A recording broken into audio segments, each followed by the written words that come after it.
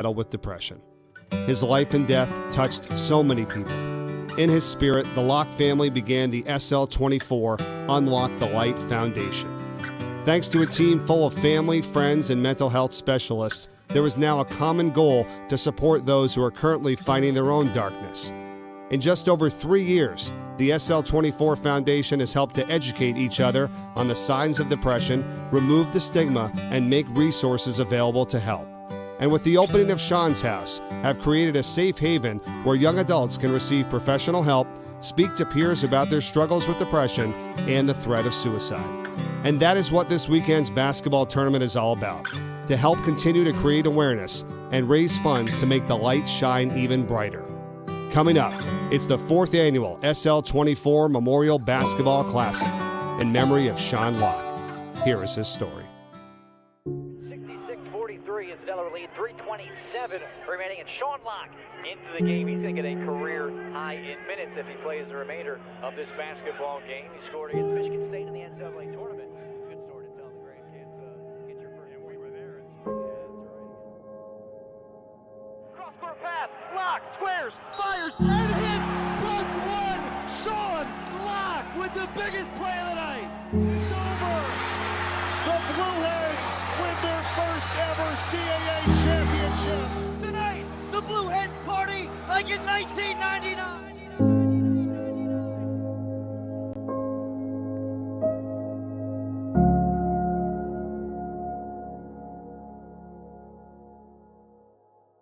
I met Sean July 7th of 2013. It was my first day on campus.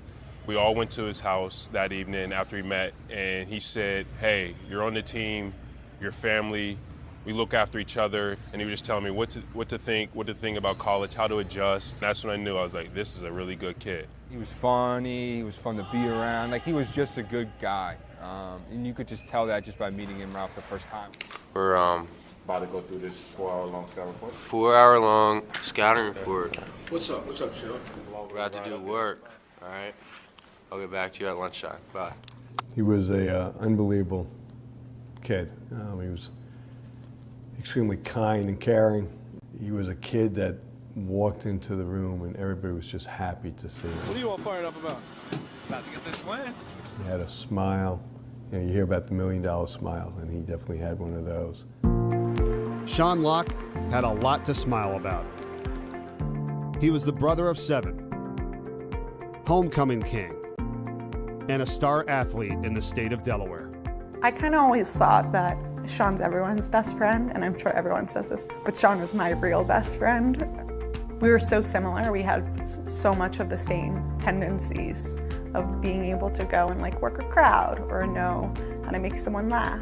He was everything you could want in a person. He was a shoulder to cry on, and he also knew how to cheer you up. Sean was selfless. He was a team player, not just in his family, but in his school and also on his sports teams. Sean was a 7-time All-Star for the Elkton Little League, where he also won a state championship. He excelled on the basketball court too, becoming the first freshman to start on the varsity squad at St. Mark's High School in Newark, Delaware. First time I met Sean, he was a rising 9th grader, and we were short guys that night. He just came up to me and said, hey, Coach, I'm going to St. Mark's. I'd love to come out and play Summer League and help you guys out. Looks like you're a little short-handed tonight. And he was fearless from the get-go. I mean, maybe a minute or two into the game, he's pulling up, shooting shots, and he really had a confidence about him right from the get-go. He just had that attitude that, hey, I want to be the best, and he was the life of the school. I mean, he was the lifeblood of that school for 4 years. After graduating from St. Mark's, Sean walked on to the basketball program right down the road at the University of Delaware. I was already at Syracuse, and he would reach out to me because he was thinking about, do I go lower Division I? Do I go Division II basketball? I remember he messaged me back and was like, hey, I'm going to be a walk-on at the University of Delaware. And I was like, hey man, that's an awesome choice. You're going to love it.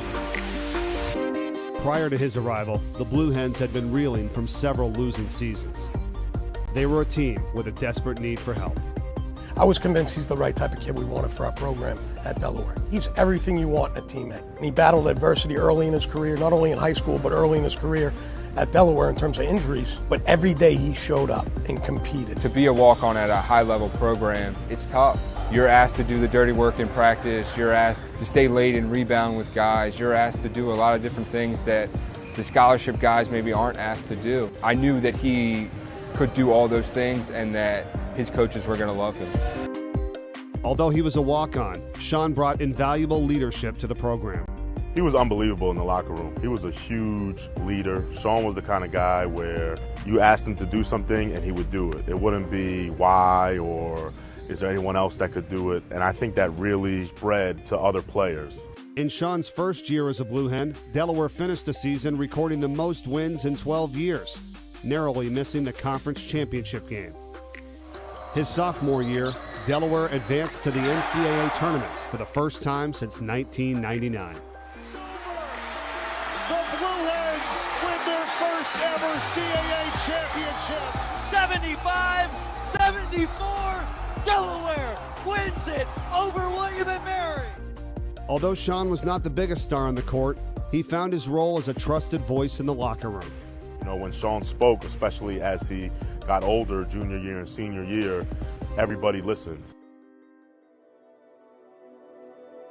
Sean graduated from Delaware with a bachelor's degree in business administration with a minor in sports management. He went on to work for the Buccini Pullen Group in their commercial real estate department.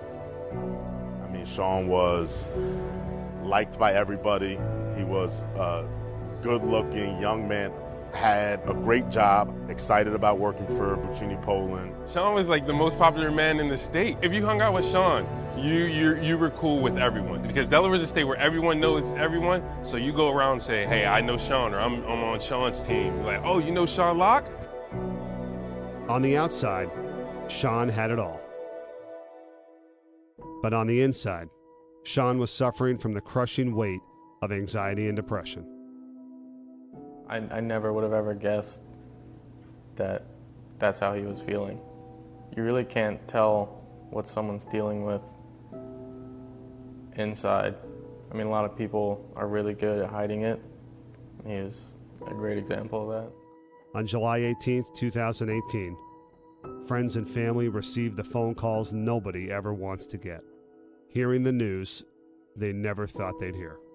I was actually in the process of moving and just had gotten home. I was at my friend's house. I was at home. I was on the road recruiting. I was at the doctor's. I got a phone call from my mom. You know, I was busy at the time, I didn't pick up. And she sent me a text, it said, call me ASAP. Mr. Locke had called me. I remember it was on Wednesday night. It was a little weird because it was a little late in the evening. It was about 9, 10 o'clock. So I was like, okay, what's Mr. Locke calling me for like this late?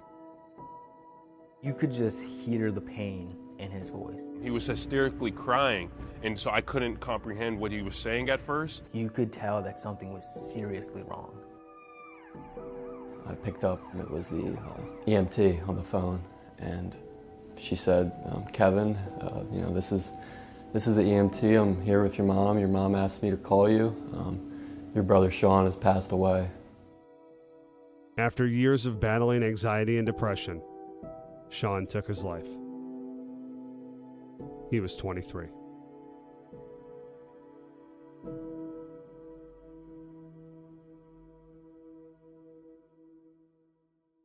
I never cry. That's my superpower, I guess. But that was tough. When you're a big sister, you want to protect everyone. I was willing to do whatever it took as Sean's older sister, but calling my dad and telling him that Sean killed himself was something that I never thought I'd have to do for Sean. I've dealt with suicide professionally and personally, and I can tell you it is the worst pain that any mom or parent could have. And it is the last 911 call any mother or RN ever wants to make on her own son. As the news of Sean's passing circulated, family and friends were left in shock. It's not the call I was expecting by any means. Sean and I spoke probably 3 weeks before he passed. He was as good as I remember talking to him. was one of those things, it's like, is this really happening right now? I think everybody says it until it happens, but I would say, you know, if you gave me a list of people, then Sean would have been the last person I probably would have picked. Yeah, you always worry about them when they get their license, and then you worry when they go off to college, what trouble they're going to get into. But we had gone through all that. He'd gone through unscathed in high school, and he had gone unscathed through college. And you question yourself as a father, and you question your own purpose in life. What was it all for? And then you go through a phase of being very angry. How could he do this to us? But then you start looking for answers. You're never going to find the total answers, but you know, Sean left us a very brief note. And he said, I love my family, I love my friends. I'm so sorry. Depression is a real thing. That was the first time that I knew he had depression. He was so good at hiding it. It's not that, you know, when people are hiding depression that they're not telling an authentic story. It's just harder during that moment. But I guess I spent a lot of time thinking about, like, how could I have created a better space to listen more? And I think that's something I try to do, is listen more. Sean and I had had a conversation the day before. He left work early, and he came and he sat in the chair all day here and just stared at the TV. And he didn't even say hi when he came in, which is so unusual for Sean. He said, I'm so anxious. And I said, about what? And I sat on the bed with him for 20 minutes and we just talked, and, you know, he was distressed, but I had no idea. I was the one person that had a chance to help him. If I knew then what I know now, you know, I feel like I let him slip through my fingers. After Sean's passing, it became his family's mission to raise awareness about mental health. In his spirit, they created the SL24 Foundation with the goal of doing just that. I was at his viewing, and his parents and his dad especially, they were so shocked as everyone else was, but he kept speaking about awareness, and only if there was something out there that kind of got this conversation of mental health going. I kept just thinking of how Sean helped me kind of get a job here, and I was just thinking of a way of how I could help.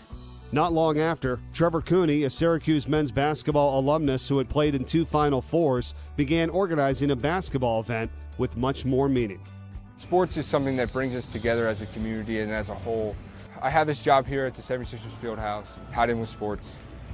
Can I bring mental health to people with sports? Thus, the creation of the SL24 Memorial Classic, a high school basketball showcase. No one wants to talk about mental health. Like, no one wants to talk about depression. It's not something that's fun to talk about, but sports are fun to talk about. If you were to do a PowerPoint on mental health, are you going to get everyone's attention? You're going to get some people's attention. But if you put a basketball game out there, are you going to get people's attention? Yeah, you are. So that was the whole idea behind this event, this basketball showcase. You have some high school teams playing it, and you promote mental health. And you get people to talk about mental health without them even knowing about it. On February 8th, 2019, thousands attended the SL24 Classic to not only see great high school basketball, but to start the conversation about mental health. Yeah, that was a very amazing night in one sense, because you saw a community come together to really start to have an honest conversation about depression. And I had a young man said, because of that night, I told my friends I had depression. And it started the conversation to get him the help that he needed. You realized how much of an impact mental health has on everyone. And no one wanted to talk about it, but here we are talking about it. And we had coaches and players and school and people, alumni, reach out to us saying thank you. Like, hey, my kid brought it up at the dinner table. My kid did this and he did that because of this event or because of what you guys are doing. I think this is what Sean would have wanted to be memorialized as, something living and breathing and gritty and imperfect in the way that high school basketball games are. The SL24 Classic raised over $200,000 in its first year. In addition, it gave attendees an opportunity to see another, younger Locke on the court. It was really cool that he got to play a lot during the tournament. You could tell that everyone was super excited because they all came onto the court. Watching Aiden at that game was insane. I know that Sean would have just been over the moon proud of Aiden. He would have been the first one to run down on the court and lift him up. Mr. Locke, before the 2 varsity games, he came out and talked. We had the mic and we dimmed the lights in here, and he said, everyone please pull out your cell phones. If you have depression or you know someone that's battling depression, turn on your flashlight on your phone. Shine your light right now. Stand up. Your light may be the very light to help those suffering out of the darkness of depression. What I really hope comes from Sean's passing is that people realize that mental health is a huge issue in the world. Everybody has a story, so this is nothing to be ashamed of. It doesn't discriminate based on race. It doesn't discriminate based on socioeconomic status. It doesn't discriminate based on anything. And it's real. It doesn't matter if you're super rich, if you're super poor. Everyone has their struggles, and everyone's struggles are different. And you just gotta face them, and hopefully there's a safe haven for people to go talk to other people that can help them get help. With the money raised by the foundation, SL24 plans to create that safe haven. Opening in September 2020, Sean's House will provide a location for high school and college students to receive professional help. I think a very important piece of mental health is you have to want the help. You have to seek it out yourself. And that's the hardest step. Go to a school counselor, go to your school nurse, but don't just do nothing. No mother or parent should ever have to bury their child. And if there's anything that I can do to say or prevent that, that is why I'm here today. We need to really have a really honest conversation about mental health and really not be afraid of it. When you're asking people to stand up if they have depression, stand up if they have anxiety, stand up if they've lost someone to suicide, you're asking for a really human moment. And they all stood up, and they all took their phones out, and they all had their lights, and for 10 seconds it was just completely silent, just filled with light. You just got chills. It was one of those out-of-body experiences where you could see the whole thing and still be there, because everyone was together in something that most people feel alone in. When you saw those lights, I felt like Sean was shining his light down on all of us. And he's probably going, okay, let's get going. Let's push through.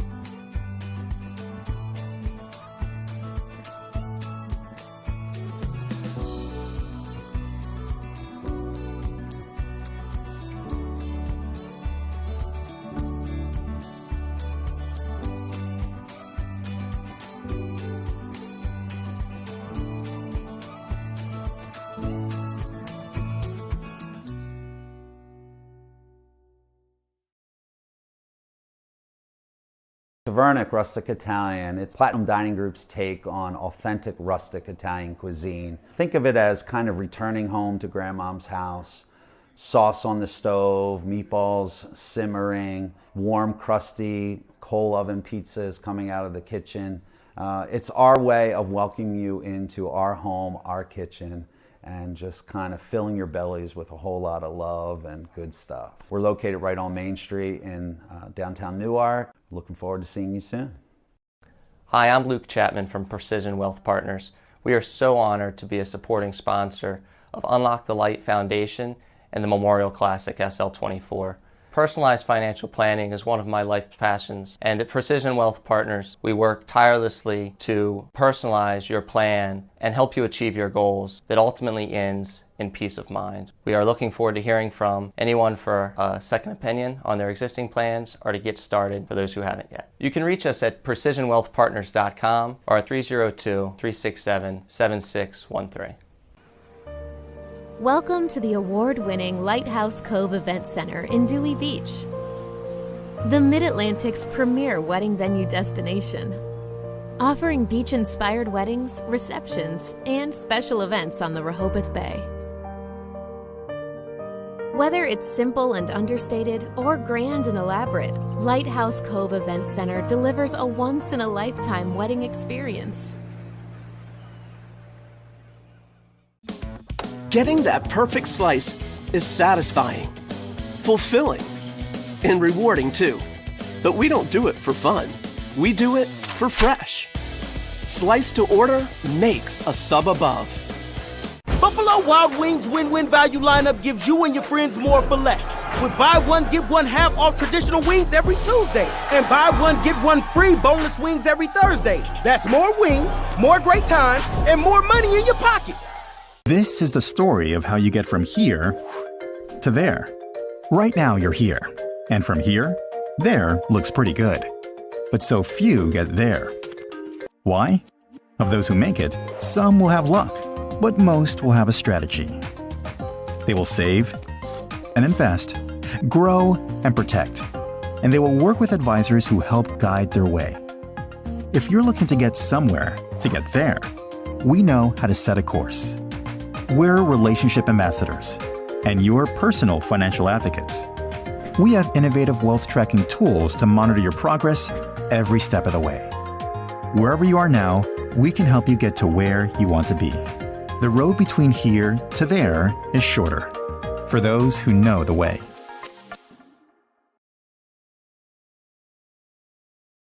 Tavernic Rustic Italian. It's Platinum Dining Group's take on authentic rustic Italian cuisine. Think of it as kind of returning home to grandmom's house. Sauce on the stove, meatballs simmering, warm, crusty, coal oven pizzas coming out of the kitchen. It's our way of welcoming you into our home, our kitchen, and just kind of filling your bellies with a whole lot of love and good stuff. We're located right on Main Street in downtown Newark. Looking forward to seeing you soon.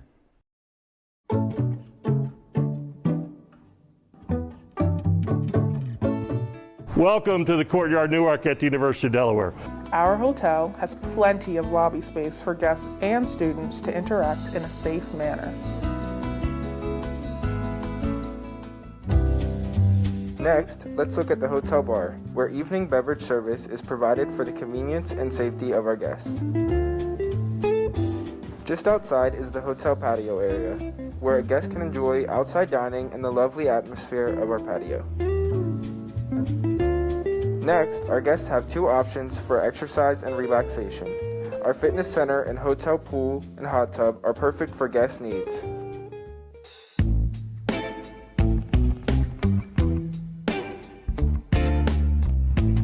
Welcome to our recently renovated hotel guest room. We have a combination of 126 guest rooms and suites.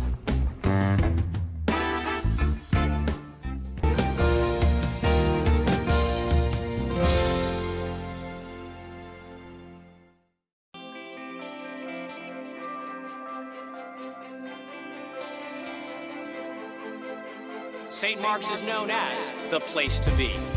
And at its core, it's a whole lot more.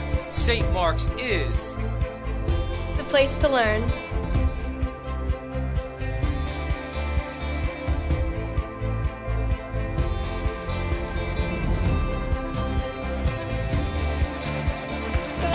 place to compete.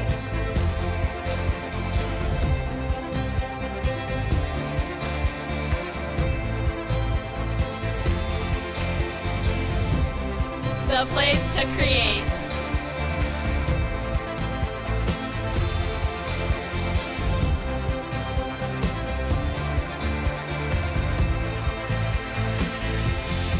The place to pray.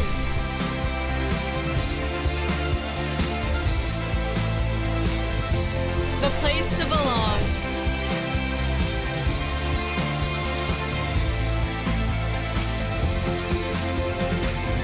The place to succeed.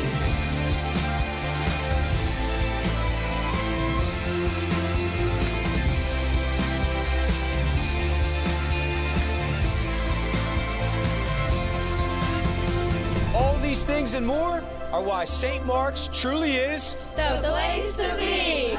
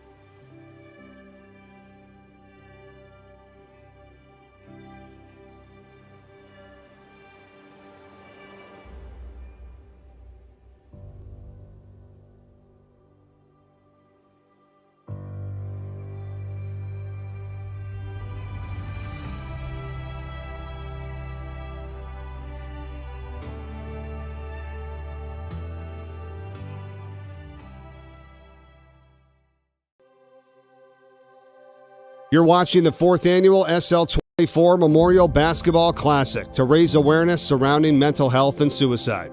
You can donate now to the SL24 Foundation by visiting UnLocke the Light /donate. Text SL24 to 53555 or scan this QR code now with your phone. Thank you for your support of the SL24 Foundation.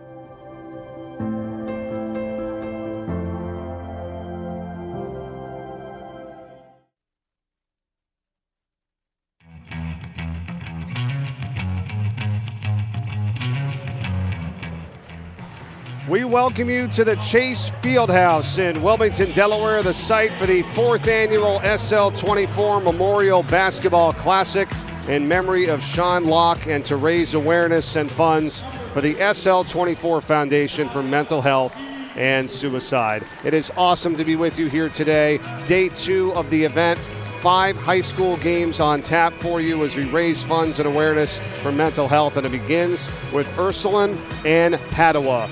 As we welcome you inside the Chase Fieldhouse, everyone, on this Saturday afternoon. It is great to be here. Mike Corey alongside longtime high school assistant coach and SL24 board member Bill Harmon. Great to be with you again, my friend. Mike, it's always an honor and a pleasure to be here with you and also representing the board and representing the SL24. We got a great afternoon and evening of basketball. This first game, 2 veteran coaches, 2 good teams going at it. It's going to be a great game. We got it all started last night with 2 games right here in Wilmington. We got 5 here today. How impressive has this been already with what the foundation is doing, and off to an amazing start here so far? Great night of basketball last night, 2 competitive games. The crowd was into it, especially the rooting in the men's game. Both DMA and St. Mark's really well represented. Chris Locke's an amazing guy, the father of Sean, of course. Unbelievable energy, a wonderful speech before the second game of the evening. Had everybody in the house with tears. We got a lot of great stuff coming your way here today, and here's the lineup for you. It begins with Padua and Ursuline.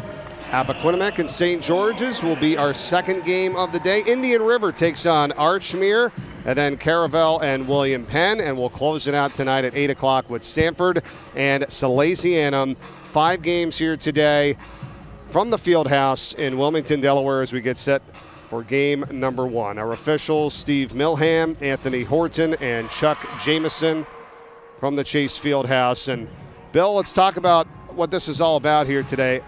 Great brand of basketball. We're going to be calling these games, of course, but we're going to be talking about the overall bigger message, and that's to help raise funds and awareness for mental health and suicide for the SL24 Foundation. Well, it's wonderful that we have such a great backing. I believe it's as much of a grassroots effort as it is with one single or two big donors. It's a wonderful movement. It's caught on. 4th year here. The innovation by the foundation has been exceptional, the money raising, the silent auction, etc. We've got so many good things going on, and it's great to have you and your team here with us. We really appreciate all of your great work. Happy to be here. Go to unlockthelight.com/donate. You can also text SL24 to 53555. We'll also be throwing up a QR code as well on the screen throughout the day today. You can scan that on your phone. And, of course, watching right now at SL24hoops.com. All that and more to get going here today on this Saturday. There it is right here on how to donate to the SL24 Foundation. As we're underway, Ursuline comes in at 8-4 in the season. Padua at 7-7. Ursuline in white, Padua in black here in game 1 of 5 today. Ursuline, a really up-tempo team, but they can play excellent defense. John Newton does a lot of really interesting things with this team. They are coming off a tough loss to Archmere the other day, so they'll be ready to play here this afternoon. Coach Noonan in his 14th season, the head coach for Ursuline, and Sheila DiNardo now in her 5th season for Padua. Ursuline, Mike, typically plays man-to-man. They will exert some pressure at full court and half court. They really get after it. A very fundamentally sound team.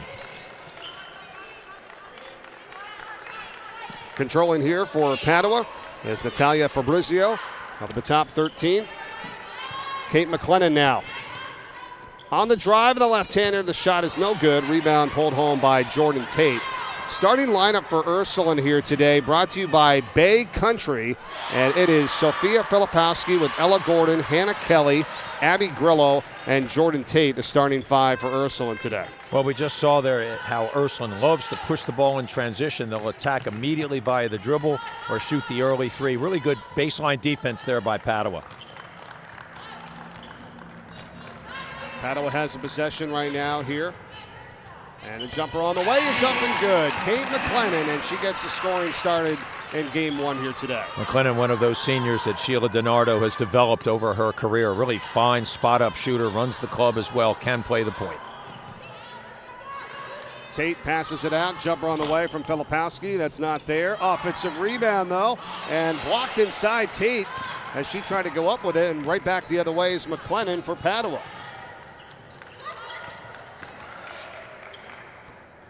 Running shot on the way, no good there. That time by Treratola, and it's going to be knocked out of bounds, and it'll be Ursuline possession. Their starting 5 for Padua today, brought to you by the Wetzel family. So many great sponsors here for the SL24 Foundation this weekend. For them, you've got number 12, Grace Treratola, 13, Natalia Fabrizio, 15, Kate McLennan, 21, Kylie Moore, and 31, Isosa Adai, the starting 5 for Padua today. Padua likes to play a lot of zone. They will show some pressures as well, and you saw them in the last possession attack. They're going to try to get early baskets before that really good, solid man-to-man defense can set up, Mike. How about having John Noonan on the sideline for the time that he's been there, right? 14 years now, and the consistency that he's brought to this program. He's amazing. He's coached a lot of great teams, a lot of great players. How about Elena Deladon for one? Works with players in the summer. But I think he does so well, Mike, he develops talent. He gets them in as young players. He develops them. They have great individual skill sessions. And then he puts them together in a finely knit unit, which plays at a very high level. You're watching the 4th annual SL24 Memorial Basketball Classic to raise awareness surrounding mental health and suicide. The funds raised from this entire weekend will allow the foundation to provide services and to continue to develop Sean's House and their message of educating, assisting, and creating a safe haven for the high school and college students to seek and speak to their peers about their struggles at 136 West Main Street in Newark, Delaware at Sean's House. And when we started this last year, at least on the broadcast side of things, Bill, the house had been open for only about 5 months, and there was about 800 people that have went through the door. How about the total of now over 6,000 that have come through total visits, and the amount of people that the foundation in Sean's house has helped to this point. It truly is amazing, isn't it, when you think of the volume and how much impact that is having. If you've ever been to the house, it's an unbelievably comfortable and welcoming place. The people that work there are absolutely terrific, and I just think it's an amazing venture that's opened up down in Newark for not only just the students but the other people in the community. A wonderful effort and continues to grow every day. 4:40 to play in this first quarter here today. Game 1 of 5 from the Chase Fieldhouse in Wilmington, Delaware. Padua and Ursuline. Jumper on the way. The Penn is not there, and a jump ball on the rebound. And it's going to stay right here with Padua as they lead it early, 2-0. Adai kicks it for Fabrizio, and the shot there now tipped around. It's going to stay with Padua. Well, though Padua has started out a little cold from the field, I do like the fact they're being aggressive, trying to challenge this defense. We saw earlier a skip pass, which is really a smart maneuver against a team that plays some help, especially in the man-to-man setting. Here's Hannah Kelly on the kick-out pass and a three from Filipowski. Rebound out to Gordon. And that's Ursuline at its best. Get the ball off the rebound, push it in the open court, take early threes, and try to chase it down on the offensive glass. So very important that Padua does a good job blocking out in their zone defense. Grillo on the shot that time for Ursuline. Can't find the bottom of the net here early on. We played half of this first quarter. And Padua the other way with a die on the mess of the offensive rebound, put back up and in. Well, a nice job getting positioned on the weak block, knowing where the shot was going to be missed to. Padua continues to get really good looks. They've just got to sharpen up their attack, but right now they're off to a good start here, and I look for John Noonan at some point to use a timeout to see if he can get his team settled down. That's a good point. Kylie Moore put it back in that time for Padua. They lead at 4-0. 3.5 minutes left in the first quarter. Ball inside for Kelly, and she's fouled. So Hannah Kelly going to head to the free throw line for Ursuline. Try to get them their first points.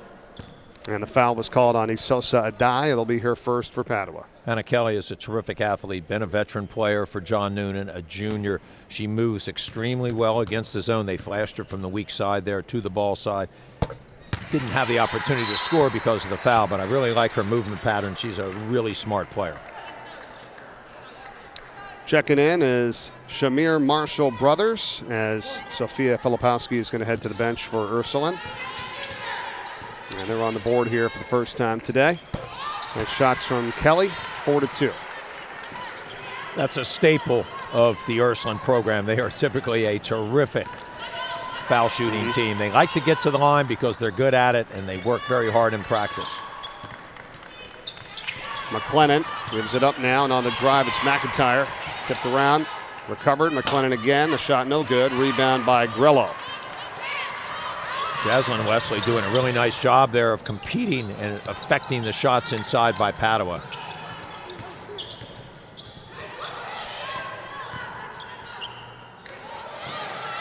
Grillo's got it. Heavy defense put on that time from Paige Degnan, number 44 for Padua. It's over to the 44 on the other side, Shamir Marshall Brothers.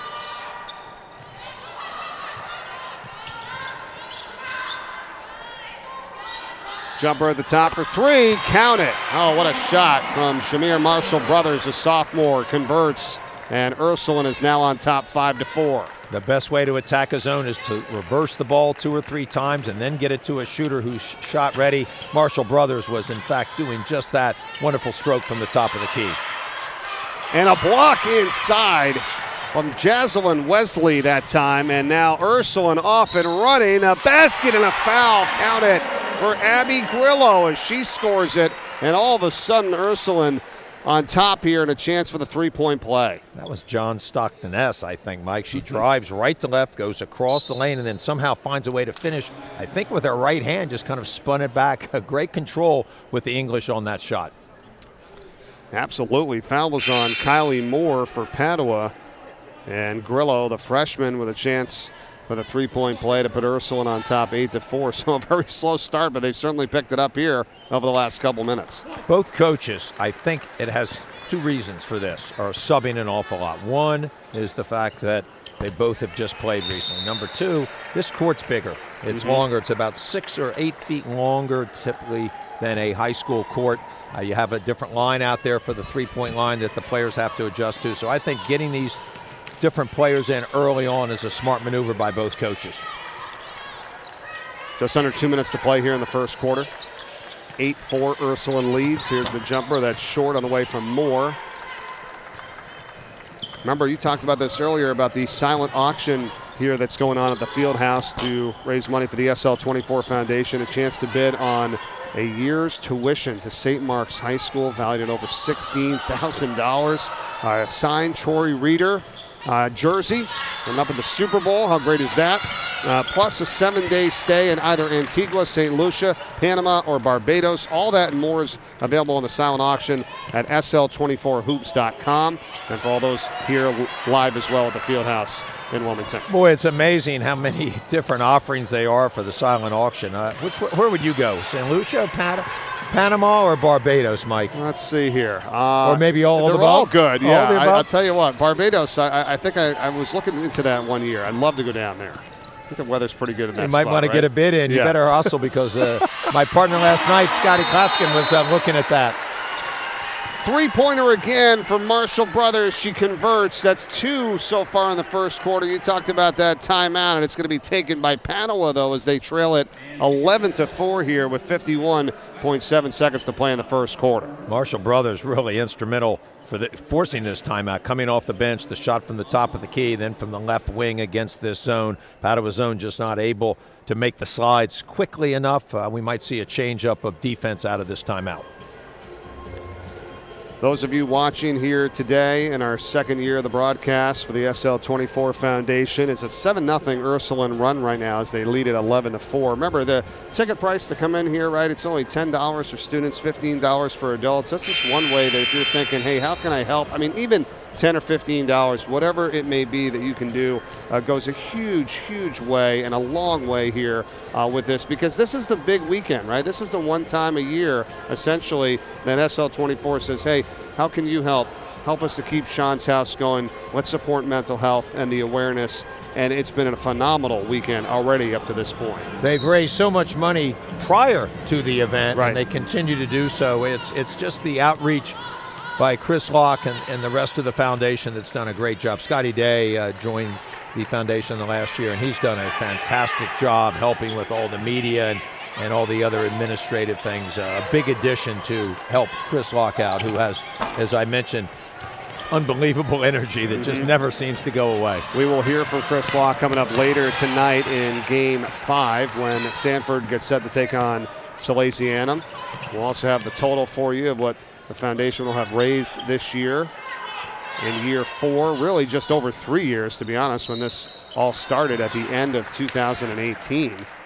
So, I mean, that's just so impressive of what everybody has done. I know you've been on the board for SL24, and I think it's phenomenal how much has been accomplished in a short amount of time. Well, the board, and I'm excluding myself because these people do so much more than I do, but they are amazing. They get volunteers out. They're always out talking up the foundation, and they have given so much to Chris Locke and the foundation. It's really amazing. A lot of people involved in this effort, but as you already mentioned, I think it's so important that it becomes a grassroots effort. The more people, the volume of people that get involved, not only does it help raise money, but it spreads the awareness of obviously a very important issue.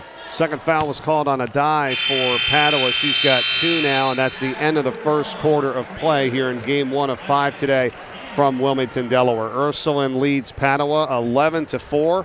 We will take a timeout, and we'll come back with more. Start of the second quarter from the Chase Fieldhouse in Wilmington, Delaware, in support of the SL24 Foundation. It all continues right after this.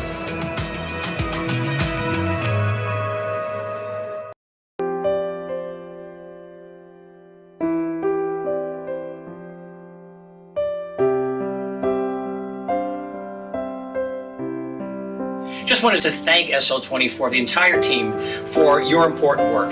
Thank you for your tireless efforts. Thank you for shining the light of truth and openness on the issue of mental health and suicide.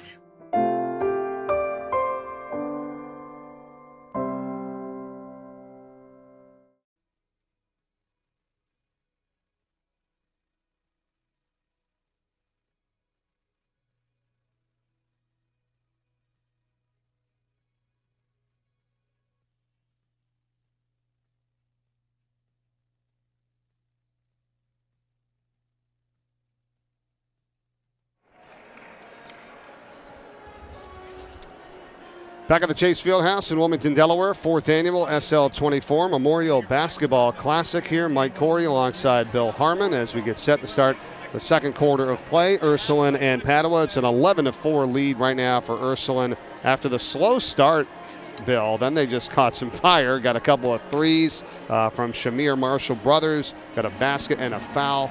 All of a sudden they're up 7. Well, I think first it starts with their defense. Even though they weren't scoring early on, they had not allowed Padua to build a big lead. Number 2, they are so good in the open court, pushing the ball, looking for open shooters. And then their zone attack with the skip passes, the reversals of the court, finding open shooters, then finally making them. Padua looks like they're going to stay in. No, they're probably going to play a little man-to-man here, which I think, and maybe aggressively try to trap it and see if they can't change the tempo up. Ursuline won the first meeting earlier this year. 60-40 was the final. They're on a 7-0 run right now, making a 9-0 run after this game was tied at 4. Now, that game was on December 16th, early in the season at Ursuline, and they really do a great job of defending their home court. Jumper on the way, not there that time from Kylie Moore. And Ursuline has done a nice job here, Bill, of running the floor and getting in some transition as Shamir Marshall brothers kind of lofts it up. There's going to be a foul called on Padua as the rebound comes down to Wesley. And that's really what Ursuline loves to do. In the pure sense, if John Noonan can get the team moving up and down, he thinks that creates more opportunities. Obviously, more possessions does that, and that helps his defense. So he's trying to create some offense out of his defense, and they will force the ball down the court. And he doesn't worry at times about bad shots. I think he's looking for volume more than anything, and then hope that he can run it down on the offensive glass. The foul was actually called against Jaslyn Wesley for Ursuline, so she picks up the ticket. It's going to be Padua possession here. Still 13-4, though. Ursuline with the advantage just underway in the second quarter.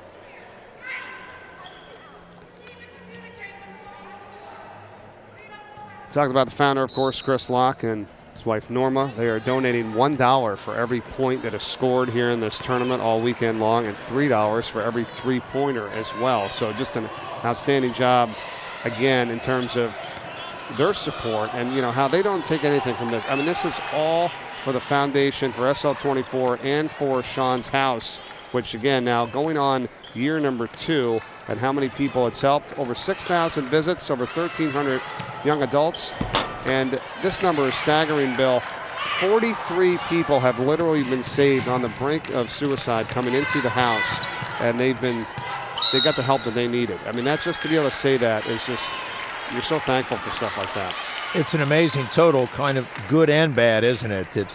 It's great that lives are being saved. It's bad that there's so many, and there are probably a lot more that the foundation and the house has touched, and we just don't know at what level. So a lot of unbelievably great work going on behind the scenes and then right in the open. Padua possession here. So it's going to turn it over. Traveling violation, Peyton Picard.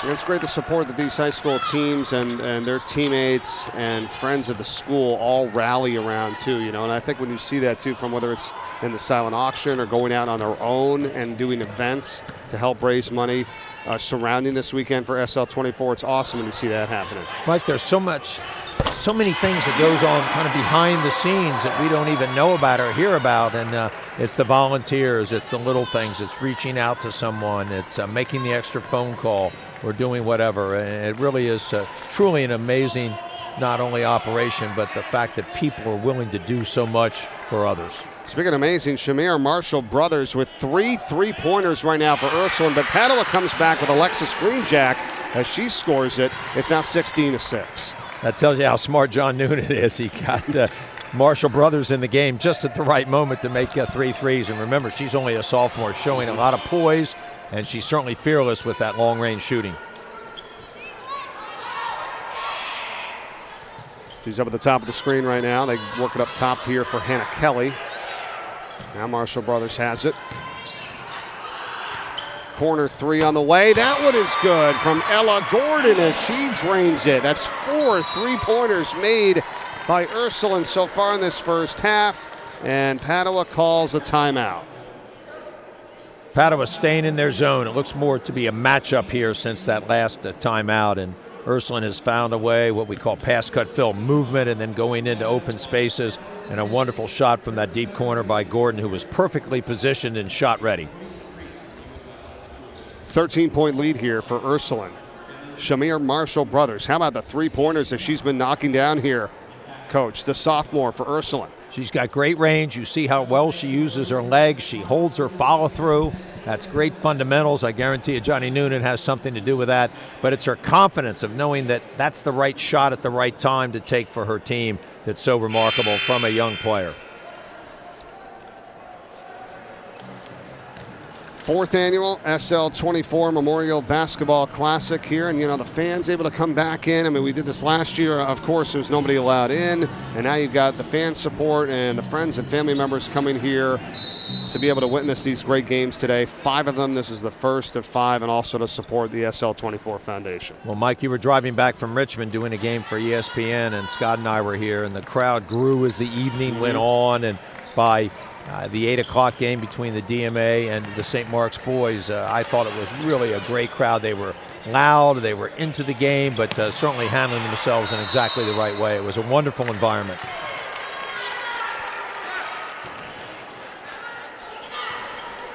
Traveling violation.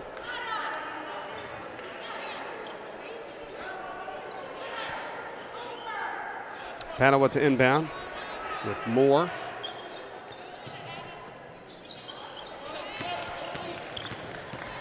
Green Jack on her way to the hole is shut off. They want another traveling call, and they're not going to get it. Here is Fabrizio.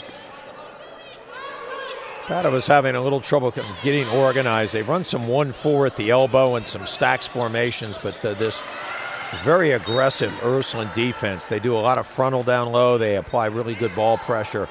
So that's really disrupted the pattern and the organization of Padua. Well, you just said it right there from Wesley, who was fronting the post that time, able to knock the ball out of bounds.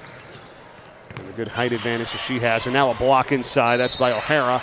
And a whistle, and it's going to be a foul as well. So Padua's going to get free throws here. But, yeah, you can just see the advantage they have down low and some of the length from ladies like Wesley and then O'Hara, who got the block but was also called for the foul. Well, Wesley has affected at least 3 shots already and has 1 block. She is very active in their plays, very vertically, which is important, so she doesn't come down with that arm and create the foul. But her ability to kind of command the interior has been key for Ursuline. Alexis Greenjack, freshman at the line here for Padua. What have you seen over the years as you've been coaching for quite some time now, Bill, about young ladies that get a chance to play at this level at a very young age? What are some of the skills you're looking for?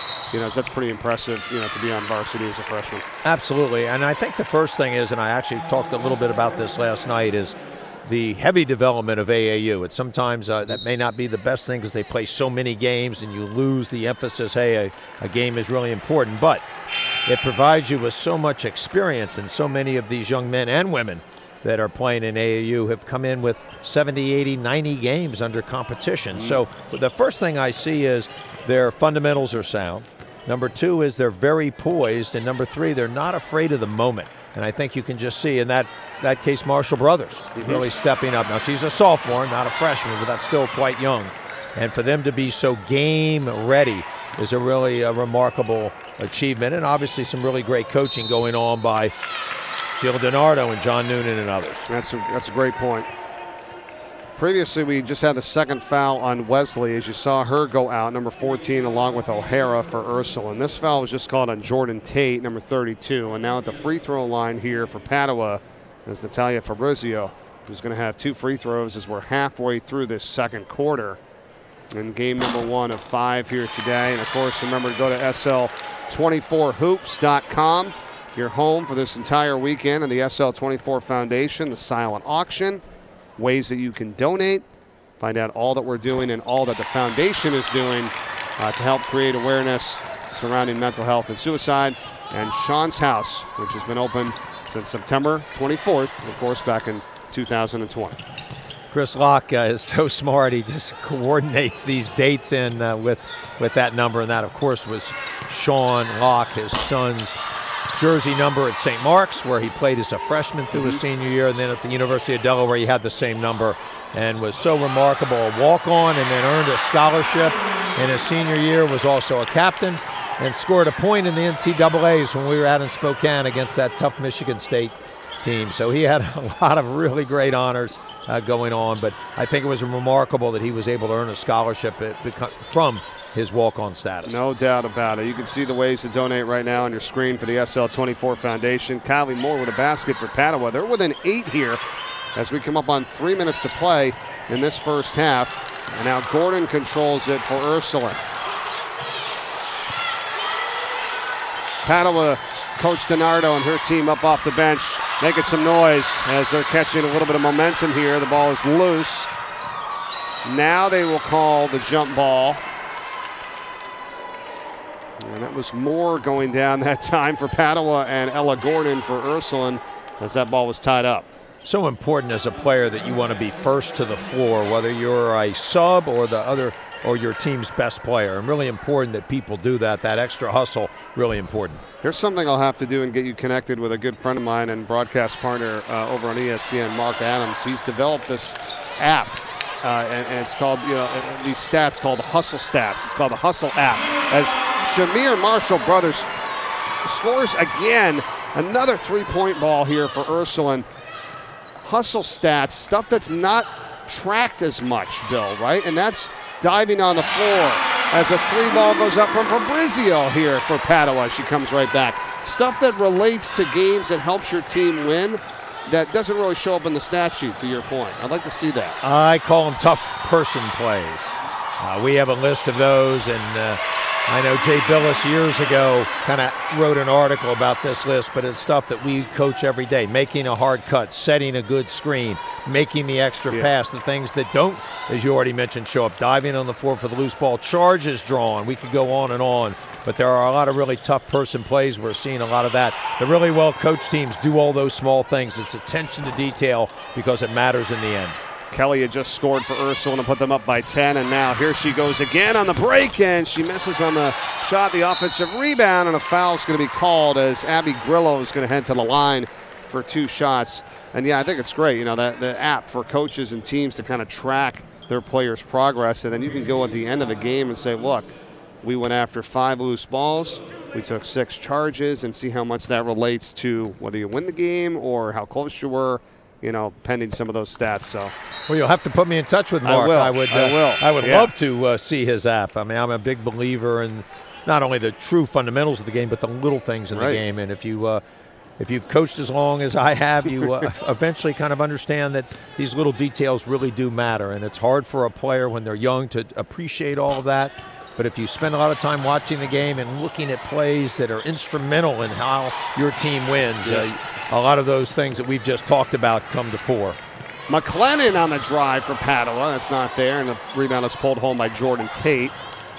As we come up on a minute 25 here in this first half, Ursuline and Padua. This is game 1 of 5 today. Mike, a stat that I would like to see is how many layups are missed, especially at the high school level, when a player goes off 1 foot versus when they play off 2 feet and or use a fake. And I think my stats might be borne out that more layups are made that way than the former, where you're in such a hurry, trying to play fast, up through contact. Plus, it's actually a little safer for a player to play off 2 feet, where they won't, if they do fall, aren't going to go as hard to the ground. That's a good point. I mean, it sounds pretty fundamental, right? But it really is. I mean, if you work on that, especially because I'm with you. I think there's got to be multiple times a game where you feel like, oh, boy, we missed some easy ones, right? Absolutely, and you see it even at the collegiate level. Players playing too fast, maybe trying to do a little too much with the ball. If you play at the right tempo around the basket, you're going to be successful more often than you're not. And I think what happens is players get around the basket and think they have to speed up. They're maybe worried about getting their shot blocked. I tell my players all the time, that should never bother you. Learn something for how the person blocked the shot and then use it against them the next time. Jumper on the way here from Grillo, and she hits. And that's a 3. It's Abby Grillo, the freshman for Ursuline. And they're now doubling up Padua here, 28-14. With under 20 seconds to play in this first half, the foul line jumper from McLennan, that's not there, and the rebound is tipped out to Filipowski. And now Ursuline can hold for the final shot of this first half. Shamir Marshall Brothers has hit 4 threes, as well as Gordon has hit 1, and now can she get her 5th? Oh, just at the buzzer. Well, what a first half she had with 12 points, as Ursuline leads it 28-14. Well, certainly the three-point effect by John Noonan and the Ursuline Raiders are important here. They've been able to push the ball, and their defense has played very well at the half court, creating a lot of opportunities for their offense to get out in the run game. All right, we've reached the break here in game number 1. Padua and Ursuline. Ursuline leads it 28-14 at the half. We'll be back with a lot more here as our continuing coverage of the 4th annual SL24 Memorial Basketball Classic continues right after this. Hi, I'm Luke Chapman from Precision Wealth Partners. We are so honored to be a supporting sponsor of UnLocke the Light Foundation and the Memorial Classic SL24. Personalized financial planning is one of my life's passions, and at Precision Wealth Partners, we work tirelessly to personalize your plan and help you achieve your goals that ultimately ends in peace of mind. We are looking forward to hearing from anyone for a second opinion on their existing plans or to get started for those who haven't yet. You can reach us at precisionwealthpartners.com or at 302-367-7613. Tavernic Rustic Italian. It's Platinum Dining Group's take on authentic rustic Italian cuisine. Think of it as kind of returning home to grandmom's house. Sauce on the stove, meatballs simmering, warm, crusty coal oven pizzas coming out of the kitchen. It's our way of welcoming you into our home, our kitchen, and just kind of filling your bellies with a whole lot of love and good stuff. We're located right on Main Street in downtown Newark. Looking forward to seeing you soon.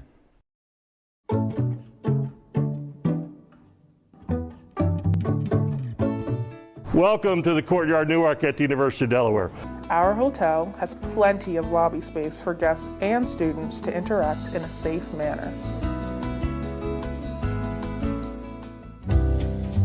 Next, let's look at the hotel bar, where evening beverage service is provided for the convenience and safety of our guests. Just outside is the hotel patio area, where a guest can enjoy outside dining in the lovely atmosphere of our patio. Next, our guests have 2 options for exercise and relaxation. Our fitness center and hotel pool and hot tub are perfect for guest needs.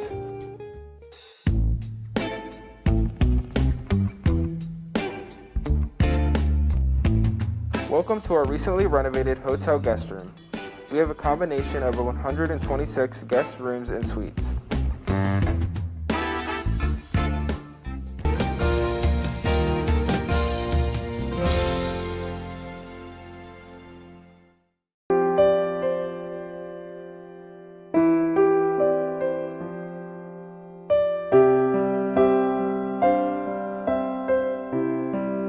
Just wanted to thank SL24, the entire team, for your important work. Thank you for your tireless efforts. Thank you for shining the light of truth and openness on the issue of mental health and suicide.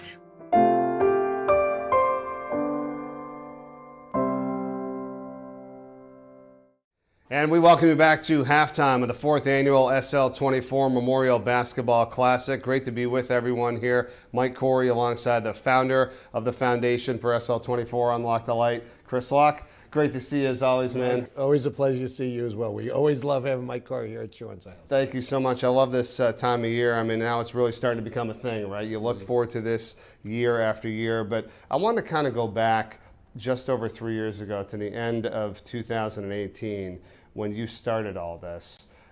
The feeling of what you were hoping to achieve then and just over 3 years later to where you are now. It is mind-boggling. And it's not me, it's all of the members of the board that have been here since day one, as well as everybody in the community who supported us since we started this endeavor. If you would have told me in December of 2018 when we all got together and talked about an idea of doing a basketball tournament that has grown to where it is today, that we have Sean's house opened up, it truly is mind-boggling. I mean, we started off with a very simple idea, raise a little bit of money and give it to a charity. And it has transferred to this really community-based organic growth that we have seen over the last 3 years that has built this tremendous place for young adults to come and get the help they need. everyone has a connection to this in one way or another, because it's mental health and everyone has either struggled or is working through something. So, I mean, how powerful is that to have all those people like that on your team? It is very powerful, and it's something I really did not know until after we had lost Sean, just how many people are touched by mental health issues who have a Sean in their life, whether it's a brother or a sister, an aunt and uncle, mom or dad. They have a Sean in their family that is suffering, and some are suffering in silence, and that's what we're trying to be able to counter, where the Seans in our lives do not suffer by themselves. They do not suffer in silence. They have the courage to say, yes, I have this disease, help me with it, and get them the help they need. We're sitting here in these exact chairs a year later, which I can't believe how time goes by like this, but the differences of a year ago here and then where we are today, pretty phenomenal. It is phenomenal. I mean, you look at a year ago, we had only been open 2 or 3 months, really trying to figure it all out. And here we are 16 months later, we've had almost 6,000 people, young adults come in and use the resources at Sean's house. We've had over 1,300 use our Peer 24 program, and we've saved 41 young adults from suicide. Never, ever did I think we were going to have that sort of impact on the community that quickly. But it shows how great the need is. It shows that there is a need for a place like Sean's house to just come in and begin that first honest conversation, and then let us help you get the help that you need. What about all the different things that this has taken on? Like, I mean, it's a whole nother thing, right? I mean, you said what you were trying to do at the start. All of a sudden, it's evolved to this. We're reaching out to 14 to 24, young adults. But then there's other groups that you're putting together now because you realize that so many people need help. But we know it's not just related to that group. So what are some of the things you're working on, not only here at the house, but overall, that I'm sure people have talked to you about or that you want to see happen? Right. So we're working on programming here at the house. So we have a lot of unique programs. So we have a program for parents who have lost a child to suicide, and we help each other. I'm part of that program. And we help each other get through that horrible journey, which we have to go through for the rest of life. Conversely, we have a group where children who have lost a parent to suicide. So just imagine you're 14, 15, 16 years old and you lose your mom and dad to suicide. So we have a group that helps them get through that. And that group is 15-year-olds as well as 35-year-olds who lost a mom or dad. And they help each other through that journey. In February, we're going to be starting a thing called Digital Diet, which is a program to help young adults wean themselves off social media, or at least put social media in the right parameter of their lives. And we have yoga, and we have mindfulness, and we have a support group for parents who have young adults dealing with mental health issues here. We really want this to be a beacon for everybody who's dealing with something, so that young person that walks through the door, we want to help them, but we also want to help the mom and dads as well. Done an unbelievable job getting this message out. There's no doubt about it. The tournament, the SL24 Memorial Basketball Classic, we love it. It's been amazing. How special has that become, and what that's going to be like, watching those kids on the court and the money that it's going to raise and everything that tournament does now? It is the best. It connects me to basketball. We're a basketball family. All of our kids have played at the high school level, and Sean was blessed enough to play at the college level. And it's that connection we have as a family, and it's really a great connection to the student athlete. To be able to speak to them in the locker room before their games, to be able to speak to all the students that are in the stands, and have those 30-second conversations, and have someone come up and say, thank you for doing this, or I'm coming to Sean's house to get the help. That means the world. And that's, the basketball tournament has got great basketball, but it also gets us as a community to talk about mental health. And Trevor Cooney, he was the brainchild of this, and he said, hey, not a lot of people want to talk about mental health, but they may talk about mental health during a basketball tournament. And he was right, and it's worked, and I'm forever indebted to him for coming up with the idea. You know how much Sean meant to you and your family, to others, and what he did to build up their spirits, to always have a smile on his face, to help others. What a gracious human being as his legacy lives on. I can only imagine, and I wanted to hear what you thought about what you think he's saying when he's looking down at all this right now. Great question. That's a great question. I I think he would say, keep doing it, Dad. Keep doing it. Don't let anybody else suffer in silence anymore. I think he would look down with that smile that he had and would say, wow, this is something else, man. Keep doing it. And that's what we'll do. I'll keep doing this to my last breath because I don't want moms and dads to deal with what we have to deal with on a daily basis. I don't want to see kids suffer in silence. I want them to have the courage to speak up and say, I'm dealing with something, I need help. I love you, man, and love being a part of this. Thank you. Appreciate it. Chris Locke, founder of the SL24 Unlock the Light Foundation. We appreciate you watching the 4th annual SL24 Memorial Basketball Classic. We'll be back with more after this. Buffalo Wild Wings win-win value lineup gives you and your friends more for less. With buy one, get one half off traditional wings every Tuesday. And buy one, get one free boneless wings every Thursday. That's more wings, more great times, and more money in your pocket. Hi, my name is LaFonso Ellis of ESPN's College Game Day. Mental health issues have been on a sharp incline, especially because of things like COVID and unemployment, etc. People need to find a place where they can actually go get support and help and healing and restoration. SL24 Foundation has done a remarkable job in that area, offering people a safe place where they can go communicate about mental health issues without the stigma. And so if you fall in one of two categories, a person who needs to get some mental health counseling, please reach out to the SL24 Foundation. And if you fall down the other side where you have a heart and a passion to see people being restored and helped with mental health issues, please reach out to them and support. The SL24 Foundation is doing a fantastic job in helping with issues of mental health.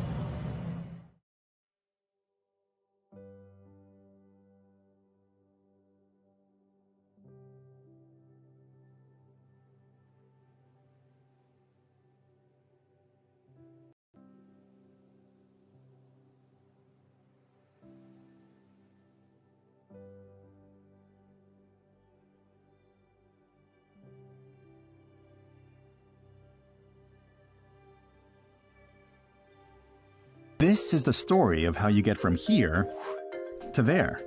Right now you're here, and from here, there looks pretty good. But so few get there. Why? Of those who make it, some will have luck, but most will have a strategy. They will save and invest, grow and protect, and they will work with advisors who help guide their way. If you're looking to get somewhere to get there, we know how to set a course. We're relationship ambassadors, and your personal financial advocates. We have innovative wealth tracking tools to monitor your progress every step of the way. Wherever you are now, we can help you get to where you want to be. The road between here to there is shorter, for those who know the way.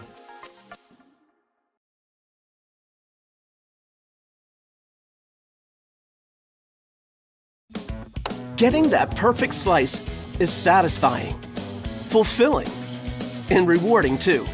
But we don't do it for fun. We do it for fresh. Slice to order makes a sub above.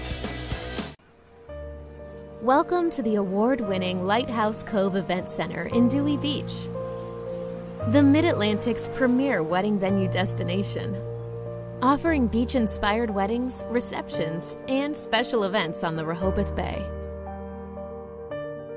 Whether it's simple and understated or grand and elaborate, Lighthouse Cove Event Center delivers a once-in-a-lifetime wedding experience. Good evening, everyone. I'm Lou D'Angelo, the Superintendent of Schools for the Diocese of Wilmington. We are grateful to SL24 for all that they do on behalf of Catholic education and the entire Delaware community. Have a great night. 4th annual SL24 Memorial Basketball Classic is being brought to you by Precision Wealth, Diamond State Financial Group, the Cicero family and Chipman Brown Law Firm, and by Ward & Taylor.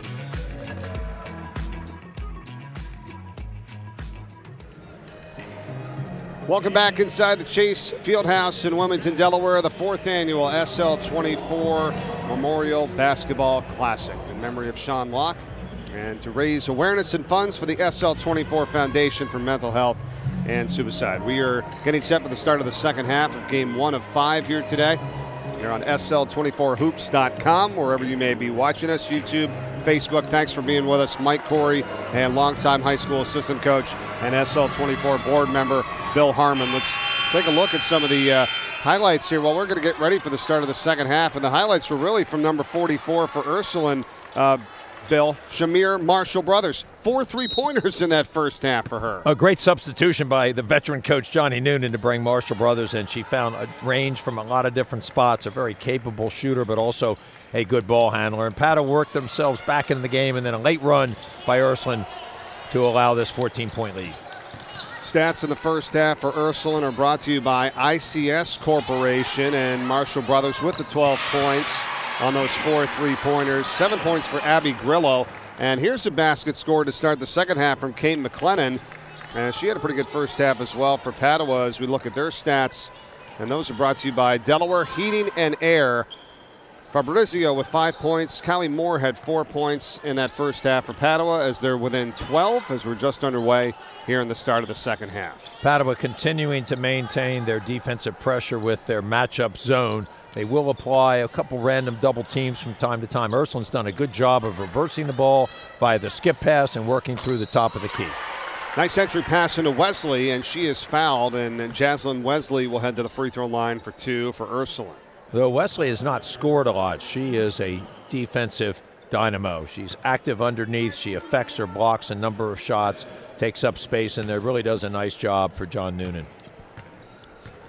Third personal foul called on Isosa Adai, and she's going to have to come out of the ball game here for Padua. And here's the substitution now, being replaced from Bridget Casey, who's in.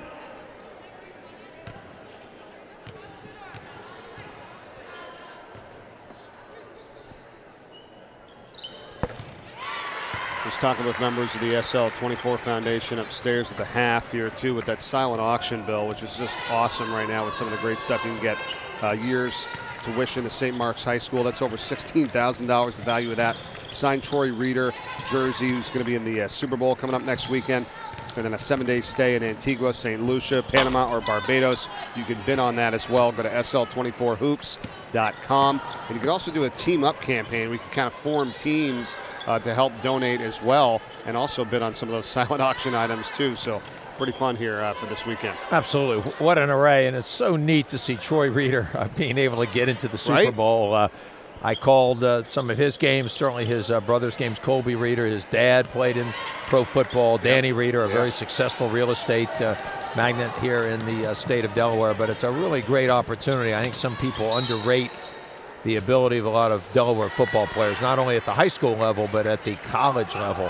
And here's Troy Reeder now becoming a 3-down player. For a couple of years, he was a 2-down player. He's really improved his pass defense, and he's a terrific tackler. Just a wonderful achievement for not only Troy Reeder, but the Rams to get into the Super Bowl.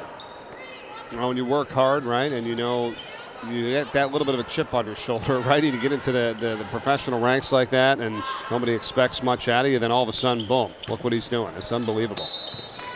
Well, whatever it takes to get there, and he certainly has conducted himself at a very high level, and I think he's really improved several of his skills, but he's always been a tenacious player, knows how to fill the run gaps. I saw him last week do a couple really great things in his gap control, and he's an outstanding player and a really great young man. Treotola is called the foul. Grace Treotola for the Padua team as she picks up her first personal foul. And here at the free throw line is Shamir Marshall Brothers, who hit the 4 3-pointers, and now the foul line for them. And really the upside for her, just a sophomore for this team, and we're seeing it on display today. Scary. She is really fundamentally sound. She's got a wonderful long-range shot, and she really has a great feel for the game. A dynamic player who's only going to get better under John Noonan. Ball's in her hands. She finds Gordon, and they work it to the corner for Kelly. We got Wesley down there as well, posting up, and also Grillo on the outside. Wesley stays with it and puts it home. Boy, what a wonderful high-low there from Kelly at the high post down to Wesley on the low block. Though she missed the first one, she stayed with it. And really important that a lot of people that play around the basket understand if you miss that shot short, you're missing it to yourself in a lot of situations. So a really smart play by Wesley and then to capitalize.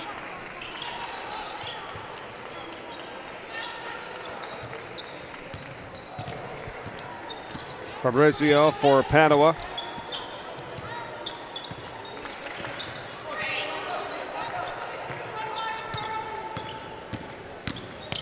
Trying to go one-on-one and draws the foul on Hannah Kelly.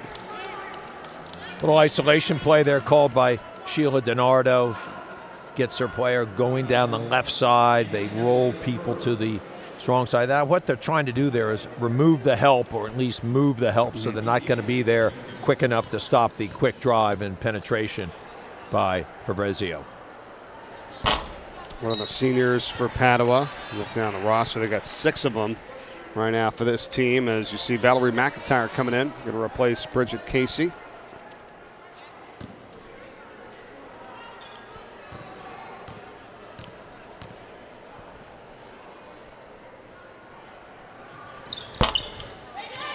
Tracks down her miss, but knocks it out of bounds. Ursuline possession here, coming up on the halfway point of this third quarter.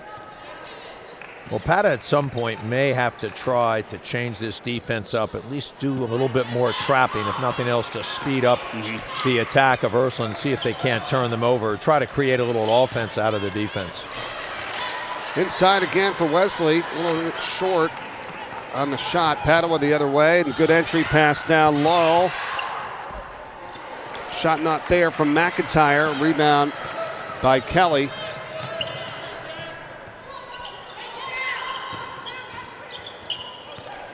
And losing the handle is Grillo. Nice job that time from McLennan to get it up to her teammate Fabrizio. Let's see who can settle it down here first, Bill. Might be a good idea. One of the coaches might want to just slow their team down via timeout, but up and down in this court will take its toll because of its length in terms of fatigue. Grillo on the jumper, rebound by McLennan. Well, and that's taken away and stolen from Grillo.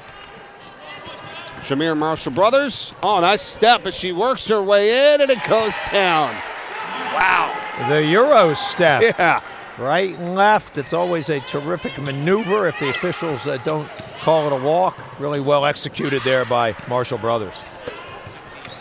15 points now for her in this game for Ursuline to lead all scorers, 34-16. They lead it, and we've got 3 minutes to play in the third quarter.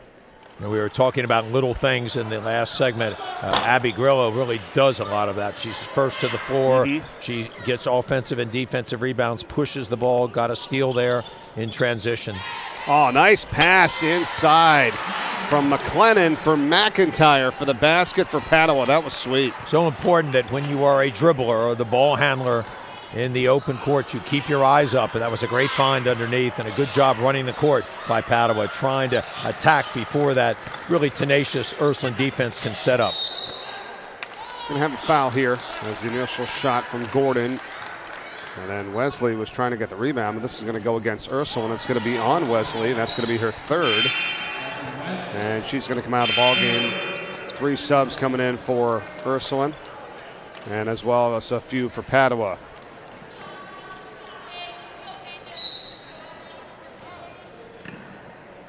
Ursuline going to employ a little full court pressure here. A 1-2-1-1 quick trap. They usually drop back to man-to-man. Sometimes they apply pressure once and then fall back. Here they're going to trap at half court. Oh, nice block inside. That's from Jordan Tate on the offering that time from Abigail Hayes. Jordan Tate, only a freshman, one of the bigs for Ursuline to come off the bench. She's very agile, moves extremely well. 2 minutes and 14 seconds to play in the third quarter here. This is game 1 of 5 today. High school basketball here in the state of Delaware from the Chase Fieldhouse in Wilmington to support the SL24 Foundation for Mental Health. Game 2, Appoquinimec and St. George's. They're getting ready. That'll start at 2:02 Eastern Time, and wherever you may be here today at SL24hoops.com. you can help donate to the foundation, we'd certainly appreciate it. UnLockeTheLight.com. It's all as well here on SL24Hoops.com. To help continue to expand and help with the services of Sean's House, which is in Newark, Delaware, for young adults ages 14 to 24 can walk in free of charge, talk to their peers and their struggles about mental health, get the help that they need. We've had over 6,000 visits to Sean's House. Over 1,300 people have been helped and have been able to talk to those surrounding their mental health, and literally 43 people on the brink of suicide got the help that they needed, and the lives are being saved at Sean's House. And, you know, when we talked to Chris Locke about this, and here's the ways to donate, as you see on the screen, you know, he once they discussed this, and you were on the board, so you know, he said, I think that was one of the things and the missions that he wanted to do was to create this house and this safe haven for people to go in and get the help they need, because I don't think there's enough of it out there, Bill. That's the message. Like, we need people to help each other. And this is just a groundbreaking way to do it at the former house where Sean used to live at the University of Delaware. You're absolutely right. That was first and foremost on his mind, and then getting the board to not agree with it, but to understand what we had to do to make the right moves to get this house. And the Lang Development Company gave up the house. They helped restore it. An amazing project, and that was always first and foremost in Chris Locke's mind to make sure that got done and got done properly, and he has. It's just a great testimony to what Chris and Sean have done in the sense of mobilizing this movement to help so many people that are in need.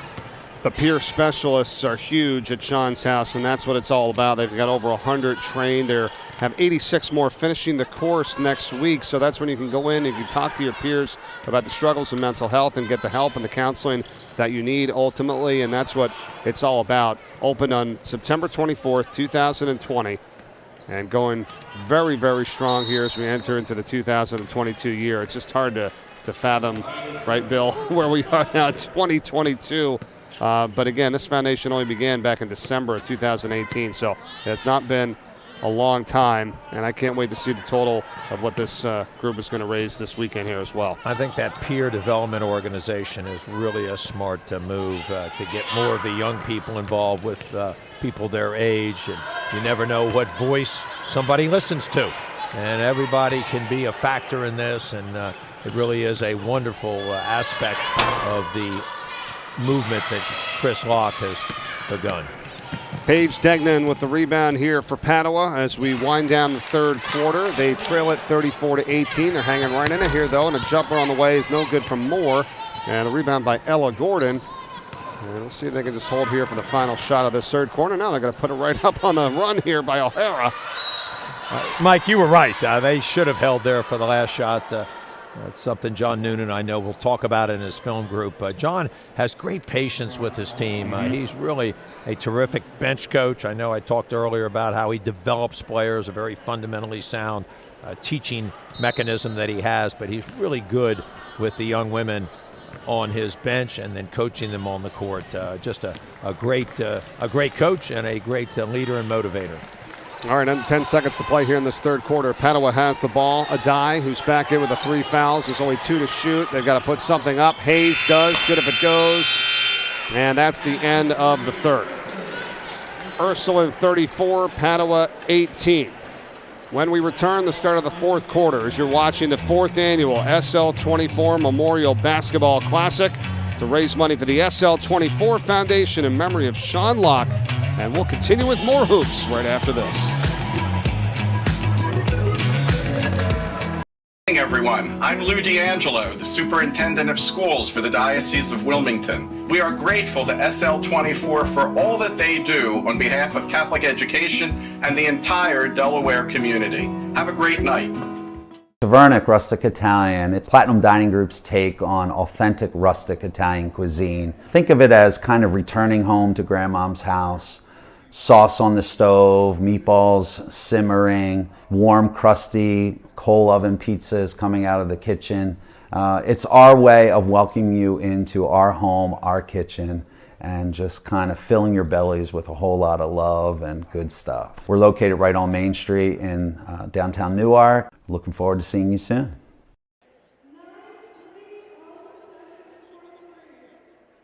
Fourth annual SL24 Memorial Basketball Classic is being brought to you by the Healy family, High Five Hospitality, the Courtyard by Marriott, and by St. Mark's.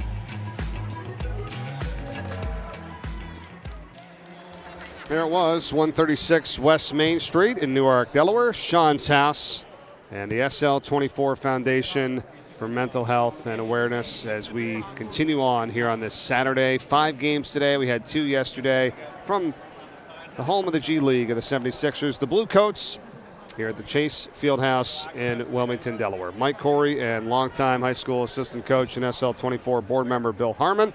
So we get set for the fourth quarter on this amazing day here today. Mike, it really is. And isn't this a wonderful facility? I don't know if you've had a chance. I know you do so much traveling for your college work, but the Blue Coats are having a nice season. They're one of the better teams. They've had a lot of players going up and down with the 76ers, and we're really lucky to have such a wonderful facility here. Rob Buccini and his group, the Buccini-Pollan group, built this and run it. Trevor Cooney, who's also a board member, is absolutely fantastic down here. I mean, he does a little bit of everything for this facility, and if we remember, his team, alma mater, is playing tonight, Sanford School, and then he went on to have a fantastic career with Syracuse and then some overseas, and then he came back and started working for the Buccini-Pollan group down here, and they've just built a terrific facility that gets usage. Mike, I walked out of here at about 10:45 last night, and there was a soccer game going on. I was going to say, they're playing and Rob Buccini was going to go over and watch, and he said, come on a while. I said, Robbie, I got to get back in here in the morning. It's just great how much usage it gets and how many people have the opportunity to play a lot of different sports down here. All hours of the day and night here at the Chase Fieldhouse for sure. Isosa Adai was at the free throw line there for Padua. It's now a 15-point ball game. And, you can visit thechasefieldhouse.com to see all that is going on here at this outstanding facility. You mentioned it, not only the Blue Coats, but part of my alley as I work with the Atlantic 10 Conference, the Atlantic 10 Women's Basketball Championship is going to be held here from March 2nd through the 6th with the championship game. So that should be a lot of fun. And I think a great spot here in Delaware. I was talking to some of the coaches about it, and one of them said, I've never been to Delaware. I was like, don't worry, man, it's going to be great. Wait till you get down here. I said, I was like, tax-free shopping, all this other great stuff. He said, oh, that's great. He said, my wife's going to love that. So you could tell him about all the great restaurants, Mike. Exactly. Here in Delaware. You're the new Chamber of Commerce representative. The whistle and a timeout is going to be taken 1 minute into this fourth quarter, as it's a 14-point game now, 34-20, and Coach John Noonan calls time, his 14th season as coach in the helm of Ursuline, and known John for a long time here, and I know he's just a huge supporter of this as well. And I think that's what's great. These teams want to come and they want to play here. They want to be part of this outstanding weekend. I think you make a great point about the honor and the responsibility of getting to play here, because you're obviously playing for something more than just your program. You're playing for this foundation and for Sean Locke in particular and all that goes into that. So I think teams really embrace it. They understand it. I watched the players last night when Chris Locke was talking, and they were absolutely mesmerized by him and just their attention. I mean, can you imagine a 16-year-old before a big game, and he's there riveted in to the message that Chris was speaking. It showed a lot of maturity on both teams' part, DMA and St. Mark's. Chris and I had a really nice conversation at lunch about a couple weeks ago about this, and you can't even imagine, obviously, right? None of us can, right? When what happened to his son, but to see what not only him and his family and everyone on the board and all the supporters and family and friends around us have done in a short amount of time. I said to him, you look down and you think about it, and you look up and you have faith and you say, God can trust you, trusting you to do something and to change culture here, and not that you wanted anything like this to happen, but the right person, he was the right person in this family to go and to do this. If that had to happen, unfortunately, look at everything that has been accomplished here. So I gave him just a lot of credit, and I could just kind of feel that he said thank you, but we're all here to support this foundation. Well, Chris is very modest, but he took a horribly tragic event in his personal life, and obviously affected a lot of other people, all of Sean's friends, to build a movement that is going to help, as you've already mentioned, 40-plus people and uncounted others that haven't even been in that statistical study. So it's amazing how many people this reaches. And you can see by the velocity of how quickly this movement has grown, the foundation and all they're doing, what a great need it is for the community and every community to not only understand what's going on, but then have the resources to make it happen and be supportive. The foul was on Shamir Marshall Brothers for Ursuline, and now it's Paige Degnan who's at the free throw line here for Padua. You give this team a lot of credit here, Coach. I mean, they've been battling throughout this game. And, the first meeting, of course, they lost by 20, but, here they are now, and it's, I think, just keeping Ursuline down in terms of points, right? They scored 60 points in the first meeting, so defensively, Padua doing a nice job. 34 on the board for Ursuline, and, you get a couple baskets here, you get a few stops on D, and you're even more in this thing right now. It's still a 14-point game after the misses at the line there. And this is a team that had won 5 of 6 and then lost 2 straight coming into this game as Padua. So they're really doing a nice job of hanging in there, being very resilient.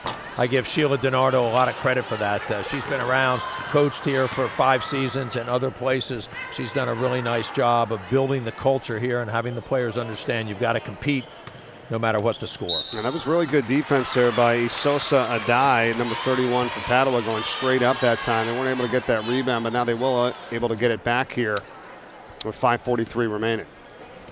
Well, it's important here in these next couple possessions that Padua gets at least a good shot. Maybe get the ball inside. They had a little success, though. Wesley's been doing pretty well with their interior defense. But they've got to be able to settle down and get a good shot and not allow a transition run out here by Ursuline, which is going to occur. That's a nice feed from Shamir Marshall Brothers for Ella Gordon, and the senior converts the easy one, 36-20 now. Well, just when Padua was kind of knocking on the door to really make this a much closer game, Ursuline gets out in their patented fast break and is able to convert. Three-pointer on the way, no good from Moore.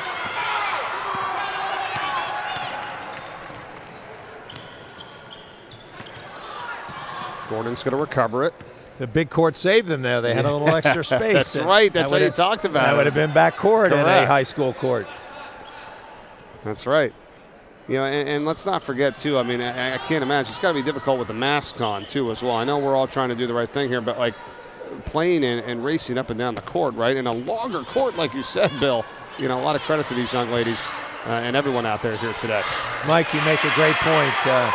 It is really difficult to exercise and exhale and then inhale in some of these masks, and you almost swallow the mask at times. You see them constantly readjusting. I give these young men and women a lot of credit for being able to play through all of this and understanding how it's the safety rules have to be adhered to, but how difficult it is. And I think it does really affect play. And if nothing else, sometimes the mask almost kind of affects your vision too, because you feel so closed in. Wesley scores on the jumper for Ursuline. Hayes takes a seat for Padua, 38-20, 4:17 remaining.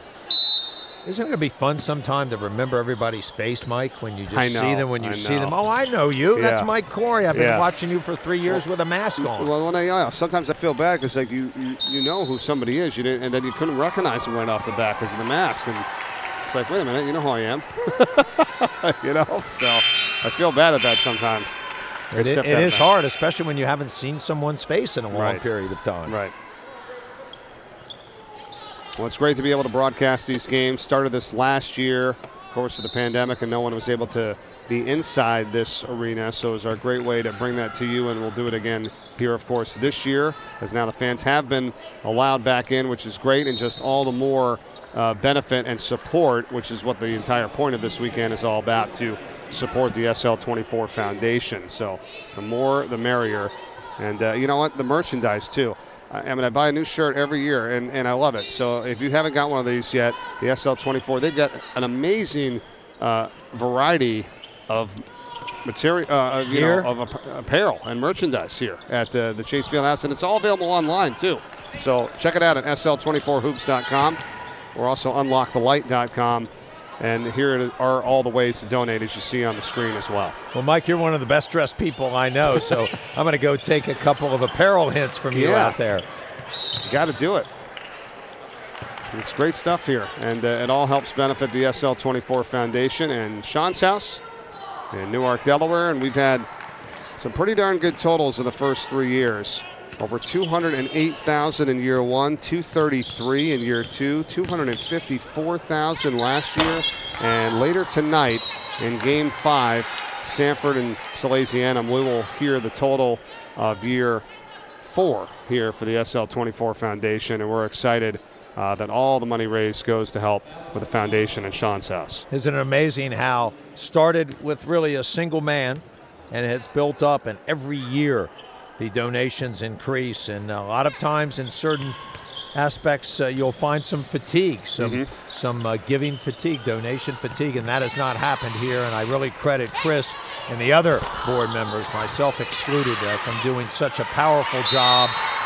He's expanded the infrastructure, and it all goes to make this fundraising even more aggressive and to provide more resources every year to people in need.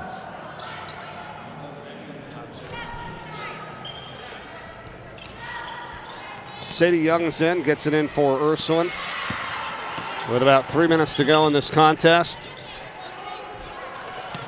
Gordon up top. It's going to be a foul called on Fabrizio.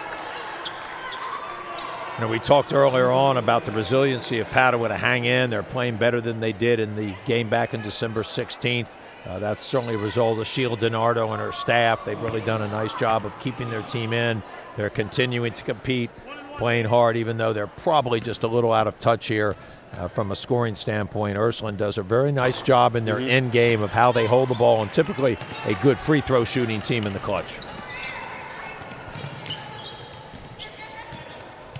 I was going to ask you about that here in the game where there's no shot clock, obviously. You know, how you get that rhythm and the flow. Nobody seems like they're really just holding on to the ball. I mean, we know that, right, Coach, as Hannah Kelly scores it, and it's 40-20. You know, you got to be able to get in the rhythm, right? I mean, even though there's no clock on you, how does that affect these teams? Well, that's interesting, and it's certainly from a strategic standpoint, certainly bears talking about. Number one, a lot of teams just love to play up and down, and that's their tempo.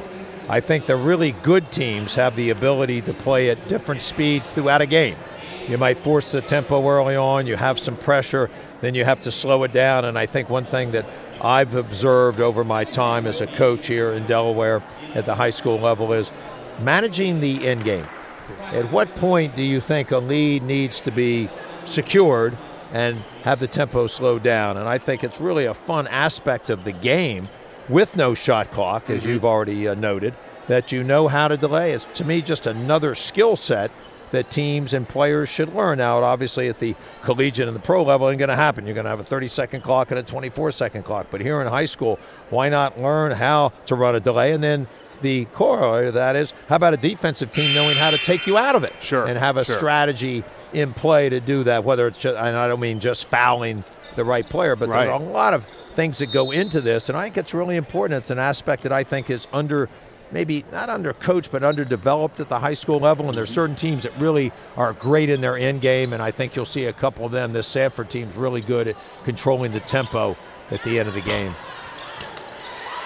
Jumper off the mark that time from Green Jack for Padua. Ella Gordon dumps it for Shamir Marshall Brothers. And how about that smart play? The sophomore not forcing it, dribbling it out, run some more clock, just a little bit of what you're talking about right here, and then getting other teammates in off the bench involved in the scoring. I've been really impressed with Marshall Brothers here this afternoon. Gab Paolela is fouled underneath, and she'll head to the line for a pair for Ursuline.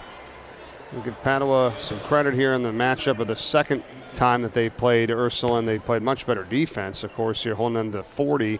Gave up 60 in the first time, but they just didn't get the offense going. A few outside shots not falling for them, and with only 2:07 to go, it's going to be another Ursuline victory here as Isosa Adai comes back in for them. Well, they did have a tough shooting afternoon, but I'm going to credit Ursuline's defense for that. Sure. They play tenacious man-to-man. They play it very structurally sound. They have good help. They did a nice job with their interior defense, especially with Jaslyn Wesley, I thought, was instrumental at forcing Padua's attack to go out. They did try some isolation drives, and though that was good strategy, it just didn't, unfortunately, pan out enough for them to get back in this game. But they fought hard, and this Padua team continues to improve under Sheila DiNardo, and I know they'll be a factor at the end of the season. But I've been really impressed with Ursuline's play. Under control, they have solid players, they have a plan, and they're able to execute it. Let's go to some of our second half stats here, brought to you by Malvern Behavioral Health, proud sponsor of the SL24 tournament here in the 4th year, as Padua's Natalia Fabrizio with 5 points, McLennan and Moore each with 4, the top scorers for them today. And on the other side for Ursuline, Shamir Marshall brothers, 15 points, Jaslyn Wesley and Abby Grillo each with 7 today for Ursuline as they lead it big with just 1:47 to play. Well, a nice drive by the senior Sadie Young, who's coming off an ACL injury, and that's one thing John Noonan knows about. He is a terrific PT with ATI. He has done a lot of good work on a lot of players that I know, and not only is he a great coach, but he gets people better in his profession. I miss going there, and I used to do that a decent amount when I was here in Delaware. Now, of course, I'm over across the bridge in New Jersey, but they do a phenomenal job there, and he has for many, many years. Now, Mike, you don't look like you have any injuries. You look very fit. No, you got to stay in shape. It's a little tough now as we're back on the road traveling here, Bill. That's going to be bear down. Hopefully those hotels open up their fitness facilities. Or you end up doing a lot of road work outside in inclement weather. Foul called here.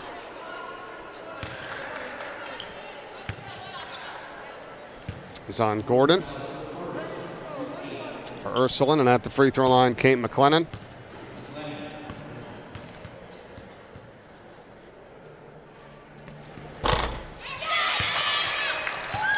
McLennan's had a solid game. She's a senior for Padua. She plays very well on the perimeter, a good shooter, a good team player, and a really fine defensive player. Has come up with a couple of really good loose ball situations, putting her body in play and making plays for her team. 42-22 now. Minute and a half. Pressure's on from Padua. And a timeout for Ursuline with 1:26 remaining. John Noonan just wants to get his team organized. Padua is extending their pressure to full court here, trying to create a little havoc at the end of the game. John Noonan's just going to get his team organized. Take your time, reverse the ball. If you get in a trap, pivot, and they have timeouts to use. It's day 2 here today of the 4th annual SL24 Memorial Basketball Classic from Wilmington, Delaware. We had 2 games last night. We've got 5 today. This is the first of 5 coming up after this one at 2 o'clock Eastern Time. Aberquinnamek and St. George's. Then at 4, Indian River and Archmere. Followed up at 6 o'clock from Caravel and William Penn. And then our nightcap tonight should be outstanding at 8 o'clock, Sanford and Salesianum. That's all part of the SL24 Foundation. And to benefit Sean's house, you can see how to donate on the screen right now. Visit unlockthelight.com/donate. Text SL24 to 53555. You can also scan the QR code as you see as well. And get involved with us here today on the chat, on YouTube and Facebook, and be a part of everything that's happening on this outstanding Saturday here today from Wilmington, Delaware.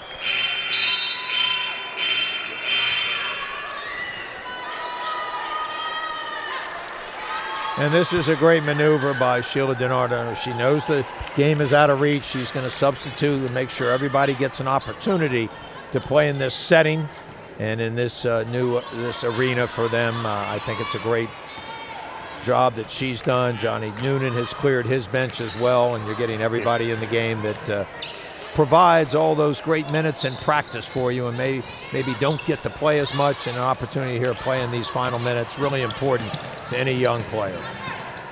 Steal from Sadie Young, and she's got it for Ursuline. We're under a minute to go here in this contest.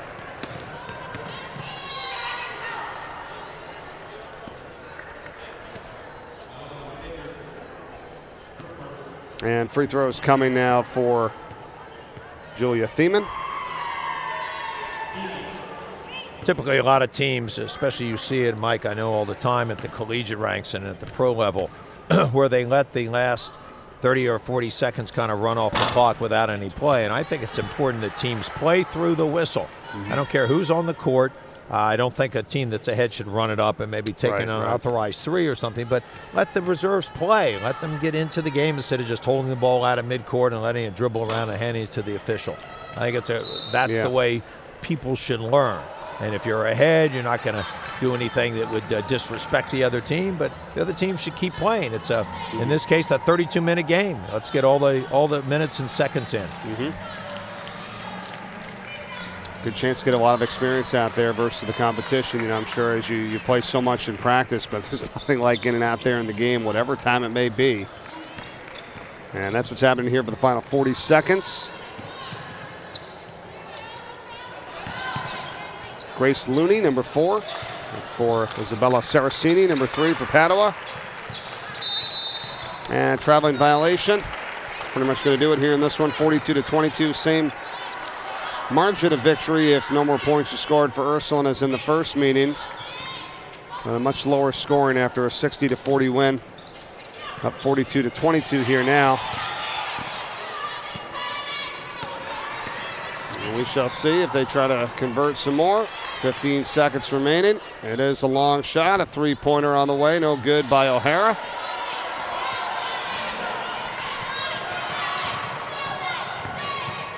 And Padua on the drive that time from Bacard. Couldn't get it.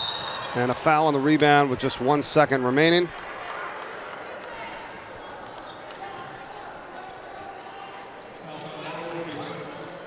We'll go the other way for some free throws as we get ready for more games here today.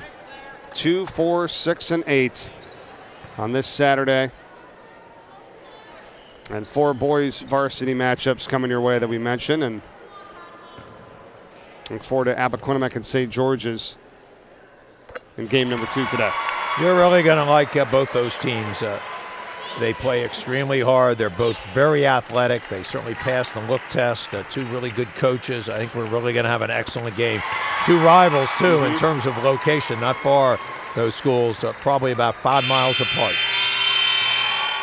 That's going to do it. Final score, Ursuline 44 and Padua 22. And what a great job by them here today. There's 44 on the left of your screen. Shamir Marshall brothers leading the way with 15 points. Our Morrison James player of the game here today. Shamir Marshall brothers. She hit 4 3-pointers, total of 15 points today, helped leading the charge for Ursuline as they win it 44-22. She was terrific. She ran the club at the point. She's a very willing and skilled passer, but it was her 3-point shooting that really got Ursuline going late in the first quarter and into the second quarter, making them from different positions on the court. She has a great release and great range. I thought she was very thoughtful in her shot selection as well. An outstanding performance, a great choice. All right, so game 1 in the books here. Let's tell you how we got to this point. Here are some highlights from this one, Bill. And it was a slow start for Ursuline to begin the game. First 4 minutes in, and then Shamir Marshall brothers got hot. She certainly did, and their teammates found her, and she stayed confident, coolly collected. She's got a great high-arcing release, gets her legs set underneath of her, excellent range. But what I liked about her is late in the game, she passed up a couple opportunities to give herself and her teammates even a better look, and that's really smart play. Padua hung in there. They just couldn't consistently score against the interior defense. There's a nice finish inside, but for the most part, they were forced to the outside perimeter, and Ursuline got a lot of baskets out of their transition, and their defense was really tough for Padua to solve here this afternoon. Shamir Marshall brothers leading the way for Ursuline, and they win it 44-22 the final. Game 1 is in the books, and we'll get set for game 2. Appoquinimec and St. George's as they get ready to tip things off just over a half hour from now at 2 o'clock Eastern time. But our coverage of the 4th annual SL24 Memorial Basketball Classic is continuing right now. We're all the way up to 10 o'clock p.m. tonight here on this Saturday as we help raise awareness and funds for the SL24 Foundation for Mental Health and Suicide. Continue to be with us. Continue to donate at SL24hoops.com. Thanks for watching Game 1. We'll be back with Game 2 at the top of the hour here on this Saturday for the SL24 Foundation for Mental Health. Thank you for watching the live stream event of the SL24 4th Annual Basketball Tournament.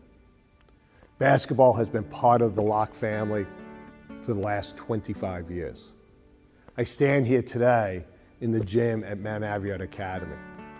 This is where Sean and all of his brothers and sisters learned how to play the game of basketball. We spent 25 years on this gym floor. There are so many memories. As a father, I had the privilege of coaching all of my children. And the bond that we have from these games and these practices on this court will be with us forever. Sean loved the game of basketball, and that is why we do the SL24 Basketball Tournament. To bring the love of his sport, basketball, and use it as a vehicle to talk about a very difficult subject, mental illness. We have 3 missions at SL24: educate, assist, and support. Because we realize how difficult it is for someone to openly ask for help when they're suffering with depression and anxiety or any sort of mental illness. I hold this basketball. It's pretty easy to hold. I can put it here like this, and it's not that difficult. But imagine that this basketball represents depression. So at first, it's not a problem. I think I have it under control. It's not really hurting me to hold this ball. But then as I hold it longer and longer, the difficulty gets harder and harder. And that's what it's like to battle with depression, anxiety, mental illness. You think you can hold it together. You think you have it under control. But imagine holding this ball for an hour, a day, a month, a year, and then more years. Imagine the pain that it causes to you physically. Imagine the difficulty of trying to live life holding this ball of depression in the air every single second. You cannot deal with depression, anxiety, mental illness by yourself. You have to get help. You have to take that first step to have an honest conversation. Mental illness is not a moral failing. It is not a death law. It's a disease. And that's what we have to realize as a society. We have to help those who we love. We have to help those who are the Seans in all of your lives so that we can take this ball that they're holding by themselves and pass it away. Buffalo Wild Wings win-win value lineup gives you and your friends more for less. With buy one, get one half off traditional wings every Tuesday. Buy one, get one free boneless wings every Thursday. And $3 tolls every day. Only at Buffalo Wild Wings. The right way to top a sub is with real red wine vinegar made from red grapes and no food coloring. And the right way to film it is in slow motion. Obviously. Because authentic ingredients make a sub above. Hey, this is Rini Ngoli, ESPN college football analyst. I'm also a retired police veteran, over 20 years of service.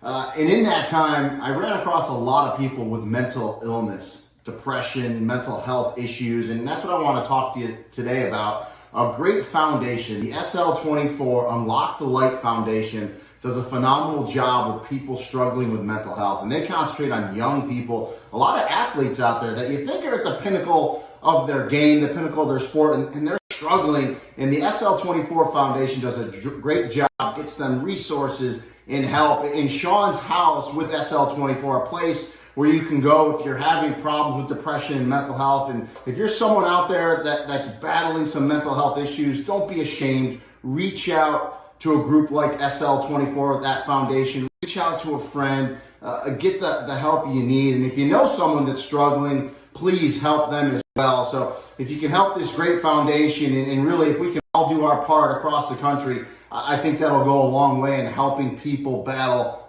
mental health issues. Often we might notice or suspect someone we care about is hurting, but we don't know what to do or say. Frequently, when a person is suffering from depression, they are not thinking clearly and cannot see a way out of their pain or present situation. Let them know that you're there to support them and that you're going to listen to what they have to say. Saying phrases like, "Everybody has a bad day," "Look at all you have going for you," or "I'm sure it's not as bad as you think." Although well-intentioned, this can make a person feel guilty about the emotions that they are having and question, what's wrong with me? We want to make sure that we're validating their feelings and experiences and letting them know that we're there to support them. Instead, try using phrases like, "Sounds like that was really hard," "Thanks for coming to talk to me about it," or "Thank you for trusting me with this information. I'm sure it wasn't easy for you to talk about." Also, reflecting back to them what you hear them saying makes them feel like you're listening. An example of this could be, "So it sounds like you've been afraid to say this out loud to someone because of what they might think. It must have been hard to keep this all to yourself."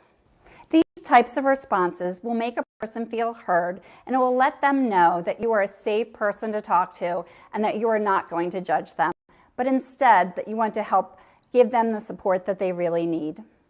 Confiding in someone about suicidal thoughts is your first step in the line of suicide prevention and relieving the pain that you or a loved one may be experiencing. But there's other things that you can do to help those individuals aside from that conversation. Most people who are struggling are going through something extremely difficult. It can be exhausting to try to find the right resources. So it's important to get the appropriate level of care, and more times than not, these people are going to require professional help, whether it's from a therapist or a psychiatrist or a peer support specialist. It's important to help them find those resources. When people feel depressed, just getting out of bed can feel like a monumental task. So calling around to find a therapist or schedule an appointment can seem as daunting as climbing Mount Everest. So whether you are a friend or a family member, stepping in as a support person, you can be instrumental in helping them get connected to the resources they might need to guide them along the journey to recovery.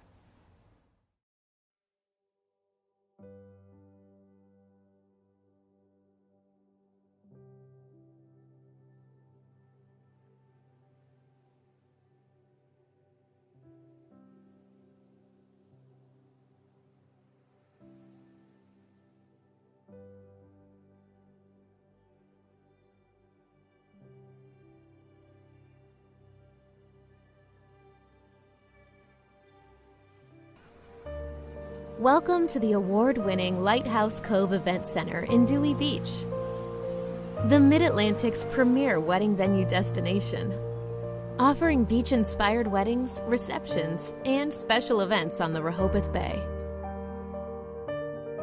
Whether it's simple and understated or grand and elaborate, Lighthouse Cove Event Center delivers a once-in-a-lifetime wedding experience. Tavernic rustic Italian. It's Platinum Dining Group's take on authentic rustic Italian cuisine. Think of it as kind of returning home to grandmom's house. Sauce on the stove, meatballs simmering, warm, crusty coal oven pizzas coming out of the kitchen. It's our way of welcoming you into our home, our kitchen, and just kind of filling your bellies with a whole lot of love and good stuff. We're located right on Main Street in downtown Newark. Looking forward to seeing you soon. Self-care comes in many different forms. For some, it can be listening to really calm music, working out at the gym, hanging out with friends, going for a hike, whatever it may be. I want to challenge you to take at least 1 hour out of your day to do something for yourself. Something that brings joy, something that gets your body moving, something that just makes you feel good. Self-care is so important because it helps prevent burnout. We go through a lot every day with managing our jobs, school, family, and friends, and sometimes we don't focus enough on how we keep ourselves going. It's just 1 hour. Try to give yourself that time. Intentionally build it into your routine and pick something that speaks to you and motivates you to continue each and every day. All of these things can be small ways that we can incorporate self-care into our daily life. Practicing daily self-care can help us not feel so overwhelmed by the day-to-day challenges that we encounter. One thing I want everyone to remember is that you can't pour from an empty cup. Hi, I'm Luke Chapman from Precision Wealth Partners. We are so honored to be a supporting sponsor of UnLocke the Light Foundation and the Memorial Classic SL24. Personalized financial planning is one of my life's passions, and at Precision Wealth Partners, we work tirelessly to personalize your plan and help you achieve your goals that ultimately ends in peace of mind. We are looking forward to hearing from anyone for a second opinion on their existing plans or to get started for those who haven't yet. You can reach us at precisionwealthpartners.com or at 302-367-7613. Sean's House has provided me a space where I can choose who I'm surrounded by, and I can choose how much I want to say and how much I can let people impact my decisions. But even from my experience, when I haven't gotten the best news at practice, I've just been able to come in here and it doesn't end up with my coaches, it doesn't end up with my teammates if I don't want it to, but if I want to talk to a teammate, I can invite them here too. There are a lot of eyes on us. There's a lot of people that come and support us, a lot of people that watch our games. So with that comes a lot of added pressure to really perform and succeed really well. When you go to practice every single day, hoping that you perform to your absolute best, and at times if you feel like you don't have that, that can really damage someone's psyche and their self-esteem and their spirits. So coming to a place like this, it kind of brings you I'm not alone in a lot of these situations, and I know that I have a family here, and I know I have a group of people here who I can rely on. I think our team communities are important in some aspects, but it's just so important to have a community where we can go to and feel safe. I walk in here and just feel so warm and comforted. You can study, you can use the library, you can read, there's great resources. As well, there's other students to connect with who you might not as well as connect with in the classroom, but it's a place to come, all students here together. It's so important to go beyond being a student athlete because, at the end of the day, those aren't the two only defining qualities of who I am. And I think surely for myself, I don't want to be defined by just my sport and just by my classes. So to me, it's super important. And we get so looped into the whole being a part of the athletic department, being a part of that world, that it's nice to have another world where you can have and focus on your mental well-being and who you are as a person and not just as an athlete.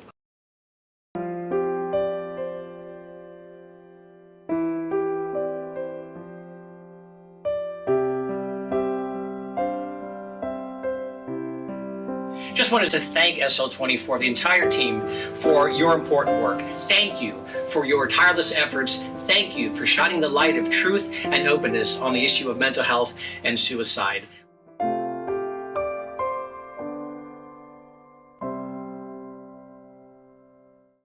Hi, my name is Scott Day, Director of Communications and Operations at Sean's House. Let's take a quick tour. We'll walk right in here to our family room where it's open all the time. A great place to hang out, do some work, hang out with friends, just relax. We have music playing, just an opportunity to kind of sit back and reset a little bit. In here is our library. It can take and go.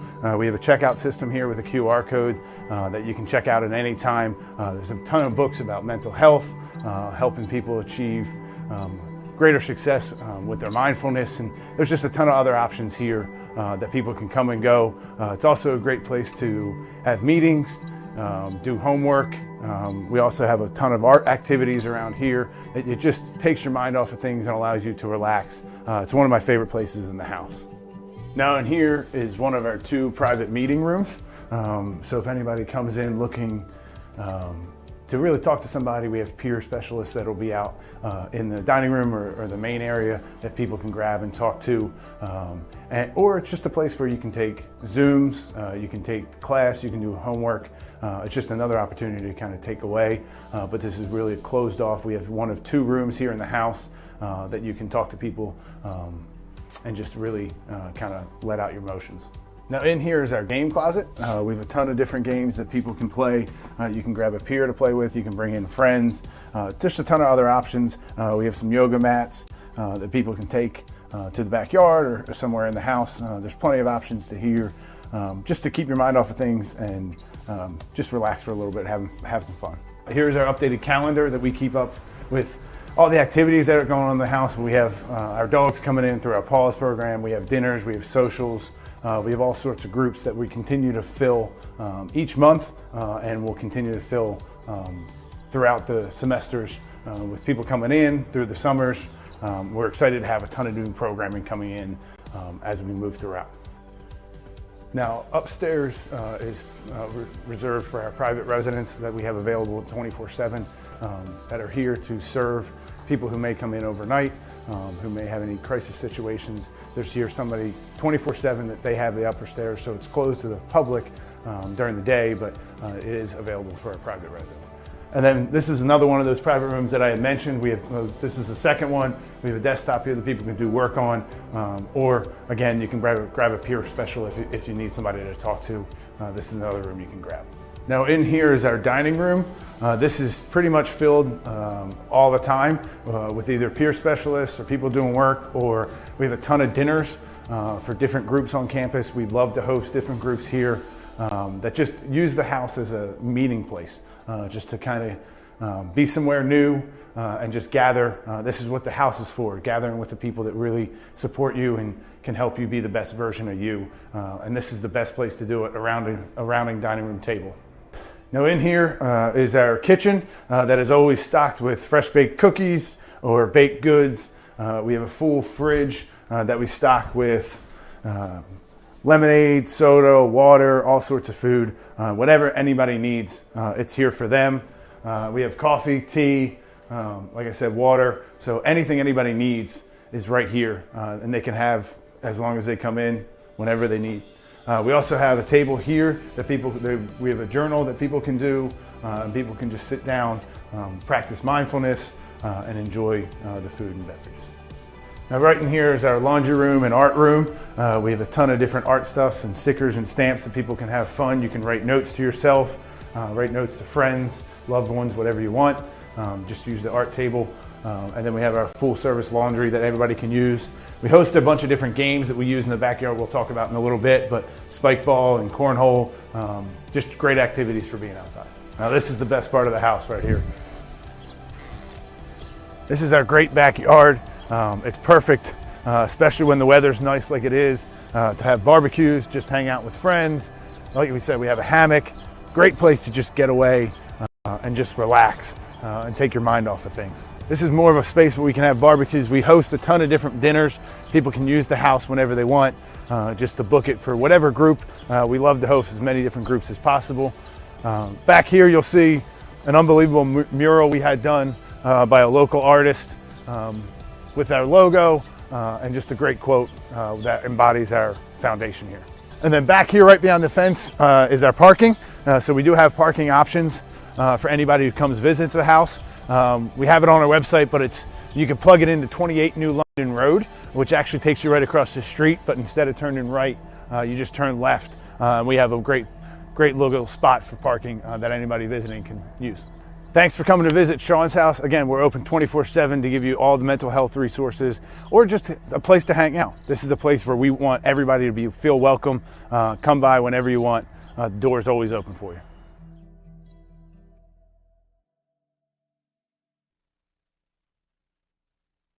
Hi, this is Dan Schulman from ESPN, and I wanted to say a few words about the UnLocke the Light Foundation, honoring the memory of Sean Locke. Now, maybe more than ever, mental health is incredibly important, and I think all of us have come to realize how much of a struggle so many people, especially young people, are having with mental health issues during the pandemic. And I think all of us, as we get older too, I'm a father of 4, and understand tremendously how important mental health is in young people right now. And to have something like the UnLocke the Light Foundation and Sean's house, a safe place for young people to go to and talk to people about the issues that they're feeling, is incredibly important. Nothing is more important than mental health. Sometimes we forget about that during certain times, but I think now, again, more than ever, we all understand and realize and need to keep remembering that we all need to deal with our mental health issues. We all have struggles, and it's okay to admit you have struggles. It's a sign of strength to admit that you have struggles. But we all need to be aware of these to help ourselves and to help others. So for all the great folks at the UnLocke the Light Foundation, thank you for all the great work you're doing. For young people, go talk to somebody. You'll feel better as soon as you do it. You'll get qualified help, and share your issues with somebody. There's always someone who's willing to listen, and that's what the UnLocke the Light Foundation is doing. Stay strong, everybody. Stay positive. There's always someone out there who can help you, and we'll all get through this together. All the best. It's important to mention the changes in how people are encouraged to talk about suicide when we talk about prevention. We're all familiar with the term committed suicide. This wording is no longer recommended. When you hear the word committed, you often think of things like a crime or a sin, things that have a really negative connotation. We want to avoid using this language that may cast judgment on people who are experiencing these symptoms. This judgment that could be cast would reduce the likelihood that they would actually reach out for help. So instead, we try to use terms like died by suicide, ended his life or her life. So instead, we use terms like died by suicide, ended his or her life or their life, or killed his or herself. We always want to avoid words like success or failure when we're talking about suicide attempts. Those words seem unsuited when discussing the painful tragedy of suicide. As difficult as this suggestion might sound, if you were discussing suicide with someone who is struggling, you want to try to say the word suicide with the same inflection you might say the word ball or pizza. Why, you might ask? This is because the person in front of you is already struggling just to talk about this aloud. You want to convey that you can have this conversation, and also that they don't need to take care of you or minimize their thoughts or feelings on your behalf. Although challenging, this sets up the best environment for a person to share.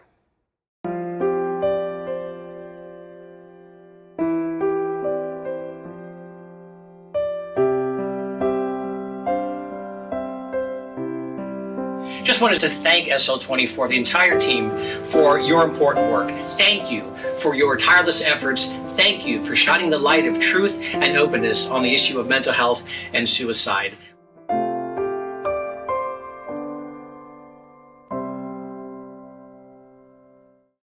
When we're looking for signs of suicide, it's really important to remember that hindsight is always 20/20. If you know someone who has lost someone to suicide, it's much easier to recognize the signs after the fact than in the moment.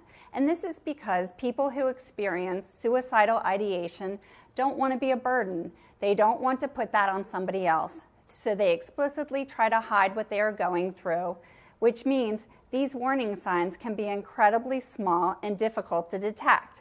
That also means that if you do notice a sign, you might be the only one that did. So it's even more important for you to reach out to that person and talk to them about what they're going through and what you've noticed.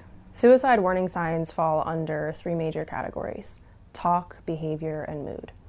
When we think about how people talk about suicide, we oftentimes can hear people joke about suicide or joke about how depressed they really are when they talk about their symptoms. Some of the language to listen for or to look for would be maybe individuals saying, I wonder what it would be like if I wasn't around anymore. I wonder what life would be like for my family or my friends if I just wasn't here. Would it be easier? When we're looking for behavioral warning signs, we are looking for things that are out of the norm for that person. That could be extreme fatigue or sudden insomnia that's not normal for this individual. It could be increased use of drugs or alcohol. It could be engaging in risky behaviors. Also things like giving away their possessions, almost a way of willing the things that are important to them before they're gone. And finally, one of the last warning signs to check out for is mood. How is this person feeling? This could be anything outside of their norm. So maybe they're a lot more angry, they're a lot more sad, and this behavior isn't very stereotypical of their normal behavior. Maybe they're staying in their room a lot more frequently than they typically would. Maybe they're not going out with friends and not really communicating with family much. They're isolating a lot. One more thing to think about with mood is the mood fluctuating. Is the person really angry or sad, and then the next day they're incredibly happy and they're really engaged with their friends and family? They're going out a lot more. Although that does seem like things are improving, what that could actually mean or what that could be indicative of is someone who's created a suicide plan or has thought seriously about suicide.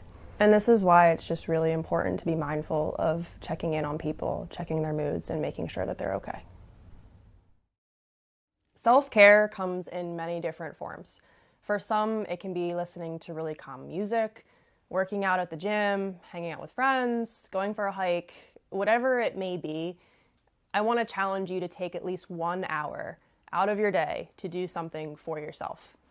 Something that brings joy, something that gets your body moving, something that just makes you feel good.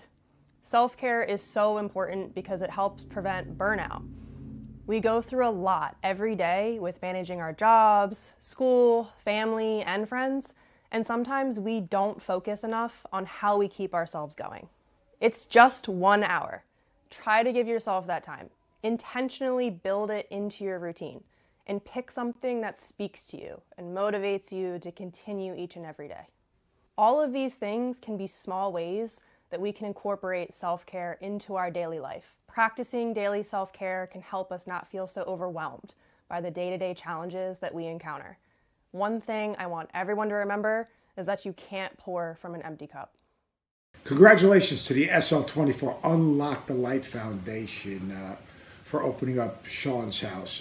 What a great concept in honor of Sean Locke. And you think about, with everything that's going on in the world, in society, the pressures on young people today with the pandemic and with the fight for equality, it is so important that we recognize the terrible impact it's had on the mental health and the pressure that young people are under. And I tip my hat to the concept of creating Sean's houses all over America, on every single college campus, a safe haven for people to come and visit and speak with professionals that can assist them in fighting the battles that they're fighting within themselves. It's hard enough to fight the battles within our country, within society, the demons that potentially are around us through isolation and everything else the pandemic has brought upon us. But to have someone to go to have somewhere to go to, is so important. So SL24 Unlock the Light Foundation, the work you're doing is absolutely incredible. And if you can help, please help, because your help will impact someone in a very special way. Tavernic Rustic Italian. It's Platinum Dining Group's take on authentic rustic Italian cuisine. Think of it as kind of returning home to grandmom's house.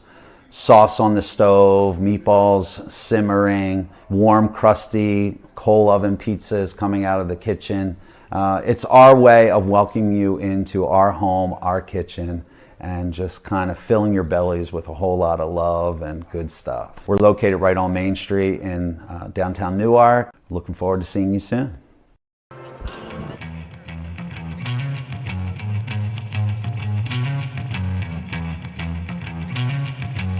Welcome back to the Chase Fieldhouse in Wilmington, Delaware, the site for the 4th annual SL24 Memorial Basketball Classic in memory of Sean Locke, and to raise awareness and funds for the SL24 Foundation for Mental Health and Suicide. 5 games today here in high school basketball in the state of Delaware. We just completed the first one, and we're getting set for game number 2.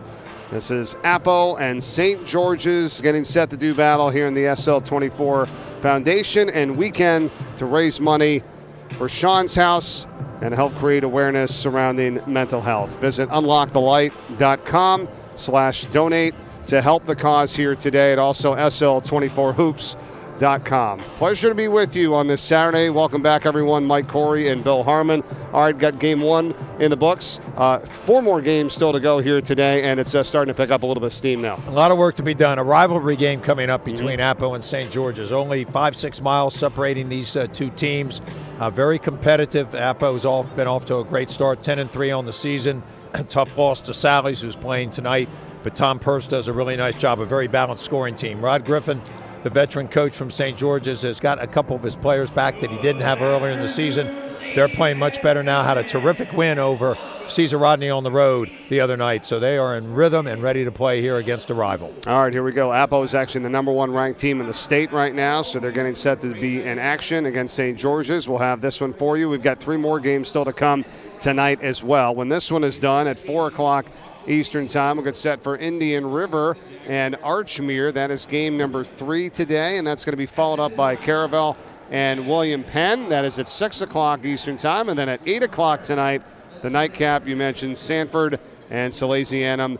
That is going to round out the day here today. And day 2 of the SL24 Memorial Basketball Classic and our 4th annual competition here from the Chase Fieldhouse in Wilmington, Delaware. So let's get into it here.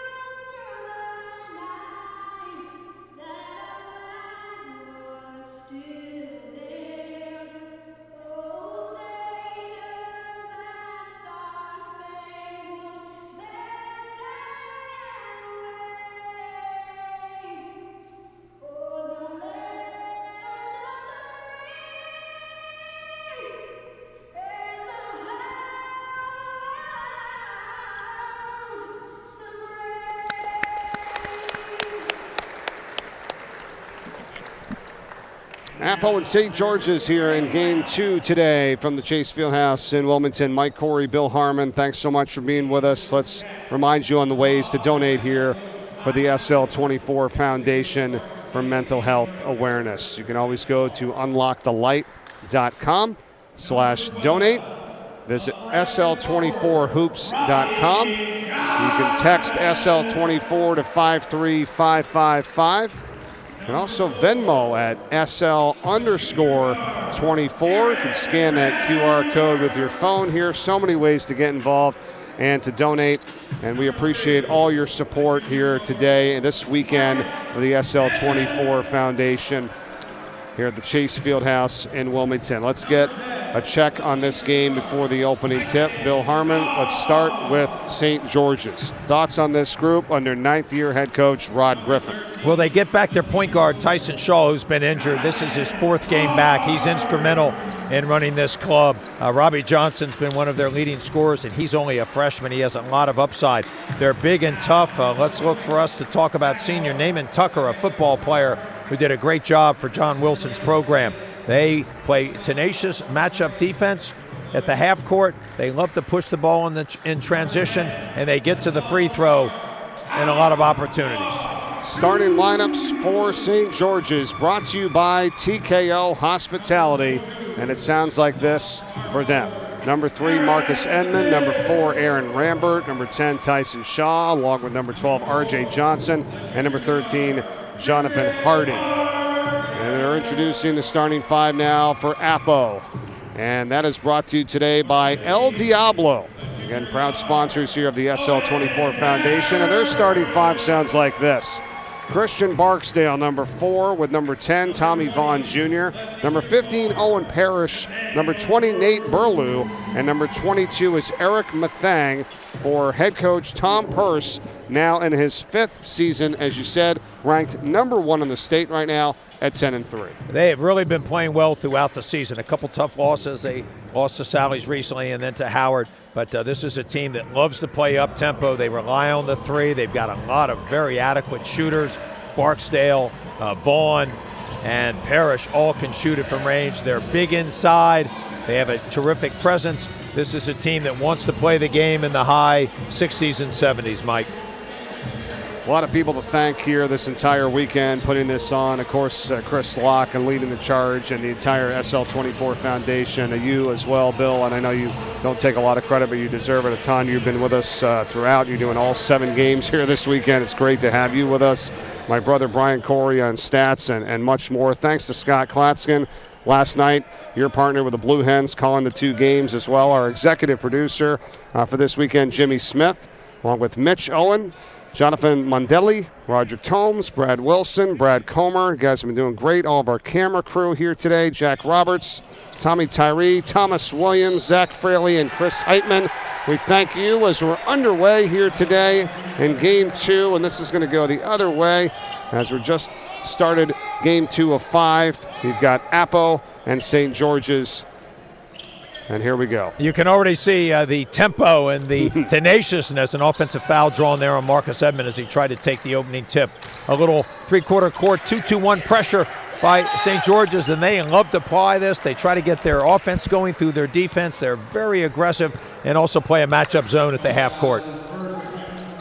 St. George's has won their last 3 games. Appo has won 5 of the last 6. Appo possession here with Tommy Vaughn Jr. as he kicks it to the corner, and it's Owen Parrish for 3, and it's rebounded by Rambert. Owen Parrish is a very good long-range shooter, has the second most threes on the team. He's a catch-and-shoot guy. He's got to be run off the 3.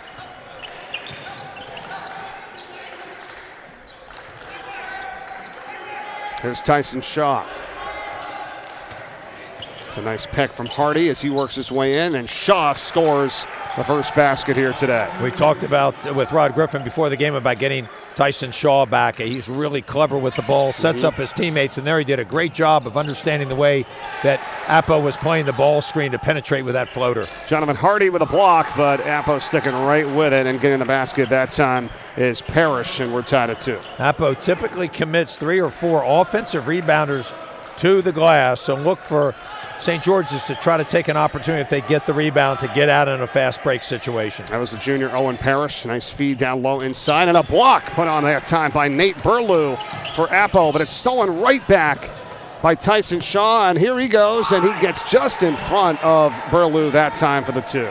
Shaw is really good at finishing around the basket, Mike. He can use both hands. He can go to the weak side. A very clever player around the basket.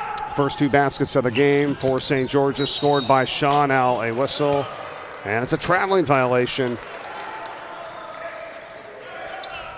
Barksdale tried to take the ball, and sometimes guards get a little too deep. If they learn to pull up just inside the three-point line, now that provides them with all kinds of opportunities, but they see so many dunks at the college and the pro level that they're kind of almost incentivized to do that. You get in too low, the bigs can start applying pressure, and that time he was forced to walk because the help rotated so quickly.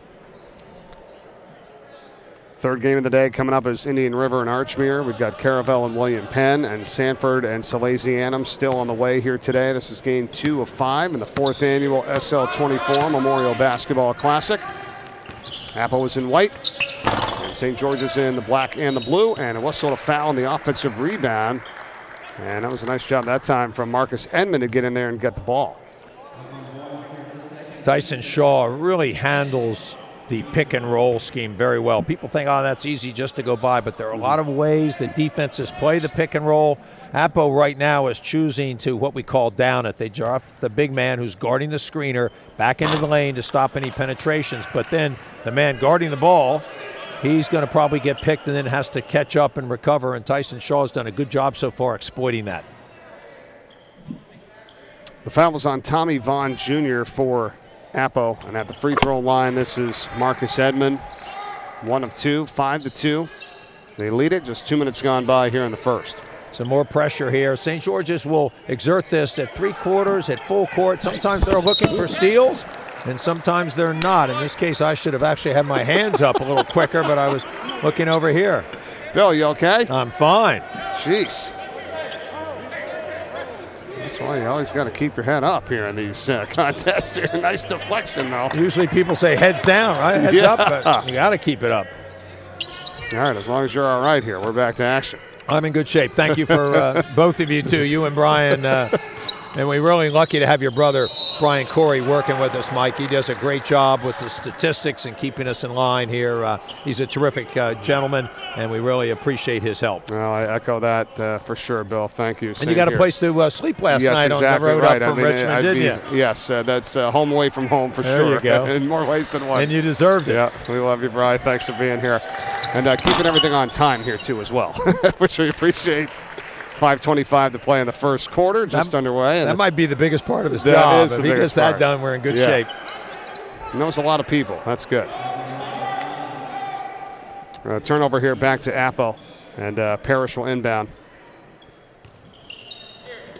Robbie Johnson make it R.J. Johnson with a foul, the freshman. 3 fouls now here on St. George's early in this first quarter.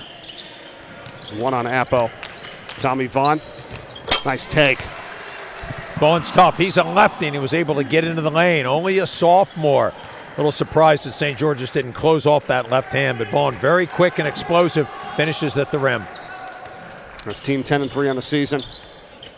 Running jumper off the window. Nice one there from Tyson Shaw. You talked about him. He's delivered early already in this game. He certainly has, and it's his reads versus the pick and roll play Rod Griffin's put in here against Appo. Appo may at some point have to change their strategy defensively. Christian Barksdale was out of bounds on the sideline for Appo. And back to Tyson Shaw, their number 10 for St. George's. He's got 6 of their 7 first quarter points thus far. Isn't that amazing, Mike, that the dimensions of the court, I know in this case it's a little bit longer, but they're not fluid. They don't move. And how many times players step out of bounds or actually start standing out of bounds when they catch the ball. Now, you've said that, and there's a traveling violation on Jonathan Hardy, and I can understand it if you're over in the corner. Sometimes you don't want to step back. You want to be behind that line, sometimes for the 3 ball, so that's a tough one. But, there's a lot of space out here right now, and that's just an unforced error, as you'd call it. You can't have those in a high-level game like this. Absolutely, and it may come down to 1 or 2 possessions at the end, and those kind of plays, whether they happen in the first quarter or in the fourth quarter, are just as important. Timeout taken. And it gives us a chance to talk to you once again about why we're here this weekend, the SL24 Foundation, and to support Sean's House. And we thank you for all your support wherever you may be today watching. SL24hoops.com, UnLockeTheLight.com/donate. And a chance to also go to the silent auction. We've got some great items up for bid here.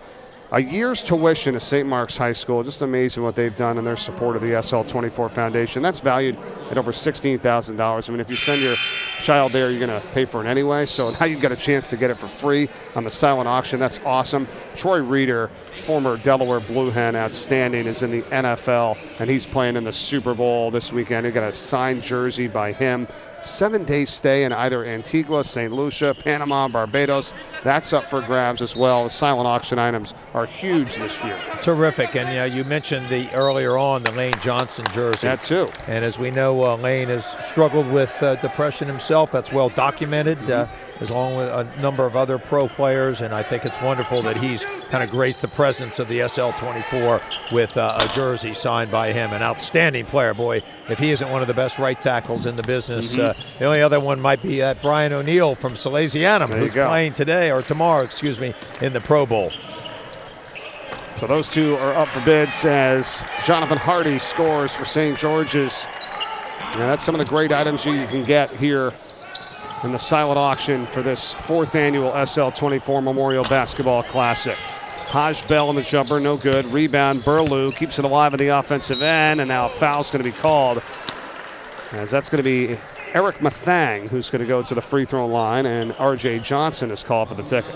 Nice sharing of the ball there. Berlew with a nice rebound, and then Mathang tries to finish on the weak side. There are going to be a lot of tough guy plays around the basket here. There are going to be no easy ones. Both teams do a nice job of rim protection. Mathang at the free throw line, sophomore for Appo. As they try to climb back in here early, down just by 4, 3:47 to play.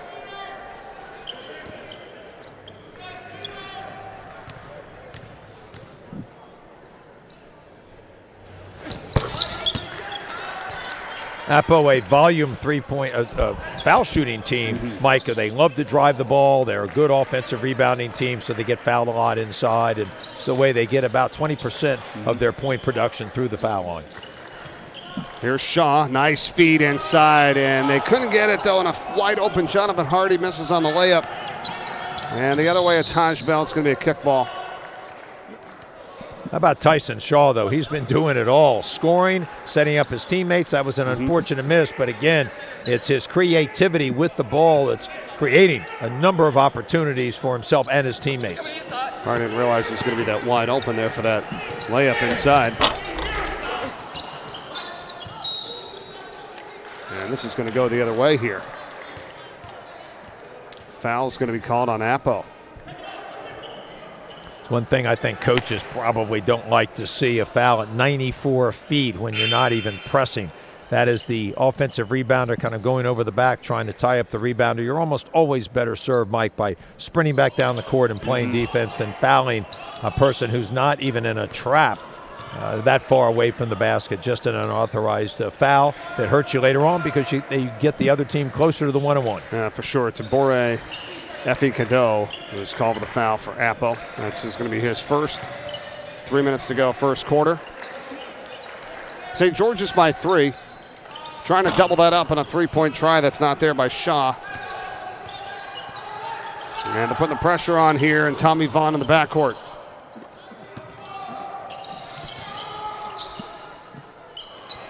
Tough interior pass, it's knocked away. Vaughn comes up with it and scores for Appo. I like Vaughn's game. He is very creative off the dribble, had that nice penetration from the right side with his left hand, hangs around, knows where the ball is going to be missed to, puts himself in great position. Very quick and a very solid defender as well. Here's Kasai Dorsey now for St. George's. Over to Shaw. Shaw trying to work his way in. He's being hounded and grabbed by Bell, so that's going to be Bell's first today for Appo. Well, in response to this ball screening action, Appo has pushed their post protection man out a little bit further, and that time Haj Bell got caught on the screen trying to get over the top. He was late and then bumped Shaw as he was getting into the lane, trying to be very aggressive to ward off Shaw's penetrations. A couple substitutions here for both teams, and just over 2 minutes to play in the first quarter. Ball inside, blocked. That's F.A. Cadeau on the play for Appo.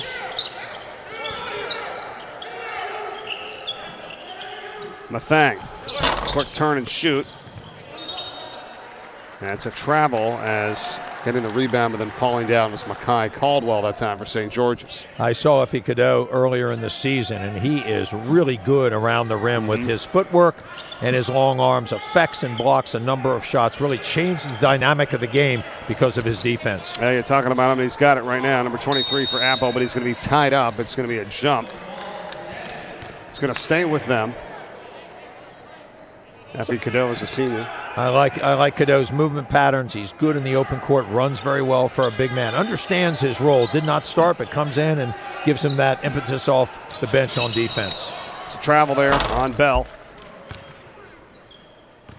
I think it's been amazing over the years of some of the outstanding talent that has come out of the Delaware schools to the next level, to college ball, and then, some even to pros, wherever that may be, whether that's overseas or beyond, or even, just some players that have really excelled at the next level, coming out of here. Well, we're going to talk about it tonight, but Salesianum in particular, they had a team with both Brian O'Neill, Pro Bowler in football, and Dante DiVincenzo on the same team. And we had to play him when I was coaching at St. Mark's. And let me tell you something, that was always a great challenge. Both terrific athletes and really good basketball players. And, of course, DiVincenzo going on for a first-round draft choice after playing at Villanova for the Milwaukee Bucks. Timeout St. George's, that's an unbelievable story, on what he did, right? I mean, I think you would know this because you've been watching him throughout his career, and then we knew how great he was at Villanova. I don't know if anybody was going to predict that he was going to have the type of, status and the way he's now played in the NBA. I mean, that's phenomenal. He had that coming out party in the NCAA championship game, which obviously got a lot of people's attention. I remember DiVincenzo as a freshman in high school, Mike, and I said in our scouting report, do not let 44 in the right corner get a standstill shot. And he had 2 at the end of the game to beat us by 1 or 2. And he was remarkable back then. I think he combined a lot of skill with a lot of athleticism at the same time.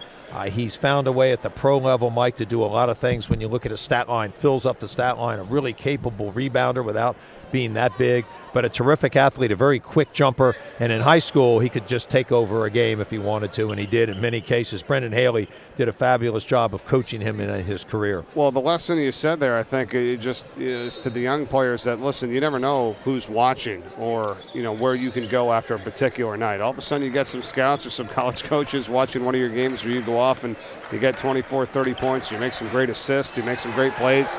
You never know how far that could take you. And a nice job coming back on defense for Caldwell to knock the ball out of the hands of Lanier Harvey, right? Because it was all from that NCAA tournament, I think. From everybody to say, oh, yeah, this guy's a pro. It's like, really? Okay. Not that he wasn't great, but all of a sudden that propelled him to the next level. It is interesting, isn't it? But when you watch the evolution of his career, I saw him getting better. He got better on his defense, in particular at Villanova. Credit Jay Wright for that. He really bought into the Villanova way, so to speak.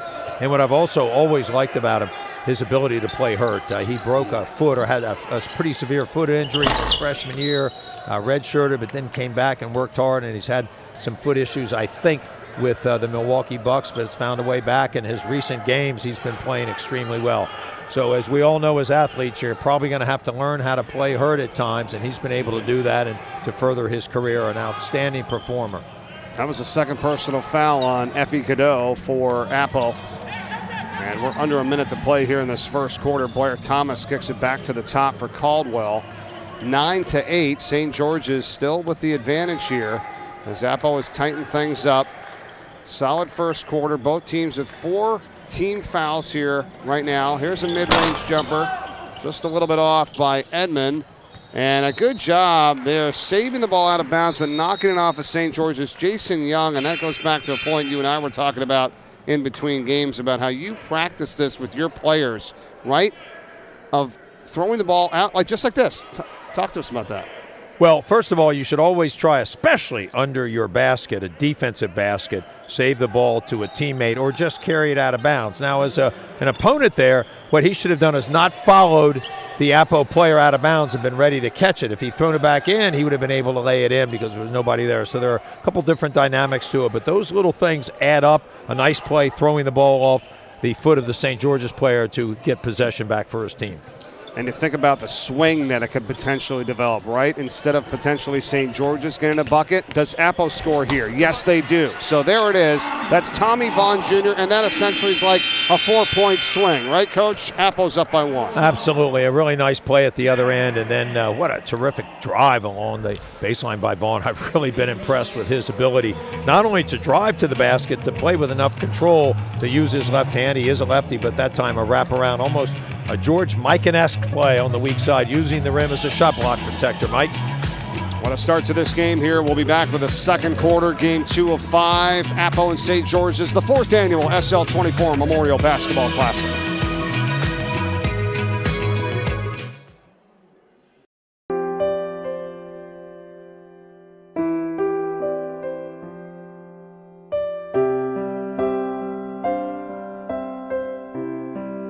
Just wanted to thank SL24, the entire team, for your important work. Thank you for your tireless efforts. Thank you for shining the light of truth and openness on the issue of mental health and suicide.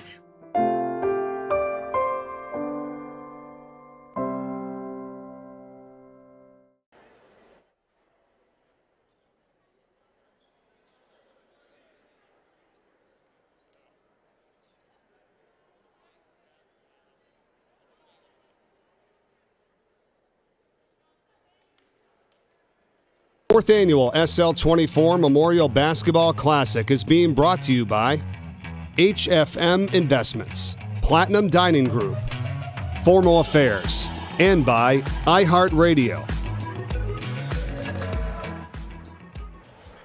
Back to the start of the second quarter here today with Appo and St. George's, game 2 of 5 on this day 2 of the 4th Annual SL24 Memorial Basketball Classic.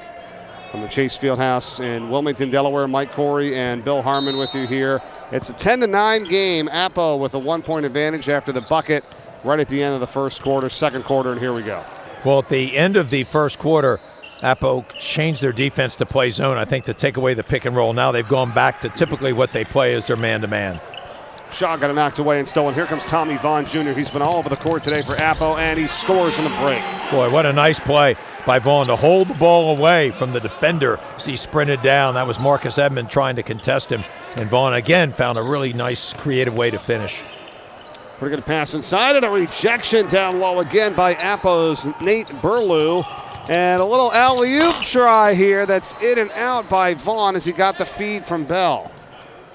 Sometimes those alley-oops look great on tape, and a lot of times they don't. But what it does is if you haven't thrown the proper pass or the defense hustles back, you're not going to have that space to lay it in on the weak side. And a nice draw down at the other end. I love it when big guys step in. That's Nate Burlew of Appo stepping in to draw the charge. Edmond, as he tried to take it in, you're absolutely right, as Burlew was just set right there waiting for him. And that's a good call and an easy call, and it's a turnover going the other way. Just trying to play too fast, trying to get to the rim, not playing off of 2 feet. A lot of little fundamentals involved there. I know Rod, when he sees the tape, will work on that. What do you got there on that one, though, Coach, right? As you're coming in full steam ahead, right? I mean, you've got to recognize that the defender's pretty much established that position. I know it's a bang-bang sometimes, but as this basket goes in by Johnson, what do? You got to just stop at a dime, pull up, and shoot? Absolutely. Play off of 2 feet, jump stop. Maybe don't get in so deep if you think that driving lane has been cut off. Absolutely, Mike. You should be coaching. You've already got it figured out. I'm working on it, right? Here's a nice jumper put in by Mathang. Mathang's been impressive to me as a sophomore. He's aggressive offensively, plays good defense, has a good feel for where they want him. That time he attacked right through the middle, turned opposite, and got that wide open elbow jumper in. And right back the other way at the foul line. The jumper's good by Aaron Rambert. Rambert has been scoring, especially early on in the season, was their leading scorer in a number of games. He sometimes defers a little bit to Tyson Shaw, but I really like Rambert's game. Yeah, sharpshooter there with the old school game, and Rambert able to score it, the junior for St. George's. They're down by just 1. Back and forth here, early second quarter, 2 minutes gone by. 3-point opportunity by Bell. Offensive rebound pulled home by Barksdale. Fighting for it again inside a deflection, as that was Bell that went up with it. Jonathan Hardy got a piece of it for St. George's, and it's going to be their possession. Well, good competition inside. High hands affecting shots. Sometimes a player might just look to settle the ball, take a little step back, fake, and then go up in and try to draw contact. If nothing else, get to the foul line. Sometimes you play inside to get fouled. Burlew again affecting that shot by Tyson Shaw. Offensive opportunities here for St. George's, R.J. Johnson, and he throws it back up to the top for Rambert. Again, it's Burlew in there just redirecting things for Appo. And ahead of the pack is Tommy Vaughn Jr. Vaughn is really fast in the open court. His teammates know that he likes to leak out. A quick outlet pass leads to a fast break, and then a mid-range floater by Vaughn, who's got a lot of different ways to score. Tommy Vaughn's got 10 points already for Appo, 10 of their 16 as they lead it by 3. Oh, nice spin move here inside from Kasai Dorsey, but it's going to be a traveling violation. Look good there for the moment. Kind of like the footwork there myself. I didn't think he quite picked up that pivot foot as he spun. We'll see it right here. Pivot. I kind of feel like move. That looks pretty solid to me. I would teach that move, and I guess I'd have my guy call a walk every time. Yeah, and another travel on the other end here. So, all right, maybe so on that one. We go back to that last one. I thought it was just a nice spin move by Dorsey. And it's interesting, isn't it, Mike? Sometimes players look like it isn't a walk, and other times they do, and the officials sometimes that plays into it. It's a really hard call to make. That one and the block charge are the two hardest calls at the high school level, but I give these officials a lot of credit. It is tough. The game is faster than it ever was. Really good athletes. You've got to make the quick call without the ability to look at an instant replay, so it's much harder than most people think it is. Yeah, we say it all the time, too. Always a lot of credit to these guys. It's on the fly. It's not easy. And here's Dorsey. Let's see what he tries to dial up now. And you're always going to have half the people not liking your call. Right, exactly, no matter what, whether it's right or not.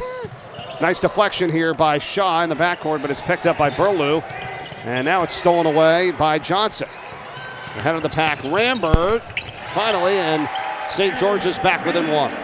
Both teams playing a little too fast here, especially a big man handling the ball. Just bring it down. Don't try to make the great pass. Just make a good play. Barksdale. And it started to get a little bit out of hand. Shaw's on him.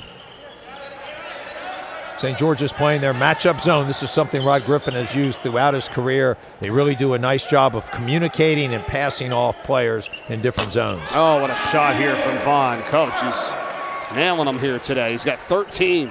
Wow, Vaughn is one of these players that can score at every level. A dynamic driver, a good free throw shooter, and now he hurts them with a long range, almost NBA range three. Dorsey feeds it inside. R.J. Johnson. That's nice. And let's not forget that R.J. Johnson is a freshman. Football player, came in, playing for John Wilson's program. Really did a good job there. He's a young, really talented athlete. Only going to get better under Rod Griffin in the program. Yeah, no doubt about that. And then the starting lineup, too. Forward for the St. George's team. And a jumper off the window. And that's a 3-ball. Count it for Christian Barksdale. Barksdale, a really good shooter, plays at a nice pace. Almost a steal. I had you this time, Coach, in case you got in front of you. Thank you, Mike. I had my hands ready for that one that time. Heads up all time. I didn't know we were going to get involved in the game as much. See man, see ball. Here's Vaughn again, a little bit out of control on that shot. And that's out of bounds on the baseline. Well, I don't blame Vaughn. He's had a great first half already, but sometimes you've just got to understand, pull up, maybe get a teammate involved, get the ball back in a position where you might have a better opportunity to score. Both teams playing a little bit faster, I think, than their, not necessarily their capabilities, but that the game requires. Yeah, Edmonds back in for Kasai Dorsey for St. George's. And you see Rod Griffin over there in his 9th season, as you said. Started back in 2007 as the freshman coach, been the head coach in varsity. It's 2013. Mike, he's coached some really good players in his day down there. Does a nice job of developing talent. And one of them, as you mentioned earlier, we were talking about Delaware players at the pro level. Deshaun Highland. Oh, yes. Playing for the Denver Nuggets. That's right. Steal here by Shaw. And a foul. Boy, I love that play by Shaw. He was not intimidated by the shot blocker, Burlew. He attacked, but what he did there, he was able to make contact with the interior part of his body, hold the ball away, and then find a way to get it up to the basket. A very, very smart play by Tyson Shaw, and I can see why Rod Griffin was very happy to get him back from an early season injury.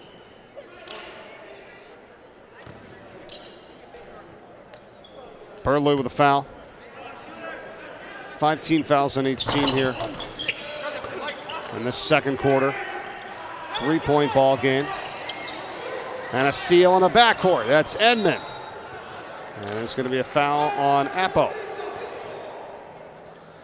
St. George's being very opportunistic, tying up the rebounder, which usually doesn't give you an advantage, but that time the Appoquinimink player just couldn't execute out of it. What you want to do is pivot a few times. You've got 10 seconds before the ball has to advance and get your point guard back. When you do that, you're going to have a 4-on-3 or at the other end and a big advantage.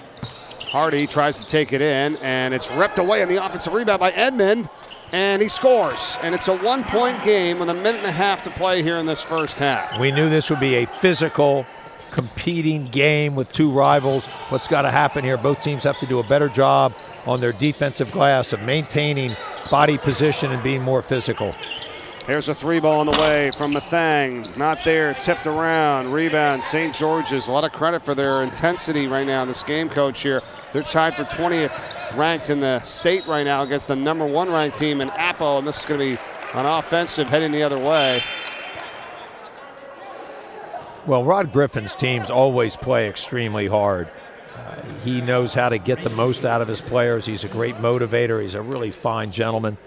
And I think his teams respond to his words and his mentorship. Brakely on the foul. 16 fouls for St. George's. 1 minute to play in this first half. That's a 10-second violation. And they're saying, I got a timeout first. Tom Purse says, I got the timeout, but he did not get the timeout. 10-second violation.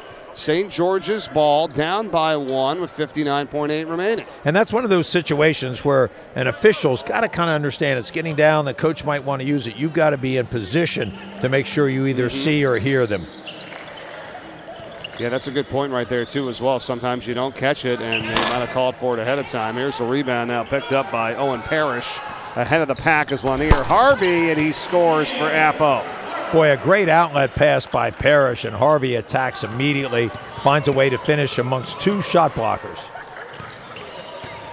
Pass is deflected, a whistle and a foul, and Marcus Edmonds is going to head to the free throw line here for St. George's as they're down by 3 with 30.9 seconds remaining first half. You're watching the 4th annual SL24 Memorial Basketball Classic. To raise awareness, to educate, assist, and also create a safe haven for young adults to seek help, guidance, and counseling for mental health. Over at Sean's house at 136 West Main Street in Newark, Delaware. Been open since September 24th of 2020. Had over 6,000 visits to the house, helped over 1,300 young adults, saved countless people on the verge of suicide. That's what your donations and help this weekend is for, here for the SL24 Foundation, and to keep Sean's house going. And so many great programs as well, too. When I talked to Chris Locke earlier today, Coach, you just think about it. There's kids who unfortunately have lost parents to suicide. There's parents that have lost kids to suicide. There's parents dealing with their kids who have mental health issues and need to speak to someone. So they have all these different programs that they're working on over at Sean's house, where anybody, no matter what situation, can get the help that you need based on what's happening in your life. An incredible amount of resources available to people. And I think depression, mental illness touches so many people in so many different ways. You talk about 6 degrees of separation. I have a feeling with that unfortunate disease, it's about 1.5 degrees of separation. So important that people get help, that people listen, that you're always there for somebody, because you just never know when it's going to strike a person, no matter what age, what gender, no matter what. Everyone is dealing with something. We're going to be there for each other. We're great to be with you here this weekend for the SL24 Foundation as we near the end of the first half in game number 2. And it's a 1-point game here. St. George's battling with the number 1 team in the state, Appoquinimec. It's 24-23 at the half. Continue to be with us here in our continuing coverage of the 4th annual SL24 Memorial Basketball Classic from the Chase Fieldhouse in Wilmington, Delaware. We continue on all day long here. Thanks for watching. Second half. Hey guys. Hey guys, I'm Megan. I know that you're watching the basketball game right now, but I thought it would be fun while we're here at Sean's house to do a little movement that you can just get up off the couch and do right now. And these are also things that you can do throughout your day, even when you're sitting at your desk. Just take a moment to get up, get a little movement, find a little inner peace. So we're gonna start just standing. If you have a yoga mat nearby and you wanna roll it out, you're welcome to. We're just gonna stand at the top of your mat. You can bring your arms down by your sides and just stand up nice and tall. Feel your kneecaps begin to lift. Let your tailbone draw down, feel those shoulder blades draw down, and then take a slight tuck of the chin. Just feel yourself standing tall and proud. Maybe even take a moment to close your eyes. We're gonna take 3 deep breaths. So we're gonna inhale through the nose, exhale through the mouth. So go ahead and take a nice deep inhale through the nose. And then open your mouth, exhale. Inhale through your nose. Exhale through your mouth. Inhale through your nose. Exhale through your mouth. Really nice. From here, you're going to go ahead and bring those arms all the way up and over the head. Feel your chest lift. And then on the exhale, bend the knees and begin to fold forward. Hands can come to the ground. On your next inhale, you're going to come into a halfway lift. Bring the hands to the tops of the thighs, lengthen through the spine. On the exhale, hands are going to plant. You're going to step right back into a high plank. From here, lower the knees and then lower yourself all the way to the belly. Keep the elbows into the sides. From here, you're going to inhale into Cobra. Lift through the spine, open the heart. And then exhale, lower back down. Press through the hands, move through the knees, through a tabletop. Tuck the toes back to downward facing dog. Take a nice deep inhale when you get there. And exhale. Really nice. Take one more deep inhale. Let those knees bend as much as they need to. And exhale. From here, we're going to step all the way back to the top of your mat. When you get there, inhale to find a halfway lift. Hands come to the thighs. Exhale to fold forward. Let the knees bend. Inhale, rise all the way up. Open the heart. Hands reach to the top. We're going to do that again. Exhale, fold forward. Let the knees bend. Inhale to a halfway lift. Lengthen through that spine. Exhale, hands plant. Step one foot back at a time right into that high plank. Drop the knees. Keep the elbows in as you lower all the way to the belly. Inhale, rise into your Cobra. Feel that heart draw towards the front of the room. Exhale, release. Press through the hands, come to the knees, and then tuck the toes, move right back into your downward facing dog. 2 breaths here. Deep inhale and exhale. Inhale and exhale. From here, step it all the way back to the top of your mat. Inhale to halfway lift. Find that length through the spine. Exhale, bend the knees, fold in. Inhale all the way back up to the top. Last one. Exhale, forward fold all the way down. Inhale to halfway lift. And then exhale, hands plant. Step it back right into that high plank. Lower the knees and then lower the chest all the way down to the mat. Inhale, rise to Cobra. Exhale, release. Press back into that tabletop to downward facing dog. Take a deep inhale and exhale. Last inhale and exhale. Step all the way back to the top of your mat. Inhale to halfway lift. Exhale, fold in. Inhale all the way up, arms reach to the sky. This time on your exhale, hands to heart center, and then release your hands down by your sides. Thank you so much for joining me. I hope you find these movements helpful on your search for some inner peace. Hi, I'm Luke Chapman from Precision Wealth Partners. We are so honored to be a supporting sponsor of UnLocke the Light Foundation and the Memorial Classic SL24. Personalized financial planning is one of my life's passions, and at Precision Wealth Partners, we work tirelessly to personalize your plan and help you achieve your goals that ultimately ends in peace of mind. We are looking forward to hearing from anyone for a second opinion on their existing plans or to get started for those who haven't yet. You can reach us at precisionwealthpartners.com or at 302-367-7613. Tavernic Rustic Italian. It's Platinum Dining Group's take on authentic rustic Italian cuisine. Think of it as kind of returning home to grandmom's house. Sauce on the stove, meatballs simmering, warm, crusty coal oven pizzas coming out of the kitchen. It's our way of welcoming you into our home, our kitchen, and just kind of filling your bellies with a whole lot of love and good stuff. We're located right on Main Street in downtown Newark. Looking forward to seeing you soon.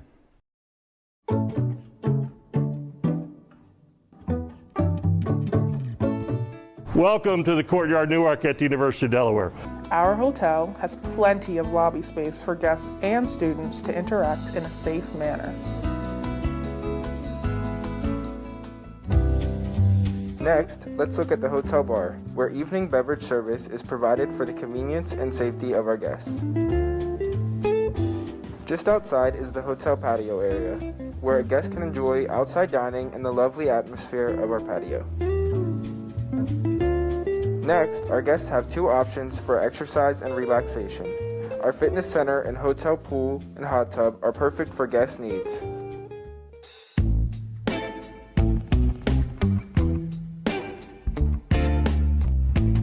Welcome to our recently renovated hotel guest room. We have a combination of 126 guest rooms and suites.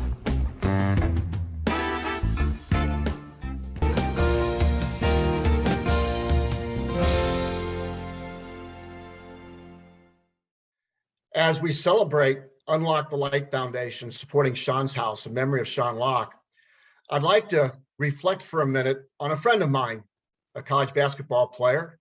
As I know, Sean was a great college basketball player at Delaware. This young man's name is David DeJulius, who's from the Cincinnati Bearcats. And I talk about his mental health journey. Almost 1 year ago, he actually took a sabbatical from the team and then decided to come back. But during that sabbatical, he described it as his darkest place in his life. He lost 25 pounds. He had to find himself and find out who he was. So David DeJulius of the Bearcats began to lay his foundation outside of that dark place. He reaffirmed his faith in God. He then looked for light by shielding himself from outside negativity, turned off his television, and instead sought to read and educate himself.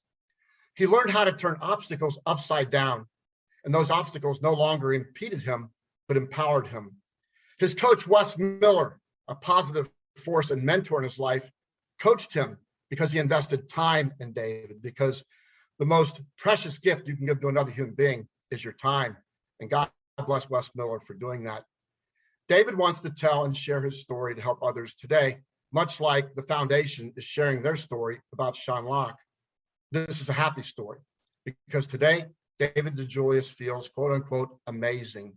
He looks back on the last year and never envisioned that he'd be where he's at today, but he's happy, he's healthy. He continues to invest in himself.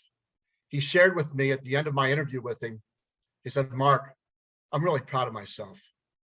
That's what this foundation is really all about, helping student athletes and people overcoming those dark places.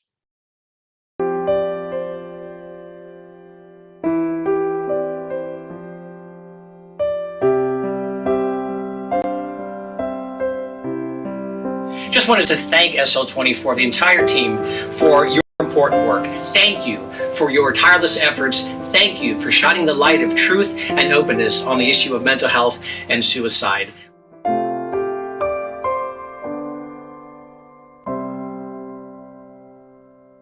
Buffalo Wild Wings win-win value lineup gives you and your friends more for less. With buy one, get one half off traditional wings every Tuesday. And buy one, get one free boneless wings every Thursday. That's more wings, more great times, and more money in your pocket.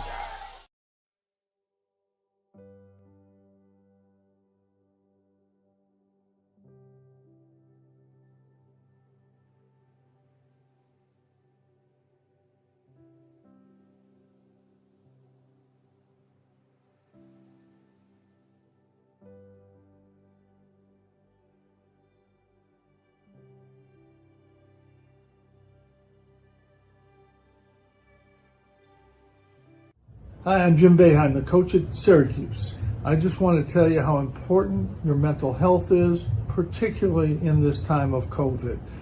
Make sure you're taking care of yourself and others if you can.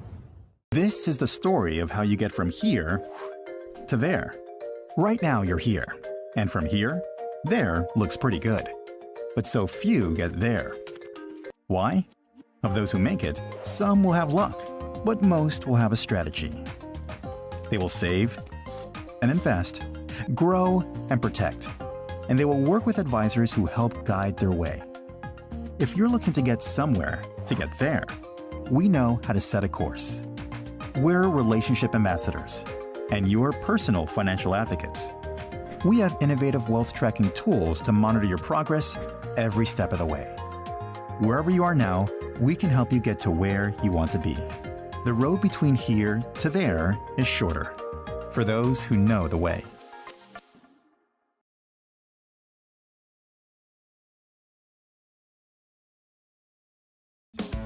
Getting that perfect slice is satisfying, fulfilling, and rewarding too. But we don't do it for fun. We do it for fresh. Slice to order makes a sub above. Welcome to the award-winning Lighthouse Cove Event Center in Dewey Beach, the Mid-Atlantic's premier wedding venue destination, offering beach-inspired weddings, receptions, and special events on the Rehoboth Bay. Whether it's simple and understated or grand and elaborate, Lighthouse Cove Event Center delivers a once-in-a-lifetime wedding experience. Self-care comes in many different forms. For some, it can be listening to really calm music, working out at the gym, hanging out with friends, going for a hike, whatever it may be. I want to challenge you to take at least 1 hour out of your day to do something for yourself. Something that brings joy, something that gets your body moving, something that just makes you feel good. Self-care is so important because it helps prevent burnout. We go through a lot every day with managing our jobs, school, family, and friends, and sometimes we don't focus enough on how we keep ourselves going. It's just 1 hour. Try to give yourself that time. Intentionally build it into your routine and pick something that speaks to you and motivates you to continue each and every day.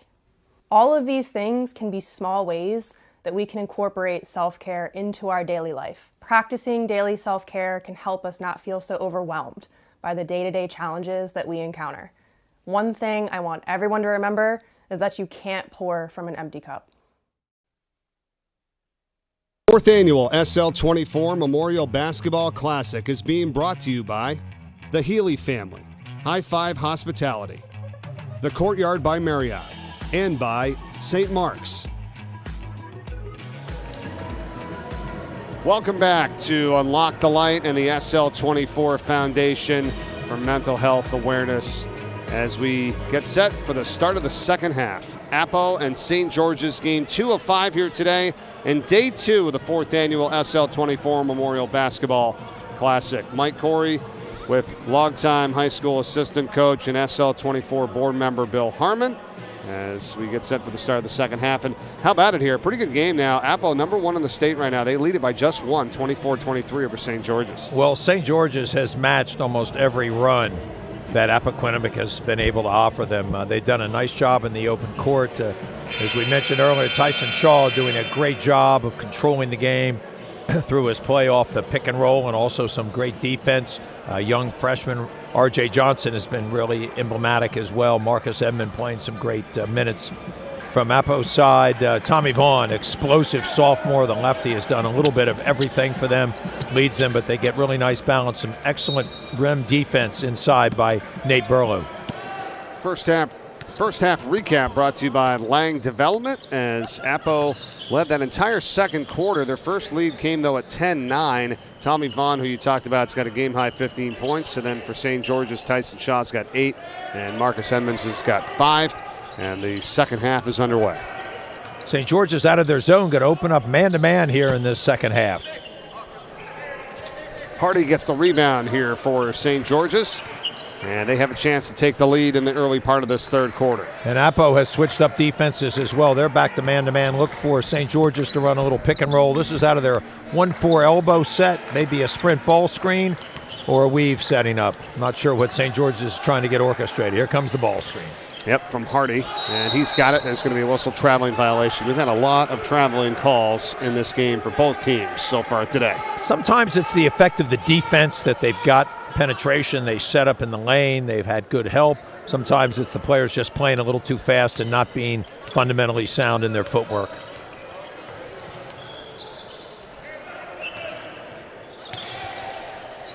And that is Burlew. And Nate Burlew, pretty good first half defensively, too. He's just that tall presence inside. Knocks down the jumper there, and Appo's up by 3, and they're going to get it back here on the turnover. I like Burlew's game. He understands his role. Shot blocker, passer. That time he turned from the mid-range and made that foul line jumper. Burlew's got a lot of ways to affect the game.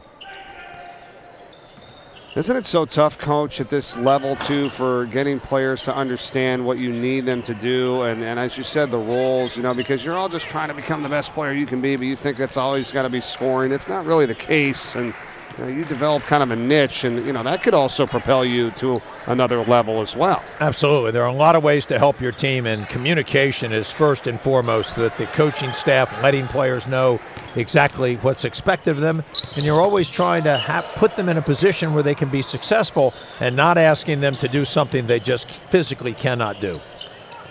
Bell gives it up, and on the corner, the jumper is off the mark by Barksdale. Ball high into the air. St. George's has it. It's Shaw, and he's going to back it off. A good play there by Shaw, not being able to get where he wanted on the court. He just removes the ball and starts over to attack this Appo man-to-man.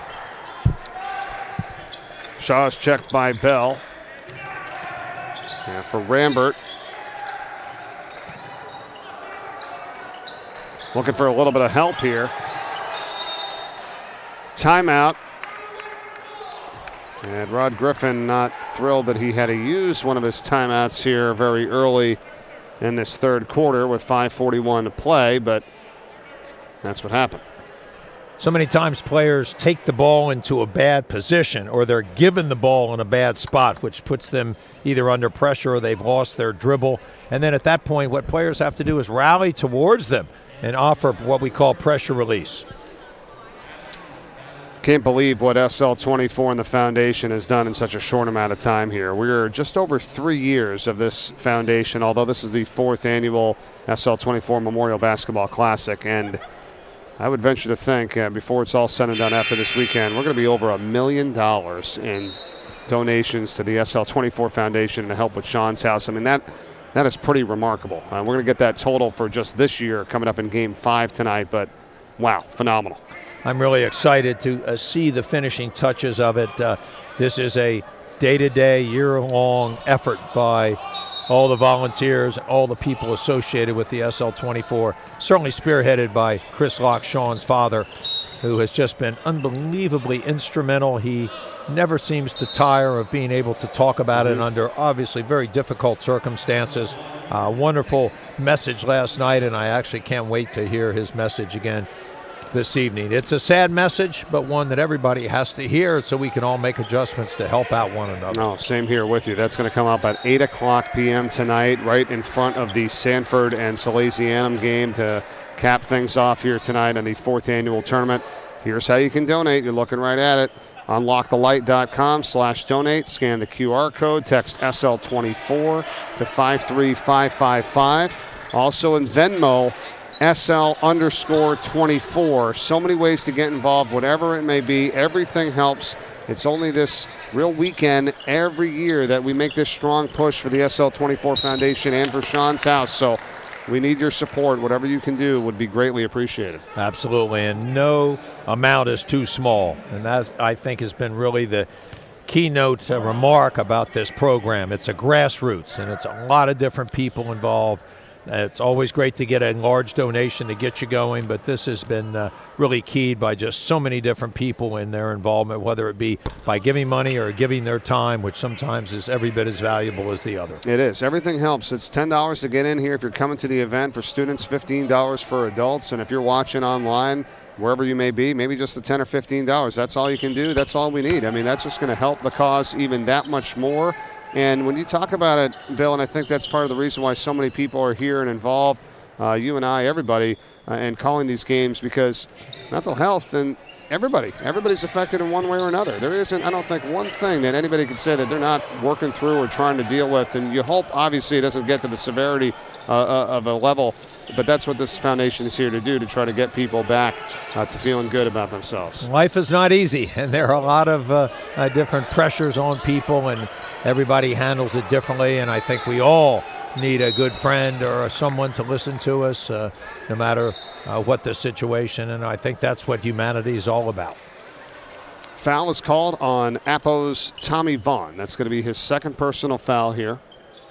3 team fouls in this second half on Appo. None so far for St. George's. 4:36 remaining third quarter. It's still a 3-point ball game here. And St. George's Rambert will put it in.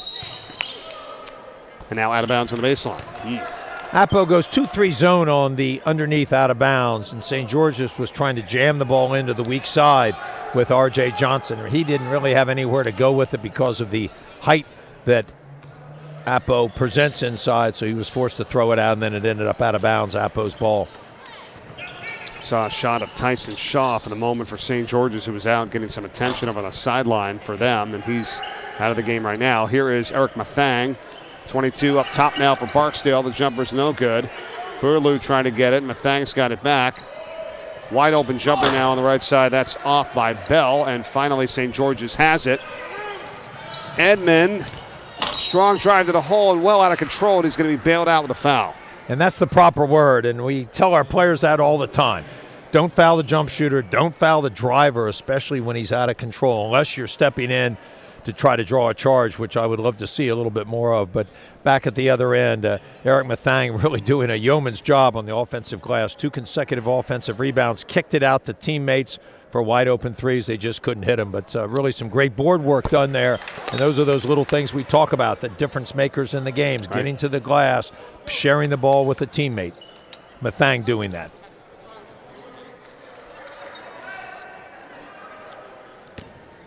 Four minutes have gone by. Just one basket for Appo here in this third quarter of action. And now Edmond able to close it to a 1-point game. And just a couple foul shots by St. George's. So defense is prevailing. I'm not sure that the offense has been as sharp as both coaches would like. 3-point ball is short, but Parrish follows his own shot and scores it on the rebound. Boy, I like Parrish's changeup. He misses a shot, he follows it. Sometimes not the right thing to do, but he knew where it was being missed to. Goes in, draws contact, did not get the foul, but was able to hold the ball away and score. A really nice play. And this is going to go the other way. Foul's going to be called on Tyson Shaw. That's his second. Trying to penetrate, the official caught him with his left arm wrapping around to give himself a little bit of advantage. I thought that was a good call.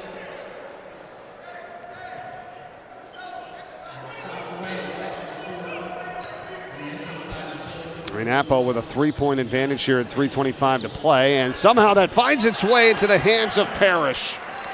What a terrific pass from Haj Bell. A jump shot pass to the weak side. Parrish backdooring the zone, always a great maneuver. The zone gets mesmerized with the ball. They lift a little bit. You come in from the weak side. A great find by Bell and a nice finish by Parrish twice on the same side.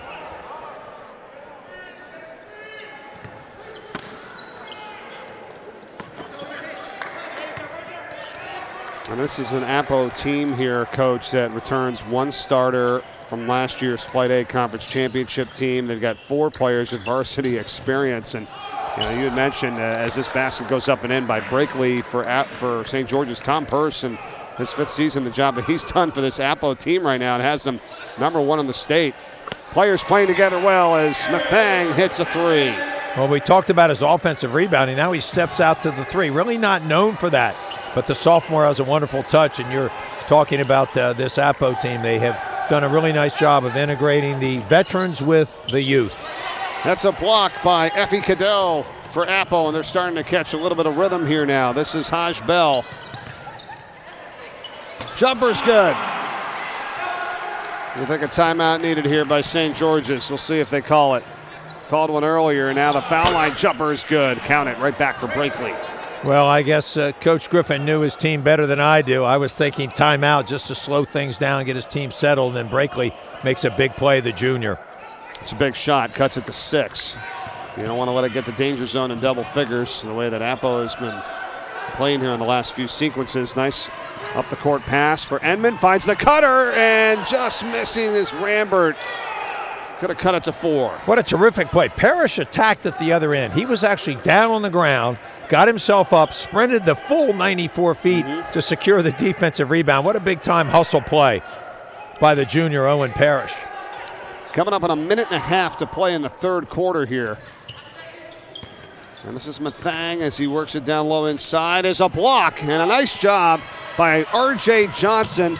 Here's Shaw, knocked away, and it's going to stay with St. George's. Coach Griffin has just got to love his freshman, R.J. Johnson. A big man, is already playing, getting big minutes for him, has been a leading scorer in the game. Did a great job there of competing on the defensive glass and offering great rim protection. Brakely, nice move inside. Brakely heating up here, making some nice plays, scoring in a lot of different ways. That time attacking on the right side with a mid-range floater using the backboard. How about this quarter? Brakely's got 6 points, and St. George's is right back in it, down by 4 here. 1 minute to go. Jason Young. Out over to Parrish, back to Young.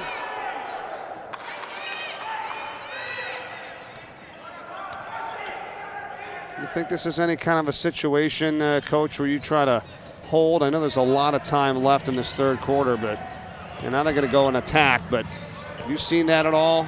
Yes, absolutely, and I actually liked what you were thinking. A wonderful play underneath by Mathang, who's really done a nice job this quarter. But I think time score is really important. It's probably a little underestimated by people, not only in the stands, but even some coaching staffs. And, hey, you've got the lead. You're getting closer to the one-on-one, attack, not attack, hold back. I think a little bit depends on the complexion of your team. Is your team one that always has to play at the same tempo? If that's the case, you probably let them play. If it's a team that you've really drilled on, withdrawing the ball, make the defense extend and then attack, that's something you can do. And you certainly almost always need, Mike, a veteran point guard to orchestrate that. Sure. I mean, I was only thinking of it because as Mathang gets the basket, misses on the free throw, it's a 6-point lead for Appo. It sometimes could slow the other team down if they're on a run a little bit, right? And just say, hey, we got the lead. We know we're going to go into the fourth with a lead. Let's not let the other team continue that momentum. Well, that's absolutely right. And you're going to get the now. St. George's is going to get the ball at the start of the fourth quarter. But Appo could have ensured that they wouldn't get another look at the basket here. Right. Now you score early. It gives them an opportunity to score and then get the ball, almost a 2-for-1 in a sense. We'll see what they can do. They've got 15 seconds to work with at the end of the third. Appo 37, St. George's 31. St. George's Kasai Dorsey up at the foul line now with 8 seconds left. Here is Shaw. Thomas finds Dorsey. Dorsey's held up and fouled with 1.9 seconds remaining. Well, it should be on the floor, so that'll force St. George's to take the ball out underneath with 1.9. I hope Rod Griffin has a play designed for that quick a shot. It's going to be Dorsey to put it in. Up top, Shaw for 3. Almost. Got a good look, though, and that's the end of the third. Appo, ranked number 1 in the state, 37. St. George's battling here today, 31. 6-point game. We will be back with the start of the fourth quarter and more of the 4th annual SL24 Memorial Basketball Classic right after this. Rustic Italian, it's Platinum Dining Group's take on authentic rustic Italian cuisine. Think of it as kind of returning home to grandmom's house. Sauce on the stove, meatballs simmering, warm, crusty coal oven pizzas coming out of the kitchen. It's our way of welcoming you into our home, our kitchen, and just kind of filling your bellies with a whole lot of love and good stuff. We're located right on Main Street in downtown Newark. Looking forward to seeing you soon. 4th annual SL24 Memorial Basketball Classic is being brought to you by Precision Wealth, Diamond State Financial Group, the Cicero family and Chipman Brown Law Firm, and by Ward & Taylor.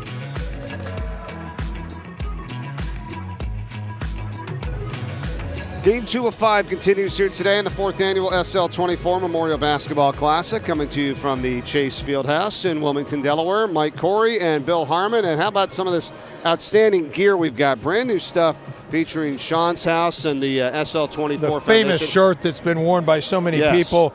Now we've got hats. We've got it all, Mike, and your taste level is superb there. I love that great-looking Sean's house pullover. Thank you very much. There's a ton of great merchandise here available for sale here at the Chase Fieldhouse in Wilmington, but also online as well. Take a look at all this stuff. You can go to UnLockeTheLight.com and a chance to get any one of these great items, these shirts, t-shirts, long sleeve, short sleeve, hats like you were talking about. And there's a look at some of the silent auction items as well. We talked about that.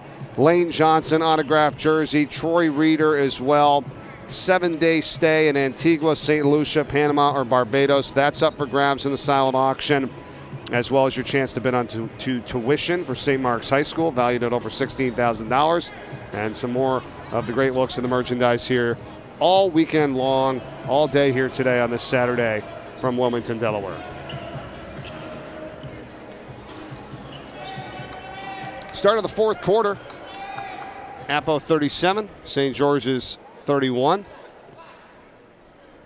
Just so many ways to help out with the foundation, Bill, and that's why we wanted to show that, because there's some great merchandise. And again, all this and the proceeds to help benefit the SL24 Foundation and Sean's house at 136 West Main Street in Newark, Delaware.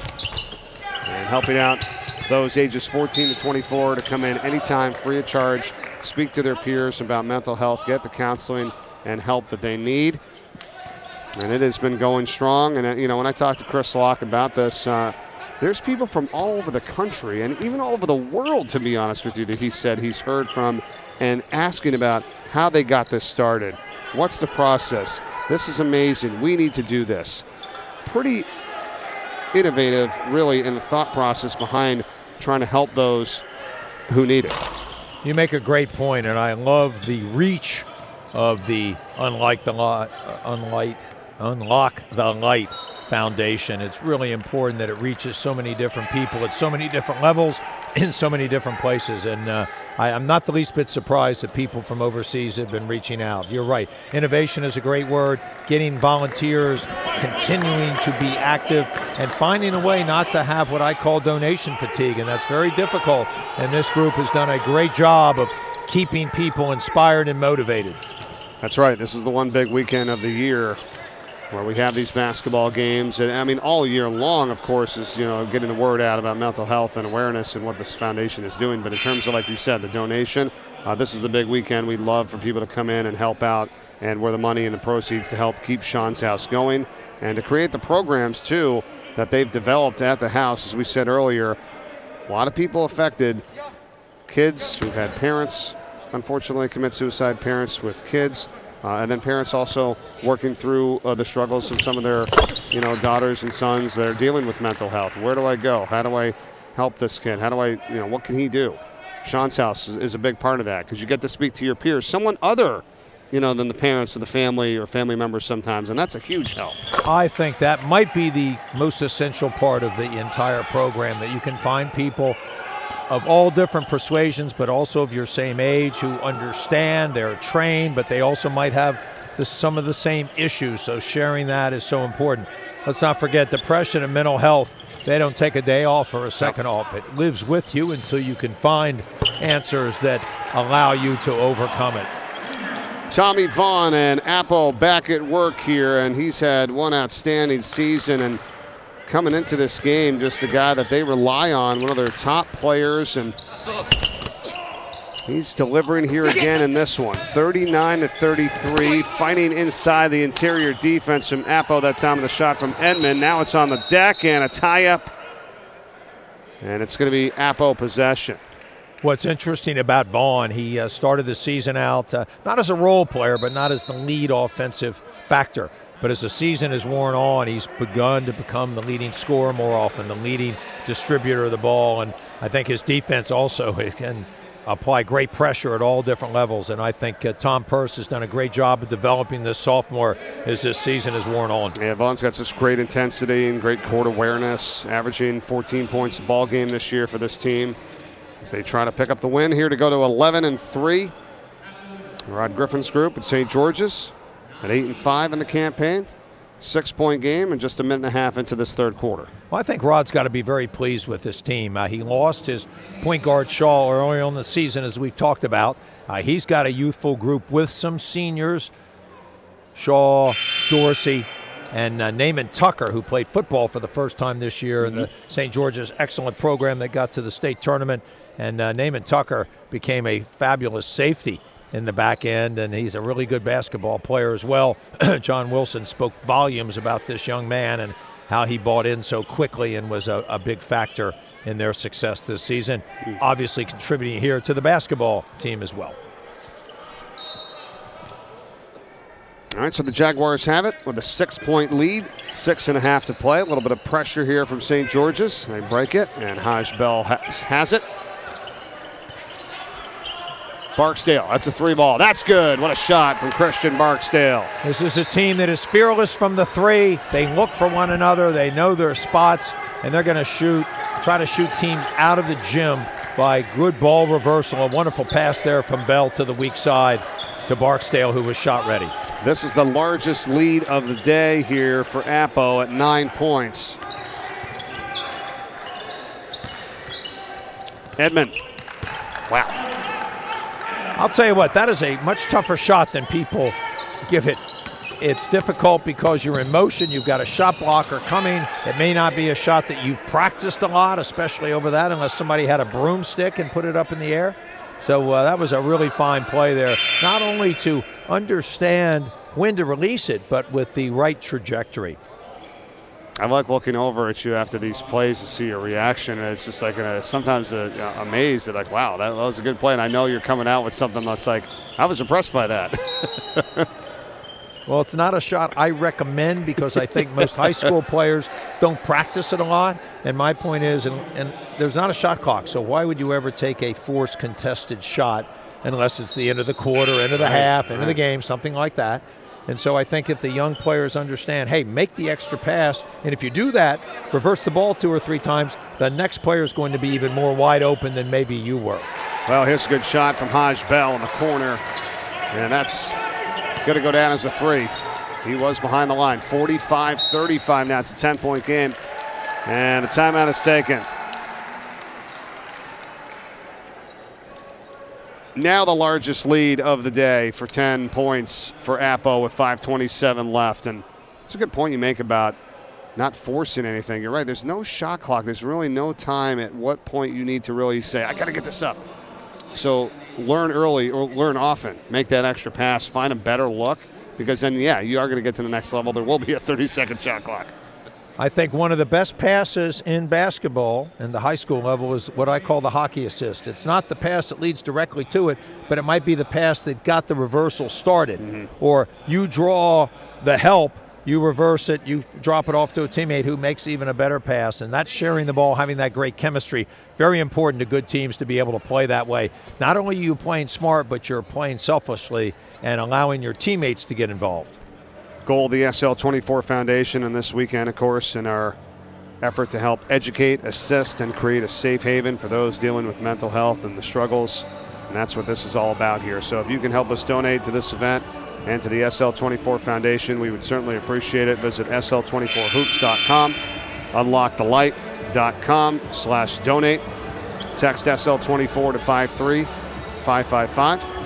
And we're on Venmo as well at SL_24. Just talked about even purchasing merchandise as well. Being a part of the silent auction here this weekend, also online. Just check it out at unlockthelight.com and SL24hoops.com. And thanks for watching wherever you may be here today. Well, a nice out-of-bounds play drawn up out of the timeout by Rod Griffin. Wide open shot in the corner, just missed, but good execution by his team under pressure. Now Appo's got it with Barksdale, and he gives it back up top for Bell. As we played 3 minutes into this third quarter. Bell trying to feed it inside to Burlew. And St. George's the other way. Nice length of the floor pass. Edmond got it knocked out of his hands, out of bounds, stays with them.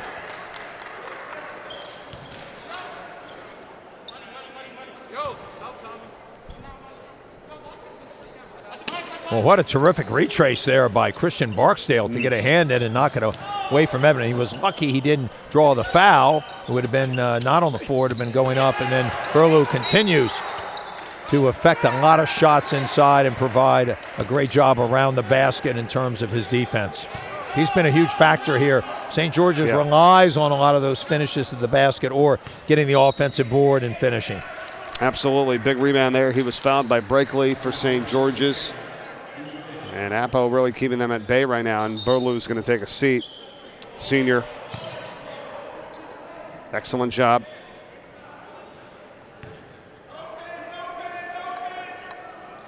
St. George is going to apply man on the ball, full court pressure here. They're very good at this. They want to increase the tempo and see if they can't create a turnover from Appo. We'll see how Appo slows down and handles the pressure. Nice little off-balance shot there, though, and the rebound is put home by Khalif Noel off the Vaughn miss. Got a good look, but Noel cleans it up. It's a 12-point lead now. That's Noel's first play in the game. A great substitution by Tom Purse to get his senior in for an offensive rebound on the weak side. Yeah, you're absolutely right. First action, and he capitalizes on that, and we've got another stoppage in play here. Timeout. 4:15 remaining. 47-35. The lead has grown up to 12 points here as Appo tries to go to 11-3 on the season, ranked number 1 in the state. And I think it's like one of those things, Coach, right, where you play with the team, you can win that 4-minute segment, you can maybe, get them in one quarter, but you've got to be able to do it for 32 minutes, and that's not easy. Well, you're right. The college game much longer. You're making a great reference to what most coaches talk about is the 4-minute segments of the game because you get to that media timeout. In high school, unless coaches use timeouts, the game is free-flowing. So it's really important to understand how to play with pace and tempo and be consistent as you can. What I like about Appo's team is I think they play very well together. Yeah. They've got the right components. They've got a dynamic driver in the open court in Tommy Vaughn. They've got a really headsy player in Christian Barksdale. I really like the timeliness of Owen Parrish's play, a three-point shooter. And then they've got 2 or 3 bigs that can come in and give them some great minutes. Burlew, Mathang, and Effie Doe. And I really like the composition of this team. Tom Purse has done a good job. And a lot of people say, hey, boy, he's got great talent. Well, sometimes molding great talent is not as easy as one thinks. That's a good point. I mean, number 1 seed in the state right now and the number 1 ranked team. But here's a look at their season. They lost to William Penn earlier in Game 3 this year by just 1 point. William Penn's number 3 in the state, and they're coming up in Game 4 later today. We'll have them versus Caravel, and that's a number 3 versus number 4, so that's going to be a great matchup. Appo lost to Howard, 60-44, tough one there. Then they lost to Sallies, 73-57 a couple games ago. Those are their 3 losses on the year. And let me tell you something. William Penn we're going to see is excellent. Howard can really play. They're a little under the radar. And obviously we're going to see Sallies in the finale. Sallies probably has the best talent in the state. You cannot look at their record, Mike, because they played out of state for the first 6 games, I believe. Lost them all, but they haven't lost in state. And Taylor Trevathan, the head coach of the program, that team is really rolling right now. They've gotten into state play. So I think they learned a lot from those early season games against excellent competition. And they're primed now to make a run here late into the season and into the tournament. Yeah, that's a good point to bring up because you're right. They're ranked 20th right now. That is nowhere near where that team is, so heads up. In my mind, they're number 1. Wow. In my mind, they're number 1. Now, I don't want to say anybody's ratings are not right or not, but considering Appo's won and they just beat Appo fairly handily. Right. At the beginning of the week on Tuesday, and then Appo, to their credit, came back against Smyrna on Thursday and had a very nice win over the well-coached Andrew Mears team. So you got to disregard those early games. Sallies is undefeated and has beaten everybody in their path so far. But they're going to have a great challenge tonight from Tyrone Perry, who I know you know well. That's right. His ball club, Sanford, playing at a really high level. Mike, you're going to enjoy watching them play. That's going to be a fun game tonight. Sanford is number 2 in the state. Tyrone Perry, of course, 1999 graduate of Blue Hens, played for Mike Bray, who we all know has been at Notre Dame for a long time and has been outstanding there. So that's going to be a lot of fun. Taking over for Stan Waterman, who's now coaching the Delaware State Hornets. Well, Stan took the challenge, and I really admire him for that. There wasn't much more he could do except continue to win state championships. Independent conference championships at Sanford.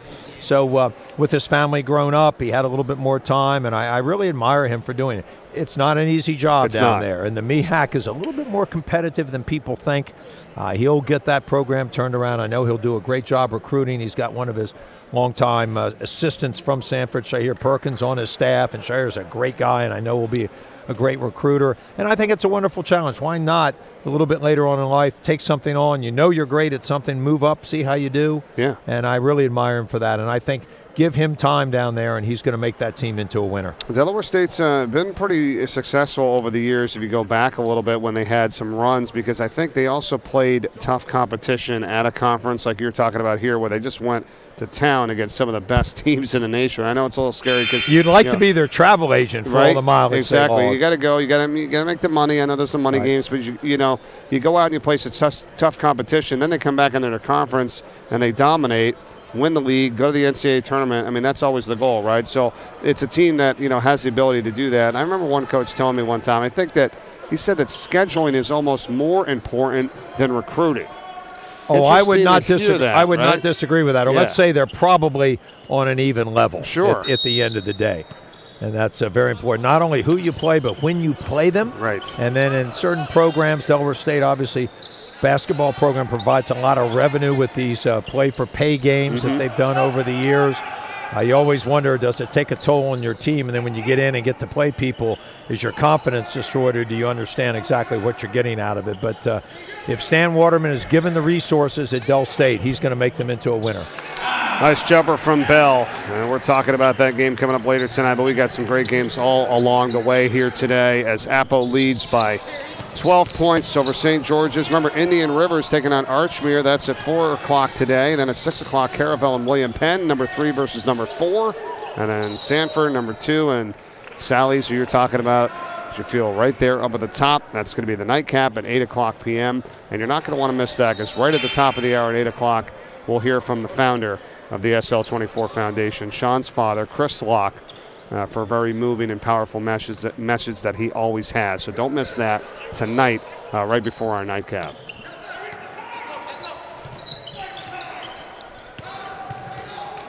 St. George's here working against this Appoquinimink zone. They've done a nice job of switching up. This will delay some of the drives. You'll get a little bit more help. Force St. George's to reverse the ball more, use some more time before they shoot it.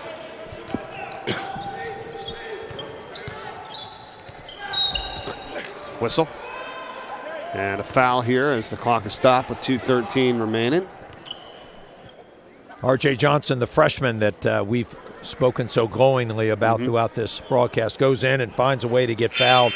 Really important here that Appo plays without fouling. You want to force Appoquinimink to score when the clock's moving, not when the clock's stopped, and then make sure you get a good shot at the other end. I would say for Appo now, either a layup or a foul shot is probably the most appropriate shot with 2:13 up 11. Burlew's back in. And Khalif Knoll, pretty good time out there in a crucial situation. Scored right as he got into the ball game. That was good for Appo.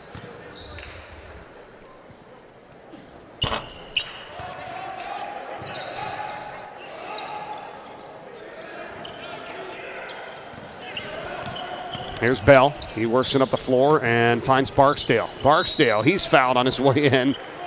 And he'll get some help up as Appo's lead is 10 with 2:06 to go. Now you got to hit your free throws now. Absolutely. So sometimes the better decision might be withdraw the ball, run some clock, see if St. George is willing to foul, because what you want to do is shorten the game here. You want to allow much less time for St. George's to come back. It becomes a matter of time versus number of possessions possible.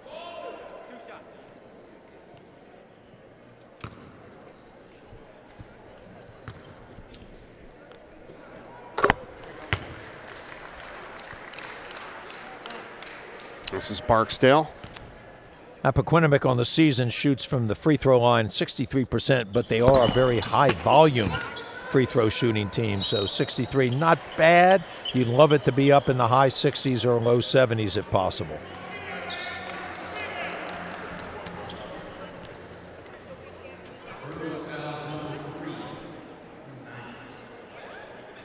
Now, unfortunately, Mike, there's a mistake as an offensive rebounder on a foul shot, especially time score situation.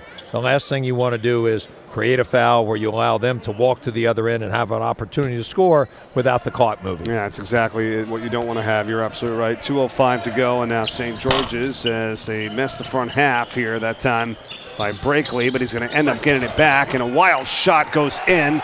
It's exactly what they needed there, and we're under 2 minutes to play. The pressure defense, Edmond on Tommy Vaughn, who's had quite the game here for Appo today. 145, 9-point game. Controlling it is Bell. Appo, of course, is in no hurry. Time to foul, and they do. But here's one thing I was thinking about, Coach. Said this the other night on the broadcast. possession arrow favors St. George's. Get that in your mind where you can go in there and try to tie up the ball. Go get the ball. Go grab the ball. Let's try to get a jump ball before you just run over and push somebody for the foul. Well, that's a great point, Mike, and that's probably the first or the last thing a player should hear coming out of a timeout or a situation on the sideline. We've got the arrow, they have the arrow. Then you tell them whether you're going to use a timeout for possession or not. So you don't waste a timeout, but also, as you said, you put them in a bind. You work that 5 seconds in a double team situation and knowing you're going to get the ball if you're able to exert your will in that situation. That's the violation there on Bell after the miss. And so Tom Purse's group right now is up by 9 points, but there's a minute and a half still to go, and St. George is attacking, and on the runner is Marcus Edmond. Count it. It is a 7-point game. Pressure's on here. Caldwell in the backcourt is going to be called for the foul on Christian Barksdale, and this one is far from over here. Well, we talked about their free throw shooting percentage at around 63, and it's important here that you understand time score. They're not going to load. I still think at this point I would load for the free throw from the offensive standpoint and just tell my players and would have practiced it, hey, you can't come over the back. Use one of your best moves. A discard move might have gotten that rebound. And here they miss, and St. George's attempts to get back in this game. Yeah, it's working out for him here. St. George's in the front court after the missed free throw. It's down to 7, working his way in, and a foul is called as Marcus Edmond takes it in to the hole. Well, what a smart play by Edmond. Understanding that you want to score with the clock stop. So you want to drive the ball, either get to the basket, have a chance for a three-point play, or get fouled on the floor. Appoquinimic's got to do a much better job of getting in the gaps with their bodies. Don't foul, force the ball out, then challenge any three-point shot. That's the third foul on Eric Mathang right there for Appo. Burlew's got 3 fouls. Bell's got 3, and then fortunately for St. George's, a big miss there for Edmond. But I agree with you. Go in there when the clock stopped. Don't be firing up long-range jumpers that you don't need to put up right at this moment. Shot selection, always important in any time score situation, but especially here in the end game. I think driving the ball, trying to affect the officials to make the call. And then, unfortunately, you've got to be able to make your free throws. Yeah, it's 2 big misses right there for St. George's. Could have brought it down to a 5-point game. But on the other side, Appo, they haven't really helped their own cause here, missing a few free throws themselves. They certainly have, and they need to really ready themselves. I'm a little surprised here that Tom isn't using a timeout just to kind of settle his team down, get organized, impress upon them how important it is to get these free throws. But also an interesting coaching point, Mike, is how I watch players foul. Mm-hmm. You should train your players to go through at the ball, so maybe you get lucky and actually get the ball and create a steal. Correct. But anything where you wrap around and grab or grab a jersey, to me that should be a technical. That should always be called, because that to me means the other team hasn't been coached on how to actually foul.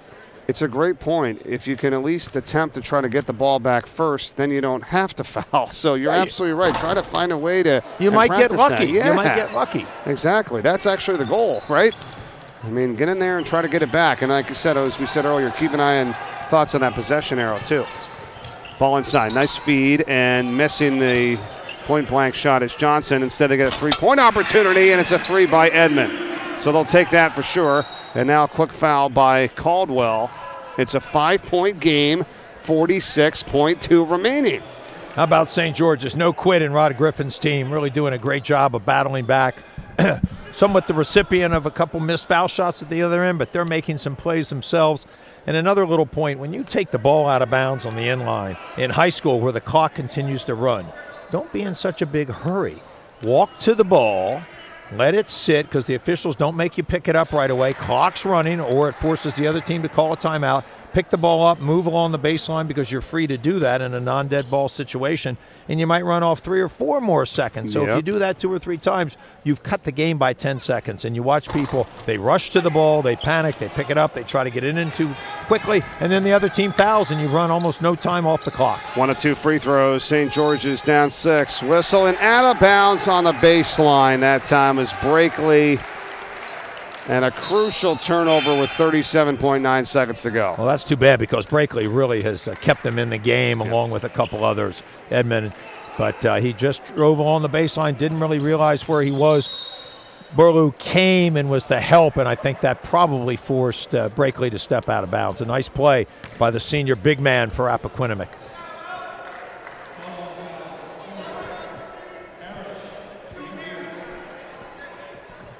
Yep, you can just see it right there with the right foot. And sometimes the players just lose feel of where they are on the court, and it is hard to believe, but it's going to happen when you're sometimes playing too fast. Parrish, one of their better free throw shooters. This is a player you want at the line. Only a junior, an excellent three-point shooter, but has had a couple nice plays on the weak side, if you remember early on, following up one of his shots, recipient of a good pass. He's done a lot of good things as Owen Parrish for Tom Purse's club.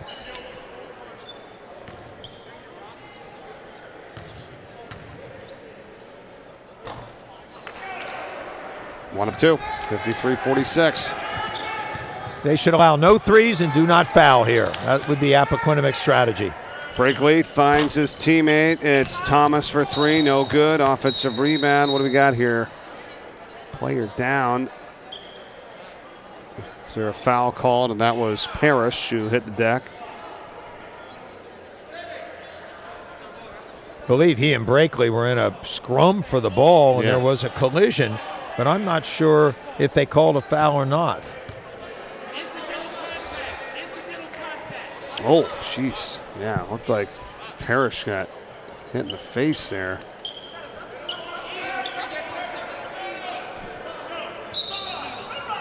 But they're giving the ball to Appoquinimink, and there's no foul? No, it's St. George's ball. I mean, St. George's, right. that's what I meant. I'm sorry. And Yeah. maybe it was an inadvertent whistle. Possibly that's the only thing I can perceive, or it would have been a foul on Parrish. Well, here goes the three-pointer that's on the way. That's no good by Caldwell. Offensive rebound gets picked up by St. George's. Clock is down to 15 seconds to go. That jumper's short. I think this is going to be a foul on the rebound. Let's see who they call it on. I mean, Parrish got hit really hard for, Appoquinimink. Like, here it is. Oh. And it's the extension of the non-ball handling arm, his right arm, that knocked Parrish down. I'm surprised there wasn't a foul on that play, because that was in the open space. It wasn't in the area that Brakely was allowed to be in. He extended that arm and hit Parrish in the face. Well, this is a foul. Again, we're the recipient of the instant replay. Correct. This is a foul in St. George's here, so free throws coming for Appo. This one's pretty much in the book now at this point, 53-46. And it's going to be Riley Busby that shoots. Busby only a freshman. Coach Purse trusting him in this kind of situation to come in the game. And Appo could have really closed this game out much more easily had they made their free throws here in the fourth quarter. But credit St. George's for really hanging in there, getting some great play from a number of players. But Tyson Shaw early on, and I thought Michael Brakely late in the game.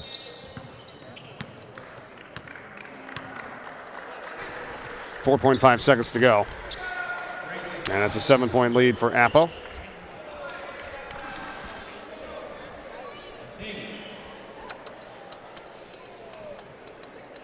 And so the number one ranked team in the state is going to stay that way with a victory here today over St. George's. Going to go to 11-3 on the season. St. George's is going to drop to 8-6.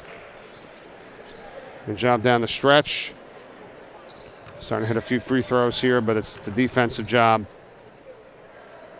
here in the last couple minutes.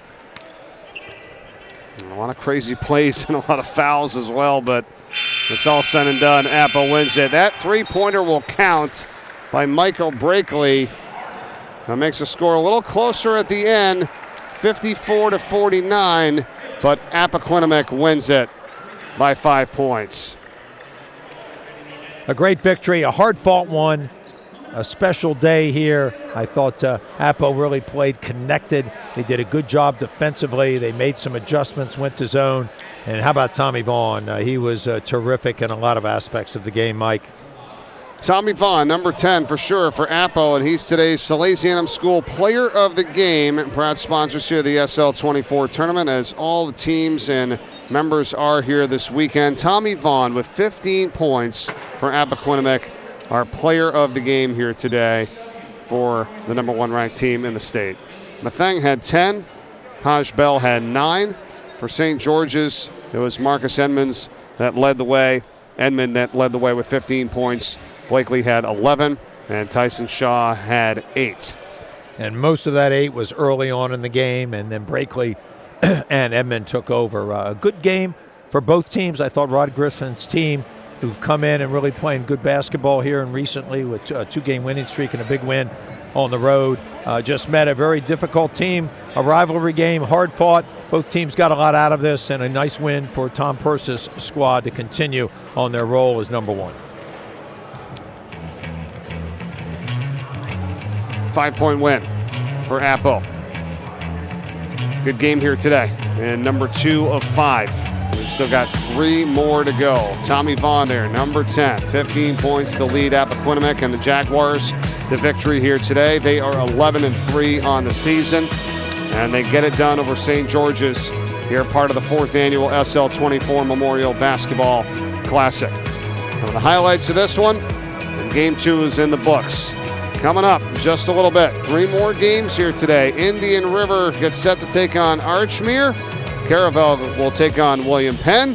And then the nightcap with Sanford and Salesianum, all part of the 4th annual SL24 Memorial Basketball Classic. And we will continue with more all throughout this day on our way to 10 o'clock p.m. here tonight from the Chase Fieldhouse in Wilmington, Delaware. Game 3 starts at the top of the hour, 4 o'clock Eastern Time. Continue your support of the SL24 Foundation.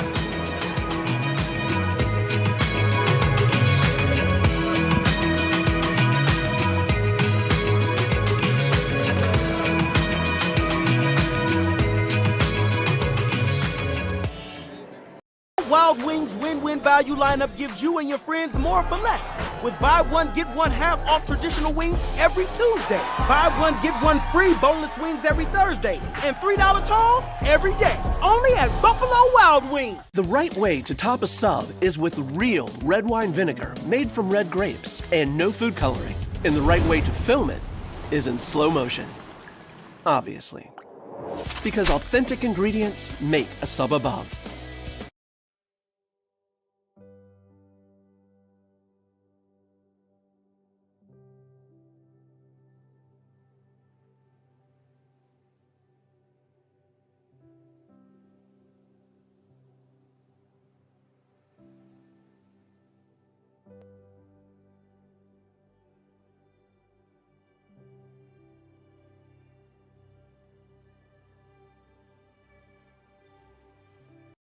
Welcome back in between games here of the 4th annual SL24 Memorial Basketball Classic. Mike Corey with you alongside now the Executive Director of Sean's House, newly appointed Executive Director Scott Day, who I've known for a long time now. Good to see you again, my friend. Good to see you too, buddy. How you doing? All right? Doing great, Mike. Wow, I'll tell you, so I've known you from a while back into your sports days and your sports information, helping us out as broadcasters along the way. I had no idea about the story that I'm sure you're going to tell here in a moment and about what you were going through personally. We've all talked about that everybody is going through something, sometimes not nearly as grave as what you were going through. Tell me about what happened. Yeah, I mean, I think, like you said, Mike, you and I have known each other for a while. I grew up right down the road here. And I grew up in Wilmington, went to high school here, played college baseball. And then went on to a career in college athletics. I spent nearly 15 years in college athletics. Like you said, in the communications role, SID role, kind of helping the media out. And my career took off pretty quick, but also life happened really quick.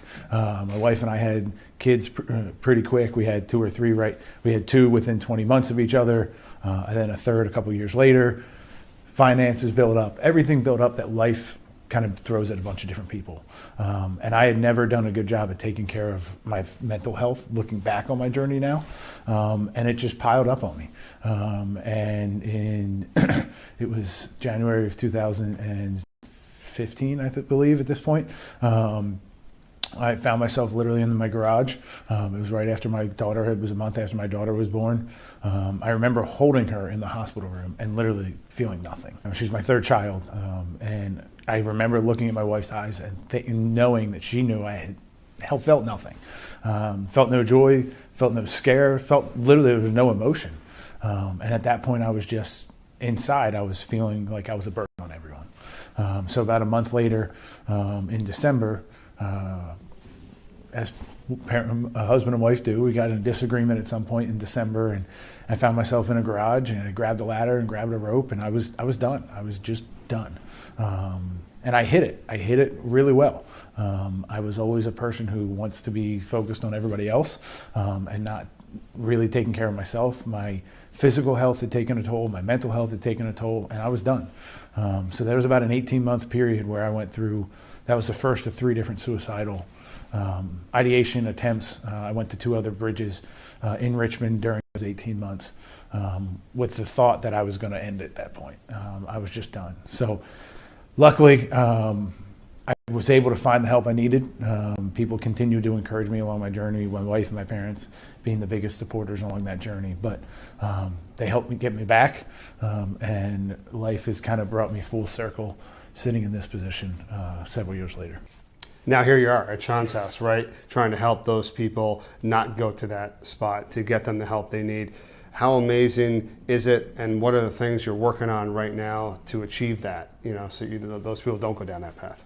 Yeah, it's really been, Chris and I use the term flying a plane while we're building it, but that's what it is. We're learning every day because it's such a unique concept that door's never going to close, and it's always going to be open for anybody who needs it. And we want to make it as welcoming to anybody, whether it be a 10-year-old, whether it be a grandmother who is seeking help for their grandchildren or child. We want to be able to give them the first steps. And when people ask me, hey, what is Sean's house? For me, it's that first step. Because it took me a while to be able to have real conversations. I went to therapists, I went to counselors, but it wasn't real. It wasn't a real conversation. This is the opportunity to sit here with someone who's around their age, that 14 to 24-year-old range, and they can have that first conversation. That's what we're doing here. It's that first step on that journey so that you're not hiding in the darkness. What else do people need to know? What are some of the other questions or concerns or things that people may have or that you're trying to do here and programs you're working on? Your vision, I know that's a lot, but what else is happening? Yeah, I mean, I think we've developed a lot of different programs here with targeting specific groups of suicide loss and then friends and family stuff. And we are open to kind of any group. We have a domestic and dating violence group that will start this spring. So it's really hearing the needs of the community and hearing what they need, and reacting to that. We're growing at an unbelievable rate, which is tremendous because people are using it. But it's also, we're also have gotten to a point where we've had every room in the house taken up, talking to different people. So we're going to need to grow and redo the basement. We're going to need to look on expansion. We're going to understand that in years to come. I want people to understand it's for everybody. We're located right here in Newark, right off UD's campus.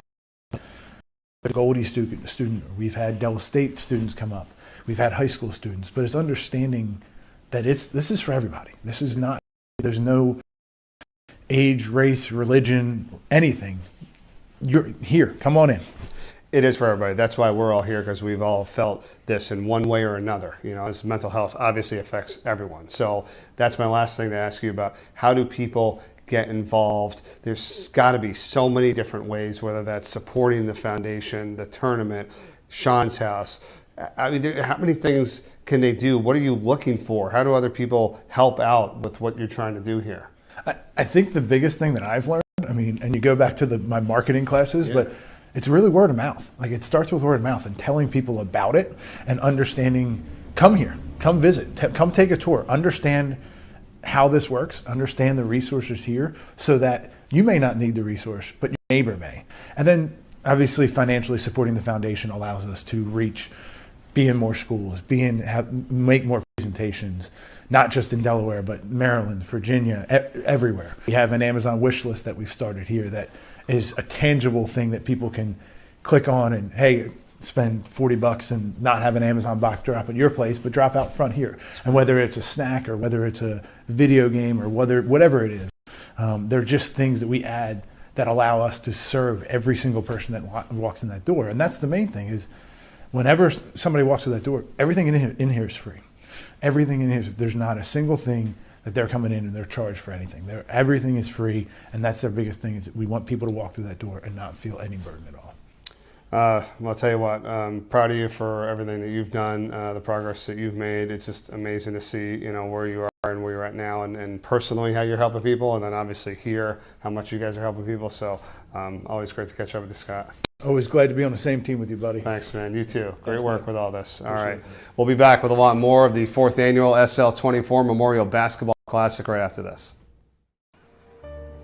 Welcome to the award-winning Lighthouse Cove Event Center in Dewey Beach, the Mid-Atlantic's premier wedding venue destination, offering beach-inspired weddings, receptions, and special events on the Rehoboth Bay. Whether it's simple and understated or grand and elaborate, Lighthouse Cove Event Center delivers a once-in-a-lifetime wedding experience.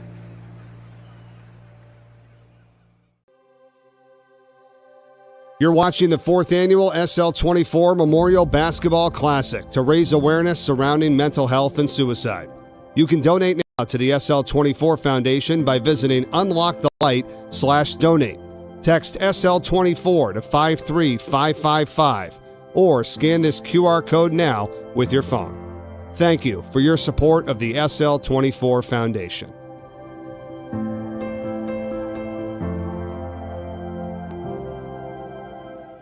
Tavernic Rustic Italian. It's Platinum Dining Group's take on authentic rustic Italian cuisine. Think of it as kind of returning home to grandmom's house. Sauce on the stove, meatballs simmering, warm, crusty coal oven pizzas coming out of the kitchen. It's our way of welcoming you into our home, our kitchen, and just kind of filling your bellies with a whole lot of love and good stuff. We're located right on Main Street in downtown Newark. Looking forward to seeing you soon. When we're looking for signs of suicide, it's really important to remember that hindsight is always 20/20. If you know someone who has lost someone to suicide, it's much easier to recognize the signs after the fact than in the moment. And this is because people who experience suicidal ideation don't want to be a burden. They don't want to put that on somebody else. So they explicitly try to hide what they are going through, which means these warning signs can be incredibly small and difficult to detect.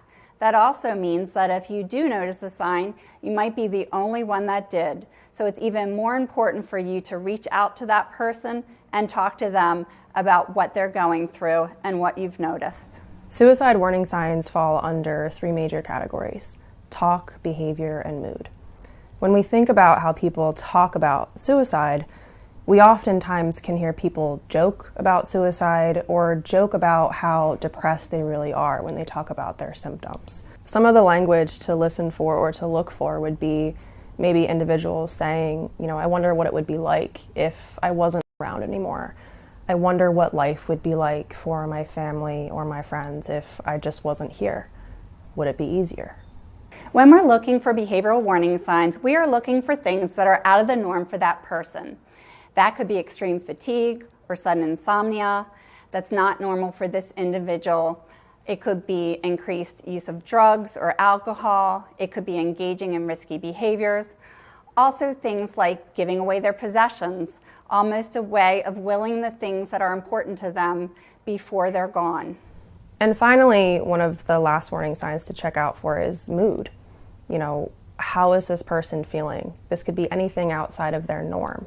So maybe they're a lot more angry, they're a lot more sad, and this behavior isn't very stereotypical of their normal behavior. Maybe they're staying in their room a lot more frequently than they typically would. Maybe they're not going out with friends and not really communicating with family much. They're isolating a lot. One more thing to think about with mood is the mood fluctuating. Is the person really angry or sad, and then the next day they're incredibly happy and they're really engaged with their friends and family? They're going out a lot more. Although that does seem like things are improving, what that could actually mean or what that could be indicative of is someone who has created a suicide plan or has thought seriously about suicide. And this is why it's just really important to be mindful of checking in on people, checking their moods, and making sure that they're okay.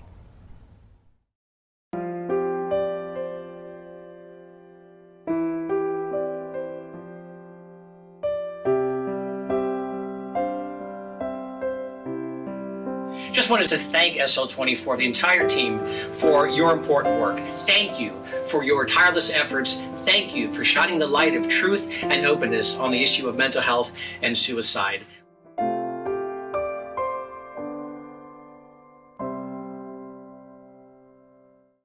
Hi, I'm Luke Chapman from Precision Wealth Partners. We are so honored to be a supporting sponsor of UnLocke the Light Foundation and the Memorial Classic SL24. Personalized financial planning is one of my life's passions, and at Precision Wealth Partners, we work tirelessly to personalize your plan and help you achieve your goals that ultimately ends in peace of mind. We are looking forward to hearing from anyone for a second opinion on their existing plans or to get started for those who haven't yet. You can reach us at precisionwealthpartners.com or at 302-367-7613. Hi, I'm Reese Davis from ESPN's College Game Day. The SL24 Unlock the Light Foundation is doing remarkable and important work. I don't even know if work is the proper word. Maybe we should refer to it as a ministry to help those who are struggling with depression or self-harm issues or perhaps even suicidal thoughts. You know, it's so important to have someone to turn to in these times because everybody feels this way from time to time. Over the past year, I've had an opportunity to talk to numerous athletic directors and coaches around the country, and so many of them have told me that the mental health issues among their athletes are through the roof. And you would think this wouldn't be so with people in the prime of their lives. And on the one hand, it saddened me, and it certainly does, but it also heartened me in some ways because for these people, for the coaches, for the athletic directors to be aware of it, meant that the young men and women who were having these issues were willing to talk about it. And that's what this SL24 Foundation seeks to provide for all of us. You know, I know that it's easy to think that athletes or broadcasters have it made or whoever it might be that you admire and think they have everything they want. They couldn't possibly have any problems. But everyone at some point in their lives encounter issues that can be depressing. For me, I try to rely on my faith. I think being part of something bigger than I am and knowing that I have an eternal promise that's available to everyone is really important in terms of mental health. And many of you have probably been to weddings where they define love. And they say that love is patient and kind. It's not self-seeking. It always hopes. It always trusts. It always perseveres. But another thing in that passage it says is that it always protects. And I think that's what we're called on to do in this moment in time. And we have so many of our young people who are struggling with various issues. We have to protect each other. And the SL24 Foundation gives people an avenue to be able to help. And if you are one of the people struggling, I encourage you to reach out. And if you're one of the people who aren't struggling, be aware, be open, be ready to show true love and try to protect each other. Sean's House has provided me a space where I can choose who I'm surrounded by, and I can choose how much I want to say and how much I can let people impact my decisions. But even from my experience, when I haven't gotten the best news at practice, I've just been able to come in here and it doesn't end up with my coaches, it doesn't end up with my teammates if I don't want it to, but if I want to talk to a teammate, I can invite them here too. There are a lot of eyes on us. There's a lot of people that come and support us, a lot of people that watch our games. So with that comes a lot of added pressure to really perform and succeed really well. When you go to practice every single day hoping that, you perform to your absolute best. And, at times if you feel like you don't have that, that can really, damage someone's, psyche and their self-esteem and their spirits. So coming to a place like this, it kind of brings you I'm not alone in a lot of these situations. And I know that I have a family here, and I know I have a group of people here who I can rely on. I think our team communities are important in some aspects, but it's just so important to have a community where we can go to and feel safe. I walk in here and just feel so warm and comforted. You can study, you can use the library, you can read, there's great resources. As well, there's other students to connect with who you might not as well as connect with in the classroom, but it's a place to come, all students here together. It's so important to go beyond being a student athlete because, at the end of the day, those aren't the two only defining qualities of who I am, and I think surely for myself, I don't want to be defined by just my sport and just by my classes. So to me, it's super important. And we get so looped into the whole being a part of the athletic department, being a part of that world, that it's nice to have another world where you can have and focus on your mental well-being and who you are as a person and not just as an athlete.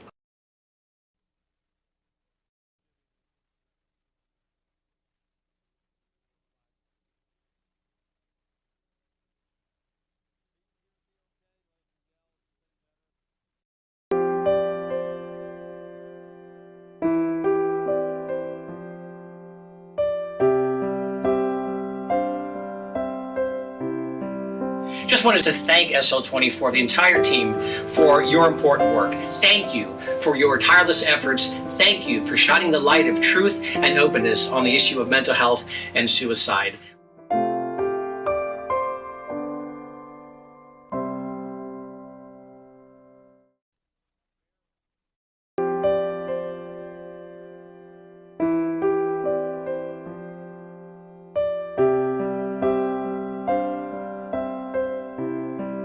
Just wanted to thank SL24, the entire team, for your important work. Thank you for your tireless efforts. Thank you for shining the light of truth and openness on the issue of mental health and suicide.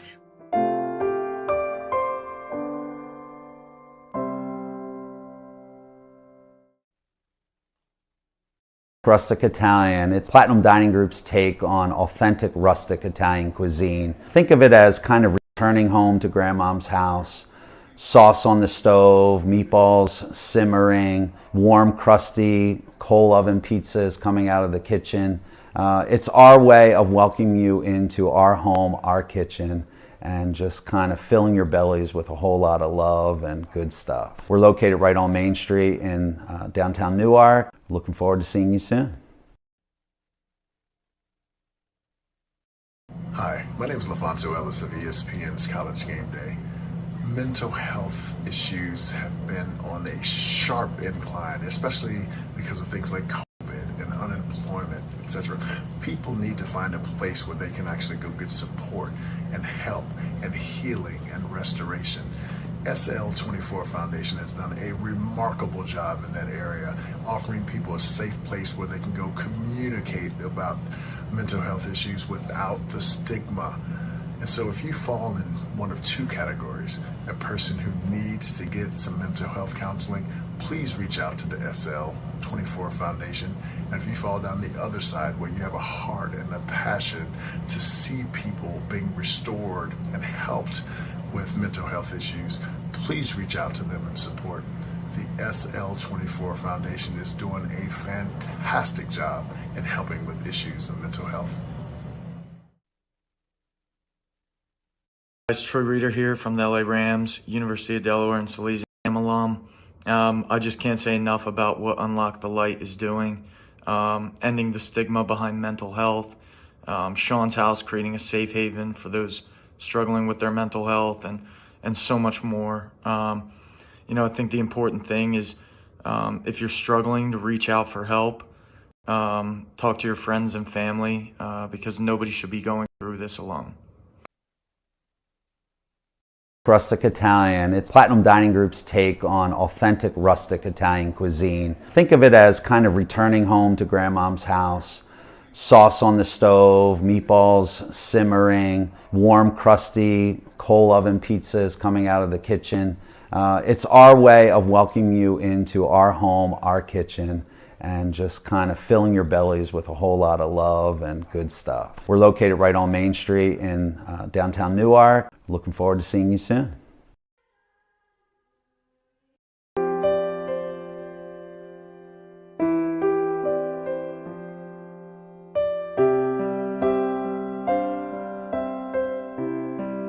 Just wanted to thank SL24, the entire team, for your important work. Thank you for your tireless efforts. Thank you for shining the light of truth and openness on the issue of mental health and suicide.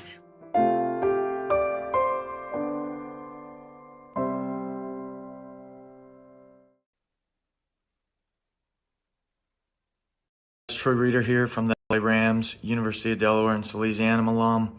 I just can't say enough about what UnLocke the Light is doing, ending the stigma behind mental health.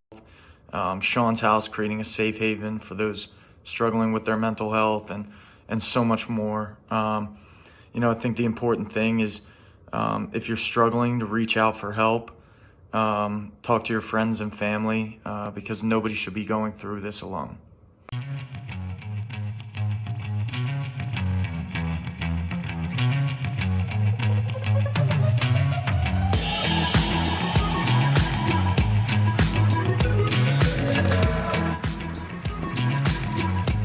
Back at the Chase Fieldhouse in Wilmington, Delaware, site of the 4th annual SL24 Memorial Basketball Classic in memory of Sean Locke and to raise awareness and funds for the SL24 Foundation for Mental Health and Suicide as we're getting set for Game 3 of 5 here today. Indian River getting set to take on Archmere.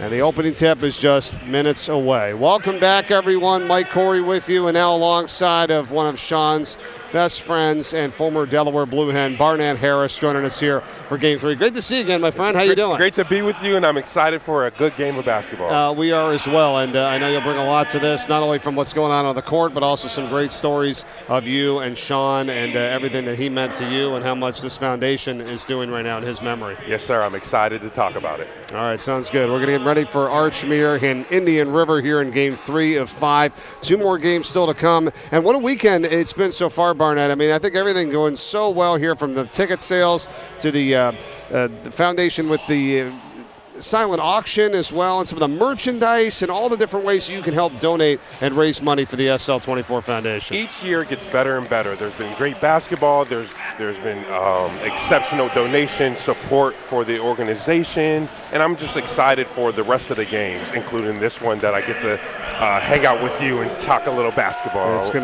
It's going to be fun. Here's how you can donate. UnLockeTheLight.com/donate. Scan the QR code right now on your phone that you see on the screen. You can text SL24 to 53555. You can also go online with Venmo, SL_24. Another great way to donate. And by visiting UnLockeTheLight.com/donate. And SL24Hoops.com. It's another great way to see everything that we're doing. Watch the stream of this game wherever you may be. We're live on YouTube and Facebook and raising money for the 4th annual SL24 Foundation and Memorial Basketball Tournament in Sean Locke's memory. You've spent some time at the house as well. Sean's house now from September 24th back in 2020 when it opened. Over 6,000 visits, over 1,300 people that have been helped, and literally 43 people on the brink of suicide have been saved from Sean's house. Pretty amazing to see what is happening in his memory. It's incredible, the resources that are there, and it just shows how needed Sean's house is, and I'm excited to play the small role that I have in it, and I look forward to seeing how it continues to grow and how it continues to help more and more young people. All right, so here we go. Archmere is in white, Indian River in the black and yellow and green. And underway here from the Chase Fieldhouse today in Wilmington, Delaware.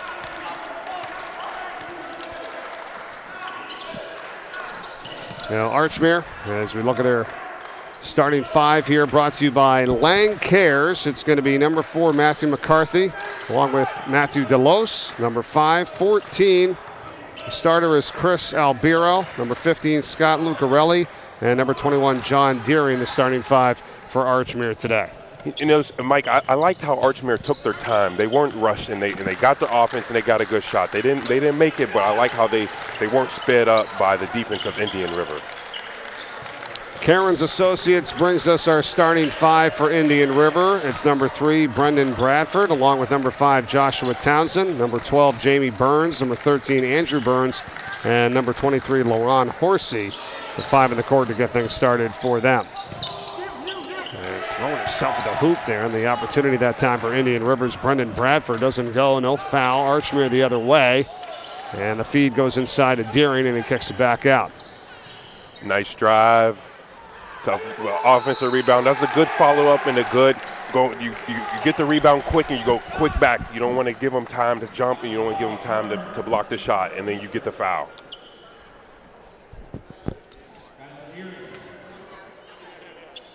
And you've talked about that sometimes. And I know back when you were playing with the University of Delaware, how many times, you put that ball on the deck and all of a sudden they get tied up or you're not able to go back up with it. It's just a simple thing, but it's something that players need to remember. Yes, when you get this, the second chance shot is so deadly if you attack it quickly. Don't allow the defender to get adjusted and to make an easy play harder as Deering makes both free throws.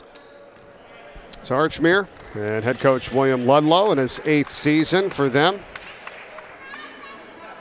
As Archmere's 7-3 on the season, they've won 4 games in a row. Their last loss was back in Game 6 against Tower Hill. They lost 47-32, but since then, knocked off St. Elizabeth, St. Mark's, Newark Charter School Wilmington, and here they are against Indian River here today. Long jumper on the way, no good by Bradford. Offensive rebound, though, Indian River, and they keep it alive. Townsend kicks it back. Hopkins for 3. That's in and out.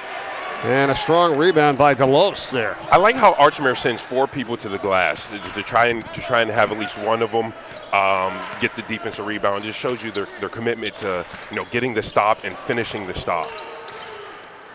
Doing a lot of college basketball over the season. I know you watch a lot of it too. One team I'll mention in particular to get your thoughts on this is a team like Houston, right? Number 6 in the country right now. They crash the offensive glass like crazy, but they found a way to be able to do it effectively and also get back on defense. They don't give up a lot of transition points. They give up under 60 points a ball game. How do you do that? How do you learn about that here at this level to do what you're saying, but not getting beat and giving up a lot of points the other way? I think it's about trusting your teammates. The Houston example is good. And they remind me of the old school West Virginia team where when you know that if you sacrifice something because you see one of your teammates is in a position, somebody else is going to have your back. And when you do that, everyone will go to the glass because they know you'll have each other's back and somebody will be there to take your man when you're going to help somebody else out. And Houston is a great example of defenders having each other's backs and all crashing to help the team for the greater good. Still 2-0 Archmere here. And a jumper on the way is up and good by Matthew McCarthy. And he scores it. That's a 3-pointer. Archmere leads it 5-0 here. Just under 3 minutes gone by in the first quarter. I would like to see Indian River take their time, set up one of their go-to plays as they get an offensive foul. I would like to see them take their time, set up one of their go-to plays just to see something go through the hoop. Just to see they've missed a few shots, they're out of whack a little bit. Let's just see something go through the hoop, get the confidence, get the energy flowing on the offensive side. Defense, they're playing decently well, but on the offensive side, see something go through the hoop to spark something. Yeah, offensive foul there on Townsend, picks up his first for Indian River. Archmere trying to extend their advantage, and they do. What a shot from Deering. He was left open, and they're hitting their stride early here. 3 minutes in, it's another 3-ball. It's 8-0. Archmere is finding the gaps, attacking the hole, and kicking it out to the open man. They're doing a great job of running their plays and finding who is open in the position. 3-pointer short by Brendan Bradford for Indian River. Gets his own rebound, though. Works down the sideline. That one is off as well. Ball rebounded by Deering. Indian River comes in at 7-8 on the season. They had a stretch of 5 losses in a row. They snapped that versus Lake Forest a couple games ago, and that was a 51-37 win. So they come in here today against this Archmere team that's off and running to begin. 8-0 halfway through the first. That's a traveling violation on Deering. I'm excited to see Archmere because even when they have a chance to push it, even when they have the chance to push it, they still take their time. Yeah, you're not going to speed them up. He slipped and it was a travel, but you're not going to rush Archmere, and I like that. They are confident within their sets that they don't need to be sped up. 4 minutes and 10 seconds to play in the first quarter. Timeout here. Archmere leads at 8-0 over Indian River. Mike Corey, along with Barnett Harris, who was best friends with Sean Locke, who passed away in the summer of 2018. And, when this all started, right, just at the end of that year, and just over 3 years now, to see what this foundation has done and how much money and awareness is being raised for mental health and helping those with issues, What do you think about all this and what Sean meant to you? I can almost not put it into words. I'm just incredibly grateful to be a part of it. I'm incredibly proud of the work they've done, the work they are doing right now, and the work that they can continue to do moving forward. And I'm just excited that the young people are taking advantage of the resources. They're going and they're telling their friends to go if they are ever struggling. So I'm super excited about them. Sean's house opened September 24th, 2020. It's just over, or close to a year and a half, approaching that here in this month. And what that's done for young adults, as the first basket is scored here for Indian River, that's LaRon Horsey. I like how he found the little hole, and he got there, and he went up quick. Indian River needs to find little gaps, little holes to exploit Archmere's defense. Here's Chris Albiro, and there's a whistle and a foul in Indian River.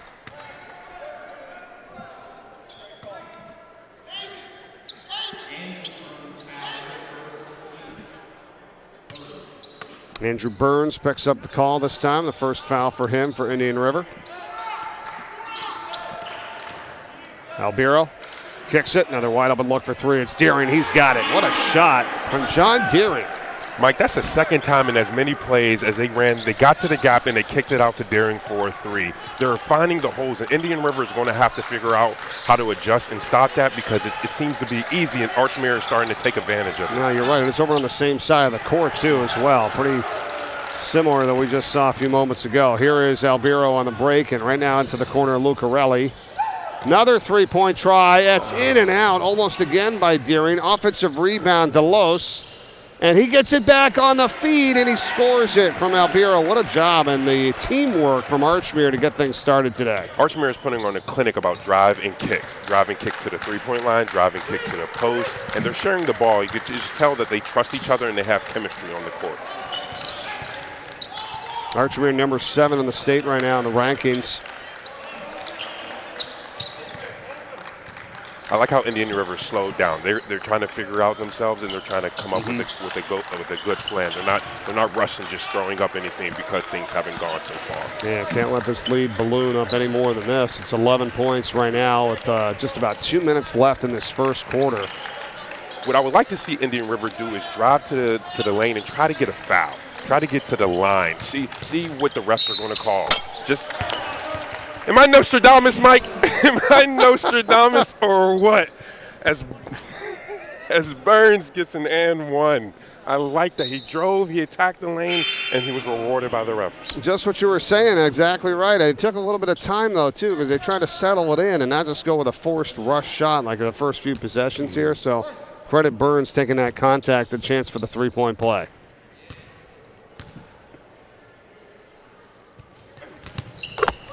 And he hits that. You know, on the defensive side, Mike, what I would like to see Indian River do is press. Yeah. Try to force Archmere's hands. As McCarthy hits a three.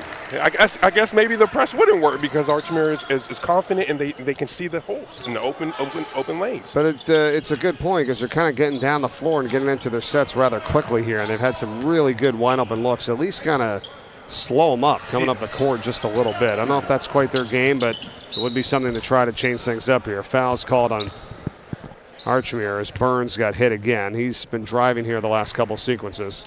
And I like that. I like how, they're not hitting shots, but they're driving the lane and they're getting rewarded.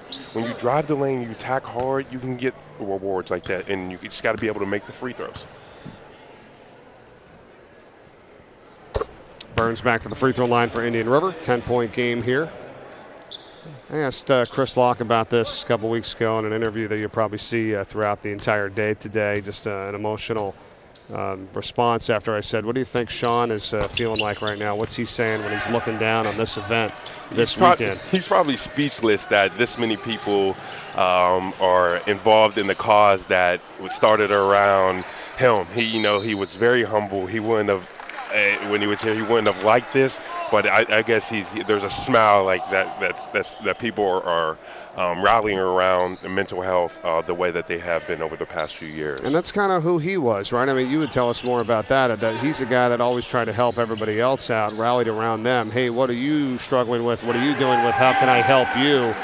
So I think his message, what he's shown throughout his life at the time that he was here and the short time that he was here, now we're trying to follow that.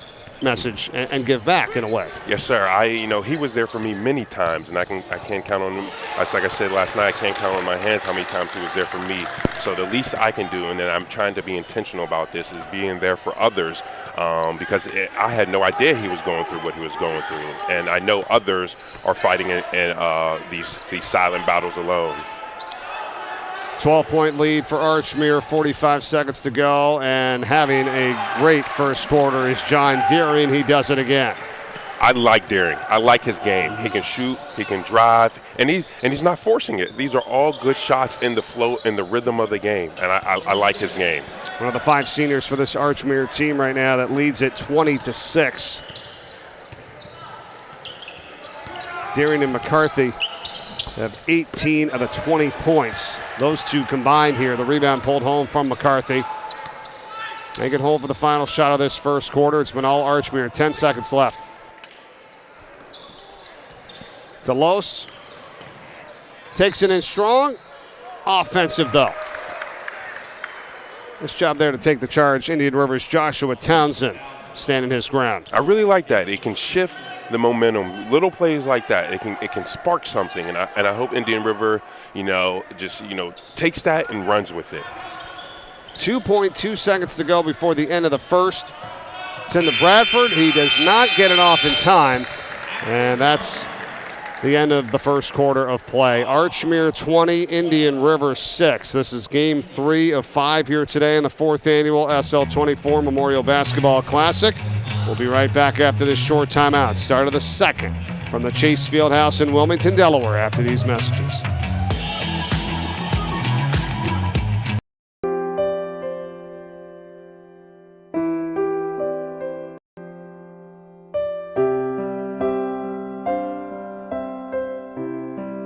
Just wanted to thank SL24, the entire team, for your important work. Thank you for your tireless efforts. Thank you for shining the light of truth and openness on the issue of mental health and suicide.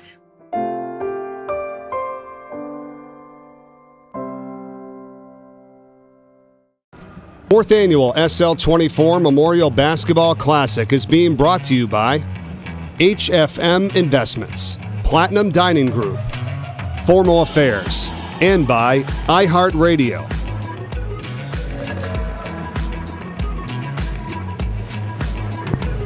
Welcome back, everyone. Mike Corey, Barnett Harris with you here in Game 3 today of this 5-game set of high school basketball in the state of Delaware to raise money for the SL24 Foundation in memory of Sean Locke. And Barnett was one of Sean's best friends here as he joins me here for game number 3. Bill Harmon will be back for games 4 and 5. We'll also hear from Barnett as well. And one of the great things about this is some of the stories and the times that you've spent, with Sean. And I know you said right before we went to break here about you didn't know what he was going through, and that's the toughest part, right?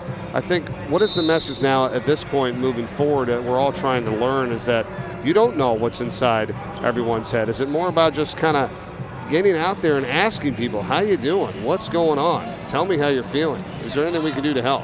And I think it's exactly that. I think it's being intentional about, having those conversations with your friends and your families and your loved ones, especially if you think, something's not feeling right within me. Yeah. So I'm going to ask them, hey, are you okay? You haven't been acting the way you normally act. Or just generally checking up on them. Hey, how is your mental health going? We haven't spoken in a while. I know we're battling through a pandemic. How are you doing? Right. And then that might allow them to have the vulnerability to speak up and say, hey, you know what? I'm actually not doing so great. And then you can figure out, let's talk about it. What's going on? Well, that's been the whole point of this foundation, too, to remove the stigma, have the honest conversations about what everyone is feeling and how they can help. And that's what we're here to do this weekend. And we appreciate your support, donations to help the SL24 Foundation and Sean's House, which has been going strong here in just under a year and a half. Remember, you can donate by visiting unlockthelight.com/donate or visiting SL24hoops.com. Also available by texting SL24 to 53555 and on Venmo at SL_24 as well. We've got the silent auction going on here today, online as well. Of course, the merchandise you can always buy online. So for those coming to the Chase Fieldhouse in Wilmington, Delaware, awesome to have you here. We appreciate that, but this is worldwide because Chris Locke Sean's father, he's told me he's heard from people all over the world. It's not even just this country. I mean, it's impressive, Barnett. It is, and I'm excited to see how it can continue to grow, and I'm excited that people are starting to be vulnerable, and you see people sharing stories, because we are all going through similar situations in a different way, or just in a different environment, and hearing stories from people around the world going through the same struggles that you are here in Delaware, that you are wherever you may be, and it's just amazing that we're starting to have those conversations. We're starting to connect those people and provide them with the resources that they need to fight these battles. Just saw Miles Kempsky there, number 11 for Archmere, that had it. He was fouled by Hopkins for Indian River, picked up his first, and missing the easy one inside that time, Albero. And Indian River takes it the other way, down 22-6. Quick three-pointer, got partially blocked. They try to get the recovery inside by Horsey, and he can't score it. And here comes Albero yet again, and he runs the floor well, doesn't he, Barnett? He does, and then he didn't force it, but he got a nice jump shot. He took his time. He surveyed the lane, and he saw he had a nice mid-range jump shot. Now, Mike, what I want to see Indian River do is press. They can't just fall back, because their defensive setup is not stopping Archmere right now. So I think they need to force their hand. Well, it's been tough, too, because you like to try to set that up usually after a made basket, but they haven't had too many of it thus far here, with coming up on 5 minutes to go in the second quarter, still only 6 points. And a timeout is taken by Devin Mann, the head coach for Indian River. Wants to talk it over here and see what they can figure out, down by 18 early in this first half. It is Archmere's just controlling the game. They're controlling the offensive side. They're controlling the defensive side. Indian River needs to figure out how they can just confuse Archmere. They need to figure out how they can just lead them into a couple bad turnovers, get a couple quick points, get a couple fouls, and just to either slow the game on the offensive side for them, or speed the game up on the defensive side, just to change, make Archmere uncomfortable. They need to make them uncomfortable, because when you're uncomfortable, you make mistakes you otherwise wouldn't. Let's see what happens coming out of this timeout. Let's talk about the silent auction. Don't miss out on that, folks. Your chance to bid on tuition to St. Mark's High School, which is valued at over $16,000 for a year. Signed Troy Reeder and Lane Johnson jerseys. That's up for grabs as well. Just take a look at some of the items here, too. That's just some of the merchandise on sale as well, not only at the field house here, but online at unlockthelight.com. You can also visit SL24hoops.com. Also part of the silent auction, a 7-day stay in Antigua, St. Lucia, Panama, or Barbados. That's up for grabs as well. The silent auction is already up over $30,000, okay, that's been bid on these unbelievable items. So go check it out online at unlockthelight.com and SL24hoops.com. Just phenomenal right here, and how much money is going to be raised just from the silent auction alone here in the fourth year of this event. Amazing. And I might be biased, but I think the best thing on there is the Troy Reeder jersey. Yes, I had the fortune of being his classmate at the University of Delaware. We would hang out, and when we would see each other in the athletic facility, so I may have thrown a bid or two on that jersey, and I think that's the best thing that the auction has. Offensive foul on Jamie Burns for Indian River, his second. What are we up to on that? I got to get a total on what that jersey's up to right now. I think it's up to 500. 500? What are you willing to put on that?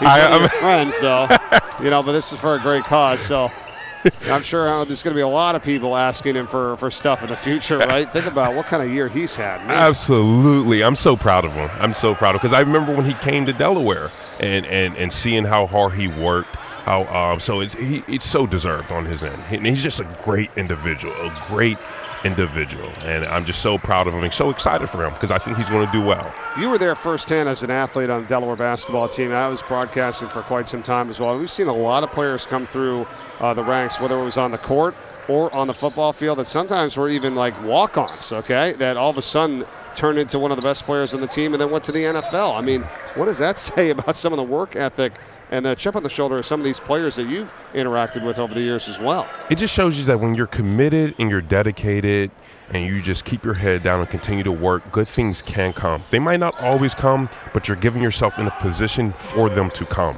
And so you always got to fight through adversity, fight through challenges, and then just reap the benefits when the opportunities arise. Rebound, LaRon Horsey for Indian River. They trail it 24-6. 4 minutes to go in this second quarter, halfway through the second quarter of play. This is the third game of 5 that we have here today for you. Caravel and William Penn come up in game 4. That's at 6 o'clock Eastern.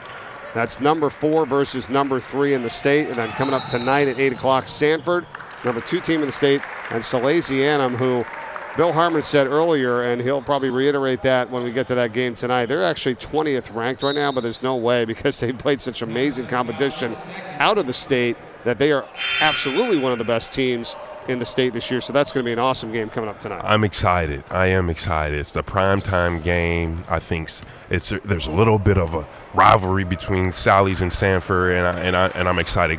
History behind it. I'm excited for that game. All right, silent auction update here for you, Barnett. The jersey is up to $750 for the Troy Reader jersey, so we'll see if you get another bid in there, try to up that a little bit before the end of the night. And St. Mark's tuition, right? You know, it's just valued at over $16,000. And if you're sending your child there, you're going to be paying that anyway. So that's up to $11,500. So, you know, what a great opportunity, right? I mean, you're going to pay that anyway. You can donate that to the foundation and get it and maybe even save a few $1,000s. So that's just awesome what they've done to be able to donate that here for this entire weekend and part of the silent auction. I'm so incredibly proud of St. Mark's and the administration for them to do that for the second year in a row for this cause. Sean Locke was a die-hard, dedicated alum of St. Mark's. He loved that place. He loved that institution, and I am incredibly proud at them giving that back for the next generation of St. Mark's Spartans. Maybe I'm single-handedly here pushing that jersey up out of your reach. It's already up to $850. Just got a message about that. So here comes the publicity about that. I might have to call Troy Reader and say, hey, man. Well, when they win the Super Bowl, if they do, right? What happens if they win the Super Bowl? What's that going to be worth, right? I might have to throw another bid in there just because, you know, I know him and he was a great kid. No second quarter scoring yet for Indian River. Okay, down 26-6. 6 points have been scored in the second for Archmere. Jumper finally counted for Andrew Burns as he scores it. And it's now 26-8, or 26-9, in favor of Archmere. Mike, in the half court, I would like to see when they come off of one of these screens, trap. Just to try to see what comes of it. They're driving, they're kicking. Track, make them uncomfortable a little bit. Get your hands in. Right there. Trap. See? Nostradamus again, Mike. You did it again. You're doing your best Tony Romo right now. You've got 2 in a row here so far in this game. We'll see what the next one you come up with. Just over 2 minutes left. Now they have to capitalize. They can't get a turnover and then not make the most out of it.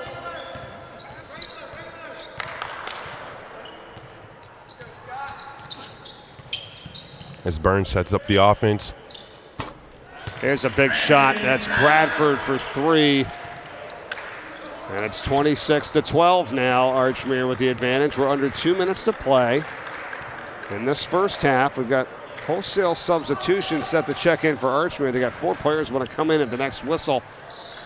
They've also done a nice job of reversing the ball right here, Barnett. Nice little jumper pulled in by Miles Kemsky. Absolutely. You can see the chemistry. They're not selfish with the ball. If they see the next man open, they're going to make that extra pass and turn a good shot into a great shot. And that was a great shot. The man in the corner was open, and that would have been a good 3.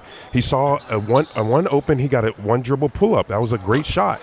There's another good one. Brendan Bradford does it again. Another big three-pointer here for Indian River, and all of a sudden they are mounting a comeback late in this first half. If they can get it to 10, I think that is enough momentum to start the second half. I want them to get a nice stop, get a drive, try to get 2 for 1 possibly. Albiro as he backs it off here. 45 seconds to play in this first frame. Archmere's Albiro again, cross court, gets it for Drew Duncan, and I think this is smart, right? Say, hey, let's not let momentum continue for Indian River. Pull for the final shot of this first half. What did you think? A 13-point lead, 30 seconds to go. Can they use up that time? Yes. Absolutely. Now, if Hamilton either screens or they throw it into him, I would trap that. Make him uncomfortable, and force whoever is the guard, force his hand. Albiro works his way in. Nice job, kicks it back out. It's Kemsky. Clock is down to 10 seconds. That's exactly what Archmere has done here, using up the final clock of this first half. Three-pointer on the way, Duncan, and that is off, tipped around, and that's going to be it for the first half. Clock expires, and Archmere is going to take a 28-15 lead into the locker room at halftime. I liked it. I actually think that was a good stop on Indian Rivers. I thought that was just an okay shot, and I think Indian River forced them into just an okay shot. Better job by Indian River towards the end of that second quarter. They've cut the lead down to 13, and that's it for the first half of action. We'll step aside, be back with more of this contest and more of the 4th annual SL24 Memorial Basketball Classic from the Chase Fieldhouse in Wilmington, Delaware, in just a little bit. Thank you for watching the live stream event of the SL24 4th Annual Basketball Tournament. Basketball has been part of the Locke family for the last 25 years. I stand here today in the gym at Mount Aviot Academy. This is where Sean and all of his brothers and sisters learned how to play the game of basketball. We spent 25 years on this gym floor. There are so many memories. As a father, I had the privilege of coaching all of my children. And the bond that we have from these games and these practices on this court will be with us forever. Sean loved the game of basketball, and that is why we do the SL24 Basketball Tournament. To bring the love of his sport, basketball, and use it as a vehicle to talk about a very difficult subject, mental illness. We have 3 missions at SL24: educate, assist, and support. Because we realize how difficult it is for someone to openly ask for help when they're suffering with depression and anxiety or any sort of mental illness. I hold this basketball. It's pretty easy to hold. I can put it here like this, and it's not that difficult. But imagine that this basketball represents depression. So at first, it's not a problem. I think I have it under control. It's not really hurting me to hold this ball. But then as I hold it longer and longer, the difficulty gets harder and harder. And that's what it's like to battle with depression, anxiety, mental illness. You think you can hold it together. You think you have it under control. But imagine holding this ball for an hour, a day, a month, a year, and then more years. Imagine the pain that it causes to you physically. Imagine the difficulty of trying to live life holding this ball of depression in the air every single second. You cannot deal with depression, anxiety, mental illness by yourself. You have to get help. You have to take that first step to have an honest conversation.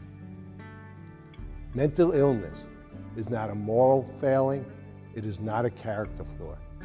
It's a disease. And that's what we have to realize as a society. We have to help those who we love. We have to help those who are the Seans in all of your lives so that we can take this ball that they're holding by themselves and pass it away. Hi, I'm Luke Chapman from Precision Wealth Partners. We are so honored to be a supporting sponsor of UnLocke the Light Foundation and the Memorial Classic SL24. Personalized financial planning is one of my life's passions, and at Precision Wealth Partners, we work tirelessly to personalize your plan and help you achieve your goals that ultimately ends in peace of mind. We are looking forward to hearing from anyone for a second opinion on their existing plans or to get started for those who haven't yet. You can reach us at precisionwealthpartners.com or at 302-367-7613. Hi, my name is LaFonso Ellis of ESPN's College Game Day. Mental health issues have been on a sharp incline, especially because of things like COVID and unemployment, etc. People need to find a place where they can actually go get support and help and healing and restoration. SL24 Foundation has done a remarkable job in that area, offering people a safe place where they can go communicate about mental health issues without the stigma. And so if you fall in one of two categories, a person who needs to get some mental health counseling, please reach out to the SL24 Foundation. And if you fall down the other side where you have a heart and a passion to see people being restored and helped with mental health issues, please reach out to them and support.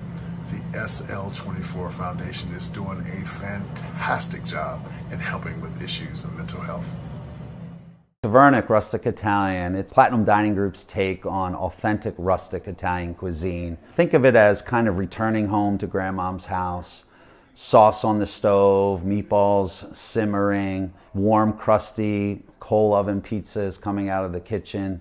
It's our way of welcoming you into our home, our kitchen, and just kind of filling your bellies with a whole lot of love and good stuff. We're located right on Main Street in downtown Newark. Looking forward to seeing you soon.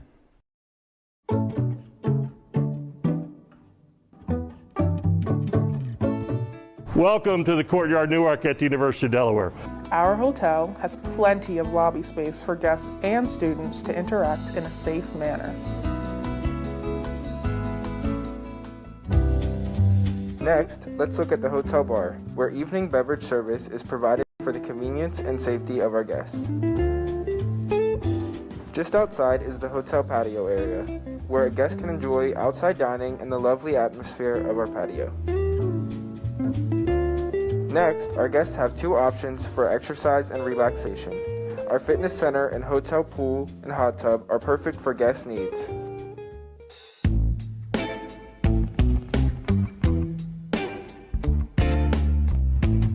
Welcome to our recently renovated hotel guest room. We have a combination of 126 guest rooms and suites.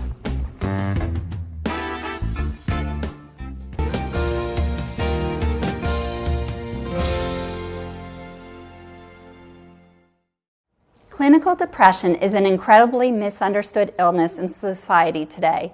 Many people don't even realize that they are suffering from depression. So to be able to recognize when someone else is suffering is incredibly difficult. The signs of depression can also be different for each person. They may stop doing their schoolwork, have trouble getting out of bed, complain about going to practice or work. These may have been things that they used to be very conscientious about. They may experience a loss of appetite or may start eating excessively. They may want to sleep all the time, or they may have trouble getting to sleep.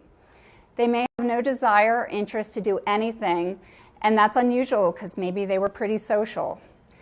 They could seem moody and disagreeable all the time, and this is different from how they normally operate. If you notice any of these symptoms, it might be time to have an honest conversation about suicide, about their depression, or any of the symptoms that they're having. If it's a child or a teen and they're coming to you as an adult with symptoms of depression or maybe even suicidal thoughts, it's important to know that it's not attention-seeking behavior. They're coming to you because they trust you and they may not know who else to go to. A common misconception about depression is that you have to be sad all the time, and that's not true. You can have depression and still laugh. You can have suicidal thoughts and still have times where you're feeling really happy.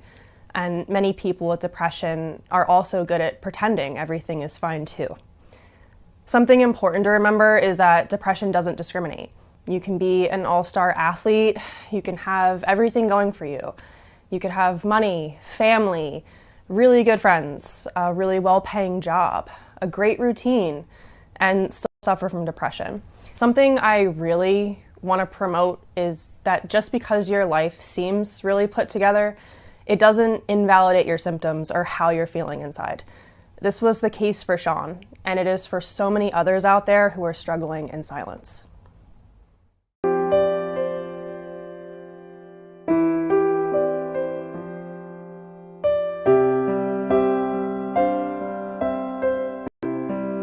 Just Just wanted to thank SL24, the entire team, for your important work. Thank you for your tireless efforts. Thank you for shining the light of truth and openness on the issue of mental health and suicide.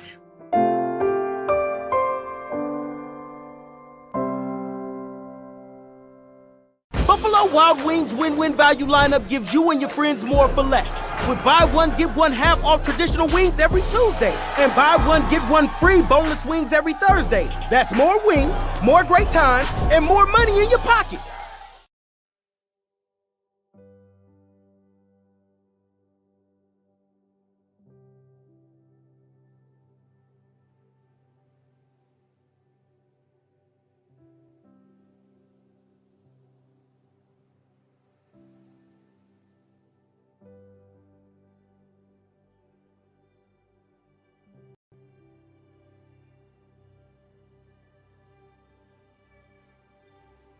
This is the story of how you get from here to there.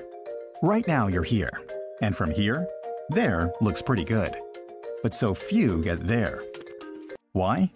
Of those who make it, some will have luck, but most will have a strategy. They will save and invest, grow and protect, and they will work with advisors who help guide their way. If you're looking to get somewhere to get there, we know how to set a course. We're relationship ambassadors and your personal financial advocates. We have innovative wealth tracking tools to monitor your progress every step of the way. Wherever you are now, we can help you get to where you want to be. The road between here to there is shorter for those who know the way.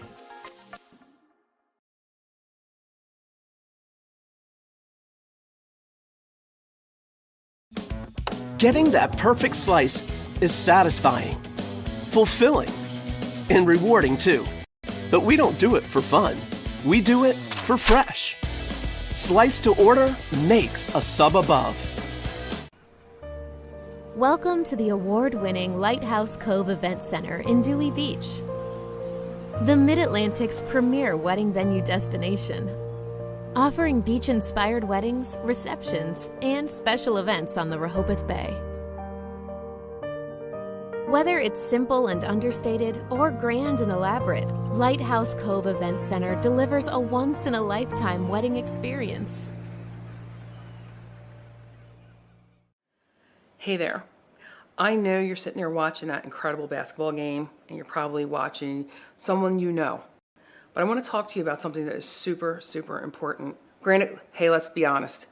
I don't know what I would do without my phone and be able to plan the different things that I do with my friends and my colleagues and even my business. But what I'm seeing more and more of, and what I'm hearing more and more of, is that we have a real big sense of bullying and a terrible image issue going on in social media. And in particularly, I'm talking about the TikTok, I'm talking about the Instagram, I'm talking about, it's important, super important, parents and family members to check on your young people. And I'm talking about the kids that are in middle school and high school especially. They're so impressionable. They are really taking everything that's on there as really gospel. And they really apply it to their lives. And you might see changes in them, and there's things that are happening that you're not real sure where it's coming from. I can almost guarantee you it's a time that as soon as those things happen, take a look at your child's phone. And I'm talking especially about my introverted kids. These are your quiet ones. These are the ones that don't really socialize or gamers. They are kids that are not ones that would really go out of their way to hang out in big crowds, but their big crowd is the internet. And I can tell you that it has changed a lot of kids, especially during our pandemic. You think you understand? They're 6 months ahead of you even questioning, do you understand? So take that moment. It's worth 5 seconds. It's worth being angry, and it's also worth having a really terrible night to go to sleep. But in the morning, believe me, you'll thank yourself. SL24 Memorial Basketball Classic is being brought to you by Precision Wealth, Diamond State Financial Group, the Cicero Family and Chipman Brown Law Firm, and by Ward & Taylor. Back inside the Chase Fieldhouse in Wilmington, Delaware. Game 3 of 5 here today. High school basketball in support of the SL24 Foundation for Mental Health and Sean's house at the University of Delaware, helping ages 14 to 24 young adults walk in free of charge to speak to their peers and help with their mental health. And you're watching the 4th annual SL24 Memorial Basketball Classic, and we appreciate you being with us. And all your donations to the SL24 Foundation, you can do so by visiting unlockthelight.com/donate. Visit SL24hoops.com and help us blow away last year's total in terms of the donations and to help the foundation and to keep Sean's house going strong as we approach the 1.5-year mark since it opened back in September 24th, 2020. Mike Corey alongside former Delaware basketball star and Sean's best friend Barnett Harris here on the call for the second half of Archmere and Indian River. What do you got here, my friend? It's a 28-15 ball game. I want to see Indian River switch up their defensive sets, make Archmere confusing, make them work for every bucket. And for Archmere, I want to continue to do what they've been doing. Wait for your shot, be patient, and control the game. Little outside of the patience there, and a long pass down low underneath. It's a turnover, and Indian River has it down by 13 points. Better job toward the end of that first half for Indian River. They hit a couple of threes, kind of came right back into this thing as they were down, and that was pushing a 20-point game. I would like to see them run a set for Bradford or Burns to try to get another three. Get some energy to start the half. Well, right now it's Burns. He's got it. And knocked away, but there's going to be a foul called. It's on Archmere's Matthew McCarthy, and that's his first. I like how he's being aggressive, but sometimes if it's not there, it's not there. Kick it, run through, get it back, and see what you then have. Mm-hmm.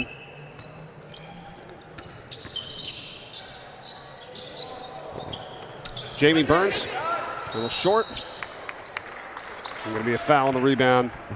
Trying to come in and get it back was Andrew Burns. Yeah. That's a second. It was there, but the window closed. It was there when both defenders left, but then he waited too long and the window closed, and it wasn't the greatest shot.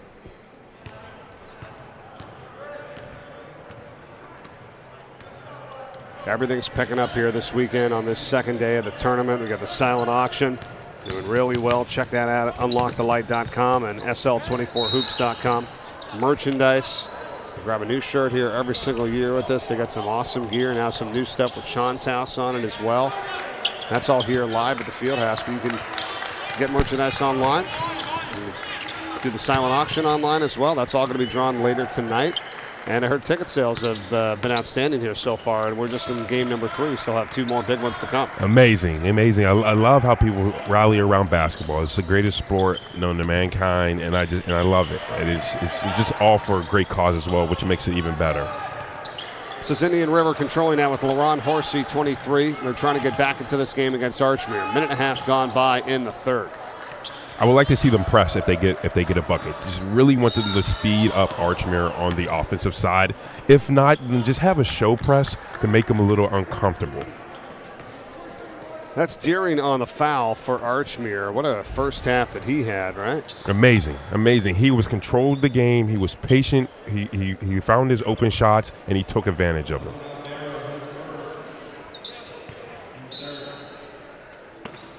Yeah, Deering hit a couple of threes in that first half. He's got 12 points. Rebound pulled home by Archmere's Scott Lucarelli.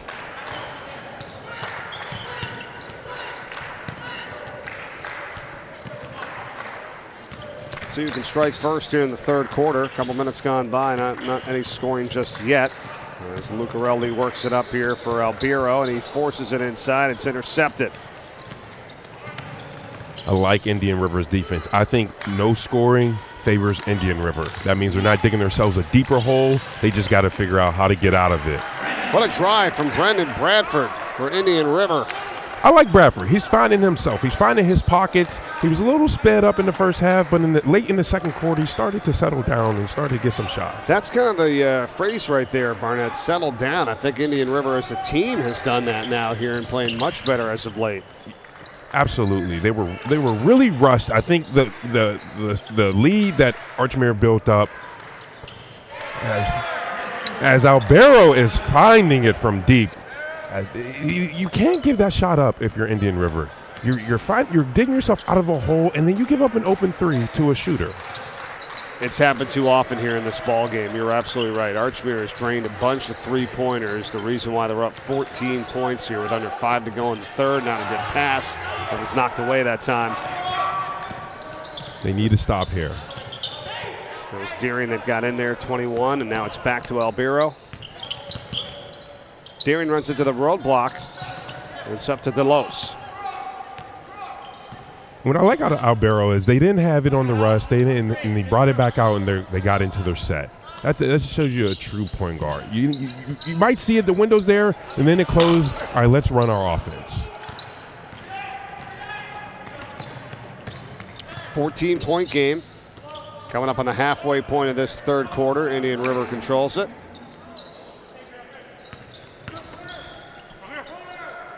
It's good defense there by Archmere. Very good defense. I would have liked to see a set run for Bradford or Burns there. They've been finding their niche. If you got in the last few points, I would like to see them run. If they're in the rhythm, I would like to see them running off it as a set for them. Ball works around to DeLose, misses on the jumper. Burns the rebound. It's Jamie Burns who has it for Indian River. Maybe a few extra passes right on the offensive end. Oh, that's a nice cut there from Andrew Burns, and there's a foul on Archmere. Again, even though they gave up a three, I still think you've only given up 3 points in the third quarter. This favors Indian River a little bit. They just have to figure out how to capitalize it. You've only scored 2. Now, that's not great, but only giving up 3 with less than 4 minutes to go, that you can't ask for much. Well, that's right. I mean, you come out of the halftime thinking like, all right, you're right. You've only limited them to 1 shot made in 4 minutes. I mean, you're pumped. However, it's still a 14-point game. That's a tough thing. It is, and it's a little bit demoralizing on the Spirit. So they have to figure out how to create their own energy because you're battling, you're getting stops, and then you realize you're not finishing on the offensive side, and that hurts your spirits. It forces you to take shots, force shots, but they just got to figure out how to stay in rhythm and how to figure out how to get the ball into the bucket. Bradford finds Horsey, and taken away here again, and now a fight for it. Archmere's got it. Tried to force that pass there. He was sped up, and he tried to force it, and it cost him. And Archmere is going to call a timeout. So 4:45 has been played in this third quarter. 3 points on the board for Archmere and just 2 for Indian River. So, you credit Indian River with the way they've looked here in this third quarter. And you're right, you almost feel like you give them the nod, yet they're being outscored by it's very paltry at 3-2.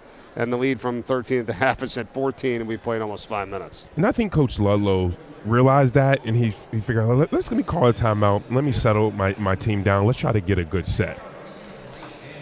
Sean Locke. So the SL24 Foundation is in memory of the former Delaware basketball player that unfortunately took his life in the summer of 2018.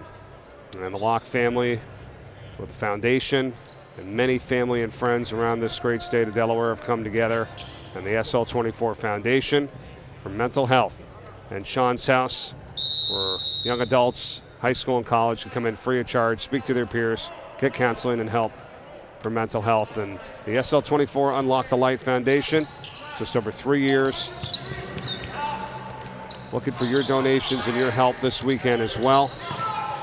And with these basketball games today and last night, now you were here last night as well, 2 games on Friday. We have 5 on Saturday this year, and there's so many different players getting involved. I think it's great because more of these teams that want to come in and be part of this event are able to do that this year here in 2022. It's amazing. Each year there's another game. I mean, the first year there was only a few games on one day. Now we have 2 days with a bunch of great games. I'm excited. I look forward to this. This is my favorite time because college basketball is starting to heat up and high school basketball is starting to heat up, and this tournament is just such an exciting time for me, and I just always look forward to it.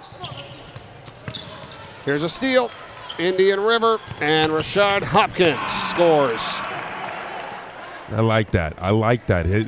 Now they need to stop.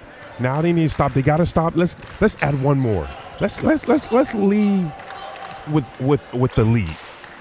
They've been trying real hard to get the momentum here, especially in this third quarter. Yes. I like that. They're filling the gaps. Oh, that's a nice feed. That is a nice feed. Albero finding the cutter. Matthew McCarthy. Perfect. Love that. He drove his man into the lane, then he ran off the screen, and it was nothing he could have done. Nothing he could have done. He ran that to a T. 5 total points scored by Archmere in this third quarter, 4 by Indian River. Lead stays at 14 now with 2:02 to play. What I would like to see Archmere do here is run a set from McCarthy or Albero. Because they found their rhythm in this game. The offense has stalled. Let's see if they can get an open shot when you run your set.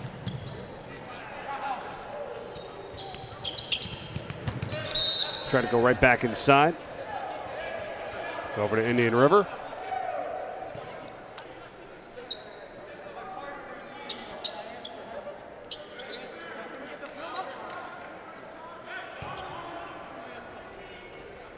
Indian River causing a turnover there. I like that. I think I would like to see them capitalize on this turnover. Andrew Burns walks it up.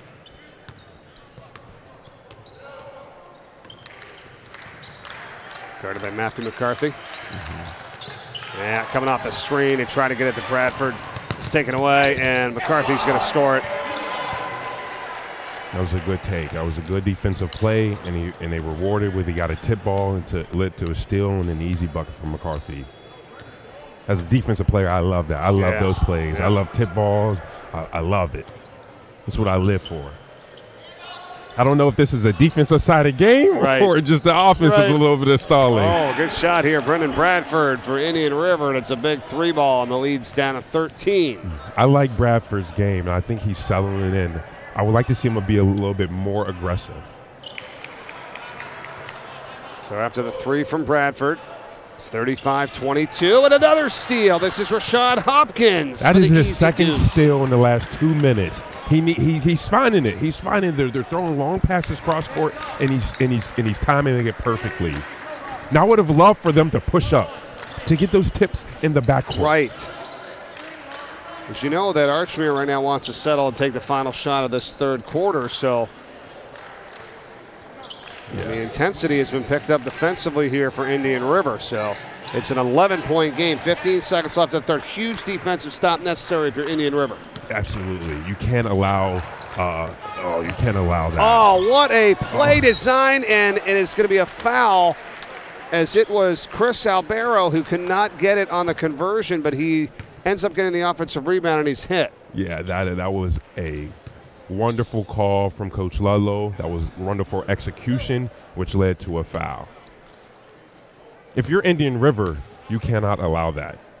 The weak side man has to be over there to take the charge, or the trailer, he can't be on his hip when he's going around the screen like that, because then you're just on your hip and I'm going to just ride you right to the hoop. What about that design, Barnett, and how quick that operated? Ball up to the high post. They knew they had that backdoor cutter, and it was efficient. They were all over it. That's a really solid play run by Archmere. That's what you like, execution to a T, which leads to easy buckets. And Hopkins is finding a way to get a score. That should never happen if you're Archmere off of a free throw. Terrible breakdown defensively right at the end of the quarter as Hopkins scores, and it's an 11-point game, and that's the end of 3. So we'll be back with a fourth quarter here. Archmere, Indian River, the 4th annual SL24 Memorial Basketball Classic continues after this. Rustic Italian. It's Platinum Dining Group's take on authentic rustic Italian cuisine. Think of it as kind of returning home to grandmom's house. Sauce on the stove, meatballs simmering, warm, crusty coal oven pizzas coming out of the kitchen. It's our way of welcoming you into our home, our kitchen, and just kind of filling your bellies with a whole lot of love and good stuff. We're located right on Main Street in downtown Newark. Looking forward to seeing you soon. 4th annual SL24 Memorial Basketball Classic is being brought to you by the Healy family, High Five Hospitality, the Courtyard by Marriott, and by St. Mark's.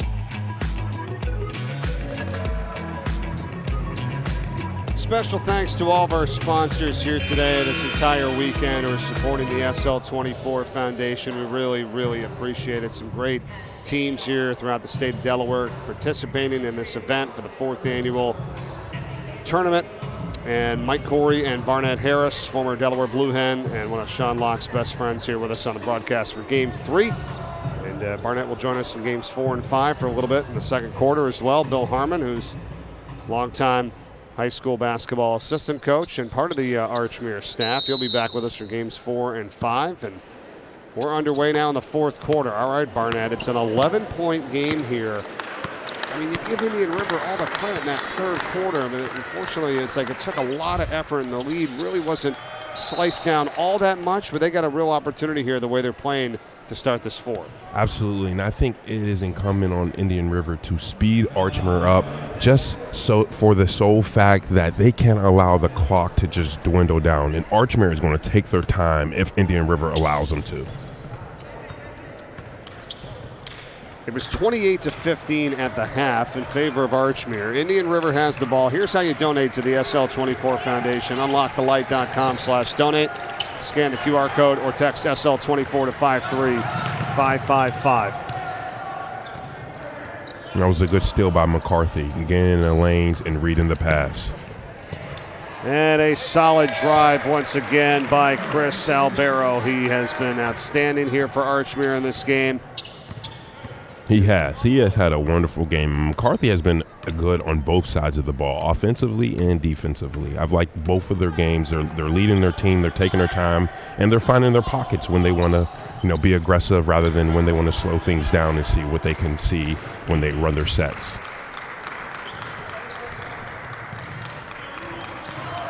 Minute gone by in the 4th. Andrew Burns has it. Indian River runs into a double team in the middle of the lane. Kicks out Townsend. And he's going to be fouled for sure by Max Ewing. For Archmere picks up his first. Taking a look at some of the stats here of this game. Brought to you by DSM. Deering's got 12 for Archmere to lead the way. 10 for McCarthy and 9 for Albero. Those are your top scorers for Archmere with 39. Here with 6:45 to play in the 4th. And a special thanks to J.P. Morgan Chase, which brings us our stats for Indian River here up to this point. Brendan Bradford leads the way with 11 points, and Rashard Hopkins has 6. Here's a steal from Albero, and he takes matters into his own hands. He's got 11 on another solid drive. 2 plays, 2 steals on the defensive side for Archmere, which led to 2 layups. Timeout. Can't allow that if you're Indian River. As we see, it is still around the back, the lead between 2. Tough layup by Chris Albero. 41-26 right now, Archmere with 6 minutes and 15 seconds to play in this game here in game number 3 of a 5-game set today on this Saturday from Wilmington, Delaware. As we talk about the SL24 Foundation and what it's doing for our youth, and just impressed by the numbers of Sean's house right now. Barnett, over 6,000 visits, over 1,300 young adults who've been struggling with mental health have come through the door. 43. That's the number of who have arrived at Sean's house in a suicidal situation and have been saved. So think about what everyone is doing here today. That's what your donations are doing to help this SL24 Foundation. There it is, Sean Locke, number 24. And really, it's been amazing. And here's Chris Locke with his talk last night on this Friday night of the 4th annual tournament. You can see the students and the fans and the parents and the supporters here with their phones out, and how many people either know someone or affected yourself with mental health. And that's why there's so many here supporting this great cause, because it's all over the place, right? And I think it's resonating with students because I think they see it in their friends, they see it within themselves. And the thing I admire about the high school and the young students of today is they are the generation that has been removing the stigma on a variety of things. They don't care what people thought about mental health 20, 30, 40 years ago. they're going to talk about mental health, and they're going to be open with their friends about it because they think that's how they're going to get better. And that's why I'm so in awe of high school, middle school, and college students of today, because they're very open and they're willing to talk about it, and it's inspiring. That's a big three by Max Ewing that time for Archmere. They're up 44-26.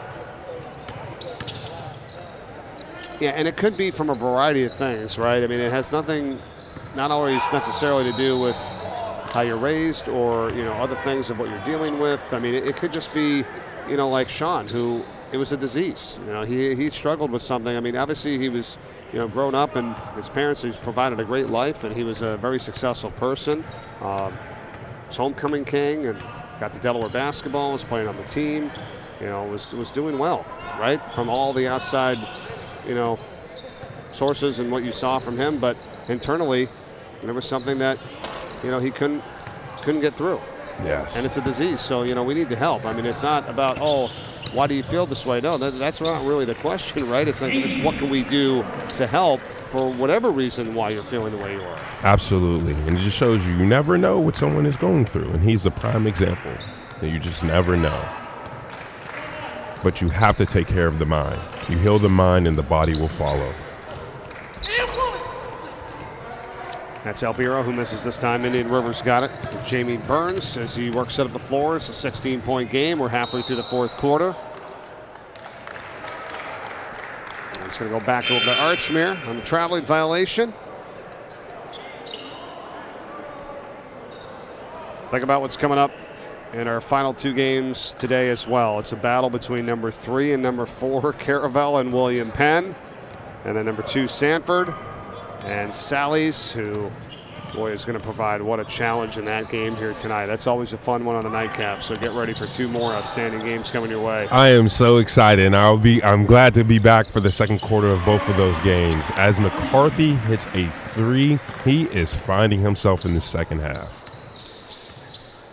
It's a good job by Indian River in that third quarter. Really kind of kept the clamps down on Archmere, and all of a sudden the fourth, they've drained a couple of big threes. They ballooned the lead up to 19 with 3.5 remaining. Now some stifling defense here that's helped them as well, Barnett. Absolutely. And I think Archmere finally settled down on the defensive side. They allowed Indian River to get into the gaps, and now they've closed those gaps, and they have their arms open, and they're getting tip balls, which lead to one of their other teammates getting the steal. And I think they've settled down on the defensive side while still playing as aggressive as they have been on the offensive side. Hit us up here with one more story about Sean and what you knew of him as a person, and again what he's thinking about what's happening here now in his memory. Oh, I think he would love it. There's a million stories. I think just from our traveling was probably one of the greatest aspects of playing college basketball. It's not necessarily as Archmere takes a timeout, not necessarily the game, but just the atmosphere. And the rapper Future was starting to get a buzz. And I remember we were in Boston, and Sean sent a group chat out, which led to, it was before podcasts were becoming a thing, but this was like the live streaming of one of his albums, and he sent it to everyone. It was like, because we were the big Future wave on the University of Delaware men's basketball team. I remember being in the hotel, and we're all listening to this live stream of his album being played as we're all texting each other in the group chat. Like, oh, I like this song, or I like that song, and Sean didn't necessarily like Future, but he knew most of us would, so he's like, let me spark something off to see what's going on. And it just led to us staying up till midnight in Boston listening to a Future album, and our coaches not being happy when we're dragging to get to the airport the next day. But luckily we had won the game. We beat Northeastern, and so we just had a travel day, so that's not bad. That's awesome. I was going to say that was after the game. Yeah, after Boston, we're flying home right away. Yeah, that's fine. And and those are the things, and those are the stories, right, that unfortunately we haven't had quite the same experience over the last year and a half because of COVID and everything going on. So it's already bad enough, right, what everybody is dealing with personally, with mental health, and then let's throw COVID on top of it. So that doesn't make it any easier, obviously. So it's even more important right now that we talk, we listen to each other. We try to have those times together as much as we can while being safe, because those are the stories that, we weren't able to have for at least over the last year and a half. Not always, right? Absolutely, and it translates to the on-the-court activities. Yeah. So whenever I talk to, young athletes, the one thing I always tell them to do is just simply hang out with your teammates. Just simply go over there, play a video game, go over there, just sit there and talk, or just don't do anything. Just go over there and see how he acts. Just see how he acts, because you don't realize the cues that you pick up on. And as McCarthy has a nice take in a layup, you don't realize the cues that you pick up on and how just subconsciously it translates to the game, because you see, oh, he does this, and then in the game that translates to this, and you just become, the chemistry just goes with the teammates, and that's how you get better. It's a really great point. I say the same thing in any profession, really. It's what we do on the air, too. When I work with a new analyst, I want to go out and have lunch, have dinner, talk to them, just talk about college basketball, football, whatever it may be, and then that comes out on the air, and it talks like, you're having more of a conversation like you and I are having. So same thing with every profession, right? Who are you working with? Who are the people? Let's go out. Let's have some fun. Let's try to get to know each other. And then you have each other's back, right? Absolutely. Hard to just jump out there on the court and be like, yeah, I'm together with everyone. Well, you got to learn these people first. Absolutely. One of the great things about the 2013-2014 University of Delaware men's basketball team that went to March Madness was we hung out all the time. Yeah. Davon Usher and Devon Saller invited me and the other two freshmen, Casman Hayes and Devon Pickert, over their house every Friday. Full stop. Hey, just come hang out. We'll play 2K as Archmere takes a timeout. Hey, we'll play 2K. Hey, just come out, just hang with us. We have an early Saturday practice. Hey, just kick it. Come over to the crib. Just hang out with us. And we would do that every Friday. We were freshmen. We're young. We didn't really have friends at that point in time. But just being able to hang out with amazing basketball players was just one of the things that built our chemistry, and it translated on. I was a defensive player primarily, but when I came, I knew when the press happened what Davon liked to do, right, where he liked to trap on the court, because I would see him do it in 2K. He would talk about it. Oh, I like this because it leads me into my sweet spot. And you just pick up on the players. Carl Battips was another one. He hung out with the bigs all the time, and just little stuff like that. Like we would literally be with each other all the time, and it translated to the game. And it's so important for teams just to hang out with each other. Let's hopefully more of that is able to take place as we move forward here, that's for sure. And also here at the Chase Fieldhouse, we've got the fans in the house here, today, the family members, the friends, the supporters of this outstanding foundation in SL24 and Unlock the Light. It was great doing this last year. Of course, nobody was able to be here. Now it's great to have people here and to continue to do this broadcast all day yesterday and today to get the message out. So looking forward to keeping it going here for 2 more games today. Absolutely. Basketball is better with fans, and I'm glad they're allowed to be back. If you're Indian River, that can never happen. Yeah, that's a breakdown for sure. Drew Duncan scores it for Archmere. They're up 51-30 now with just over 2 minutes left in the contest here today. Yeah, it's Indian River. It's just the last 8 minutes of basketball play has been challenging for them, and they've made mistakes they didn't make in the first half and they otherwise wouldn't make, and it's just been a little bit challenging trying to get the momentum back. Ooh. Tumble there is Aiden Colley for Archmere. Fouling Indian Rivers Hopkins.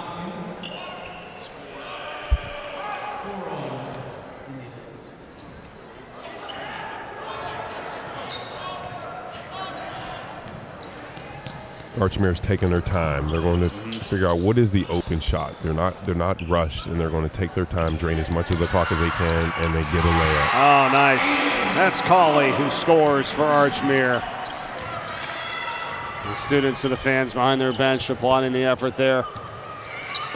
Absolutely. The Ox are in the house. Yes. The Ox are in the house. I was friends with quite a few Archmere alums at the University of Delaware, and they are proud of their school.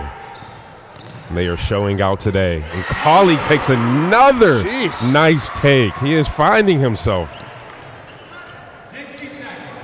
1 minute left here in this game.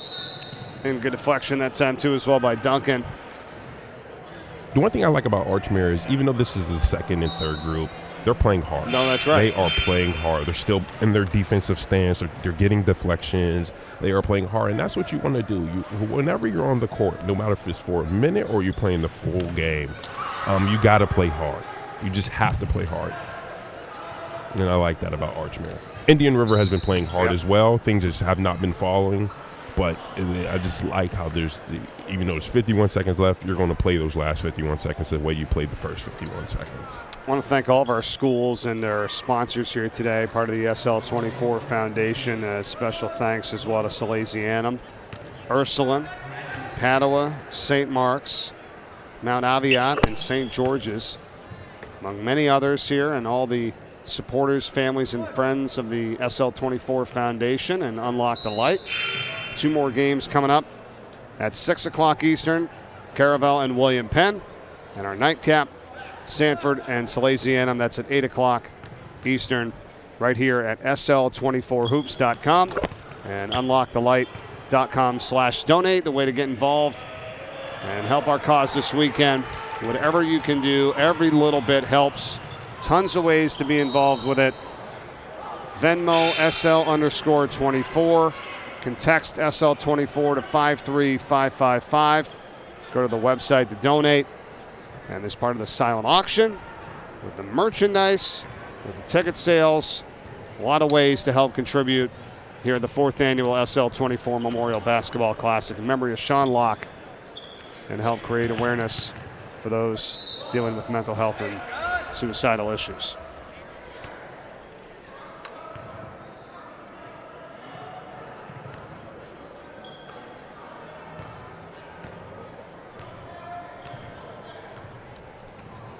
All right, Burnett, 20 seconds to go here.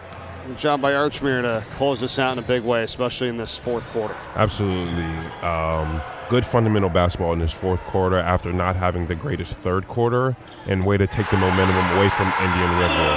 Philip Blessington scores for Archmere. All right, Blessington. That was a good take. Good finish for the Hawks here in this game today. Final 57-32. Big win over Indian River. And Indian River came back there. They cut it down to 11. They were challenging. They played much better defense. But then all of a sudden, Archmere, middle 3rd quarter through the end of this game, Barnett, they took over. Took over and imposed their will. It was a good finish by the 4th quarter. I mean, good finish by Archmere in the 4th quarter. Yes, absolutely. Indian River in this game, led by Brendan Bradford. He had 13 points. Rashad Hopkins with 6. But on the losing end of this one, and Archmere, 3 players in double figures in scoring. Led by number 4. Our Karen's Associates player of the game today, Matthew McCarthy for Archmere, number 4 with 15 points. Solid effort as he led the way for the Hawks in this 25-point win today. Amazing play on both sides of the ball. He was there defensively, he was there offensively, and he took his time. You never sped him up. He took when he had the open shot, when it was open, and he had played a full game. John Deering had 12. Chris Albero had 11. Here are some of the highlights in this 25-point win today by Archmere Academy. What did you see as we fire through it, Barnett? I like McCarthy. He's a threat from deep. He's a threat to drive the lane. I like Albero. He's a dual threat. He'll play both sides of the ball. He'll drive. He'll see his open shots. He's good in the mid-range. I think they have some offensive weapons. Good job to really settle in and take Indian River's best shot there for a while as they came back with a few big 3-pointers, cut the lead. There was not much scoring going on early in that 3rd quarter, and then Archmere took over, as you see. There's Albero, part of his 11 points today. Again, 12 for Deering and 15 for McCarthy, a game high for Archmere. And just a wonderful play by Archmere to play the full 4 quarters. That's how you win games. You got to play a full 4 quarters. Barnett, we'll see you again at the top of the hour. Game 4 coming up. Great to see you again. Yes, sir. Always a pleasure to be with you. All right, enjoy it. Big day here today from Wilmington, Delaware in the Chase Fieldhouse as we continue our coverage of high school basketball in Delaware to raise money for the SL24 Foundation. That's to do it here for Game 3 When we come back at the top of the hour at 6 o'clock Eastern Time, Caravel and William Penn, Game 4, as coverage continues of the 4th annual SL24 Memorial Basketball Classic.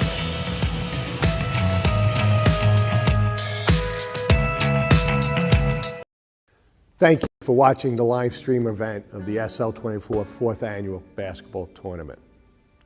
Basketball has been part of the Locke family for the last 25 years. I stand here today in the gym at Mount Aviot Academy. This is where Sean and all of his brothers and sisters learned how to play the game of basketball. We spent 25 years on this gym floor. There are so many memories. As a father, I had the privilege of coaching all of my children. And the bond that we have from these games and these practices on this court will be with us forever. Sean loved the game of basketball, and that is why we do the SL24 Basketball Tournament.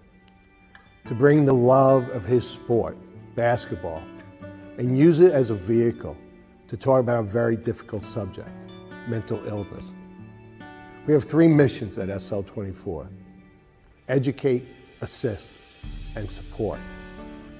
Because we realize how difficult it is for someone to openly ask for help when they're suffering with depression and anxiety or any sort of mental illness. I hold this basketball. It's pretty easy to hold. I can put it here like this, and it's not that difficult. But imagine that this basketball represents depression. So at first, it's not a problem. I think I have it under control. It's not really hurting me to hold this ball. But then as I hold it longer and longer, the difficulty gets harder and harder. And that's what it's like to battle with depression, anxiety, mental illness. You think you can hold it together. You think you have it under control. But imagine holding this ball for an hour, a day, a month, a year, and then more years. Imagine the pain that it causes to you physically. Imagine the difficulty of trying to live life holding this ball of depression in the air every single second. You cannot deal with depression, anxiety, mental illness by yourself. You have to get help. You have to take that first step to have an honest conversation. Mental illness is not a moral failing. It is not a character flaw. It's a disease. And that's what we have to realize as a society. We have to help those who we love. We have to help those who are the Seans in all of your lives so that we can take this ball that they're holding by themselves and pass it away. Buffalo Wild Wings win-win value lineup gives you and your friends more for less. With buy one, get one half off traditional wings every Tuesday. Buy one, get one free boneless wings every Thursday. And $3 tolls every day. Only at Buffalo Wild Wings. The right way to top a sub is with real red wine vinegar made from red grapes and no food coloring. And the right way to film it is in slow motion. Obviously. Because authentic ingredients make a sub above.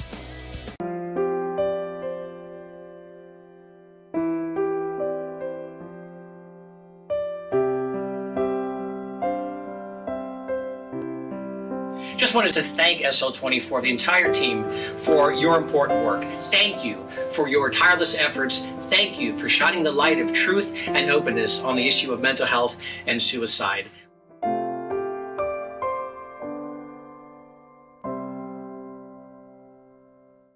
Sean Locke has done more for me than I could have ever done for him. Because the day that he left this earth, I became a better coach. I became a better father, and I became a better husband. Let me explain. Sean taught me to talk to people. Not only to talk to people, but to listen to people. Go deeper into what you see, listen to what they're saying, and listen to how they're saying it. It really doesn't matter the year that you come on this earth. It doesn't matter the year that you leave this earth. What I've been told is the most important thing is that dash in between the year of birth and the year of death. You see, Sean left a legacy with that dash. He had a presence, a way about him that anybody would be proud to have said, that's my friend, that's my brother, and for me, that's my player. Anyone that can leave a legacy that makes a father do what has been done since he's gone has truly, truly lived a fantastic life. It's always said, a long life may not be good enough, but a good life is always long enough. Sean lived a good life, and he made so many of us better for the life that he led. I thank him from the bottom of my heart. Chris, you have no idea what he has done for me. Trying to live up to that example that he set every day, that smile that he had every single day. I say thank you. In closing, I would just ask everybody, anybody that is able to hear this message, talk, but listen. Talk, but listen. Listen to what is being said and listen to how it's being said. Mental health is something that affects us all, and it's up to us. It's up to me because of Sean, because of the work of SL24, to do everything in our power, in my power, to make this world a better place and to make those resources never run out for all those that need them. Thank you, but most importantly, thank you, Sean.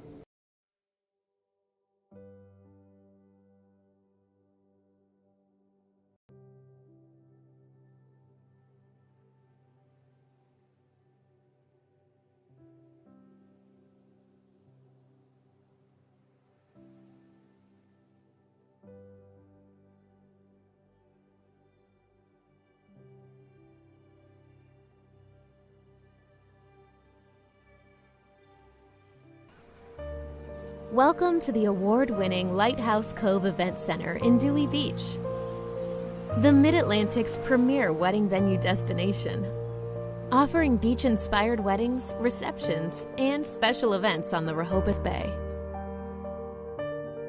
Whether it's simple and understated or grand and elaborate, Lighthouse Cove Event Center delivers a once-in-a-lifetime wedding experience. Growing up as a member of the LGBTQ+ community, I know that it was probably one of the most alone experiences I've ever felt in my life.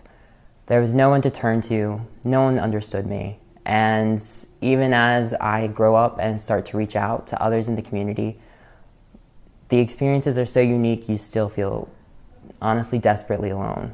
That has led to a lot of issues with me personally and a lot of amazing people out there who just have not been able to feel fulfilled with their own identity and understand the beauty that lies within them and the purpose that they have. The beauty of the 21st century is the options that are really opening up for the LGBTQ+ community. More than ever are youth exploring their identities, but with that still comes just more questions, and with nothing stable really to support them and no one to rely on, they're more alone than ever. And this is why we see such high rates of mental illness in the LGBTQ+ community. The LGBTQ+ community is constantly having to reach out for help, and very few ever really are able to have the call answered. They are alone, they're confused, they just need someone to show them the light at the end of the tunnel, that there is hope for the future. Not to be even more cliche, but it does get better. And we want to make sure we are always promising that to the community. I hope I promise that to everyone I speak with, and I hope to promise that to myself. You're watching the 4th annual SL24 Memorial Basketball Classic to raise awareness surrounding mental health and suicide. You can donate now to the SL24 Foundation by visiting UnLocke the Light /donate. Text SL24 to 53555 or scan this QR code now with your phone. Thank you for your support of the SL24 Foundation.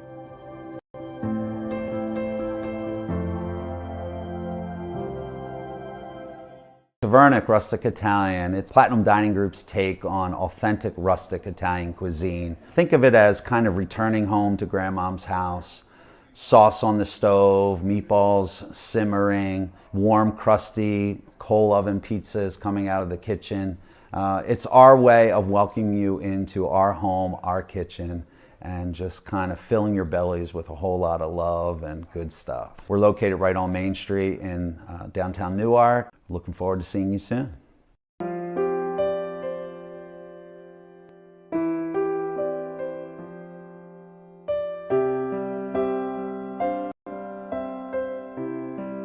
Just wanted to thank SL24, the entire team, for your important work. Thank you for your tireless efforts. Thank you for shining the light of truth and openness on the issue of mental health and suicide.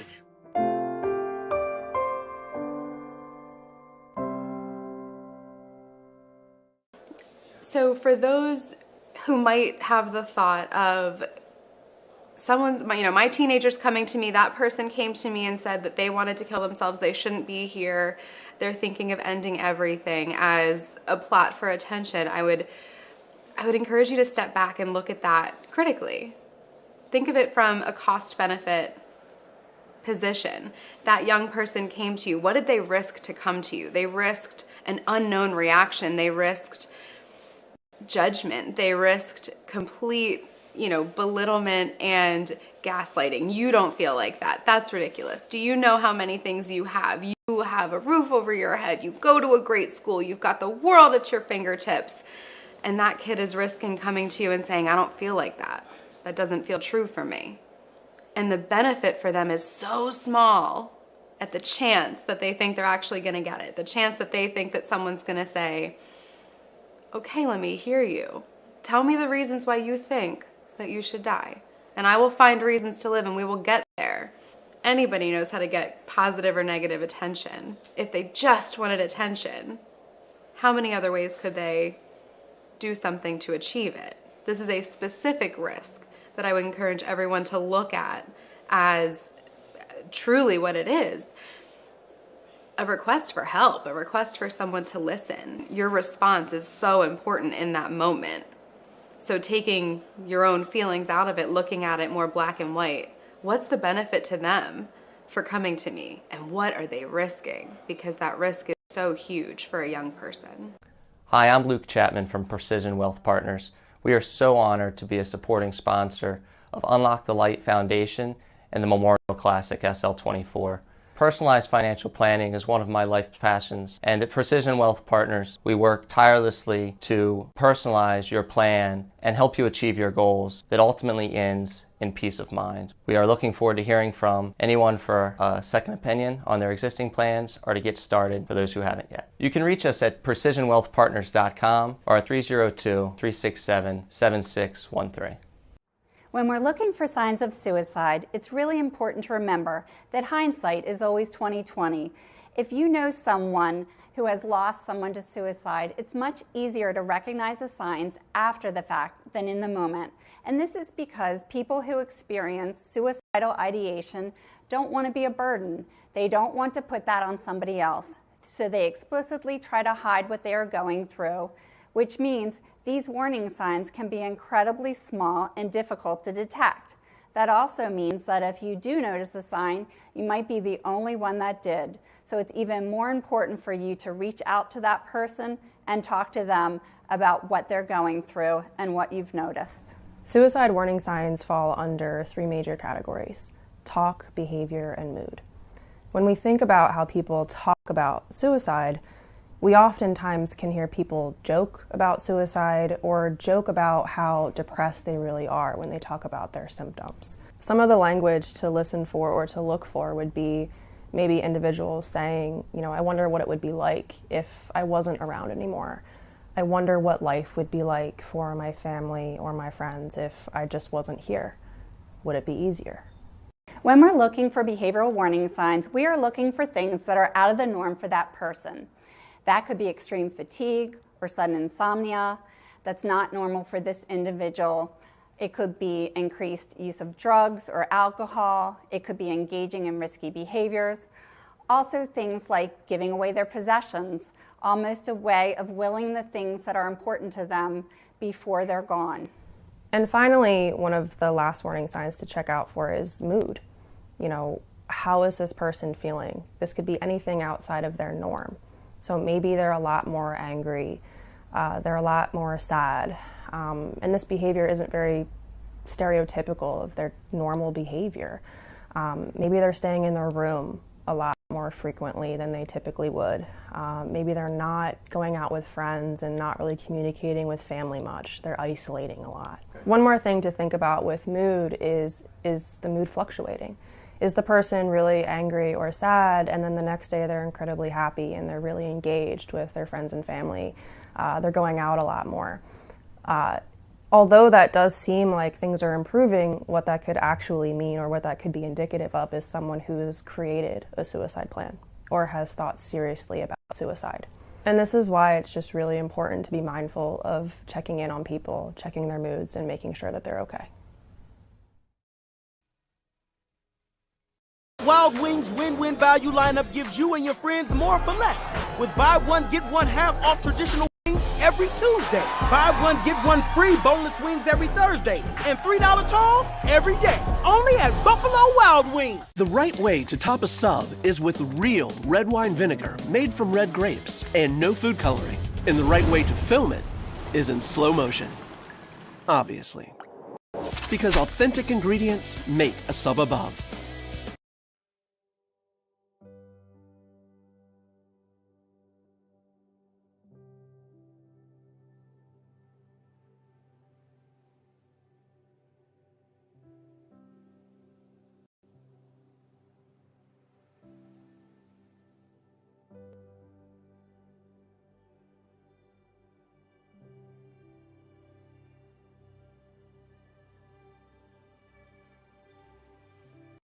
Welcome back in between games here of the 4th annual SL24 Memorial Basketball Classic. Mike Corey with you alongside now the Executive Director of Sean's house, newly appointed Executive Director Scott Day, who I've known for a long time now. Good to see you again. Good to see you too, buddy. How you doing? All right? Doing great, Mike. Wow. I'll tell you, so I've known you from a while back into your sports days and your sports information, helping us out as broadcasters along the way.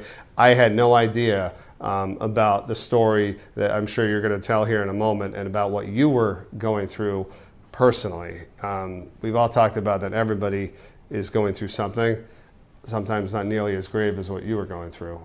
Tell me about What happened? Yeah, I mean, I think, like you said, Mike, you and I have known each other for a while. I grew up right down the road here, and I grew up in Wilmington, went to high school here, played college baseball, and then went on to a career in college athletics. I spent nearly 15 years in college athletics, like you said, in the communications role, SID role, kind of helping the media out. And my career took off pretty quick, but also life happened really quick. My wife and I had kids pretty quick. We had 2 or 3, right? We had 2 within 20 months of each other, and then a third a couple years later. Finances built up, everything built up that life kind of throws at a bunch of different people. And I had never done a good job at taking care of my mental health, looking back on my journey now. And it just piled up on me. And it was January of 2015, I believe at this point. I found myself literally in my garage. It was right after my daughter it was a month after my daughter was born. I remember holding her in the hospital room and literally feeling nothing. She's my 3rd child. And I remember looking at my wife's eyes and knowing that she knew I had felt nothing. Felt no joy, felt no scare, felt literally there was no emotion. And at that point I was just inside, I was feeling like I was a burden on everyone. So about a month later, in December, as a husband and wife do, we got in a disagreement at some point in December, and I found myself in a garage, and I grabbed a ladder and grabbed a rope, and I was done. I was just done. And I hit it. I hit it really well. I was always a person who wants to be focused on everybody else, and not really taking care of myself. My physical health had taken a toll, my mental health had taken a toll, and I was done. So there was about an 18-month period where I went through. That was the first of 3 different suicidal ideation attempts. I went to 2 other bridges in Richmond during those 18 months with the thought that I was going to end at that point. I was just done. So luckily, I was able to find the help I needed. People continued to encourage me along my journey, my wife and my parents being the biggest supporters along that journey. But they helped me get me back, and life has kind of brought me full circle sitting in this position several years later. Now here you are at Sean's house, right? Trying to help those people not go to that spot, to get them the help they need. How amazing is it, and what are the things you're working on right now to achieve that, so those people don't go down that path? Yeah, it's really been, Chris and I use the term flying a plane while we're building it, but that's what it is. We're learning every day because it's such a unique concept that door's never going to close, and it's always going to be open for anybody who needs it. And we want to make it as welcoming to anybody, whether it be a 10-year-old, whether it be a grandmother who is seeking help for their grandchildren or child. We want to be able to give them the first steps. And when people ask me, hey, what is Sean's house? For me, it's that first step. Because it took me a while to be able to have real conversations. I went to therapists, I went to counselors, but it wasn't real to me. It wasn't a real conversation. This is the opportunity to sit here with someone who's around their age, that 14 to 24-year-old range, and they can have that first conversation. That's what we're doing here. It's that first step on that journey so that you're not hiding in the darkness. What else do people need to know? What are some of the other questions or concerns or things that people may have or that you're trying to do here and programs you're working on? Your vision, I know that's a lot, but what else is happening? Yeah, I mean, I think we've developed a lot of different programs here with targeting specific groups of suicide loss and then friends and family stuff. And we are open to kind of any group.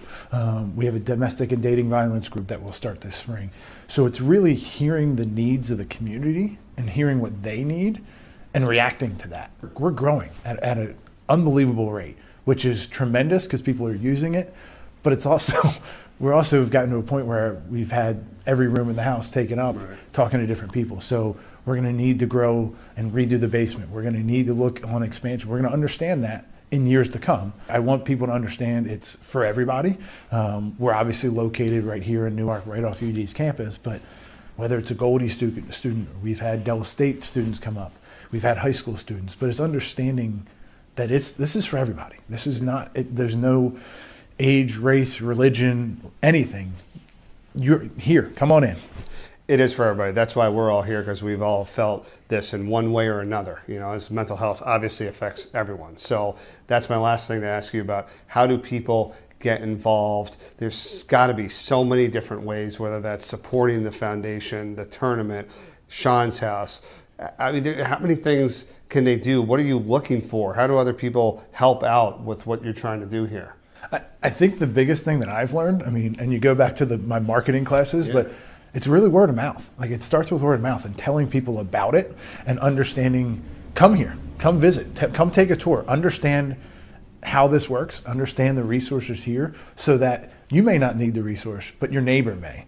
And then obviously financially supporting the foundation allows us to be in more schools, make more presentations, not just in Delaware, but Maryland, Virginia, everywhere. We have an Amazon wish list that we've started here that is a tangible thing that people can click on and, hey, spend $40 and not have an Amazon box drop at your place, but drop out front here. And whether it's a snack or whether it's a video game or whatever it is, they're just things that we add that allow us to serve every single person that walks in that door. And that's the main thing is whenever somebody walks through that door, everything in here is free. Everything in here, there's not a single thing that they're coming in and they're charged for anything. Everything is free, and that's their biggest thing is that we want people to walk through that door and not feel any burden at all.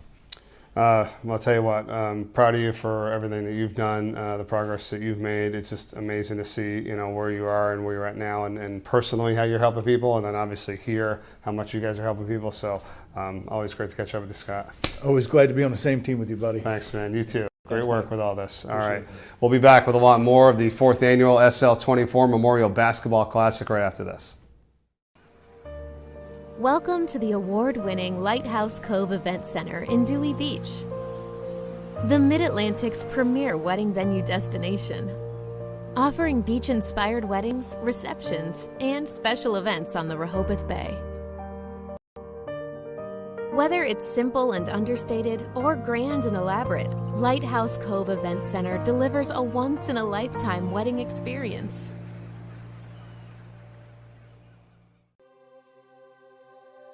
You're watching the 4th annual SL24 Memorial Basketball Classic to raise awareness surrounding mental health and suicide. You can donate now to the SL24 Foundation by visiting UnLockeTheLight/donate. Text SL24 to 53555 or scan this QR code now with your phone. Thank you for your support of the SL24 Foundation.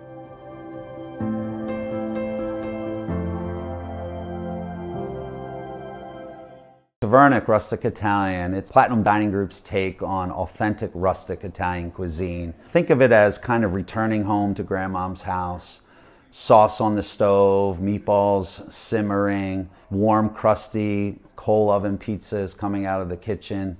It's our way of welcoming you into our home, our kitchen, and just kind of filling your bellies with a whole lot of love and good stuff. We're located right on Main Street in downtown Newark. Looking forward to seeing you soon.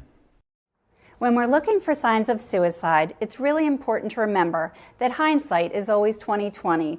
If you know someone who has lost someone to suicide, it's much easier to recognize the signs after the fact than in the moment.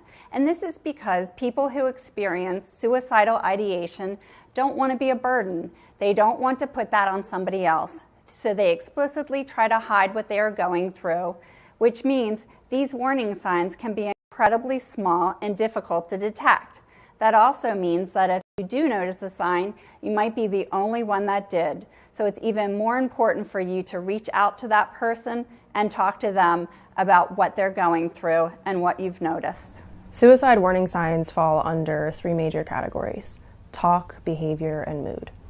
When we think about how people talk about suicide, we oftentimes can hear people joke about suicide or joke about how depressed they really are when they talk about their symptoms. Some of the language to listen for or to look for would be maybe individuals saying, I wonder what it would be like if I wasn't around anymore.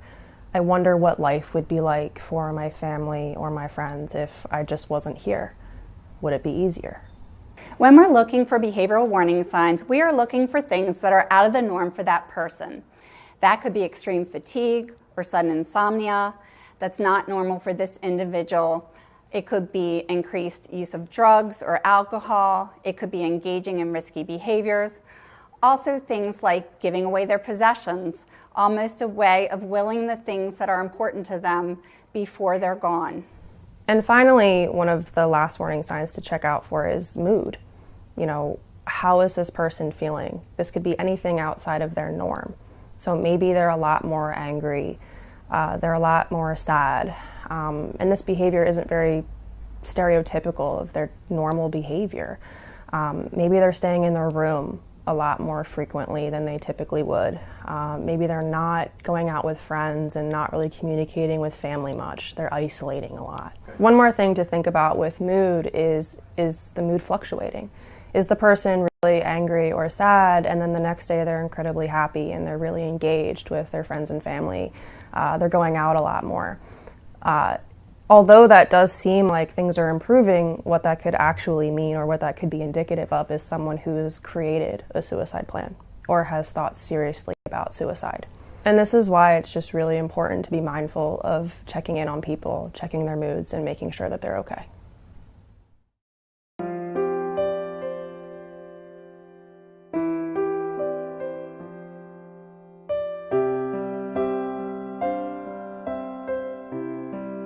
Just wanted to thank SL24, the entire team, for your important work. Thank you for your tireless efforts. Thank you for shining the light of truth and openness on the issue of mental health and suicide.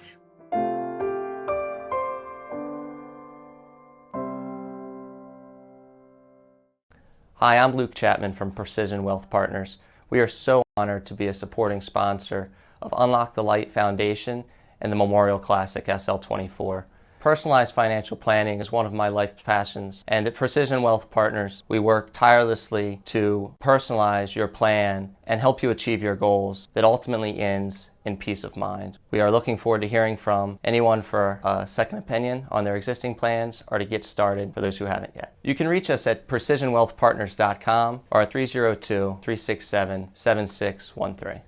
Hi, I'm Reese Davis from ESPN's College Game Day. The SL24 Unlock the Light Foundation is doing remarkable and important work. I don't even know if work is the proper word. Maybe we should refer to it as a ministry to help those who are struggling with depression or self-harm issues or perhaps even suicidal thoughts. You know, it's so important to have someone to turn to in these times because everybody feels this way from time to time. Over the past year, I've had an opportunity to talk to numerous athletic directors and coaches around the country, and so many of them have told me that the mental health issues among their athletes are through the roof. And you would think this wouldn't be so with people in the prime of their lives. And on the one hand, it saddened me, and it certainly does, but it also heartened me in some ways because for these people, for the coaches, for the athletic directors to be aware of it, meant that the young men and women who were having these issues were willing to talk about it. And that's what this SL24 Foundation seeks to provide for all of us. You know, I know that it's easy to think that athletes or broadcasters have it made or whoever it might be that you admire and think they have everything they want. They couldn't possibly have any problems. But everyone at some point in their lives encounter issues that can be depressing. For me, I try to rely on my faith. I think being part of something bigger than I am and knowing that I have an eternal promise that's available to everyone is really important in terms of mental health. And many of you have probably been to weddings where they define love. And they say that love is patient and kind. It's not self-seeking. It always hopes. It always trusts. It always perseveres. But another thing in that passage it says is that it always protects. And I think that's what we're called on to do in this moment in time. And we have so many of our young people who are struggling with various issues. We have to protect each other. And the SL24 Foundation gives people an avenue to be able to help. And if you are one of the people struggling, I encourage you to reach out. And if you're one of the people who aren't struggling, be aware, be open, be ready to show true love and try to protect each other. Shantas has provided me a space where I can choose who I'm surrounded by, and I can choose how much I want to say and how much I can let people impact my decisions. But even from my experience, when I haven't gotten the best news at practice, I've just been able to come in here and it doesn't end up with my coaches, it doesn't end up with my teammates if I don't want it to, but if I want to talk to a teammate, I can invite them here too. There are a lot of eyes on us. There's a lot of people that come and support us, a lot of people that watch our games. So with that comes a lot of added pressure to really perform and succeed really well. When you go to practice every single day hoping that, you perform to your absolute best. And, at times if you feel like you don't have that, that can really, damage someone's, psyche and their self-esteem and their spirit. So coming to a place like this, it kind of brings you I'm not alone in a lot of these situations. And I know that I have a family here, and I have a group of people here who I can rely on. I think our team communities are important in some aspects, but it's just so important to have a community where we can go to and feel safe. I walk in here and just feel so warm and comforted. You can study, you can use the library, you can read, there's great resources. As well, there's other students to connect with who you might not as well as connect with in the classroom, but it's a place to come, all students here together. It's so important to go beyond being a student athlete because, at the end of the day, those aren't the two only defining qualities of who I am. And I think surely for myself, I don't want to be defined by just my sport and just by my classes. So to me, it's super important. And we get so looped into the whole being a part of the athletic department, being a part of that world, that it's nice to have another world where you can have and focus on your mental well-being and who you are as a person and not just as an athlete.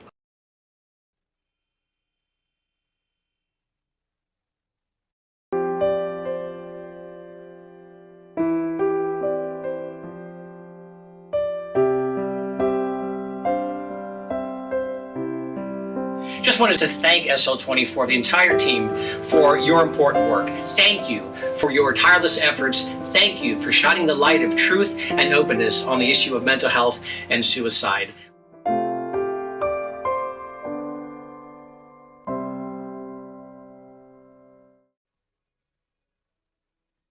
Rustic Italian. It's Platinum Dining Group's take on authentic rustic Italian cuisine. Think of it as kind of returning home to grandmom's house. Sauce on the stove, meatballs simmering, warm, crusty coal oven pizzas coming out of the kitchen. It's our way of welcoming you into our home, our kitchen, and just kind of filling your bellies with a whole lot of love and good stuff. We're located right on Main Street in downtown Newark. Looking forward to seeing you soon.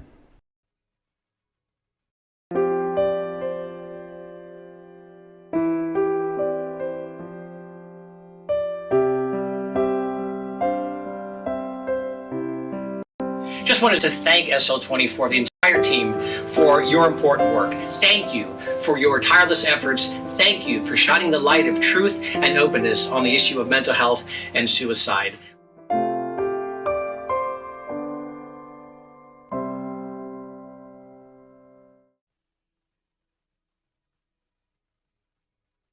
Rustic Italian. It's Platinum Dining Group's take on authentic rustic Italian cuisine. Think of it as kind of returning home to grandmom's house. Sauce on the stove, meatballs simmering, warm, crusty coal oven pizzas coming out of the kitchen. It's our way of welcoming you into our home, our kitchen, and just kind of filling your bellies with a whole lot of love and good stuff. We're located right on Main Street in downtown Newark. Looking forward to seeing you soon.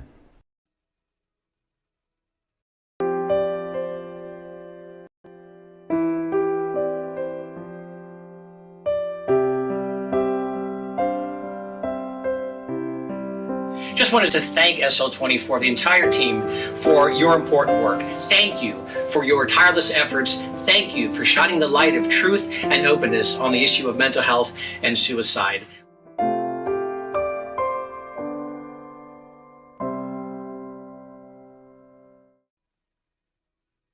Rustic Italian. It's Platinum Dining Group's take on authentic rustic Italian cuisine. Think of it as kind of returning home to grandmom's house.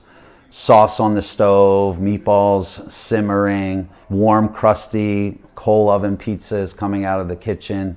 It's our way of welcoming you into our home, our kitchen, and just kind of filling your bellies with a whole lot of love and good stuff. We're located right on Main Street in downtown Newark. Looking forward to seeing you soon.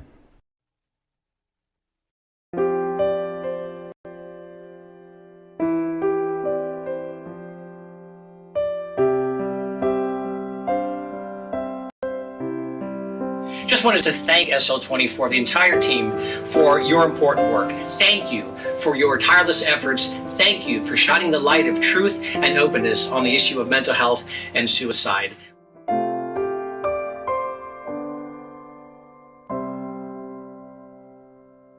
Fourth annual SL24 Memorial Basketball Classic is being brought to you by HFM Investments, Platinum Dining Group, Formal Affairs, and by iHeartRadio. We welcome you back inside the Chase Fieldhouse in Wilmington, Delaware, the site for the 4th annual SL Memorial Basketball Classic in memory of Sean Locke and to raise awareness and funds for the SL24 Foundation for Mental Health and Suicide. 4th of 5 high school games coming your way. It's William Penn and Caravel as we get set for the opening tip. And we welcome you back here to Wilmington, Delaware. Good to be with you once again, everyone. Mike Corey alongside longtime high school assistant head coach and SL24 board member Bill Harmon. Good to be back with you again, my friend. Mike, always great to be sitting next to you. Are you ready for these 2 big games we got coming up here? Let's begin with this one. Absolutely. This is really going to be fun. This is going to be a real tussle. William Penn, Gary Lumpkin, the head coach, second year, physical, tough-minded, love to shoot the three. Caravel, on the other hand, up and down. We'll see a lot of changes at defenses. Mark Tobin doing a really nice job with that ball club so far this season. All right, sounds good. We're looking forward to it here, all in the support of the SL24 Unlock the Light Foundation to raise funds and awareness for mental health and in memory of Sean Locke. Totals are really moving up the ranks here, Bill, in an outstanding weekend today in Wilmington, not only from the silent auction, from the merchandise sales, the ticket sales have been great. We've got this game and one more to go here, and we're looking to blow last year's total out of the water and continue to help support the SL24 Foundation. I think you're going to be absolutely right. So excited for the foundation, and Chris Locke going to be a really great finish here to this wonderful weekend, too. Fantastic games on tap. This is going to be a fun one here. All right, so here we go. It's Caravel and William Penn. This is a battle of number 3 and number 4 in the state of Delaware. Let's see who can come out on top in this one. Mark Tobin, head coach for Caravel. Gary Lumpkin for William Penn. And let's get to our starting lineups. Bay Country brings us our starting 5 for William Penn. Number 1, Jaden Guy, along with number 3, Gabrielle Valman. Number 5, Jalen Sample. Number 13, Emmanuel Vaughan. And number 23 is Jordan Moore. Our starting 5 for Caravel, brought to you by the Wetzel family. Both sponsors, among many, many others here this weekend, proud sponsors of the SL24 Foundation, and it sounds like this for them. 0, Amari Gordon. 2, John Clemens. 3, Dominic Wyatt. 4, Makai Carmen. And number 13, Miles White.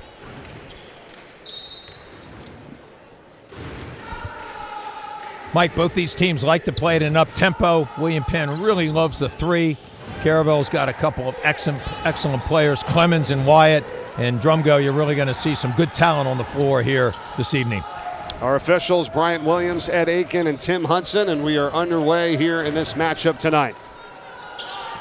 William Penn opens up in man-to-man. This is a staple. Gary Lumpkin played this as a player at William Penn, and now he's really doing a nice job of teaching it. Fight for the offensive rebound. Caravel almost had it. It's taken away by the Colonials, and here comes Jaden Guy. William Penn, 10-3 on the season, coming off the win over St. Elizabeth's in their last game. Had a quick little 2-game losing skid there to Sallies and Howard, but they picked it back up. Well, they certainly did, and those are 2 excellent teams. Howard and Sallies going to be around deep into the playoffs as well. Nice feed inside, and the bucket is scored by Emmanuel Vaughan, and that gets the scoring started here tonight. Boy, what a really fine pass there by Jaden Guy from the top. A good vision, delivering the ball at exactly the right moment. Caravel comes in at 9-4. They've won their last 2 over Red Lion and Cape Henlopen. They had a loss earlier to Appoquinimec, who we just saw a little while ago, number 1 ranked team in the state. Oh, and getting it right back and putting it up and in is Makai Carmen for them. Well, just an errant play there, and then leaving the court too soon, getting down the floor and allowing Carmen to be wide open underneath. Minute and a half gone by. Nice little cut, but a block and a foul. John Clemens, not the block, but is also called for the foul. In this day and age of so much spread, 5-out motion, both teams have already executed nice set plays. One a back screen along the baseline for the first score for Caravel, and then a nice little offset shuffle cut there by William Penn to at least get the opportunity to get to the free throw line and Jaden Sample. Tied up at 2. Just under a minute and a half gone by in the first here.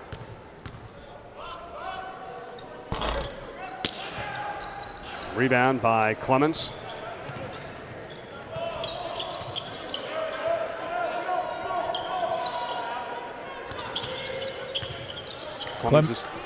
Clemens loves to work off the dribble. He's very capable. He's got a great crossover right to left to get into the middle for that jump shot.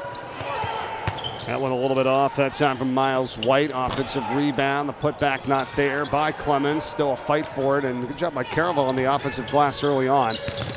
Quickly in transition, William Penn. Nice by Jalen Sample as he scores, and they're up 4-2. Sample very fast in the open court. William Penn loves to move the ball via the dribble and the pass in transition. Sample with an outstanding finish off the glass, holding his hand away from the shot blocker. On the cut, it's Miles White. Now, Gary Lumpkin not going to be happy with that defensive performance. Absolutely nobody on the wall to prevent that finish at the basket. You've got to have help in there to not allow that straight line. Oh, what a shot here from Sample as he comes back and drains a big three.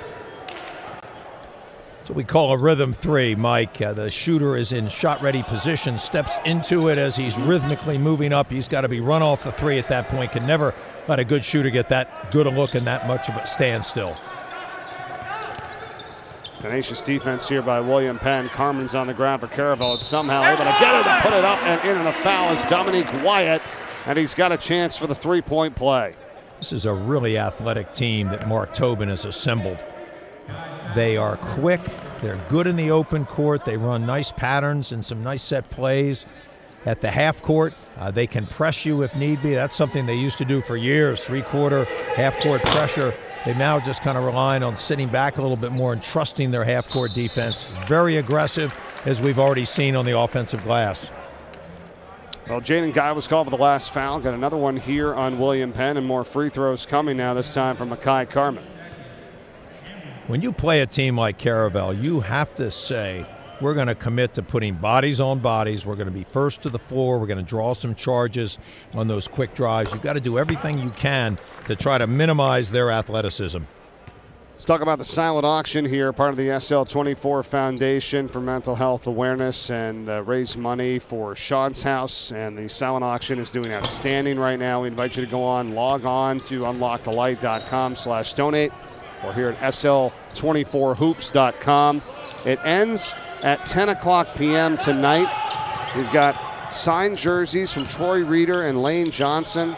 7-day stay in either Antigua, St. Lucia, Panama, or Barbados. We've got tuition to St. Mark's High School valued at over $16,000 for a year. You can bid on that as another basket is scored here by Sample for William Penn. He's on fire to start this game. The silent auction is another great way to help support the SL24 Foundation. So many different resources, so many different ways to give and to get involved, and certainly with the silent auction, some wonderful things being given away here. Get your bids in and make them high. Guy trying to take it coast to coast. Offensive rebound, and a foul is going to be called as Jordan Moore was able to collect it. He's going to head to the free throw line. Well, Jordan Moore, one of those seniors that Gary Lumpkin has in his lineup, a long and very active, gets himself in really good position on the offensive glass, gets fouled from behind.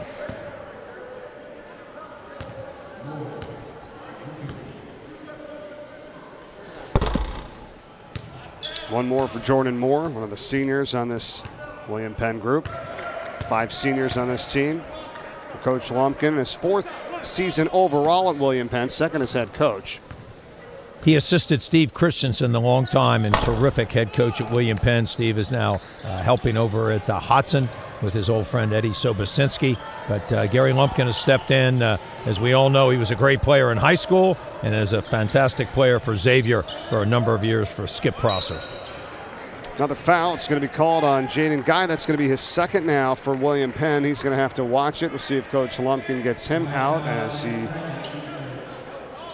retreats a little bit down the bench. I don't know. 3:55 to play here in the first. Not sure Gary Lumpkin ever retreated. Yeah, he was always on the aggressive, but you were right there. He was looking down his bench. You're absolutely right. Oh, my gosh. No, you're right. 123 games at Xavier. Played under Skip Prosser. Was one of the best, man. I remember those teams. How great were they? They were terrific, and he was such a tough guy. He played at a great tempo. He had a great feel for the game and an incredibly smart player. With the 2 NCAA tournaments and NIT when he was there at Xavier. And that group, foul is called here. Makai Carmen back to the free throw line. Mike, he played for my dear friend Jimmy Phillips, who was a longtime head coach at William Penn. Had some great battles against St. Mark's and Lee Sibley, but Gary Lumpkin, a star at every level. A really good person for William Penn to have taken over for Steve Christensen. It really does it the right way and is an excellent coach and a terrific mentor to his kids in his program. Yeah, Lumpkin graduated William Penn 1995 and Xavier in 1999. And it's a different feeling, I think, right, when you're coaching at your alma mater, whether it's in high school, college, so be it. I mean, you just give a little bit extra, you feel like, don't you? Oh, absolutely. And it's always wonderful when programs bring back ex-players. I think it's great. It's almost like promoting from within in the same sense. Oh, what a rejection by Makai Carmen for Caravel. Let's get that out. We've got a 1-point game here tonight. And, Mike, I think that's where the shot fake might come in. Yeah. You get that shot blocker elevated. A nice pass here by Valmont, who's a longtime point guard.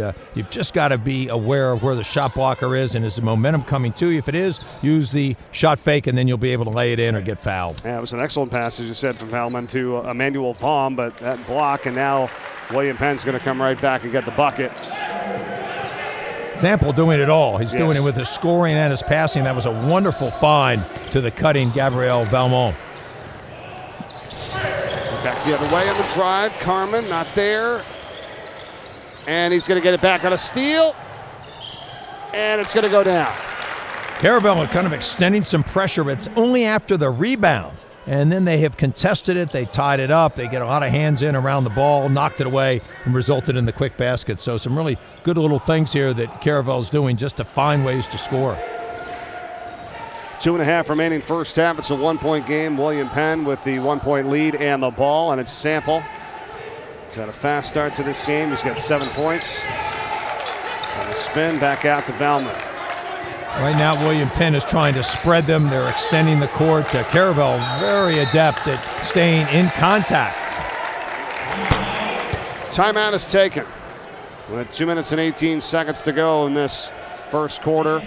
William Penn 11, Caravel 10. We were talking about the silent auction here for the SL24 Foundation. I want to go back to it because there's just a ton of things from not just sports fans. I mean, there's wine baskets to private movie viewings, massages, so many things for non-sports fans too. Hotel stays in Dewey and Hotel DuPont, a spa day, and more. Here's some of the merchandise that's on sale here as well at the Chase Fieldhouse in Wilmington, and it's all available online as well. UnLockeTheLight.com/donate and also at SL24Hoops.com. Look at all the great stuff we've got here in the 4th annual tournament. Well, we showed some of that earlier, and you picked out some really good things, but I just love the variety of opportunities for people to purchase certain things to support the foundation. As you just mentioned there, boy, that's a lot of different stuff, and it's got to appeal to a little bit of something for everybody.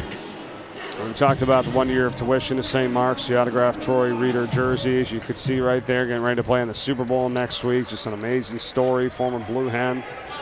And so that's a big part of what we're doing here today to raise money for the SL24 Foundation and keep Sean's house up and running. It's been almost 1.5 years now. And a nice feed inside. And that's Jordan Moore who converts. A wonderful out-of-bounds play drawn up by Gary Lumpkin at that timeout. Moore was able to slide in on the weak side off of a screen. Gets a nice pass at the top and finishes. Oh, another nice reverse here, and that's put in by Miles White for Caravel, as they have yet to lead in this game yet, but they're down by just 1 with under 2 to go in the first. Both teams want to get up and down the court. The defense is amped up here in the last 2 minutes, but some nice cutting action by William Penn has yielded them some great results. Little step back, Bauman. And the rebound by Caravel and John Clemens.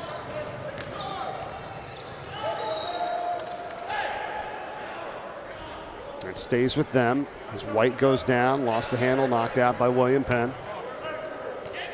William Penn 0 for 4 at the free throw line. Caravel 2 of 5 so far here in the early going.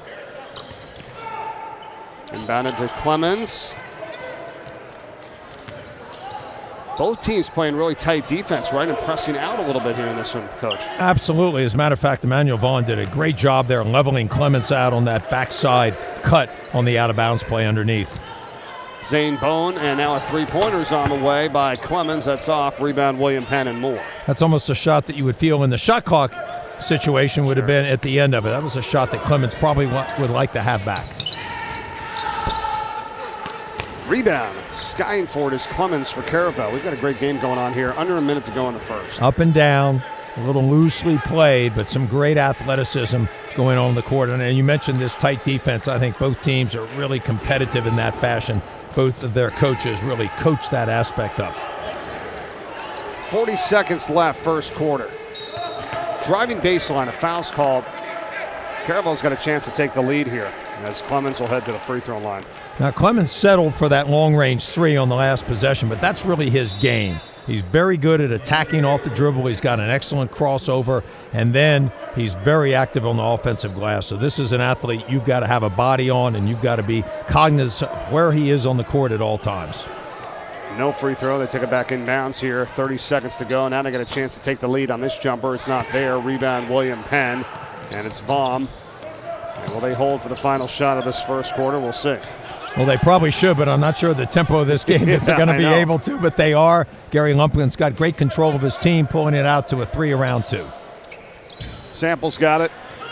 And the top scorer so far, it's going to be a long 3 from beyond NBA range. It's off the back rim. He tries to track it down. He's got it on the deck and feeds it up to Baum with 2.6 seconds to go. He's out of bounds on the baseline. What a hustle play, though, after the miss. It certainly was, but I would have probably said, hey, wait till there's about 3.5 to 4 seconds before you shoot it. You shoot it with 9, the other team can get the rebound and get a shot at the other end. If you shoot it just under 5, you have an opportunity to get an offensive rebound yourself if you miss, but then the other team can't run out and get a score. Fast-paced first quarter here today in Game 4 of 5 in the 4th annual SL24 Memorial Basketball Classic. We take a timeout. It is a 1-point lead for William Penn. 13-12 over Caravel. Second quarter after this.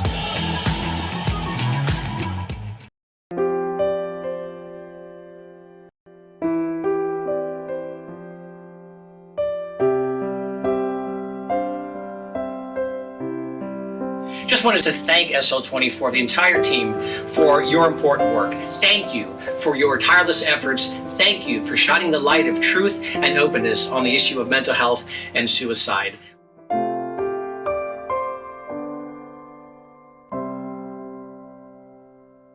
Fourth annual SL24 Memorial Basketball Classic is being brought to you by the Healy family, High Five Hospitality, the Courtyard by Marriott, and by St. Mark's.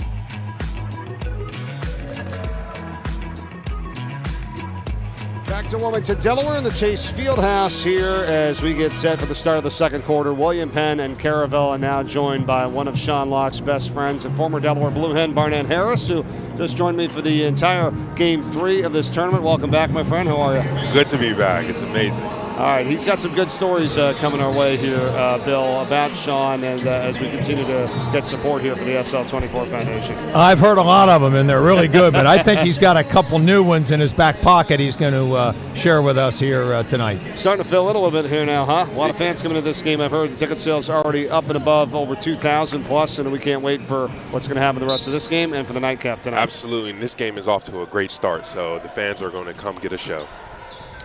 All right, second quarter underway here. William Penn with a 1-point advantage. Played well in that first quarter of action. Jalen Sample had 7 points to lead the way for them. Here he is once again. Nifty dribbling, pulls up and hits. Sample really good off the bounce. He's one of those players that's actually as good off the dribble as he is from the spot. Right back the other way. Oh, and Sample comes in for the block. He hits the deck super hard, but he's right back up and running the other way. William Penn, and that's a rejection by John Clemens for Caravel. This has turned into a track meet, Mike. Another play, and a foul is going to be called on Sample. Boy, don't blink here as we've gone end to end in like the last 8 seconds. This is what I like, because you know what? This is defense. This is blocks. This is glass work. Coaches may disagree with me, but this is what I like, and you're getting up and at it. You're right. It's end-to-end action for sure. An attempted charge draw there. I'm always curious when you ask the officials, when the player is standing there and he's running on the side of his body.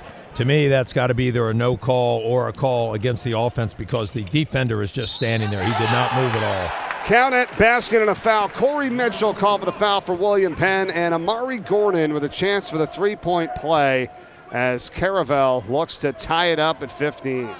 That was a little lack of communication there. When you set the screen coming out of bounds, the defenders have to talk. Are they going to switch or are they going to stay with their man? They both switched, and that allowed him to cut straight to the hoop wide open, and he got a foul in the and one. And you would certainly hope, Barnett, that game plan, you would have gone over that play and you would have already known what your strategy was to defend it. But a lot of times kids forget what to do, and it happens. Fans, I wish you could see the reactions on both Barnett and Bill's face after that last sequence, because Barnett, as this three-pointer goes up and in from Jonathan Kilson, I mean, Barnett's like, oh my gosh, this is crazy, I love this. And I look over, Bill's like, I can't believe what's going on here, slow it down, be smart with the ball. I don't know, is that generational, Barnett? It might be, because I love a good track meet. Let's score up in the hundreds and let's put everything on the glass. I love that glass work. Well, you would have liked it back in the old days of the NBA when guys averaged 25 rebounds a game, Bill Russell, Wilt Chamberlain, and others, because there were so many shots taken. With another 6 or 7 blocks into it. Wyatt gets the basket for Caravel, and then Sample comes back and fires away for another three. I mean, how quick are these teams moving right now? Sample has got 12 points to lead William Penn in scoring. I told you it was going to be athletic, Mike. I didn't know it would be quite this quick up and down the court, but William Penn really relying on some good three-point shooting here. They love to push the ball and find shooters very early on and then attack the glass. Let's get a little more of a scouting report on Jalen Sample, number 5 here for William Penn. Start with you, Barnett. What are you seeing here? I like him, and he's finding his rhythm, and he's taking his shots within rhythm. It's quick, but it doesn't seem like he's being rushed. It seems like that's the level he's used to being able to play in this rhythm. Bill, you agree with that? I do. I certainly do. I also like the fact that he's a willing and good distributor of the ball. We saw that earlier on, and he's really hustled on the court.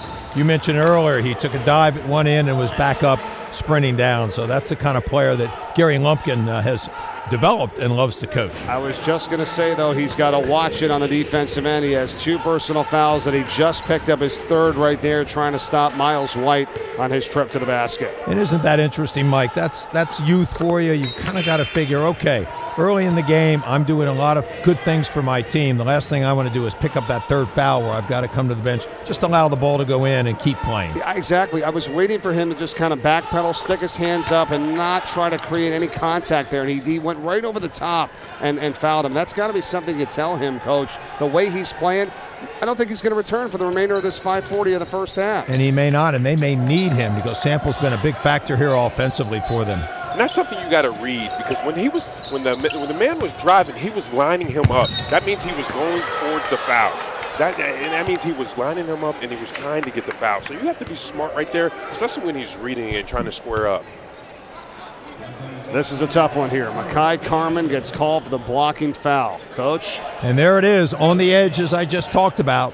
That is a tough call, and we know for officials the block charge and the traveling, maybe the 2 most difficult calls to get right. That was a tough one. I thought the Caravel defender was there in position perfectly. I thought that was a charge, and I love charges, and I thought he was in the lane. I thought he was set. I thought he was still for the time needed, and I thought that was a good charge by him. Instead, William Penn gets 1 of 2 at the foul line with Mahari Campbell, and then right back the other way is White as he's fired up. And what do we get here? I think they called it travel on the White. You got it. And again, that's probably playing just a little too fast. The enthusiasm of the night, the moment people get caught up in it, just play within your capabilities. The last thing you want to do is create a lot of turnovers. Bounce pass into the post. They find Vom. Squares and connects off the window. That's Emmanuel Vom, the sophomore, 24-18, William Penn. That's the first time that either team has really tried to go into the low block. Both teams are playing behind and no help. Vom did a great job of squaring up to the basket and finishing off the backboard. Largest lead right now in this game for William Penn. 3 ball the way, Clemens. I thought that was a little bit of a rush shot. I didn't think it was as smooth. He's a shooter, but I didn't think that was as smooth shot as he could have gotten on that one. Entry pass down low on the baseline. Jumpers off by Vom. See if Caravel can kind of take advantage here without Sample in the game for William Penn. Try to cut into this lead a little bit. Well, this game has developed into more of a 5-out situation, but Caravel early in the season was really running a lot of nice patterns. We played him, lost in overtime. But I was really worried about a number of the actions that they would run against us. Well, you better be athletic and running up the floor in this game, as this jumper is off by Valmon and Caravel on the rebound with Clemens. Here's the downside of playing at a track meet level: is when you're missing shots and the other team still is continuing to make them. You feel that you need to do double because you think they're going to continue at that pace, and you have to try to play catch up, and that's not necessarily true. The basketball is a game of runs, so if you're missing shots and you're running at that fast pace, maybe slow it down, run a slow set, and then just gather yourself, because it's a long game. And I think Caravel's starting to get a little rushed because they're playing at that track meet and they're a little behind, and they think if they don't catch up now, they're never going to catch up. That's an excellent point, Barnett. And all of a sudden, if you do that on a couple of possessions back to back to back, you might find yourselves down by 10. Makai Carmen, bucket is 24-20. Here is Kilson as he works baseline. Feeds Michael Wilmore, and the jumper's good, and that's his first bucket of the night. 21 Michael Wilmore for William Penn. The William Penn bench coming in, Gary Lumpkin giving them an opportunity, and a nice creation there off the dribble. Now they're back into zone here to see if they can't slow down some of those dribble penetrations of Caravel. Clemens, look out, on the deck. Jump ball. And it's going the other way here to William Penn. Mike and Coach, I want to ask you something about this. William Penn is in the zone. I would have liked for number 2 to go to the high post, send the 2 bigs to the block, so number 2, he can square up and make the man who's in the middle of that 2-3 zone come up and see what he has. If not, he has a mid-range. If so, then the big is going to be open on one of the bigs are going to be open because it'll be lopsided. Well, the best way to attack a zone and also to reverse the ball is to play through the high post. Caravel possession here, down by 6. They try to cut it in half on a missed 3 there by White, and he's going to end up getting the ball right back. Yeah, I hear what you're saying there, Bill. His arms are out. Like, there's no need to rush it that much. You make a play, right? You get it back and just hang tight for a second. Well, outlet it to somebody that you actually see and not just throw it into space. And another tie-up. Oh, they got to call a foul here. Let's see. Yeah, Caravel's going to be called for the foul, and that's going to go against Gordon. That's his first. I think Caravel is a little rushed. They're not playing super fast, but I feel like even within the shots they were taking, it's still a little bit rushed. It doesn't seem as smooth and as comfortable. It seems a little bit pressured. Yeah, there's playing fast in the flow, right? And then there's playing fast and rushing like you're talking about. Don't you always have to play within your capabilities? And I think that's the key point here. If you can't play fast, don't play fast. If you're a speed player, you're going to use it to your abilities when it's possible, but you can't always play at Mach 4. Coach, that's an excellent point, and that's something that I struggle with in much of my career. I wasn't trying to match how my opponent played type of guy, so if I saw somebody playing super fast, I had to be super fast. If I saw somebody playing super slow, I had to do that, and it took a while for me to grow within what am I good at? What can I bring to the table and to do that consistently? And I think Caravel's fallen into a little bit of that. That's a really good point. You're right. You get taken out of your game, and sometimes the score affects that, right? You see yourself down, oh, I got to make a play here, and let's see what happens. Block shot on the way by Vom, as that was Dominic Wyatt going in for Caravel. 2-on-2 here. Oh, big bump and contact, and no call, and it's taken away by Miles White. What's up with that? And now on a drive, count the basket, and more contact as that's laid up and in by Caravel's Dominic Wyatt. It is a 6-point ball game. Finally, the whistle is blown. And after all that, we've got 1:09 to play in this first half, and We're headed for about a 45-minute post-game show tonight, guys. When this one's all said and done, it'll be over in like 20 more minutes. If you're not a track star, you can't be in this game. Barnett, you would have loved playing against me because I played at a very, very slow pace. You would never have been winded. It's a foul on Caravel, and now that's their 5th team foul. 8 on William Penn. 2nd on Gordon. 3rd actually on Gordon for Caravel, so he's out. William Penn working with 50 seconds to play, and a good idea, but a tough pass that time from Kilson looking for the cutting Kemp. Too many one-handed passes. When you do that, you better rely on being absolutely perfect in your placement. If you play with 2 hands, you can always fake, pull the ball back, and you're generally going to be more accurate. I like the action there. I thought William Penn was setting up some weave to drive, maybe even hold the ball for the last shot, which would have been appropriate considering the time score. 40 seconds to go in the first half. I would like to see Caravel actually hold for the last shot. They've been rushed, and now I want them to run a set completely to get a good shot. Well, instead they fire up a 3, and Dominic Wyatt drains it. I understood, Barnett, I was agreeing with you here, and I couldn't get it out in time. It's a 3-point ball game. Well, Wyatt knows his range and knows that he's getting a better feel for the game. He was very quiet in the first quarter, now getting going. Wyatt, one of their better players. Clock's down to 8 seconds. Corey Mitchell has it for William Penn. Dumps it inside. Emmanuel Baum works it in. Tough angle. Caravel's got it. 1 second left. It's taken away. And does that shot count? No. And it's off anyway. And that's the end of the first half. Wow. Number 3 versus number 4 here in the state of Delaware tonight. And it's a 3-point game. We finished the first half in 30 minutes. 28-25. It is a William Penn 3-point lead at the half. You guys ready for the second half? I am. I'm really excited. Let's just go right now. Keep them going. Hey, a physical game, really hard played. I think both teams kind of trying to showcase all their skills all at once. But I think things will settle down a little bit in the second half. But I do like the competitiveness of both teams. All right, halftime at the Chase Fieldhouse in Wilmington, Delaware. Game 4 of 5 here today in the 4th annual SL24 Memorial Basketball Classic. It is William Penn, 28, Caravel, 25. Halftime coming your way. Start of the second half coming up in a little bit. Stay right where you are. Rustic Italian. It's Platinum Dining Group's take on authentic rustic Italian cuisine. Think of it as kind of returning home to grandmom's house. Sauce on the stove, meatballs simmering, warm, crusty coal oven pizzas coming out of the kitchen. It's our way of welcoming you into our home, our kitchen, and just kind of filling your bellies with a whole lot of love and good stuff. We're located right on Main Street in downtown Newark. Looking forward to seeing you soon. Hi, I'm Luke Chapman from Precision Wealth Partners. We are so honored to be a supporting sponsor of UnLocke the Light Foundation and the Memorial Classic SL24. Personalized financial planning is one of my life's passions, and at Precision Wealth Partners, we work tirelessly to personalize your plan and help you achieve your goals that ultimately ends in peace of mind. We are looking forward to hearing from anyone for a second opinion on their existing plans or to get started for those who haven't yet. You can reach us at precisionwealthpartners.com or at 302-367-7613.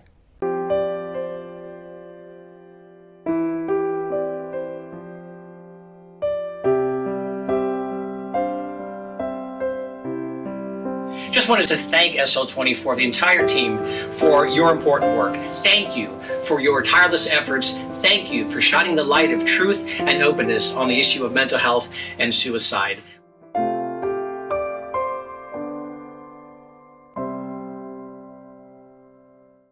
And we welcome you back to halftime of the 4th annual SL24 Memorial Basketball Classic. Great to be with everyone here. Mike Corey alongside the founder of the foundation for SL24 Unlock the Light, Chris Locke. Great to see you as always, man. Always a pleasure to see you as well. We always love having Mike Corey here at Sean's house. Thank you so much. I love this time of year. I mean, now it's really starting to become a thing, right? You look forward to this year after year. But I want to kind of go back just over 3 years ago to the end of 2018 when you started all this.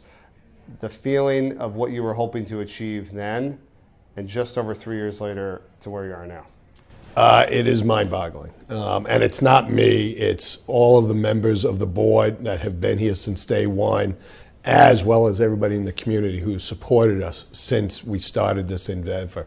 If you would have told me in December of 2018 when we all got together and talked about an idea of doing a basketball tournament that has grown to where it is today, that we have Sean's house opened up, it truly is mind-boggling. I mean, we started off with a very simple idea, raise a little bit of money and give it to a charity.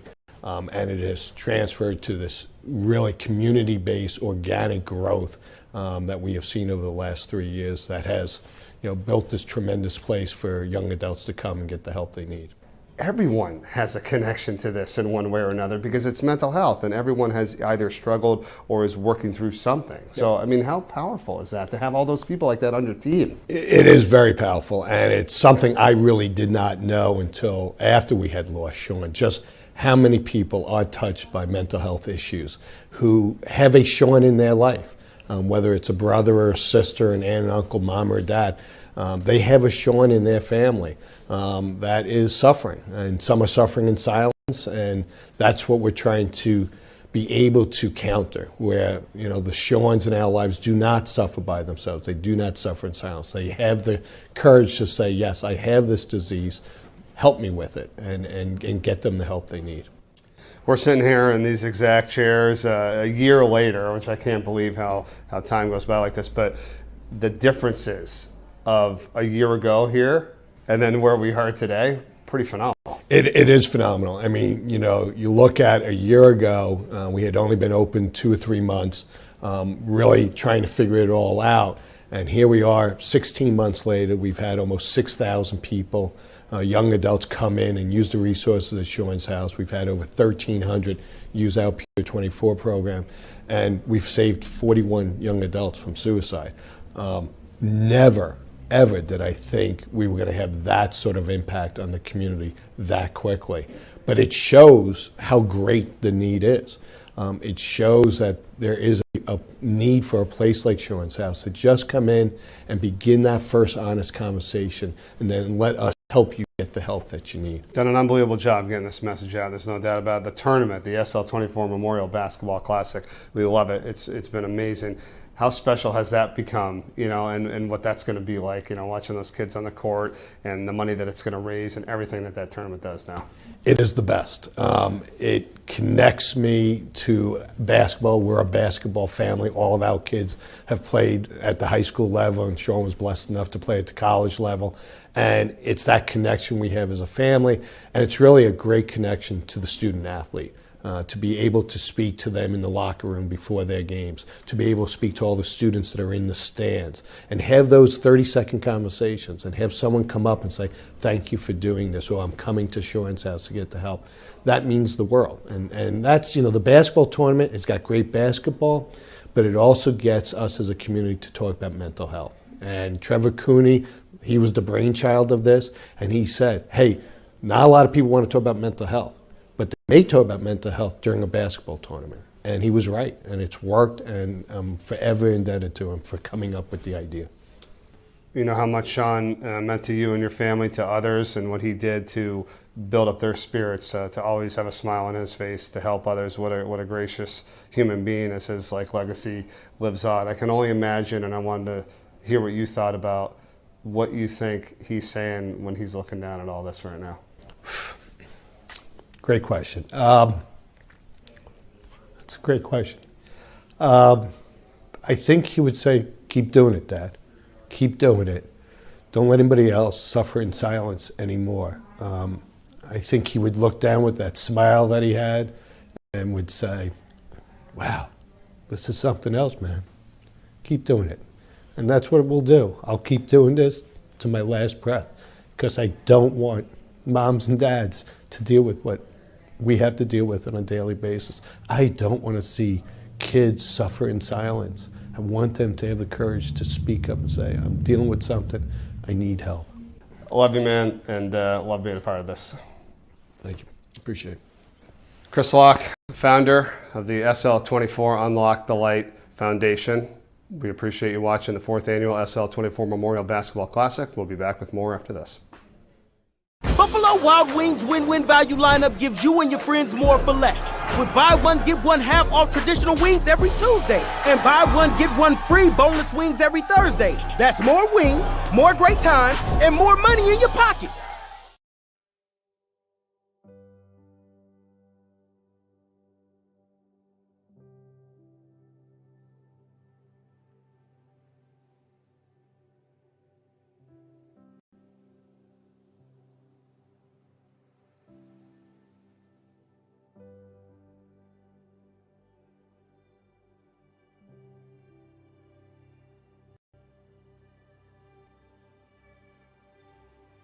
Hi, I'm Reese Davis from ESPN's College Game Day. The SL24 Unlock the Light Foundation is doing remarkable and important work. I don't even know if work is the proper word. Maybe we should refer to it as a ministry to help those who are struggling with depression or self-harm issues or perhaps even suicidal thoughts. You know, it's so important to have someone to turn to in these times because everybody feels this way from time to time. Over the past year, I've had an opportunity to talk to numerous athletic directors and coaches around the country, and so many of them have told me that the mental health issues among their athletes are through the roof. And you would think this wouldn't be so with people in the prime of their lives. And on the one hand, it saddened me, and it certainly does, but it also heartened me in some ways because for these people, for the coaches, for the athletic directors to be aware of it, meant that the young men and women who are having these issues were willing to talk about it. And that's what this SL24 Foundation seeks to provide for all of us. You know, I know that it's easy to think that athletes or broadcasters have it made or whoever it might be that you admire and think they have everything they want. They couldn't possibly have any problems.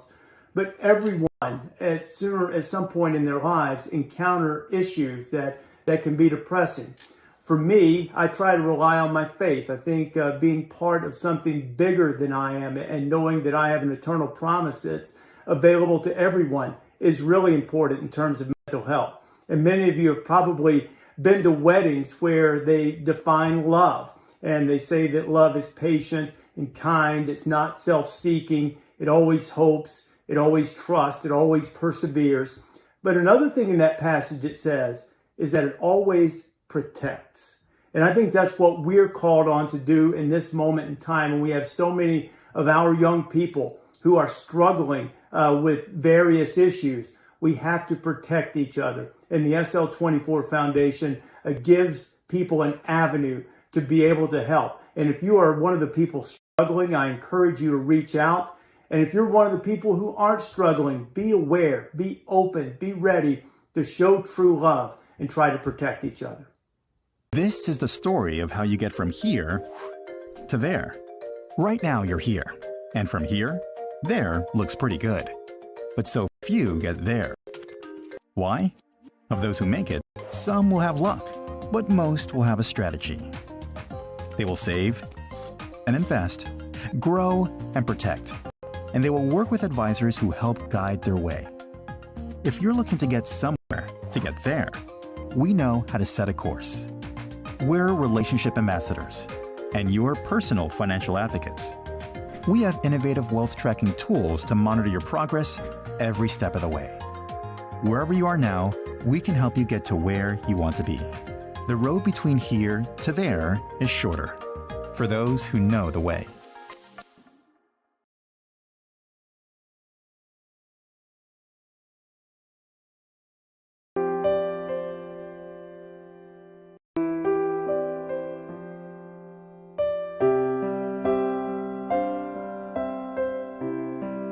Just wanted to thank SL24, the entire team, for your important work. Thank you for your tireless efforts. Thank you for shining the light of truth and openness on the issue of mental health and suicide.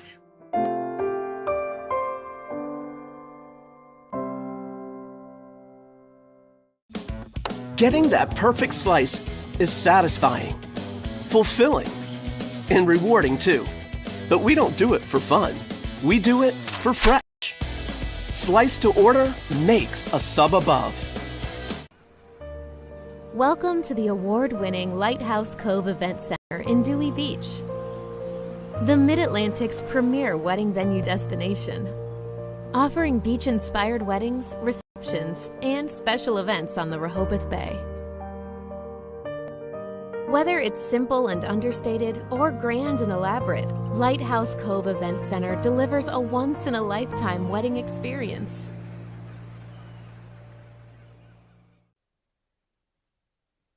Fourth annual SL24 Memorial Basketball Classic is being brought to you by the Healy family, High Five Hospitality, the Courtyard by Marriott, and by St. Mark's. We're back inside the Chase Fieldhouse, Wilmington, Delaware, game 4 of 5 here in this fast-paced matchup. William Penn and Caravel. William Penn leads it by 3 as we welcome you back here on this Saturday. Great to have you with us in support of the SL24 Foundation. Mike Corey, Barnett Harris, Bill Harmon. When's this game going to get done? Another 15 minutes or so? What are you talking about? It's going so fast here. Give me your take of the first half so far. You blink your eyes or turn your head and you might miss a quarter. No, it's been very competitive. I know the pace has been fast, and we've talked about that, but I think both teams are very physical. They're playing at a high level. It isn't always pretty, but it's very competitive, and I like that. Both teams really trying to show off their best games here tonight. Yes, both teams are playing incredibly hard. They're playing incredibly fast, and they're just giving a lot of energy. All right, a lot of great stuff here today in the SL24 Foundation to support mental health and in memory of Sean Locke. And the silent auction has been doing awesome. We're hearing it's just going up and up and up, and all the great merchandise that we have here for you on sale as well inside the field house and also online at unlockthelight.com/donate and also at SL24hoops.com. You can check out all the stuff that's being offered right now and a chance to donate and help the cause here this weekend. We want to blow last year's total well out of the water, and we're going to find out what that's going to be as we get ready for the 5th and final game coming up at 8 o'clock p.m. tonight. Silent auction goes all the way to 10 o'clock p.m. There's a lot of great ways to get involved and help out with the SL24 Foundation. The mission to educate, assist, and create a safe haven where high school and college students can seek help and speak to their peers about their struggles. And with your help and support, we can continue to remove the stigma of depression and make available the resources to get those the help that they need. We're just talking with Tiana Wagner from Sean's house, and along with Scott Day have done an awesome job of just getting everything going there and the peer support program. 86 people being trained in addition to the 100 that they already have. And when you walk into Sean's house, and you know this, Sean and Bill, you don't, Barnett and Bill, you don't have to immediately go right and talk to someone here as a shot goes in by Clemens. You know, you can just hang out, grab a coffee, do some of your homework, right? And then all of a sudden the conversations just start, right, Barnett? That's the best part about it is you don't have to go there trying to find help for your mental health. You can go there and just relax. And then when you feel comfortable, there is somebody there that will be willing to talk to you and help you out. But they by no means are going to force you to say anything. You can go there, just hang out, eat free food, get some cookies, just find a place to study, to do your homework. And that's the greatest thing about it. It's in a very welcoming environment, and I think that's really the key. People are comfortable, they're confident going in there. They know they're just going to be relaxed and do whatever they need to do, and if you need some help, it's going to be available. The peer group mentoring is fantastic. And I also wanted to say, Mike, that the addition to the foundation of having Scott Day join the organization, a terrific addition. Scott's a good friend of mine. He's very capable, and he's really helped out a lot, especially Chris Locke. Has more energy than any man I know, but occasionally he needs a little break, and right. Scott Day has been able to provide a little bit of that, along with all the other wonderful volunteers. Scott's the executive director of Sean's house and has faced his own struggles and is very outspoken about that. I think just a great ambassador, right? I mean, he's unfortunately lived it, so he knows exactly what it's like, and he's come out on the plus side, so we're just thrilled to have him being the head of Sean's house and helping this great cause. You make a great point. He really gets it. As you mentioned, he's lived it, so it's important that you find somebody like that who not only has the skill set to do it, but has the understanding and the sympathy and the empathy to be a great leader. And Jalen Sample, who had the 3 fouls in the first half, gets a steal and a bucket and asserts his authority here to begin the third for William Penn. Part of the comeback of Caravel occurred when Sample was out. He got at that third foul on kind of probably a bad decision, but he plays very hard. He's a very capable ball handler and really likes to run this team and ignites them with his energy. Off of White out of bounds. Caravel got started here in the third with John Clemens knocking down a 3 to tie this game at 28. Sample on the play that you just saw has put William Penn up 30-28, and a minute and a half gone by here in the third. A lot of false motion here by William Penn. They do move the ball around quite well via the dribble and the pass, trying to get themselves opportunities. Here a long-range shot by Valmont, a little off. Quickly the other way, Miles White, and Valmont gets the steal. And William Penn is right back the other way. Sample in rhythm again, but he's front iron with the shot. Wyatt up ahead of the pack, finding White, and we've got a tie game once again. And that's a play I know Coach Lumpkin and all coaches that are watching it hate. The shot's taken from the opposite side, only one man back for William Penn. Caravel on the long miss, outlets it and gets a layup at the other end. That just can't happen.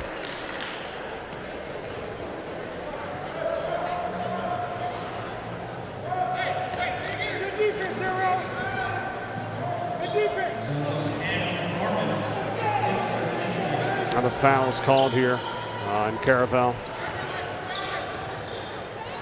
Second team foul this third quarter. Tied at 30. 5:40 remaining. Floating runner is up and good by Jaden Guy. The play was made by Sample. He draws the help. He drops off the pass. And then a really nice play in the mid-range to finish. Coach, I actually thought the help from Caravel was a little bit too deep. I thought his man was too far away, and he wasn't able to get back. I thought he should have been a step or two back to little jab a little bit about it, but be able to get back to your man. Well, one of the reasons was because it was more of a horizontal split versus a vertical split, and that's something coaching does. If it isn't going to threaten the lane, you don't have to come quite as far, and you can actually bluff at it.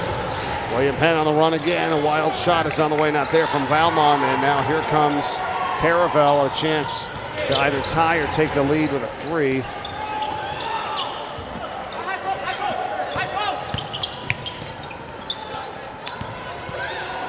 Nifty dribbling here by Wyatt. Outlet, intercepted. Clemens. Wyatt for 3 in the lead. He got it. Caravel leads it 33-32. Wyatt, a terrific spot-up shooter, and he loves the deep corners. That's the scouting report. He's got to be chased off there or denied the ball, and a nice find by his teammate John Clemens to get Wyatt the ball where he loves to shoot it from. Going to call that a 2, and we are tied at 32. So foot was on the line. Now we've got a foul here. Well, Caravel might have put themselves in front. This is a battle here tonight. 4:31 remaining. Gordon goes out. And that's his 4th personal foul. He's got to go to the bench. Sample. It's from NBA range, and you're shaking your head, Coach. Well, they just lose track of where they are on the court and the extension. If you're going to shoot it from that range, it better be at the end of the quarter or the end of the game. And if you're going to shoot it from there, you have to use your legs. That was a stiff shot, had no chance of getting there. And that's a play that even though Sample has made some big shots for them, just get inside into the high school and the college arc. And this jumper is blocked by Baum on the shot from Clemens, and it's going to be William Penn possession as we're tied at 32. Barnett, you were, as being a player in fairly recent time, did you not have a feel when a shot blocker was closing you out? I know people talk about focusing on the rim, but you've got to have a feel for what's around you. So when you get a shot blocker coming hard, aren't you trained to shot fake and then go by them, or let them pass you by and then shoot it? You are, but sometimes people think the release is quicker than it actually is. So you think, oh, I can beat them and then get that just in time. And I was a victim to that too. I was like, oh, I can jump and I can get it just enough in time, and you can get the tip. That's Jordan Moore on the jumper for William Penn. They lead it by 2. We're coming up on 3.5 to play in the third. This fast-paced affair here today between number 3 and number 4. Mike, there was a great book written about Bill Bradley, A Sense of Where You Are, meaning having appreciation for the things that are going on the court and where you're positioned. And he was one of the smartest players of all time. But I think that's kind of what I'm alluding to. You've got to know what's going on around you to make the right play. I think that's just a great story overall, Bill, and a lesson in life, too, as well, as a block by Jordan Moore. And Sample the other way, count the basket and a foul as Dominic Wyatt came back, but he got him. And now Sample's got a chance for the 3-point play. I think I might be picking Valmont on my team. I tell you what, he is a great passer, a willing passer, delivers a perfect strike to Sample there. I don't know if he plays football for William Penn, but if he does, he's pretty quick. He could be a D-back or maybe a quarterback threading the needle. But Valmont, as much as he likes to score, is also a very willing distributor of the ball.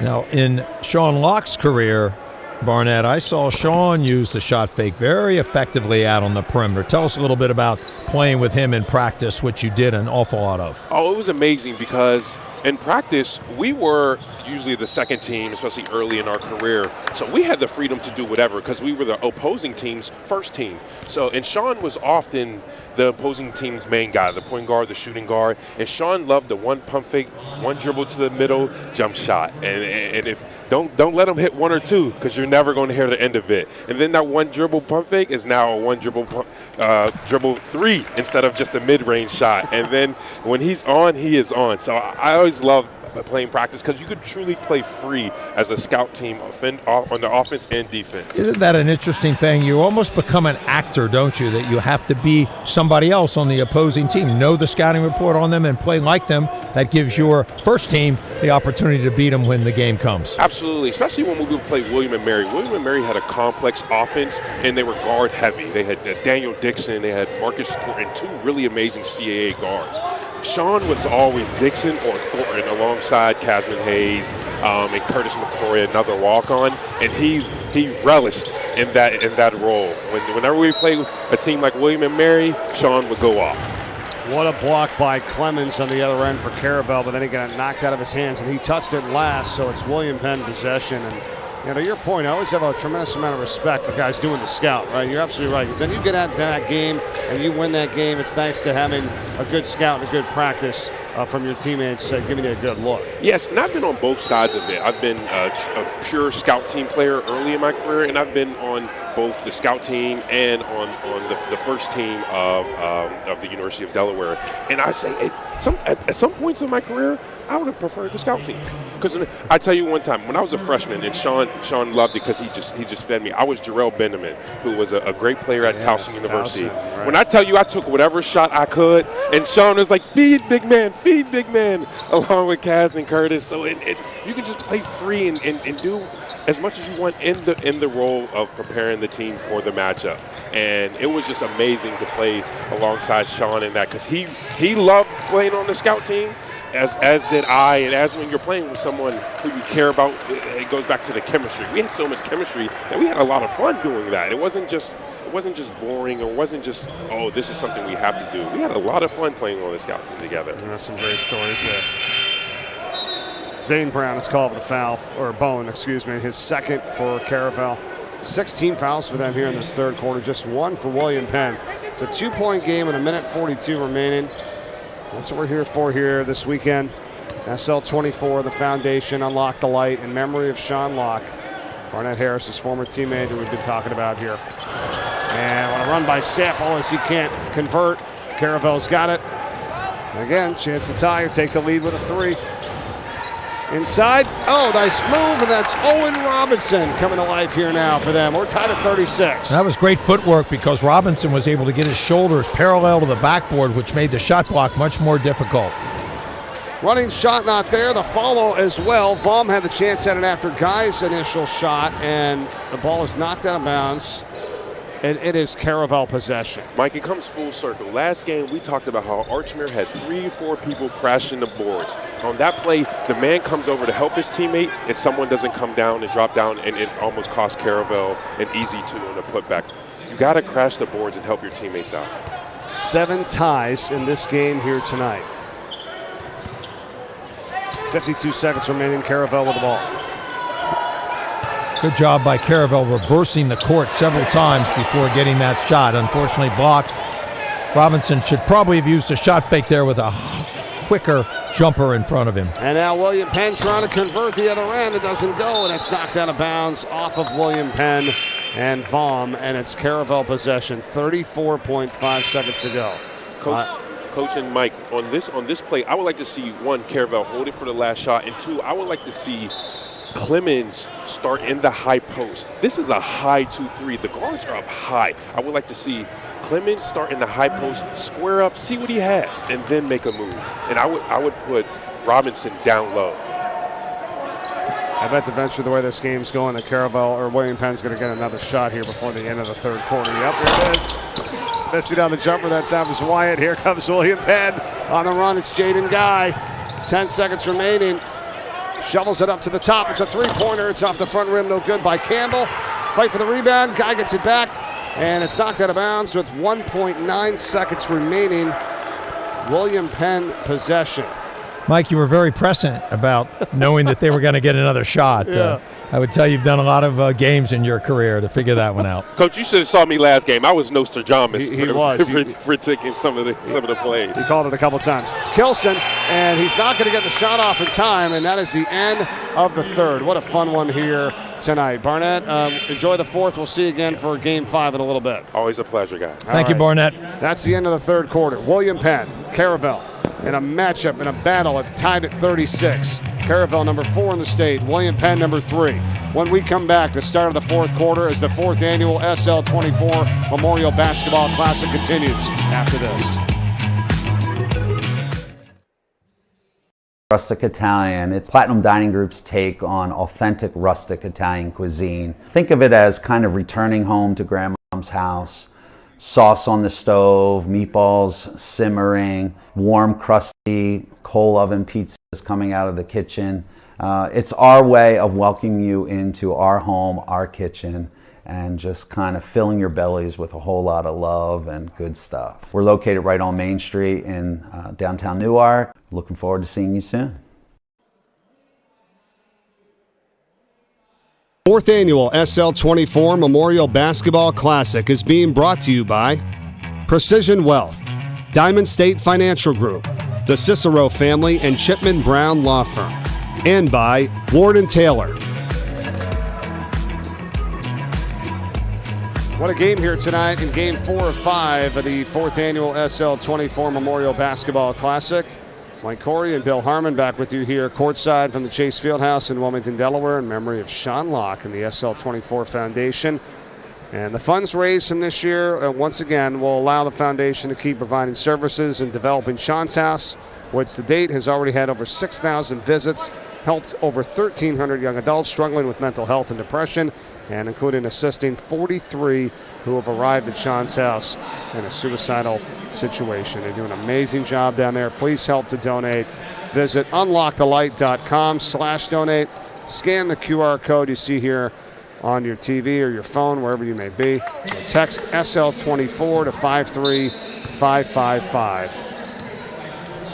Mike, Chris Locke is so nice about sharing some communications that come through, and I can't tell you how many stories I've read, the testimonials from parents talking about their kids and what Sean's House and the organization have done. And when you hear it from the actual people who are in the front line, so to speak, dealing with their own loved ones, it really is an amazing story. Oh, it really is. He said it to me numerous times when we've talked, over the last few years. And just, now with Sean's House being open for almost a year and a half, I've hit him up, we've texted, we've gone out.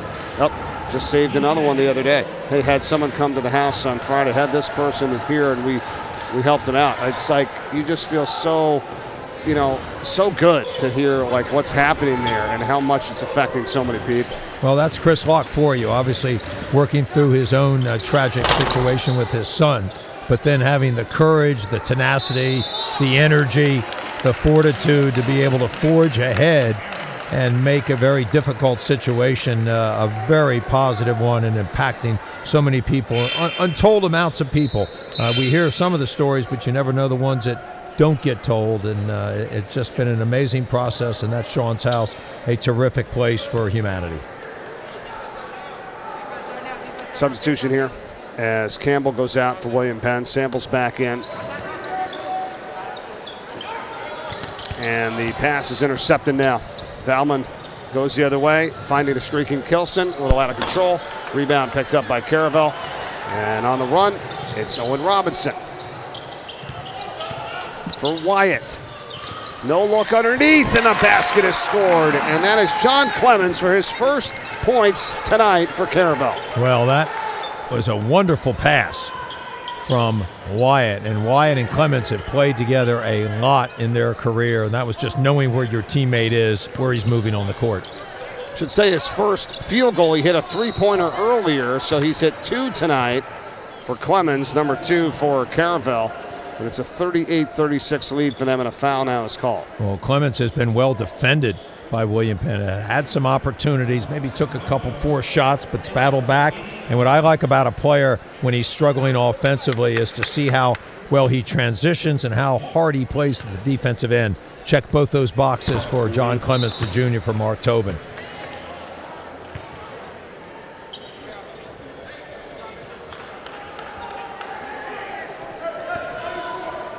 Jaden Guys at the free throw line for William Penn.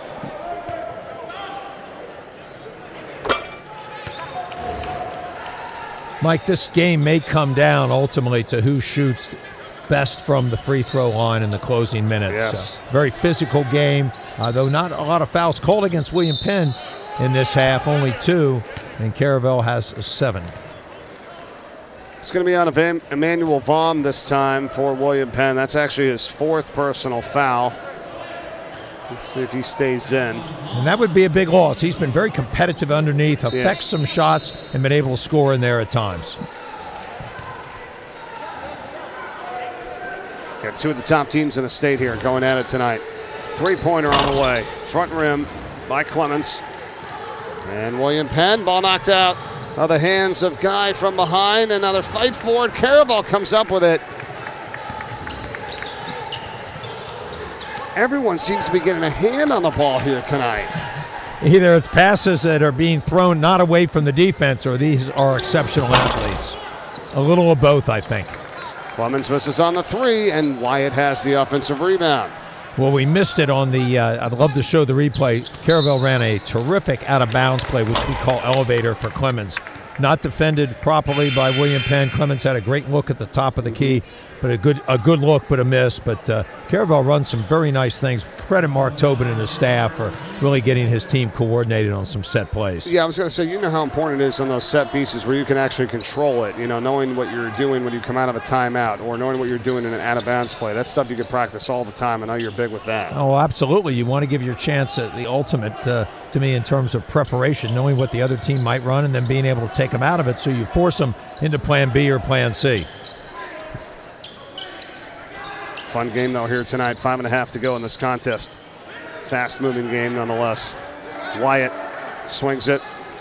Drumgo, that's Keyshawn Drumgo, number 1 for Caravel. He's got it. He puts it up, looking for his first points tonight. A little long. Rebound by Valmon, and he is out of bounds on the baseline. It stays with Caravel.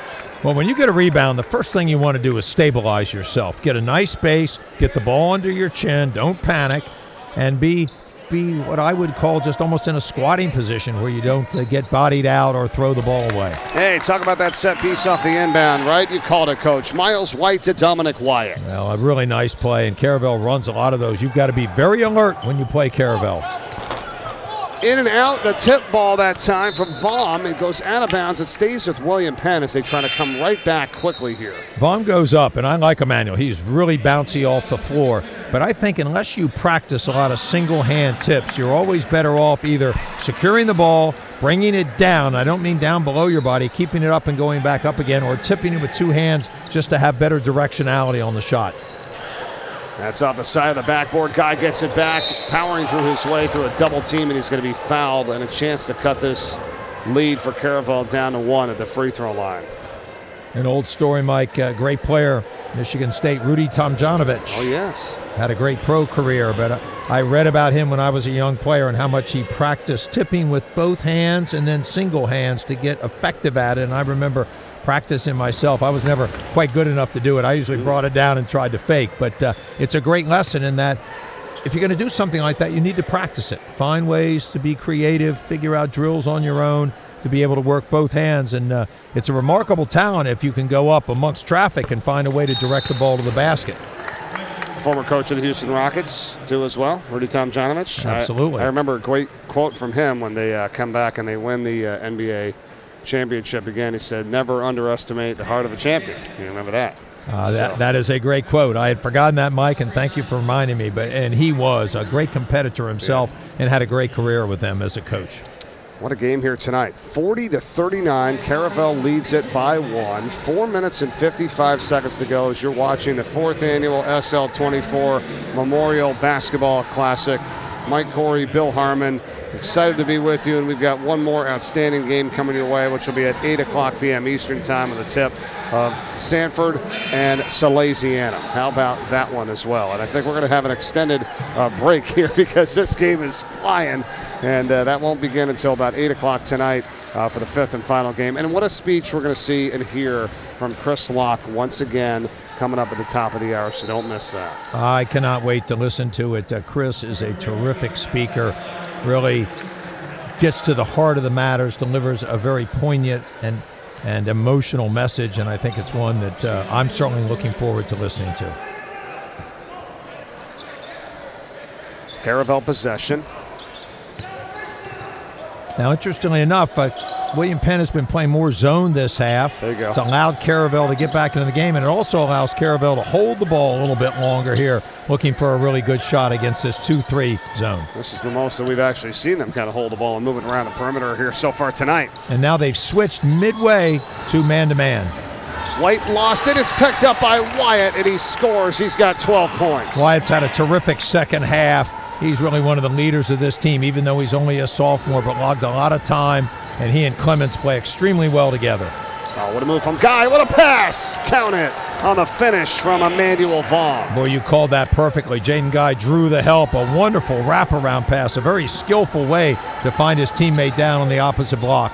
Pressure defense here from William Penn. Wyatt's in some trouble. Timeout, Caravel. Smart call. Mark Tobin, head coach, says let's talk this over and not lose a vital possession here with a 1-point lead and 3:48 to go. That's one of the first times that zone, and now it's probably more of a man-to-man random trap, have expanded to the half court. They had Caravel pick the ball up in a bad place. The trap was on, and I think that's a smart timeout from Mark Tobin. How about some of the outstanding talent that we've had in this game tonight on both sides? An awful lot. Here we've got the wraparound pass from Guy to Vom on the weak side. A really nice action there as he drew the help to him. There was no rotation down on the weak side, and that's what allowed Vom to be so wide open on that weak block. Vom's a sophomore. Guy is a junior. I mean, there's 5 seniors on this William Penn team, but a lot of the underclassmen are, carrying some of the load as well. Then you go to the other side of Caravel. They got 2 seniors in Gordon and Drumgo, and everybody else is an underclassman tonight, led by Miles White, who's a sophomore, and he's got 13 points. And not to mention Dominic Wyatt as well, only a sophomore, and Clemens, who's probably their best all-round player at both ends, only a junior. So Mark Tobin's got a bright future ahead for this program. Yeah, Carmen as well, just a junior. He's got 8 points in this ball game. So Caravel has it coming out of the timeout. Up top for Wyatt. Now they're going to extend this and make it a pressure. A great find. The feed inside, and the foul's called as Makai Carmen's going to head to the free throw line. That was terrific vision by the player we were just talking about, Dominique Wyatt. And what he saw is the trap progressed at him. He retreated with his dribble to create some space and then found his teammate underneath. And a really nice play. Carmen in perfect position to be the recipient of that pass. That was like a delayed blitz in football, right? All of a sudden they just came right at him. And here's big news. Emmanuel Vom has fouled out.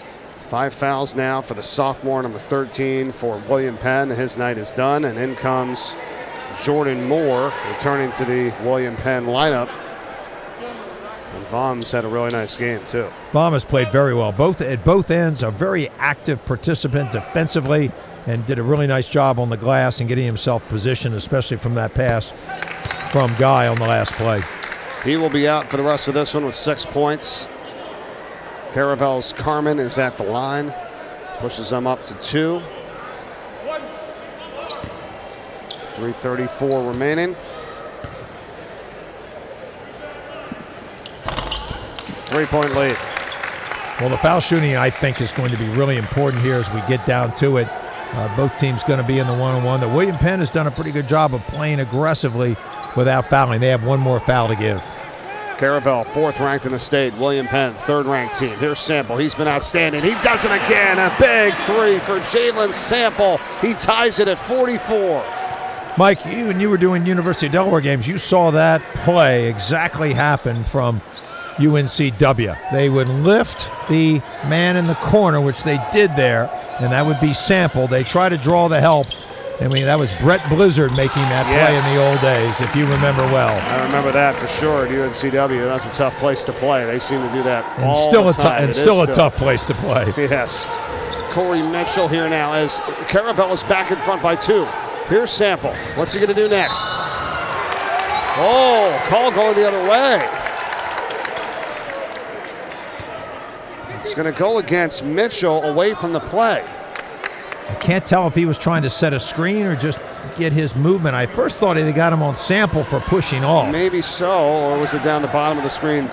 Yeah, it's actually on Mitchell, so it's away from the play. You're right, Coach. You could have possibly gotten Sample, too, using that off arm, but good call by these officials. Sample gets the rebound off the missed 3, and he's on the run. Look out. He pulls up for the tie. Not there. Offensive rebound. Guy fouled on the putback try. With 2:20 remaining, he can tie it at the free throw line.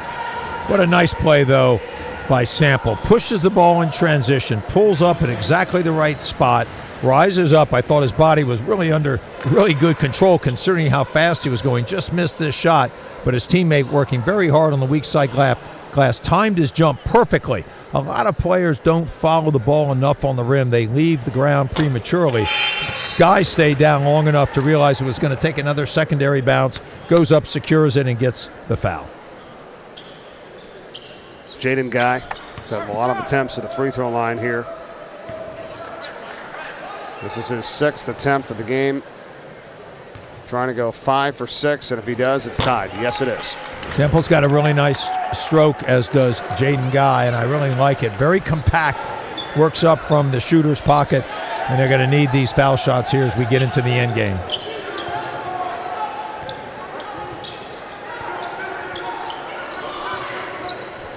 All right, here's Gordon for Caravel. Up to Clemens. Back to man-to-man, Mike, for William Penn here, and they're trying to run a little shuffle cut from the weak side and a couple of ball screens. Bounce pass inside, gathering it, scoring, Makai Carmen. Boy, Carmen is really tough with the ball. He's got great hands, able to secure it amongst traffic. Oh, and right through the lane is Guy. He doesn't get it to go, and it's the rebound by Caravel, and pulling it out of there is Miles White. Some tough guy plays underneath. A lot of physicality, a lot of action. Timeout, Caravel. 1 minute and 33 seconds remaining in this game, 48-46.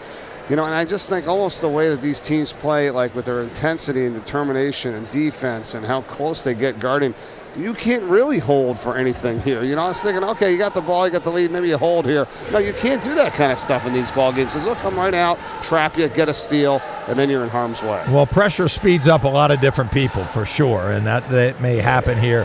I just don't believe Caravel is going to hold the ball for the end game. I think William Penn will be aggressive, as you just mentioned, whether they stay in man-to-man, go zone and trap. They are going to force the hand of Caravel. And then it's going to become a free throw shooting contest. The next foul by William Penn puts Caravel in the 1-and-1. The next foul by Caravel puts William Penn in the double bonus.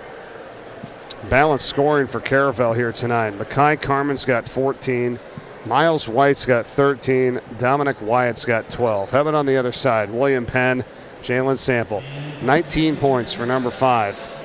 For them. I'm not the least bit surprised. Very impressed with Sample. Plays well in the open court. A good passer as well, but he's got great range on his three-point attempts. All right, so you got Mark Tobin, Caravel's coach, on the left. Gary Lumpkin for William Penn on the right. What's going to happen here in the minute and 33 seconds left in this game? They're both working pretty hard, aren't they? They are. It's going to be Miles White to put it in. Caravel has run a really nice set play out of bounds with a back pick. They did not get into it. White. Beautiful stroke. The out-of-bounder, who is usually the last person to be played, hits the big three. A really smart shot. Sample, nobody got on him, and he misses the three. Guy trying to come in for the rebound, and he is fouled. And Jaden Guy has done a nice job in the interior of this game and just working hard. Draws contact. 2 shots coming up. Not the biggest player, but very physical, gets good position, is tenacious in attacking the ball.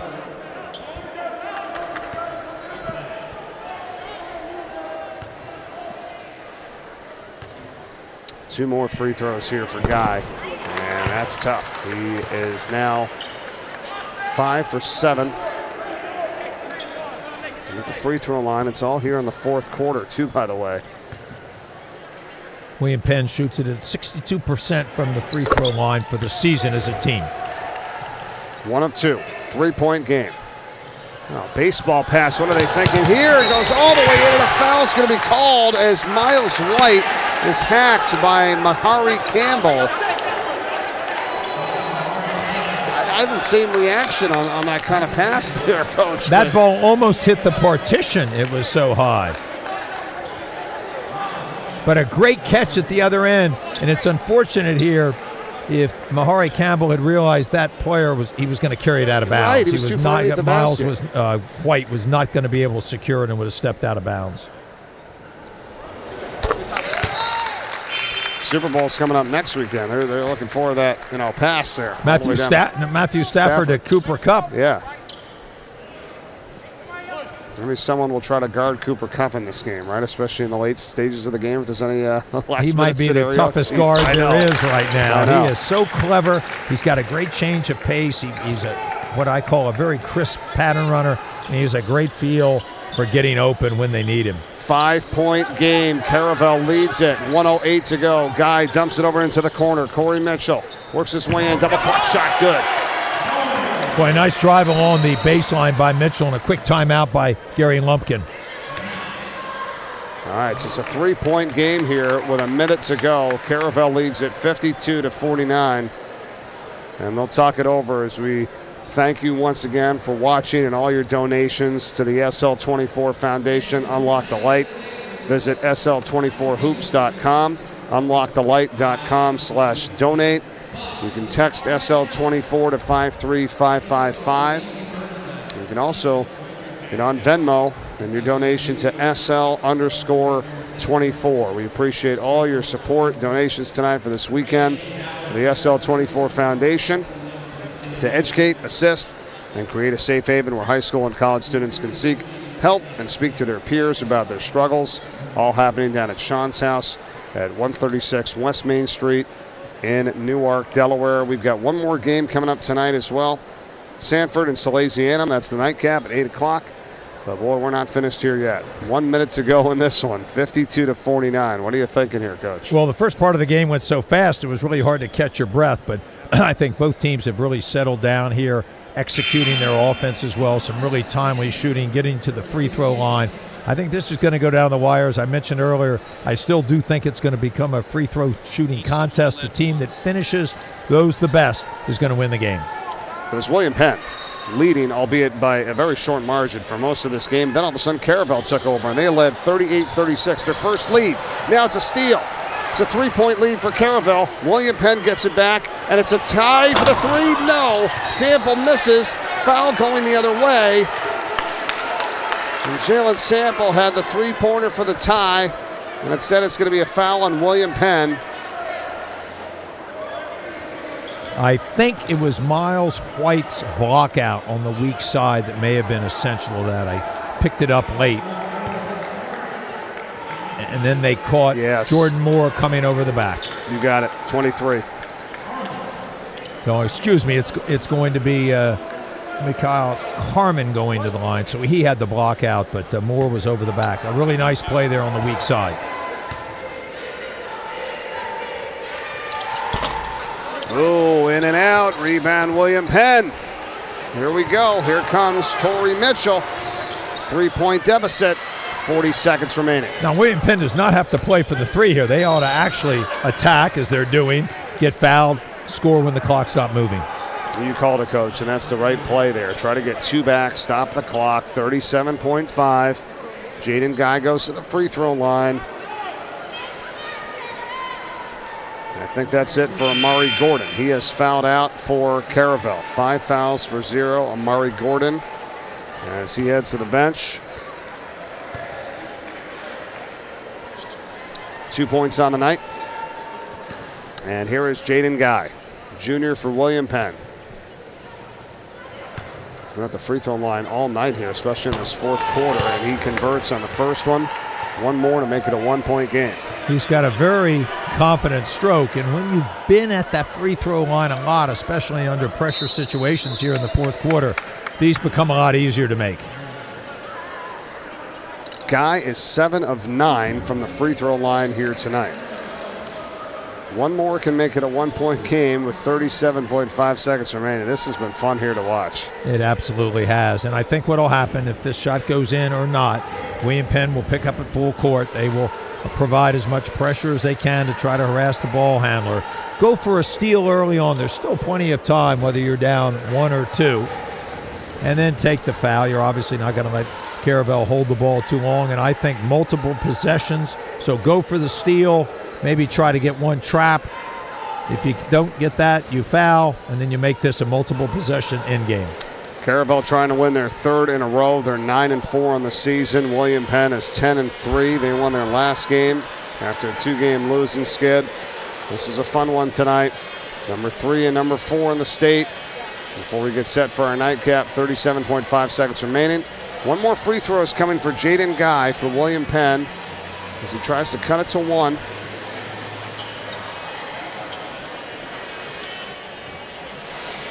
Here's Sample, 19 points for him tonight.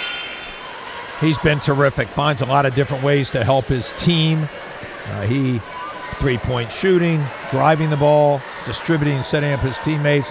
But I think Jaden Guy's really been instrumental here at the free throw line. He had that wonderful wraparound pass earlier in the game to Emmanuel Vaughn to keep them close. 9 ties in this game tonight as well. It's a 1-point game again. Well, what a great stroke. That's who you want at the free throw line at the end. William Penn picking up man-to-man. Caravel gets it in. Miles White. 33 seconds to go. Hounded by Corey Mitchell. I'm a little surprised they haven't fouled by now. I think at some point they probably should. Guy fouls Dominic Wyatt. But there's our point. Guy just kind of brushed him instead of maybe taking a chance of going for the ball. You might get a steal, but you're still going to potentially get the foul instead of just doing it that way where you lightly touch him and at least make an opportunity to knock the ball away. And Dominic Wyatt is at the free throw line here. He's got a good game going with 12 points. In and out. Tipped around. They get it back. Carmen has it. Oh, then it's off his teammate. Falling down a Sample. They're going to call a foul on Wyatt as he kind of undercut Sample there with 21.4 seconds remaining. As a player, when you've secured a loose ball in this situation, don't be in a hurry. Don't try to throw it so fast. Why are you going to worry about advancing? You're going to get fouled because you have the lead. Possess the ball, have somebody come out, come back, hand it off to them. Be more secure instead of almost panicking there and trying to get the ball out of your hand. And it's double bonus time for William Penn, and Sample has tied the game at 52. It's our 10th tie tonight.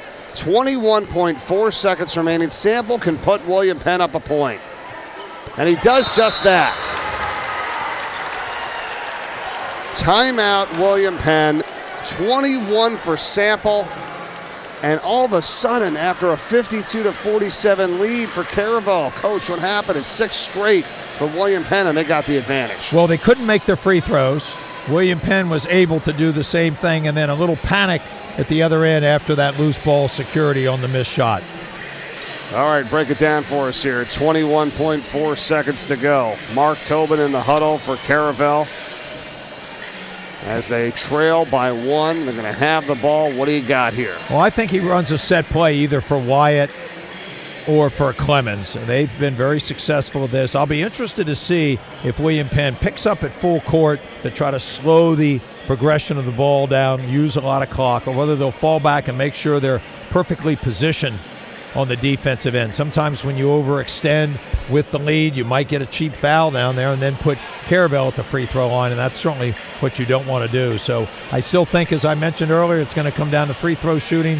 If William Penn keeps them off the line, they're going to have a chance. And here we are in the fourth quarter. William Penn 12 for 14, and Caravel 4 for 7, and I think 2 of those were front end and 1-and-1 misses. You got it. That's how crucial it is. You called it, especially in a type of a game like this. 53-52. William Penn has the 1-point lead. 21.4 seconds remaining.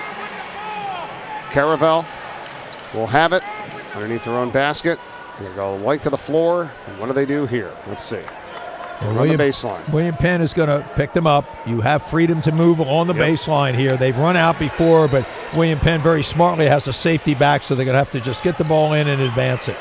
JT Wingo gets it in for Dominique Wyatt. Here he comes. 15 seconds to go. Caravel has it. Down by 1. Wyatt working his way to the hole. Takes it right to the rack. The floating runner is no good, but he got fouled. And 2 shots coming for Wyatt and a chance to put Caravel back on top. They show a ball screen for Wyatt on the right side of the court, and he rejected it. And in that situation, as a defender, you've got to make the ball go to the screen. He was able to get down the lane with his left hand, drew the help late, and that's what created the foul. But put them in that ball screen situation, drive them in, isolate them, or ice them where you play low beneath it. So the ability of Wyatt to change directions there to get down the lane was key to that foul. Best Wyatt can do now is tie it up at 53. The foul was on Valmon, his second for William Penn. 9.4 remaining. We are tied at 53. William Penn possession. Jaden Guy gets it back over for Valmon. Clock is at 5 seconds to go. 3 seconds. They're not even recognizing it. 1, they're not going to get the shot off. It's good if it goes. And Valmon misses. We're going to overtime. Coach, what happened on that last sequence? I'm sorry to say, I think Valmon, the senior point guard, did not understand how much time was left in the game.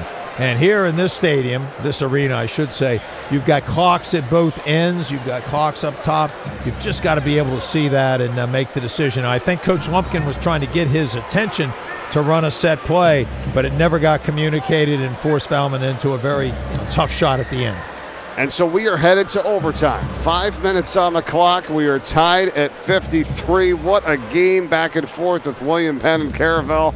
And we need extra time to decide this one. Well, I kind of had a feeling this might happen. We went up and down so quickly and the game progressed. And then you get on into the crunch time.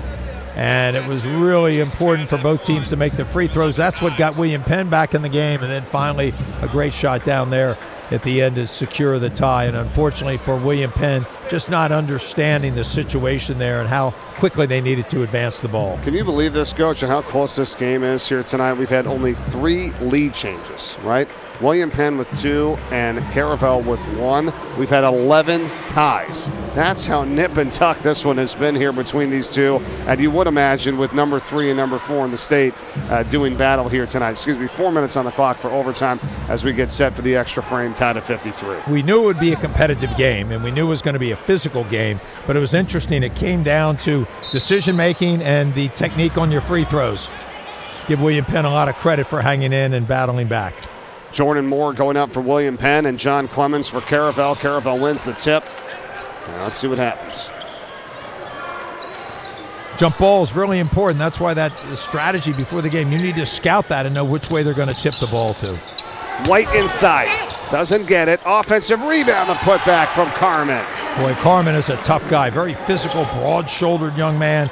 Got himself in great position on the weak side to lay that ball in through contact. Valmon feeds the pass to Guy. Up top from Mitchell. 30 seconds gone by in overtime. 3.5 remaining. 2-point lead for Caravel. Mitchell. Back to Guy. Thinking 3. No, it's going to be a traveling violation.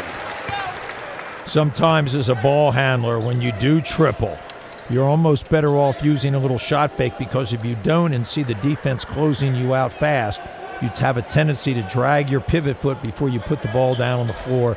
That's what happened to Guy there to create the turnover. Here comes Wyatt. 55-53. Caravel leads it. Coming up on 3 minutes to go in overtime. Well, Caravel has used some ball screens here in their end game.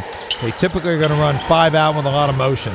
Clemens, oh, what a runner. He gets it to go for Caravel. They're up 4. Clemens has a really unique ability to drive along the baseline and to slide as he releases the shot so as not to draw the offensive foul.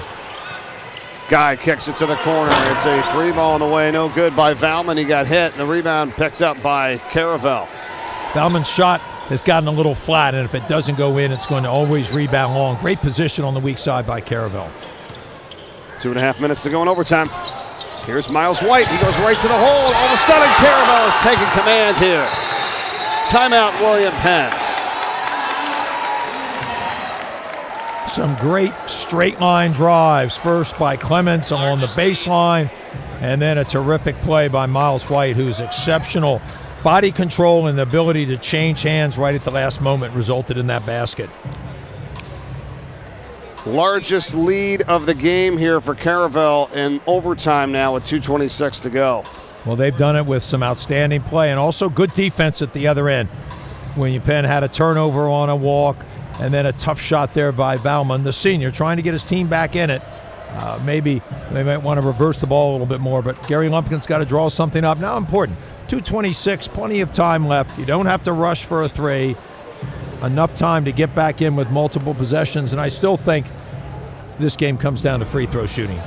How about Miles White for Caravel? 19 points, 16 for Carmen, 12 for Wyatt as they lead by 6 with 2 minutes and 26 seconds to go in this game in overtime. What I like about Caravel is they do a nice job of sharing the ball. It isn't just one player. Yeah. Really nice balance. It makes it very difficult to defend a team that's got 3 or 4 players that are capable of scoring in double figures each and every night. William Penn, down by 6. They've got it back to something you probably said earlier. You don't have to go and fire up long jumpers here. You got plenty of time. Absolutely. Work it to the hole, draw some contact. What do you think? I think you play 5 out. You do what you've been doing and attack the rim. Try to get to the free throw line. You're in the double bonus, and you play that way. If you settle for threes and miss one more, it becomes a foul shooting contest, and up 6, there's less pressure on those Caravel free throw shooters.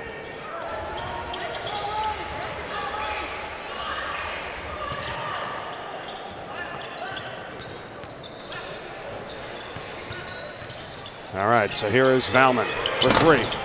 Offensive rebound, good job. The putback, not there. Guy has it, second try, no good. Fighting for it and ripping it away is Carmen. Now Wyatt makes the great decision here to withdraw the ball, run clock, not attack, and maybe have the ball miss or be fouled and stop the clock. They're running off valuable time here for William Penn. Couple opportunities there, Jordan Moore and Jaden Guy. They could not convert. William Penn, now they're called for a foul. And Caravel's going to head back to the free throw line, a chance to extend the 6-point overtime lead. This is when it's really important as a defensive team to understand how do you want to stop the delay. And there are 3 or 4 different delays that teams run in today's game, and you should be well versed in how to defend them all, because if you get in a situation where you're down, you've got to have a strategy of how to play it versus just fouling immediately.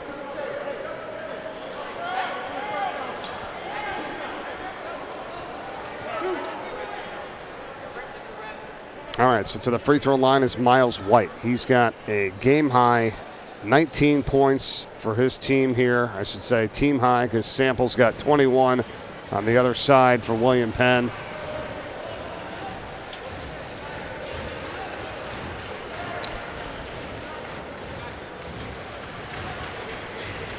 And White, chance to tack on a couple more here and make it real tough for William Penn, but still a minute 45 to go. So hang on tight. When we talk about Miles White, let's not forget he's only a sophomore, one of those other very youthful players. Yeah. He's played with great poise of a senior here tonight. He really has. 20 points.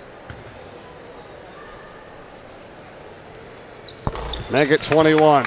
And those are huge free throws. Very confident, that young man stepping up to the free throw line. He's got a wonderful stroke.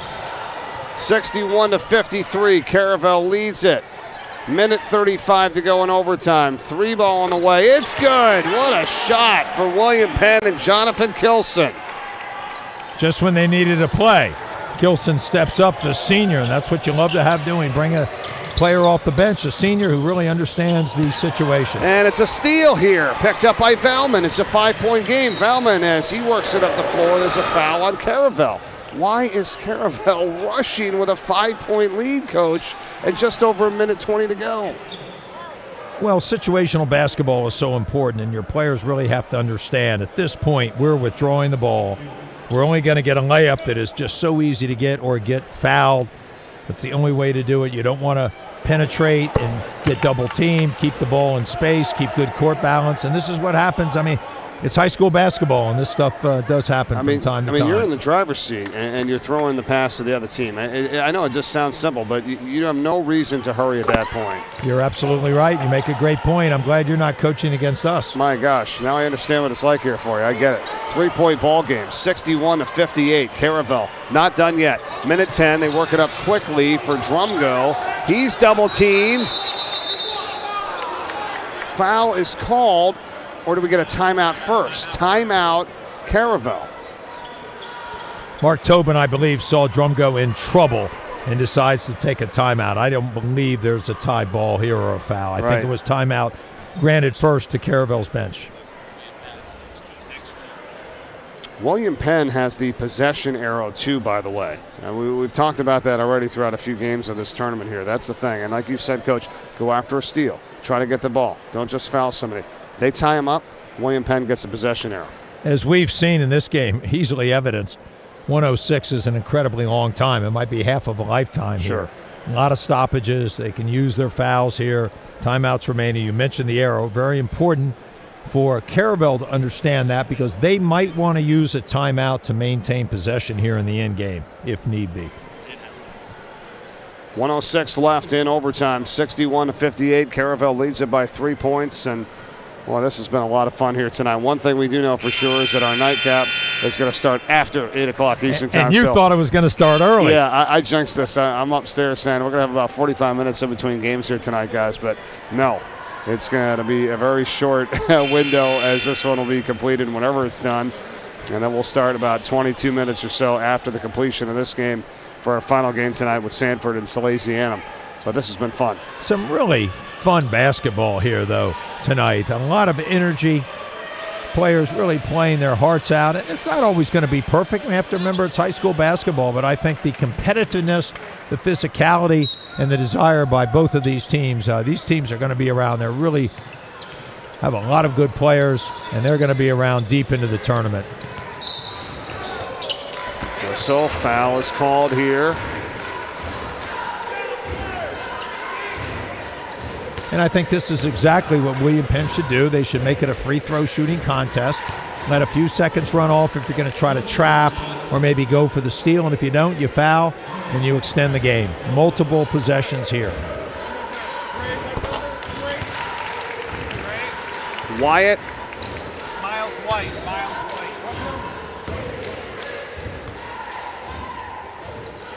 At the free throw line, a shot no good by Wyatt. Here comes William Penn, 57 seconds to go. 4-point game, 3-pointer on the way. It's in and out by Sample. Offensive rebound, they get it back to Sample. Goes right through, no good. It's tipped around, ripped away by Caravel, and it's Makai Carmen who comes out of the pack. It's going to be a foul on William Penn. That is the second big boy rebound Makai Carmen has had. He's really competitive underneath. Just ripped that ball, did a nice job of pivoting so he didn't get called for an offensive foul. But they need that kind of competitiveness. That shot by Sample looked like it was about 3/4 of the way down and stayed out. And then he was able to get the rebound, not the rebound, but he was the recipient of the pass after the rebound attacks and just missed another shot. Here's Carmen. There's still 41.5 seconds remaining here tonight. It's now a 5-point lead. Timeout is taken.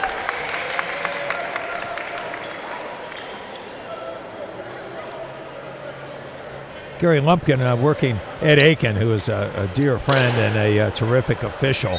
I think he was looking for... Did you just get a technical foul? Oh, I was saying that. He was working him for a lot of comments. He thought there was a lot of contact underneath. You are correct, Coach. As you say that, I'm looking right at Ed Aiken. Yeah, the official, and he just teed up William Penn in the bench area there, and we're not going to speculate if it's right on Coach or someone else, but I just saw it. Technical foul called on William Penn.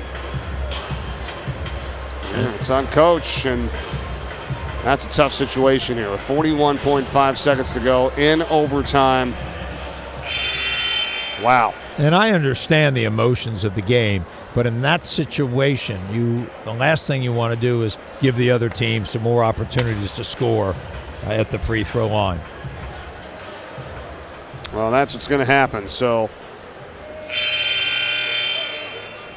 free throws here for the technical foul.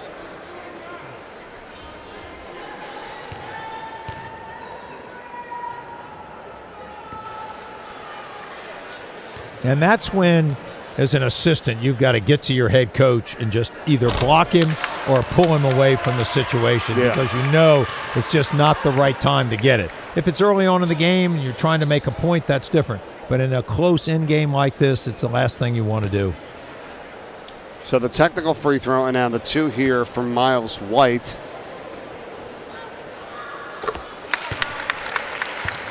It's a 6-point lead. And Miles White can make it a 3-possession game. Yep, and they're going to have the ball.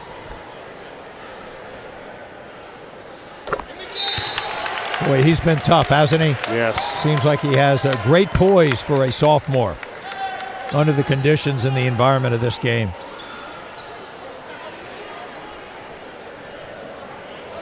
Now Caravel should run a little screening action here, get the ball into the backcourt. I imagine they're going to foul right away. They should get the ball to their best free throw shooter in this situation. 23 for White. Caravel again, right to the hole, and that is Clemens, and he is hacked, and he's going to head to the line, and it's going to be tough now if you're William Penn. 37.6 left, 7-point game. They could push it up to 9. Well, a nice play by Clemens. He secured the inbounds pass. I was thinking they might throw it in the backcourt where they had a lot more space, and maybe instead of Miles White inbounding, and let he be the recipient because he's such a good free throw shooter.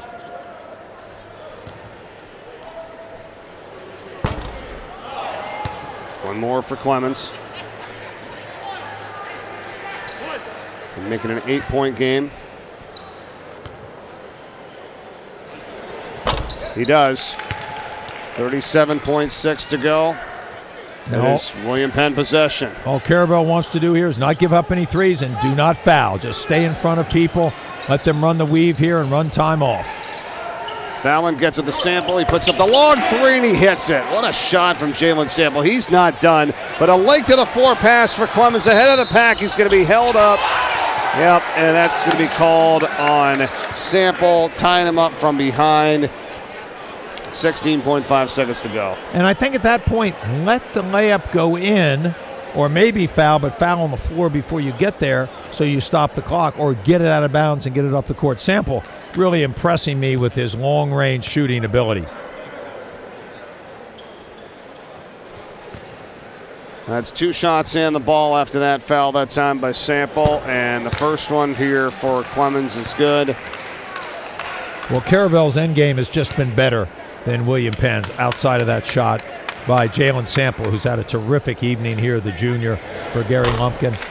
2 times in a row now they've had the penalty shots and receiving possession of the ball. Yep. And that's hard to win in the end game when that's happening. Overtime with just 16.5 seconds to go. What a job by Caravel here down the stretch. And as we said, they were trailing for the early part of this game. They took a 38-36 lead, but then we had a ton of ties all throughout and into the second half. And then, of course, overtime. And now Caravel leading by 7 with just 9.3 seconds remaining. And this is going to be a hard-fought game. It's going to go down for them as a victory. Number 4 in the state. William Penn, number 3. And they just got to run off 9.3 more seconds. It'll be a hard foul here by Jonathan Kilson. And now at this point, Coach, it's like, okay. It's nice if you had a 7-point plus play with 8.2 seconds to go, but I understand situationally you're still trying to play it out as best you can and learn from it. What I was impressed with, Caravel probably thought they were going to win this game in regulation, but got off to a great start in overtime with some really fine shooting and driving by Clemens and White, and then being able to seal this game with some terrific foul shooting. White has impressed tonight. The sophomores, many others have as well, too. Give credit to Sample and William Penn. They're battling hard, and it's not going to work out for them tonight. Overtime win for Caravel. What a job down the stretch in this game and into overtime. They kept battling as well. They win it by 9 points, the final 70-61 over William Penn.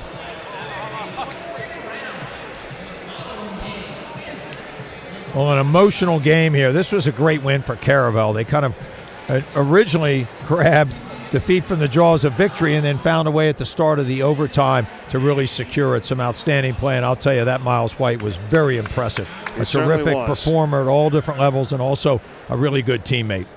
number 13 for Caravel, and he is our ICS Corporation Player of the Game. 25 points tonight, leading the charge and leading all scorers for Caravel as they win it by 9 in overtime, 70-61.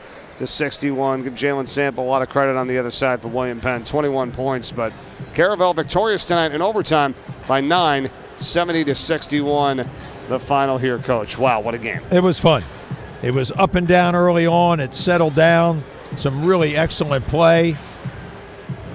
And then in the end game, Caravel was able to ice it, getting some benefits from a couple tough, the intentional foul and the bench technical. But they were deserving. I thought they were really tough-minded in overtime.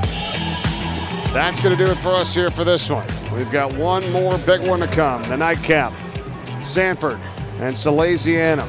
It's going to start in just over 22 minutes from right now. Don't miss out on that. Plus the founder of the SL24 Foundation, Chris Locke. We'll hear from him and more as we continue with our coverage of the 4th annual SL24 Memorial Basketball Classic.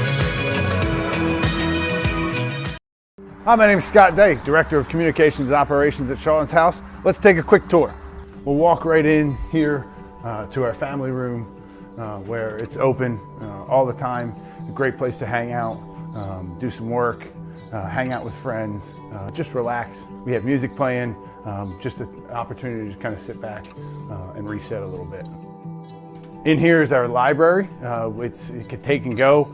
We have a checkout system here with a QR code that you can check out at any time. There's a ton of books about mental health, helping people achieve greater success with their mindfulness, and there's just a ton of other options here that people can come and go.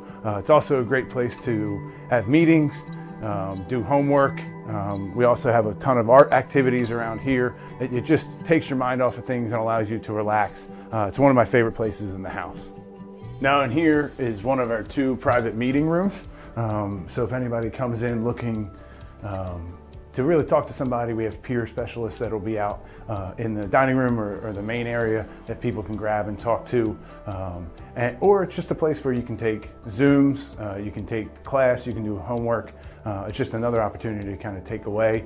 But this is really closed off. We have one of 2 rooms here in the house that you can talk to people and just really kind of let out your emotions.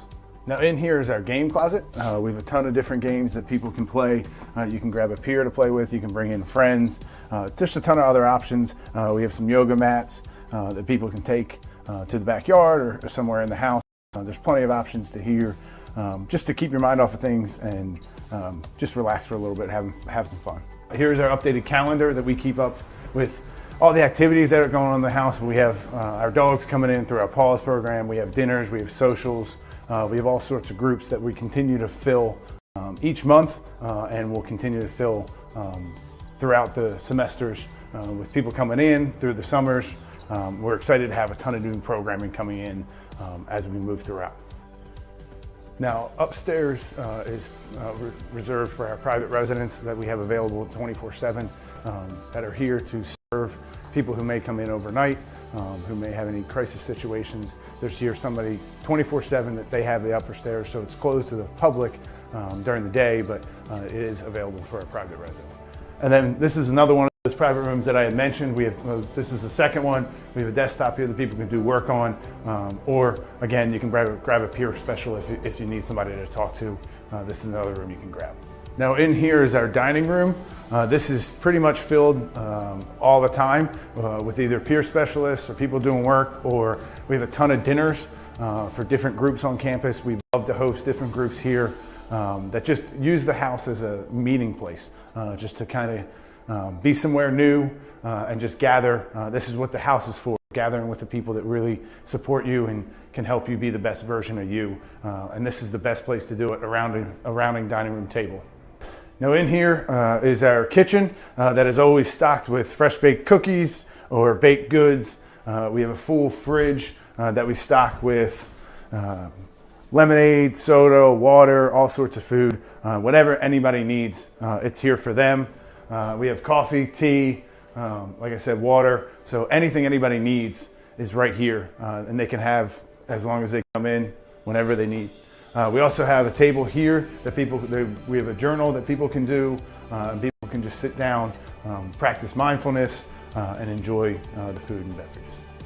Now right in here is our laundry room and art room. We have a ton of different art stuff and stickers and stamps that people can have fun. You can write notes to yourself, write notes to friends, loved ones, whatever you want. Just use the art table. And then we have our full service laundry that everybody can use.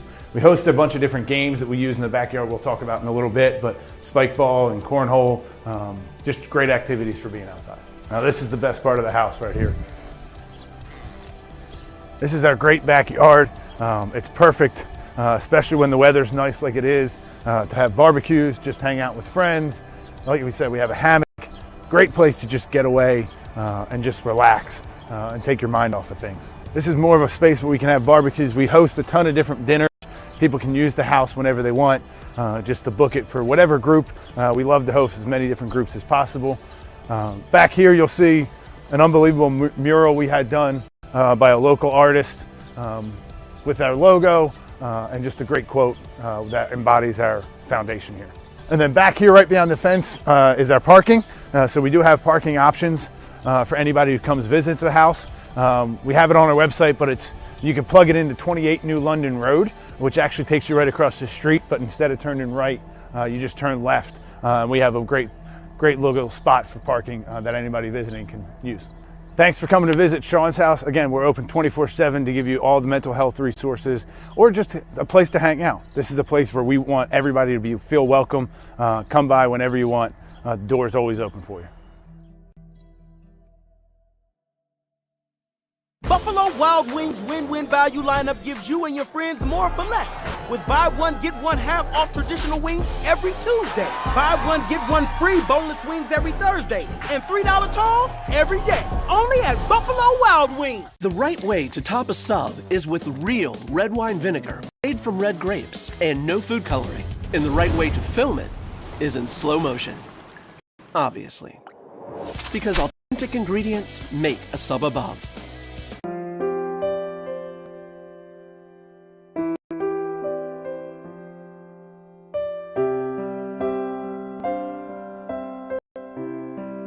Just wanted to thank SL24, the entire team, for your important work. Thank you for your tireless efforts. Thank you for shining the light of truth and openness on the issue of mental health and suicide.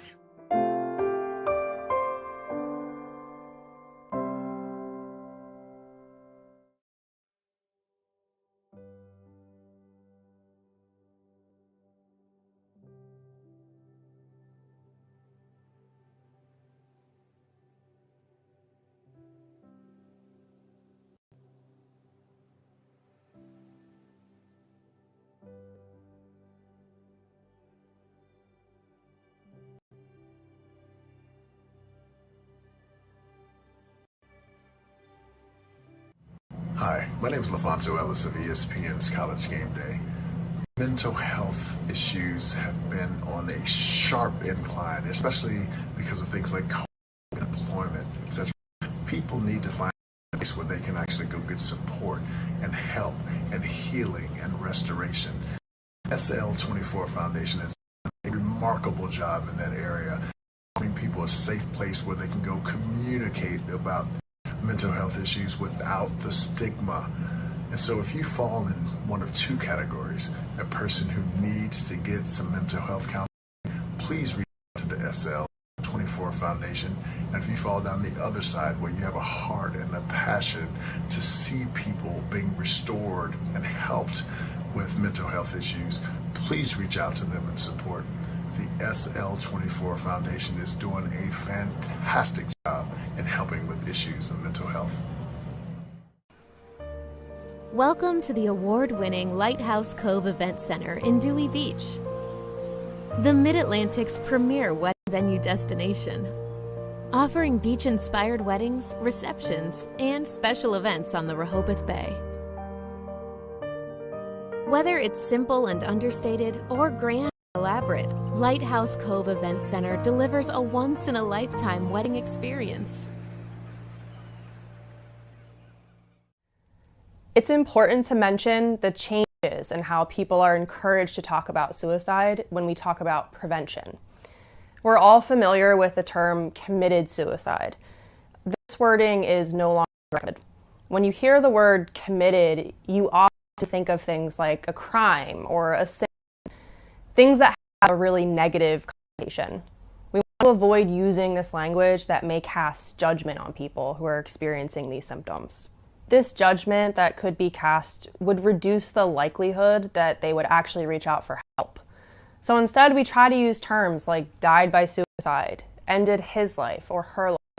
Instead, we use terms like died by suicide, ended his or her life or their life, or killed his or herself. We always want to avoid words like success or failure when we're talking about suicide.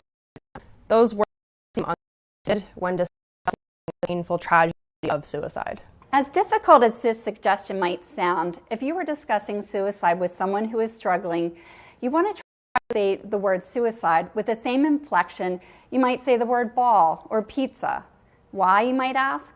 This is because the person in front of you is already struggling just to talk about this aloud. You want to convey that you can have this conversation, and also that they don't need to take care of you or minimize their thoughts or feelings on your behalf.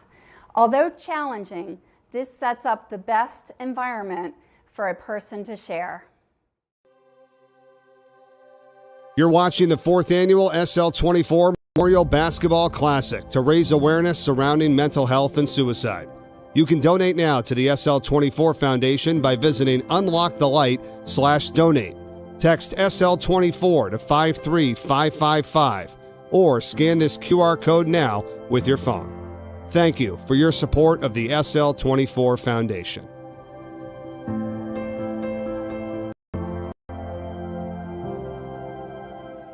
Tavernic Rustic Italian. It's Platinum Dining Group's take on authentic rustic Italian cuisine. Think of it as kind of returning home to grandmom's house. Sauce on the stove, meatballs simmering, warm, crusty coal oven pizzas coming out of the kitchen.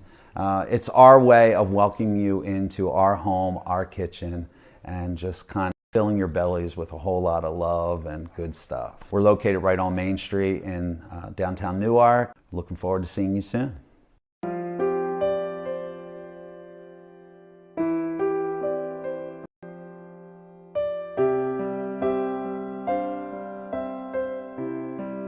Just wanted to thank SL24, the entire team, for your important work. Thank you for your tireless efforts. Thank you for shining the light of truth and openness on the issue of mental health and suicide.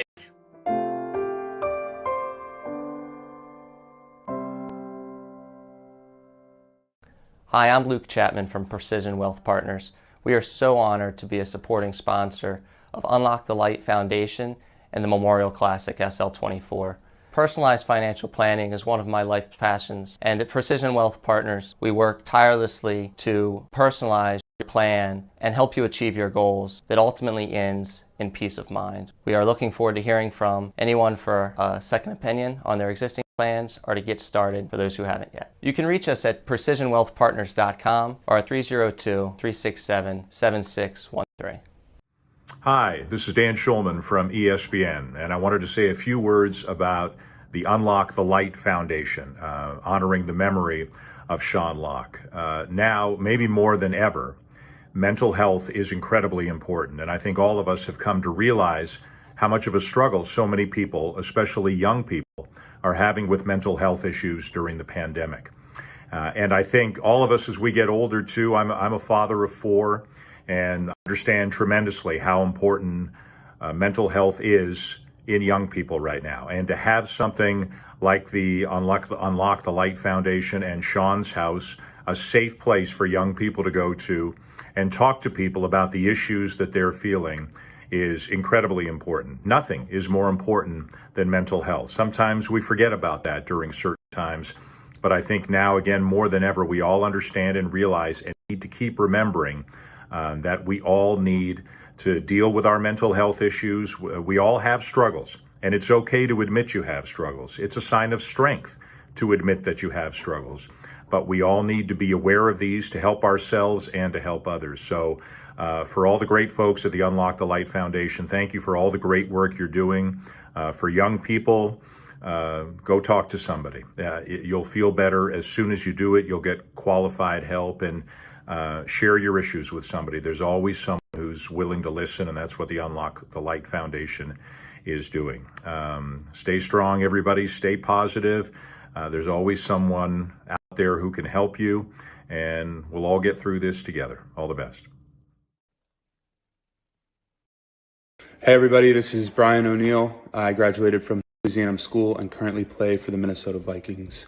First off, I want to wish everybody playing in the SL24 Classic this weekend good luck. Hope everybody plays hard, has fun, and is able to stay healthy. But in terms of the work that Sean's house in Newark and the UnLocke the Light Foundation is doing, I think it's tremendous. I think it's awesome. Ending the stigma around mental health and normalizing it and making people feel more comfortable to talk about the things that they're going through with somebody could have a major impact on somebody's life. I'd encourage anybody to, try to reach out to a loved one, a friend, an old classmate, whoever it may be, to, try to work through some things that you might be going through personally, whether it's really small or, it could be really big. But, there are a lot of people in your corner, and there are a lot of people there who are there to help you, whether you know it or not. When we're looking for signs of suicide, it's really important to remember that hindsight is always 20/20.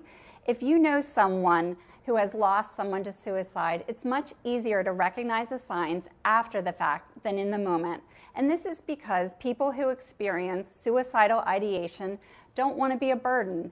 They don't want to put that on somebody else. So they explicitly try to hide what they are going through, which means these warning signs can be incredibly small and difficult to detect. That also means that if you do notice a sign, you might be the only one that did. So it's even more important for you to reach out to that person and talk to them about what they're going through and what you've noticed. Suicide warning signs fall under three major categories: talk, behavior, and mood. When we think about how people talk about suicide, we oftentimes can hear people joke about suicide or joke about how depressed they really are when they talk about their symptoms. Some of the language to listen for or to look for would be maybe individuals saying, I wonder what it would be like if I wasn't around anymore. I wonder what life would be like for my family or my friends if I just wasn't here. Would it be easier? When we're looking for behavioral warning signs, we are looking for things that are out of the norm for that person. That could be extreme fatigue or sudden insomnia that's not normal for this individual. It could be increased use of drugs or alcohol. It could be engaging in risky behaviors. Also things like giving away their possessions, almost a way of willing the things that are important to them before they're gone. And finally, one of the last warning signs to check out for is mood. How is this person feeling? This could be anything outside of their norm. So maybe they're a lot more angry, they're a lot more sad, and this behavior isn't very stereotypical of their normal behavior. Maybe they're staying in their room a lot more frequently than they typically would. Maybe they're not going out with friends and not really communicating with family much. They're isolating a lot. One more thing to think about with mood is the mood fluctuating. Is the person really angry or sad, and then the next day they're incredibly happy and they're really engaged with their friends and family? They're going out a lot more. Although that does seem like things are improving, what that could actually mean or what that could be indicative of is someone who's created a suicide plan or has thought seriously about suicide. And this is why it's just really important to be mindful of checking in on people, checking their moods, and making sure that they're okay. Self-care comes in many different forms. For some, it can be listening to really calm music, working out at the gym, hanging out with friends, going for a hike, whatever it may be. I want to challenge you to take at least 1 hour out of your day to do something for yourself. Something that brings joy, something that gets your body moving, something that just makes you feel good. Self-care is so important because it helps prevent burnout. We go through a lot every day with managing our jobs, school, family, and friends, and sometimes we don't focus enough on how we keep ourselves going. It's just 1 hour. Try to give yourself that time. Intentionally build it into your routine and pick something that speaks to you and motivates you to continue each and every day. All of these things can be small ways that we can incorporate self-care into our daily life. Practicing daily self-care can help us not feel so overwhelmed by the day-to-day challenges that we encounter. One thing I want everyone to remember is that you can't pour from an empty cup. Hey guys, Troy Reeder here from the LA Rams, University of Delaware and Salesianum alum. I just can't say enough about what UnLocke the Light is doing, ending the stigma behind mental health, Sean's house creating a safe haven for those struggling with their mental health, and so much more. I think the important thing is if you're struggling, to reach out for help, talk to your friends and family, because nobody should be going through this alone.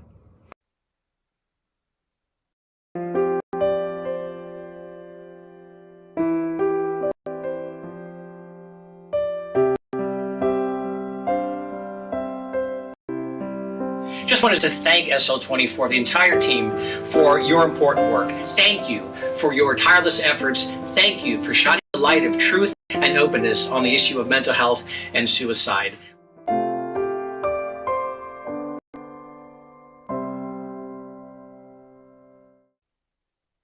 Fourth annual SL24 Memorial Basketball Classic is being brought to you by HFM Investments, Platinum Dining Group, Formal Affairs, and by iHeartRadio.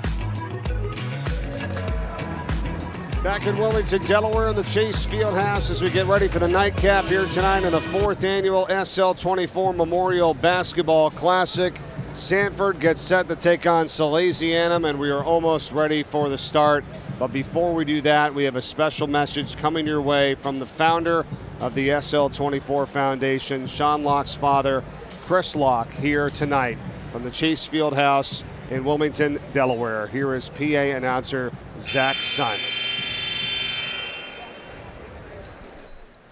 Good evening, ladies and gentlemen, and welcome to Chase Fieldhouse for the fourth annual SL24 Memorial Classic.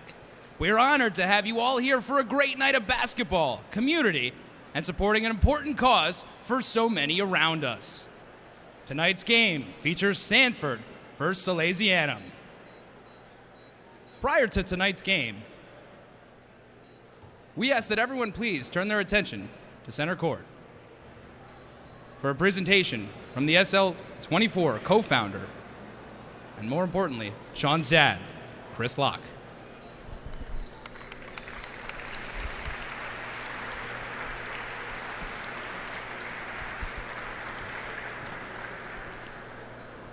Good evening, everybody. Thank you so much for coming out here this evening. Thank you for the support that you're showing to our foundation and the mission that we're here to do tonight. So I want to take a few minutes of your time to kind of sit back and understand why we're here tonight. So we have this chair out here, and we have one of Sean's jerseys from UD.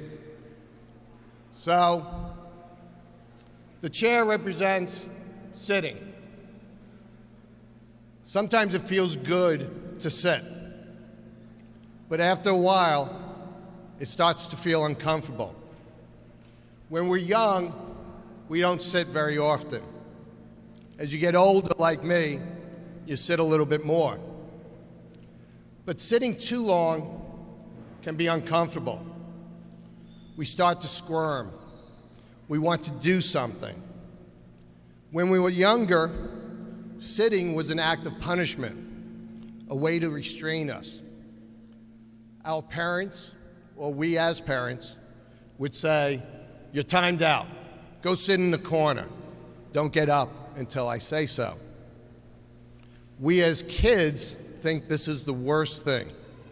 We're waiting, squirming, just to hear the words, "Okay, you're free, go out and play." And the minute we hear it, we jump up, we stand up to play with our brothers and sisters and our friends in the neighborhood. We are free. Sitting, if we do it too long, is a bad thing. It's not good for us. It can be detrimental to our physical health and our mental health.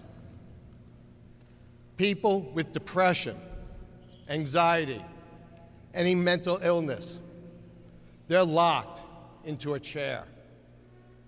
The disease immobilizes them. It paralyzes them to be able to stand up and go out and play. They don't want to be sitting. It hurts so much. They want to be free and play with the other kids. They want to feel joy. But the chair of depression, anxiety, mental illness has got them hopeless to get the help they need. They want so desperately to get out of the chair, to be able to run, to be able to feel the warm sun, to breathe in the fresh air, free from depression, anxiety, mental illness. They want to feel joy. Depression is so exhausting. It is so physically and mentally draining that it takes the person sometimes every ounce of his or her strength just to stand up from the chair. And not only is the disease so paralyzing, but the stigma of dealing with mental illness can be as crushing of a blow as the disease itself. The person wants to get out of the chair, if only someone could help them. But they feel so ashamed of their disease, they just sit there waiting for the pain to end. And that waiting can have devastating effect on the person and the people who love them. Suicide is never the answer. Suicide solves nothing. Suicide makes the person in the chair sitting in pain just spread that pain to all of those who love them.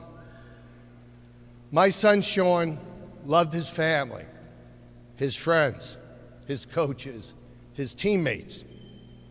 He would never want us to feel the pain and loss that we feel every day. But the pain we feel of losing our Sean is the collateral damage of suicide. Suicide is the byproduct of depression. We have lost too many of our loved ones to mental illness because of stigma around mental illness, because our system is broken, or because those try to self-medicate themselves through alcohol and drugs, and we watch them deteriorate right in front of our eyes.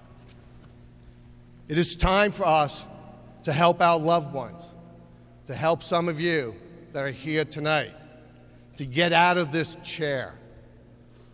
SL24 has 3 missions: educate, assist, and support.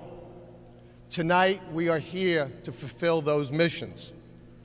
All of you now here in this auditorium are part of SL24. You are part of Sean's team. You have ownership now in Sean's house. It is time for us to stand up to mental illness. You are here tonight just not to see a basketball game, but you are here to hopefully help a friend, a brother, a sister, a parent, or maybe yourself, to get out of this horrible chair. And the first step out of this chair is to own it. Own your story. So tonight we asked you to fill out signs to someone who you may know is suffering, or maybe yourself is suffering, or you've lost someone to the disease of depression, anxiety. And I want to ask you now to stand up with those signs. Stand up for them, for you. If you don't have a sign, get your phone out and shine your light.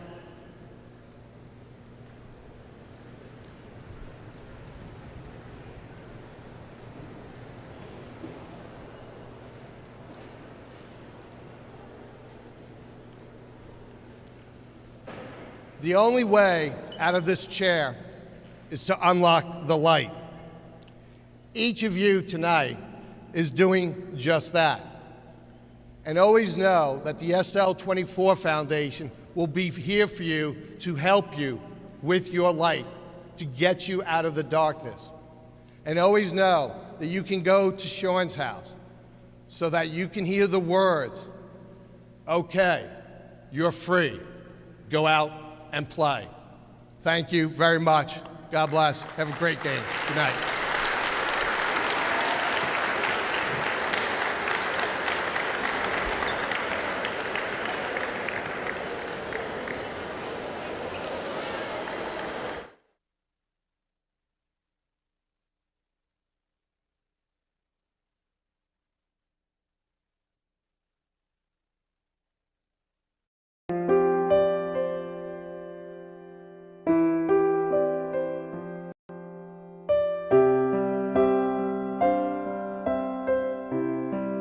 Just wanted to thank SL24, the entire team, for your important work. Thank you for your tireless efforts. Thank you for shining the light of truth and openness on the issue of mental health and suicide.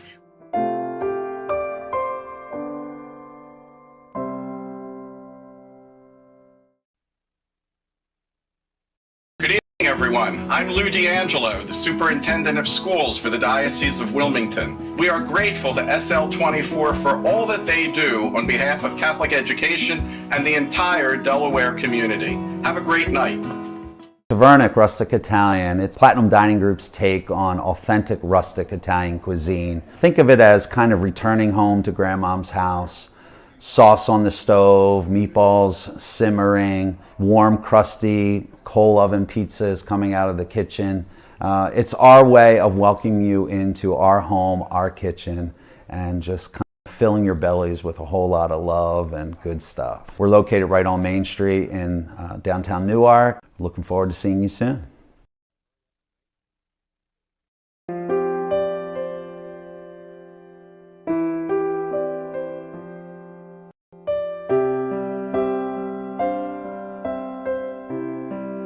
Just wanted to thank SL24, the entire team, for your important work. Thank you for your tireless efforts. Thank you for shining the light of truth and openness on the issue of mental health and suicide.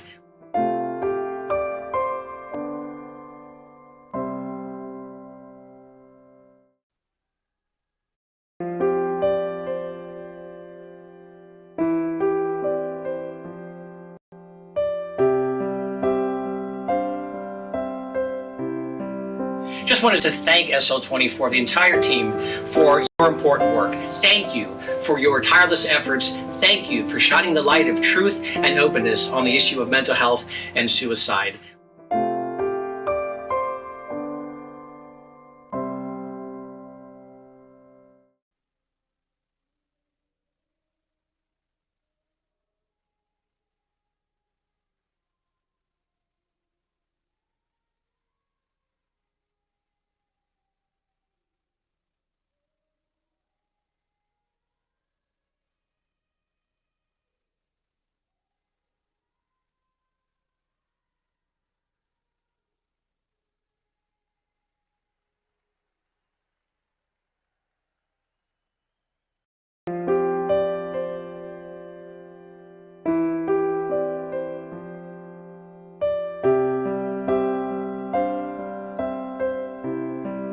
Just wanted to thank SL24, the entire team, for your important work. Thank you for your tireless efforts. Thank you for shining the light of truth and openness on the issue of mental health and suicide.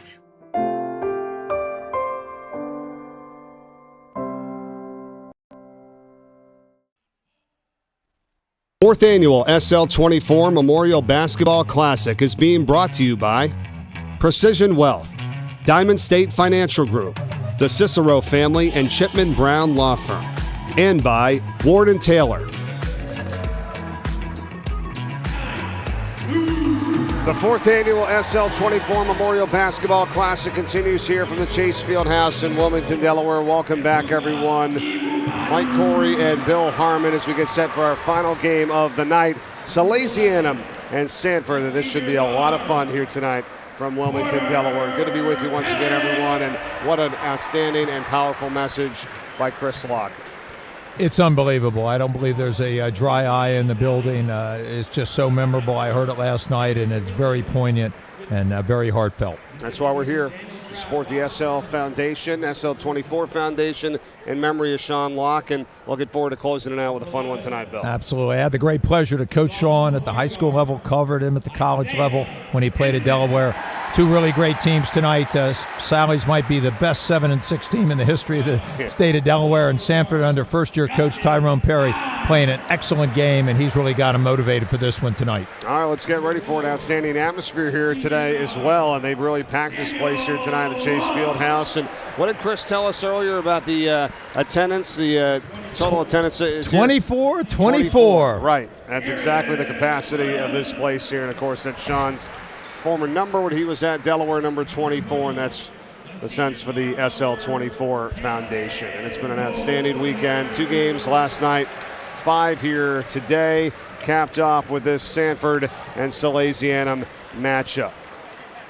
How about Tyrone Perry, first season as head coach, coming after Stan Waterman, who went to Delaware State to become their head coach, and the former Blue Hen now on the sidelines for them. Big shoes to follow, but to fill. But I think he's really done a great job. His team's off to a really great start, 9-1. They only lost to arch rival Tower Hill in a game early on in the season. Tower Hill playing at a very high level. Fourth quarter turnovers plagued Sanford in that one, but Tyrone's got them playing in his image. They're really tough-minded defensively. They play very smart positional defense. They share the ball. Polk, a really great point guard who can command a lot of attention. And Taylor Trevisan doing a really nice job with his team. As I mentioned, 6 losses, but all were out of state to really difficult teams throughout the Philadelphia and New Jersey region.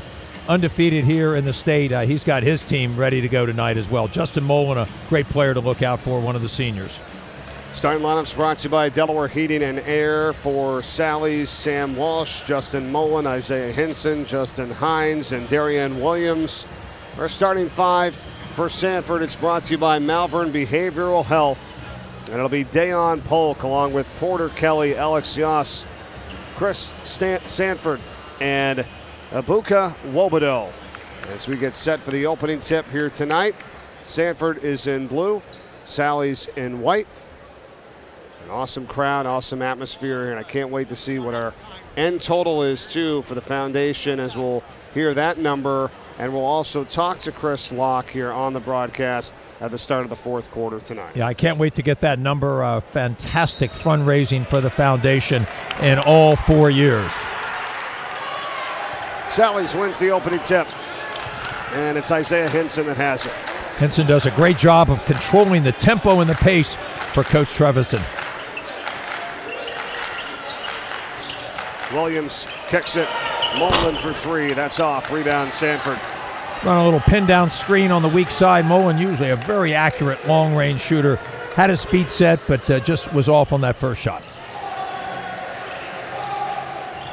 On the deck, coming up with it here for Salesianum. That time, Darion Williams. And it's back over to Justin Mullen. You talked about Sallies probably being the best 7-6 team. Well, they played a lot of tough competition out of the state. We know that. Pennsylvania and Maryland, and then after that, 1, 2, 3, 4, 5, 6 wins in a row here in conference play now. And they play a really tough schedule, not only out of state, but in state as well. Have some terrific wins. So this is a very veteran team that's really ready to go. I would call them competitively ready. What about with Sanford, who has the ball right now here on the offensive end? 1 loss to Tower Hill. That's their only loss of the season, 59-56. They're 9-1.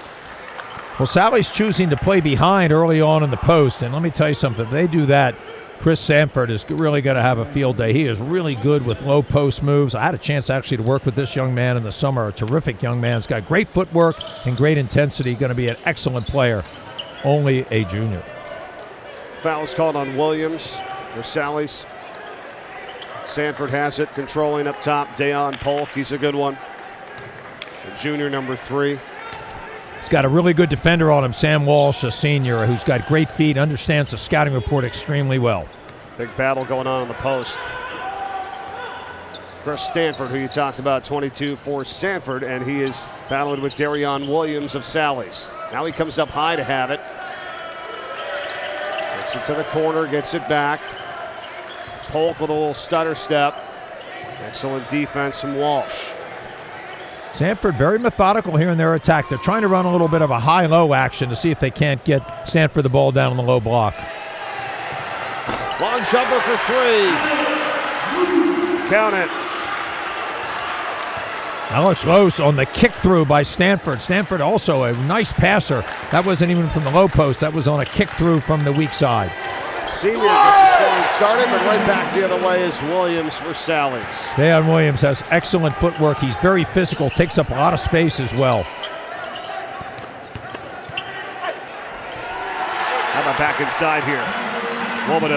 Wobodeau does a great job taking up space, carving out his position down on the low block, and then a nice drop step to get to the basket. A very physical player. He and Stanford really are a great 1-2 big man combo.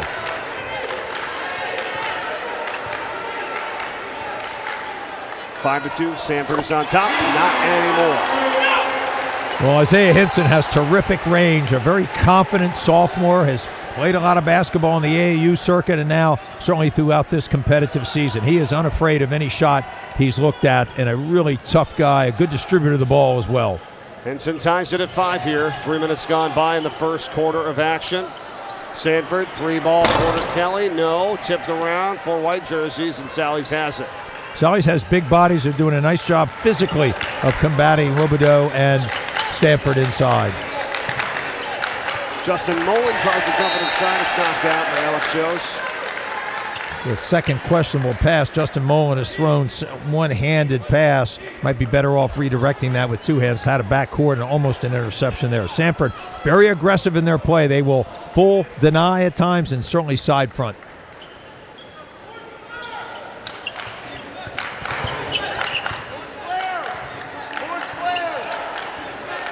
Hinson.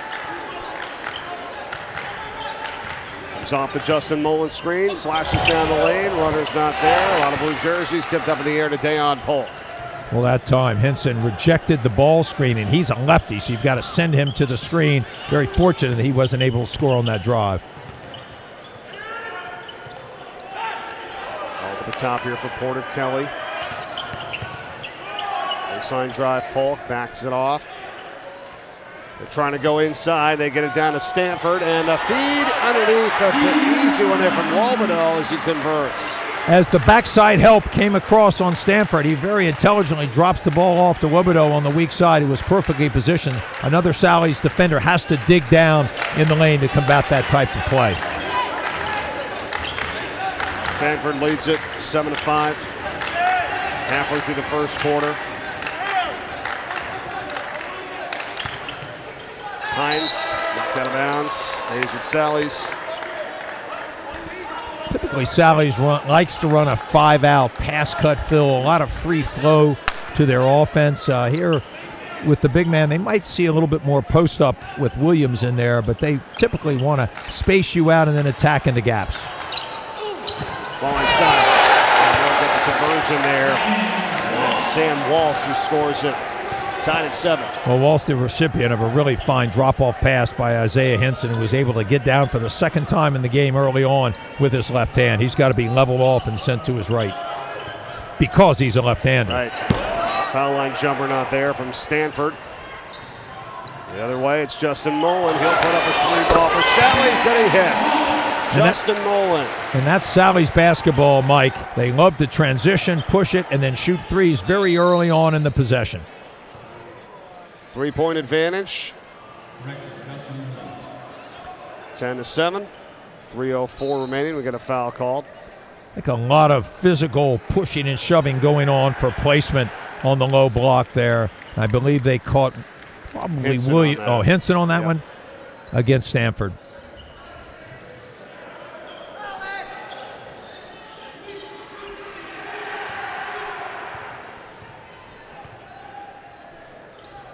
Under 3 minutes to go in the first quarter. Sanford has it on the drive. Running out there. That's time from Polk. Knocked out of bounds. Salesianum possession. So many times we've seen all day that drivers, especially guards on the weak side, try to get to the basket through a contested shot. Maybe you'd be better off pulling up at the 6-foot level and just shooting a little back shot. And Polk certainly is very capable of that, a very skilled player. Sallies in white with possession here, and a 10-7 lead. Working down the baseline is Henson. Let's kick out to the outside. Walsh right down the lane. It opens up. No, the follow is there. Counted for Justin Hines. Well, a really nice play by Hines on the weak side. Walsh with a little head and shoulders fake was able to get the Sanford defense to move laterally, and he was able then to attack the lane, even though he missed the shot. A great play by Hines. How about 5 different players have scored so far for Sallies in this first quarter as we come up on 2 minutes to go. Walsh for 3, got a good look, and it gets stopped. It's a jump ball. It's going to...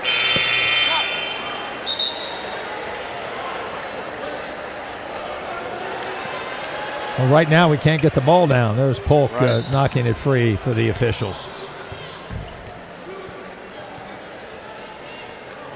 It's going to Sanford because they're down by 5 early. His tempo has favored Salesianum. They want to get up and down the court as fast as possible, shoot it early, and then go attack the glass. Sanford will play at a little slower pace.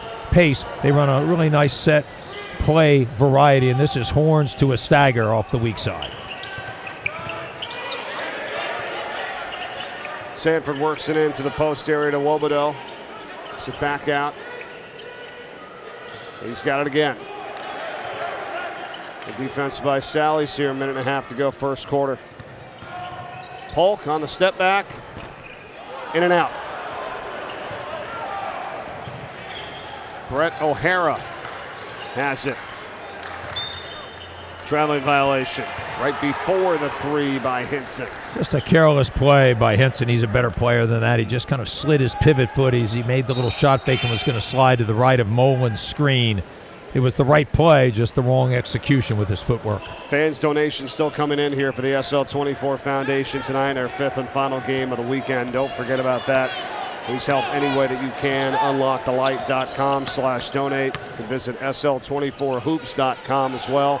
Tons of ways to get involved here. Text SL24 to 53555. They also are on Venmo, SL_24. And we've got the silent auction, merchandise, and much more still happening here tonight from the Chase Fieldhouse and online. Silent auction goes to 10 o'clock p.m. tonight. And we thank you for your support here in the 4th annual SL24 Memorial Basketball Classic. Sallies, offensive rebound, Molin, whistle, foul, 40.7 seconds to play, first quarter. Some very fancy and sophisticated footwork by Justin Molin as he got into the lane. He's a righty, but he can play with both hands, steps in and then steps back underneath after the fake, and his height at about 6'7" gives him the opportunity for the second chance. A really skilled player who started for Salesianum for 3 years, understands their system, their scheme, and is a very skillful player. Definitely has an opportunity in college at some point, at, whatever level it may be. Absolutely, no doubt. Yeah. I mean, he's got range. He's long-armed. He can play on the perimeter. They've really never played him in the post. He's always been a wing player and sometimes even almost a combo point guard. So he's very skilled, and that's what he'll do at the next level. The foul for Sanford was on Wobodeau, his first.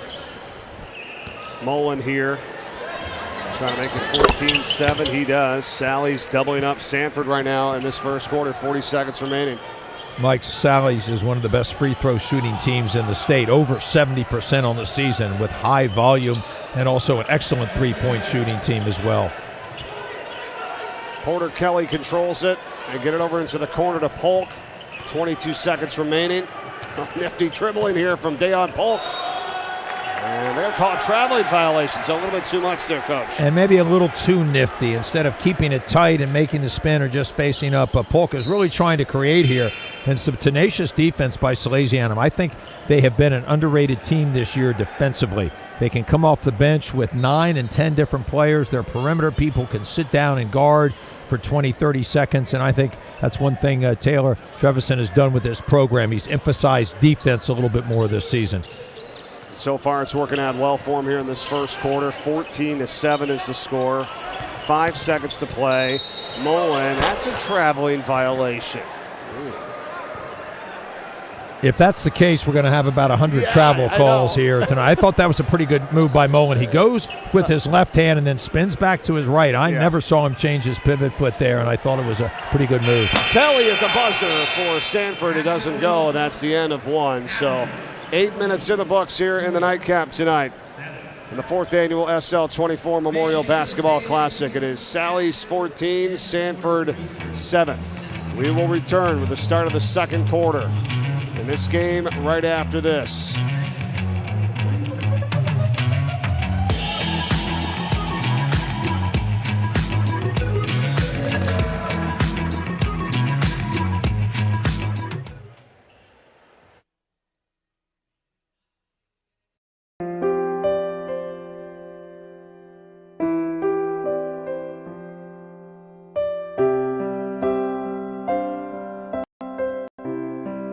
Just wanted to thank SL24, the entire team, for your important work. Thank you for your tireless efforts. Thank you for shining the light of truth and openness on the issue of mental health and suicide.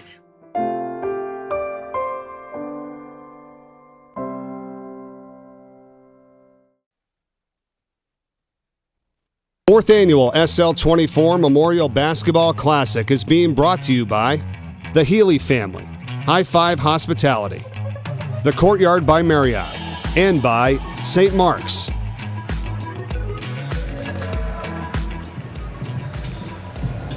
Welcome back here courtside from the Chase Fieldhouse in Wilmington, Delaware. Start of the second quarter, Sallies and Sanford here tonight. Assessment, Bill, the first 8 minutes of this game. Well, I think it was Sally's balanced scoring, and their defense was tenacious. Sanford started out running some good stuff, and then I think they kind of regressed into trying to handle the ball a little too much. What they've got to do is get the ball into the post, and if that doesn't develop or they're forced to double team, kick it back out to their shooters. Sallies with the ball right now. This advantage here to start the second quarter. A long three on the way, and that's no good. By O'Hara, an offensive rebound. Now Mullen puts up a three. That's in and out. Another offensive board. It's William Mutz that has it. Traveling violation. Mutz has played some excellent interior defense, and it's good to see him getting a lot of minutes. He's a junior, a big man, a little undersized, but very physical, and has done a nice job down on the low block defense playing behind.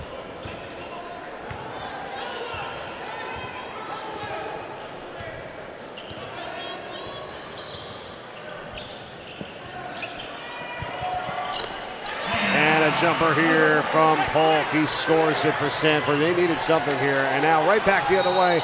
And out of bounds on the sideline. And it's going back over to Sallies. And that's Dayon Polk at his best. He's a very smooth and silky player. Came off the left side, rose right up into his jump shot. I think they've got to find some different ways to get him involved as well. Let's welcome back in Barnett Harris, one of Sean Locke's best friends, former Delaware Blue Hen here on the broadcast tonight. Been with us all day long. How you doing, man? I'm good. I'm glad to be back with you guys. What have you seen so far in this first half of these guys? I like it. I like how, Sanford came out hot and then Sally settled in, ran some plays, got some shots that they won, and I think it's been a back and forth battle. I would like to see Mutz run a set for Mutz and him actually to be able to take his time and make a move. They've been physical with him down low, and I would like to see him take his time, make a move, and go up with a shot.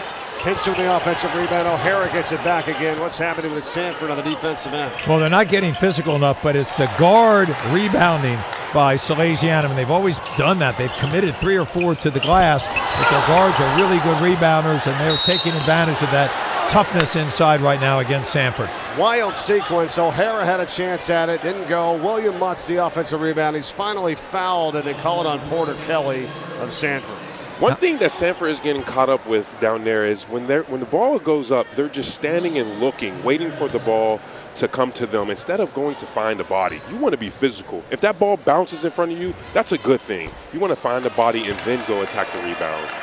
Because Sallies is sending them. They are going to crash the offensive board.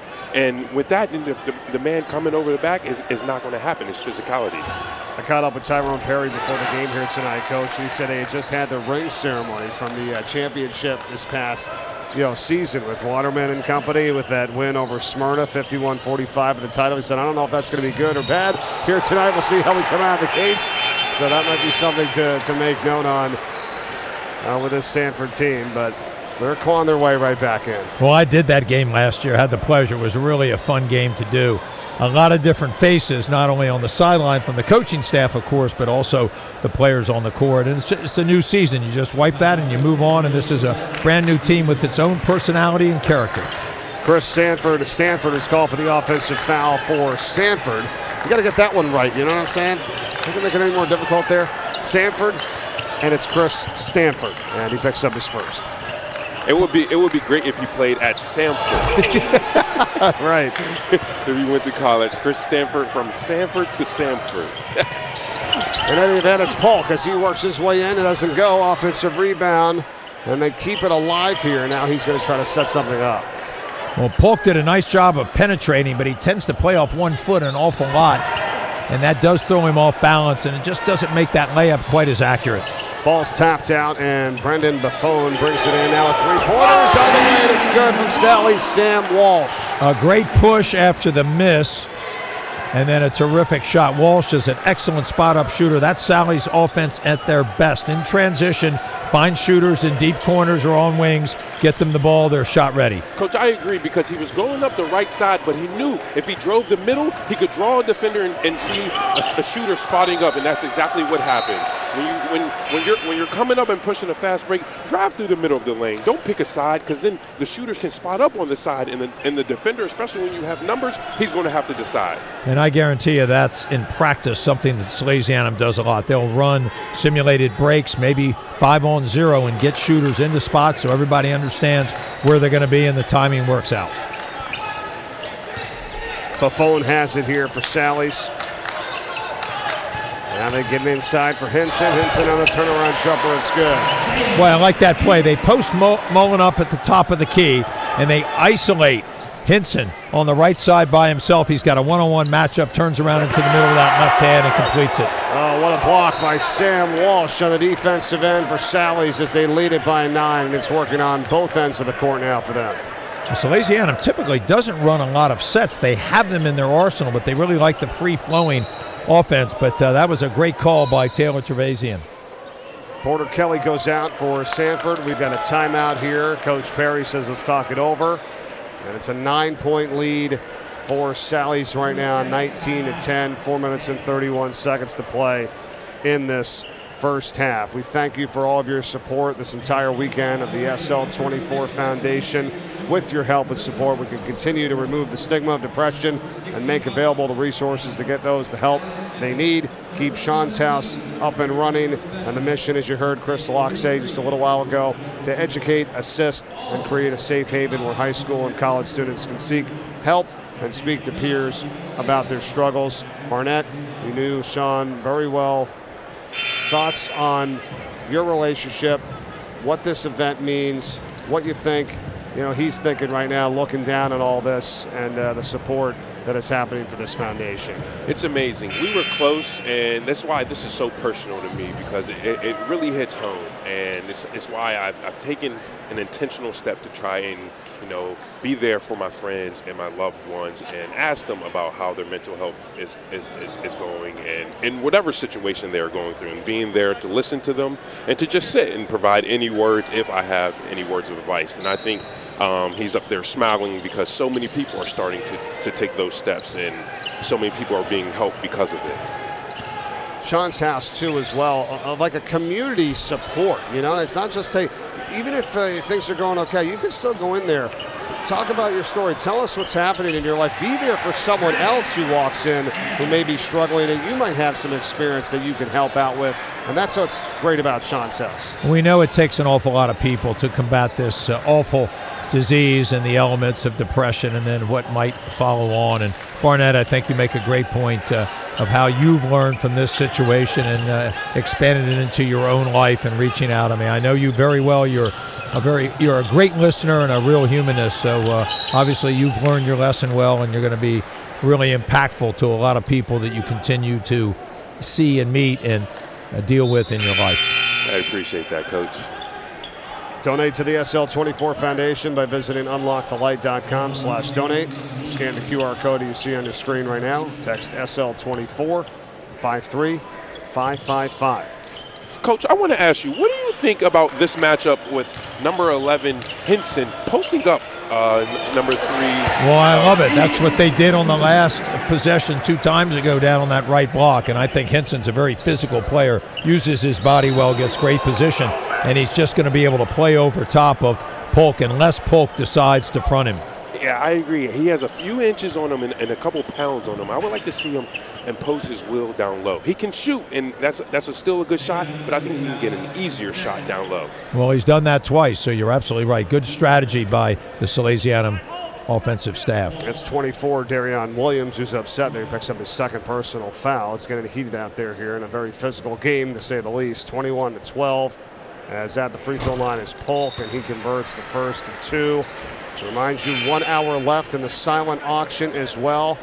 Amazing items up for bid, including a year's tuition to St. Mark's High School, valued at over $16,000. Signed Troy Reeder and Lane Johnson jerseys.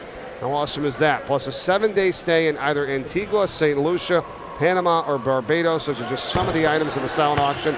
Go online to unlockthelight.com or SL24hoops.com and check it out. There's some great stuff going on right now.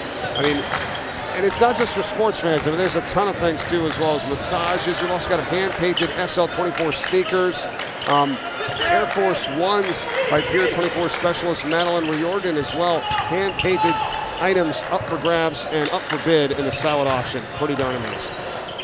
I agree, and I still believe that Salesianum grad Troy Reeder's jersey is the best thing to bid. I may have gone and put another bid in between a few games, but I think I'm reaching my limit. So if it continues to go, I might not be able to take that home. Might have to get out a couple hundreds there, Barnett. Maybe even more than that. Yeah, I was going to say. Barnett, remember, you're still a law student. No, I've graduated, Coach. Well, that's true, but you're working on taking your. I venture to think it's up over $1,000 at this point, and still climbing with another hour to go. We'll check out the silent auction. Under 3 minutes to go here in the first half. As Sanford gets the rebound, that's pulled in by Sean Forrest. A little bit of change up here for Sanford the last time down, showing some half-court pressure. Tyrone Perry sensing that he needs to change the tempo of the game a little bit, and his team tries to respond. Here's Polk. Trying to go baseline, Dayon Polk. Tough angle there. I see you shaking your head, Coach, and that's just a tough look there. Well, unless you're going to rise up and work back to the basket and use the rim as a protector, there are just too many opposing teams' defensive hands in there to get a block on that. Polk might want to just dribble that through. If you remember, some of the really savviest guards would do that. They would probe. Chris Paul does it. John Stockton did it. You'll dribble through and then give it up to somebody on the other side. Polk takes it in strong again. He got contact, no call, and now trying to get back on the defensive end. Sallies on the run here. It's Isaiah Henson. He'll bounce it inside. Oh, a block, and a foul is going to be called on Wobodeau. And free throws coming for Salesianum. Now, Barnett is a big man who's played down on the low block. I know you know this. If you're defending a post player, you're down low, and you get a penetrator like Henson, the last thing you can do is help up, because if you do, the ball's going to be dropped off for a layup or a foul or a dunk on the baseline. What you should do is fake it the man and try to get him to pull up his dribble, or if you really think he's coming hard, step in to draw a charge. Would you agree with that? Absolutely. So I would have liked to see Sanford step up. Since he I would like to see him step up another one, hold the position, and take a charge. Even after he passes it, unless he can stop his momentum, you can still get the charge. Or, like you said, jab, get back, and try to deflect the ball on the bounce pass. Hines can't convert to the free throw line. That was that nasty crossover by Isaiah Henson, by the way, before he found him for that potential basket. They cannot convert at the line. So, minute 58 to go, and still a 7-point Sallies lead. Not only was it a really good maneuver with the dribble, he's got excellent body control, because I don't think there was an opportunity there for them to draw a foul because his body was under control. He was playing off 2 feet, and he had a great vision to be able to slide as he passed to the side to avoid any contact with the potential charge draw. Hines has just called for the foul for Sallies. 14 fouls. Jumper, he knew it was short. On its way in that time was Chris Stanford. And right back the other way, Salesianum. 3-ball, Henson. Tipped around. Sanford's got it.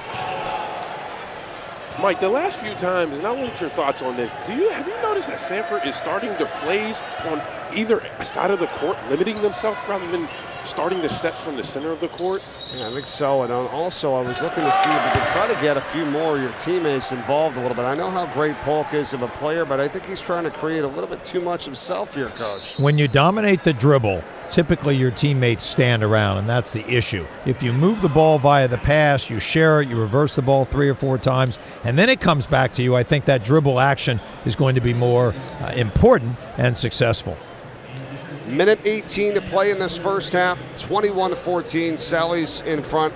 Timeout here on the court. Mike Corey alongside Bill Harmon and Barnett Harris as we wrap up what's been an awesome weekend in the SL24 Memorial Basketball Classic, 4th annual. And the way that this foundation has grown, I know you guys are on the board here. Talk to us about a little bit about what has happened over the years in this short amount of time, just over 3 years, and what we've been able to accomplish here. It's amazing. To start, the biggest thing we've accomplished is Sean's house. At first, the board we were trying to figure out how we can advocate, how we can educate, and then manifest this Sean's house. So that's the thing I'm most proud of, is the existence of Sean's house. And we continue to try and find ways to reach out to more youth through speeches, through events, through basketball tournaments such this. We're going to try and expand and do a golf tournament, things like that. It's just how to get more people to just come. They don't have to, come and say, I'm going through it. Just come, have a good time, and then be a little bit vulnerable. And the next time you're willing to talk about your mental health. How about all the countless stories, Bill, that you're hearing from Chris Locke and telling us about how it's not just here in this area, it's all over the nation, and he's also gotten outreach from around the globe. You made that point to me earlier, and I've heard a little bit about that. Chris is great about sharing communiques from people that have written into him, thanking him for all the work he does, thanking them possibly for saving a young person's life. And when you get an international community involved, especially in today's multimedia ability, I think it's just going to be a wonderful outreach. I know that word's used a lot, but I know Chris Locke is a great spokesman for it, taking a tragic situation and making it the best possible he can to save so many different people that he doesn't even know. Absolutely. He's going to join us at the start of the 4th quarter here tonight on the broadcast. If that's a turnover, it's going the other way here for Sallies, so we'll look forward to speaking to Chris coming up right at the start of the 4th quarter here tonight of this basketball game with Sallies and Sanford. And the nightcap closing out an outstanding day of basketball today and last night in support of the SL24 Foundation. Henson leads Sallies with 7. Walsh has got 5. Dayon Polk on the other side for Sanford has 5 points as we wind down this first half. Well, Salesianum doing a nice job here with Henson controlling the ball, holding for the last shot. They'll probably attack with about 10 seconds and shoot it with about 4. Or that as Mullen walks up a 3, and no, and that's not going to count. The foul is on the floor. Oh, it's going to go the other way. He's on the line, out of bounds. And when you shoot that early, you still give Sanford an opportunity to come down and get a shot. As we've talked about before, the shot should be taken with around 4 seconds to go.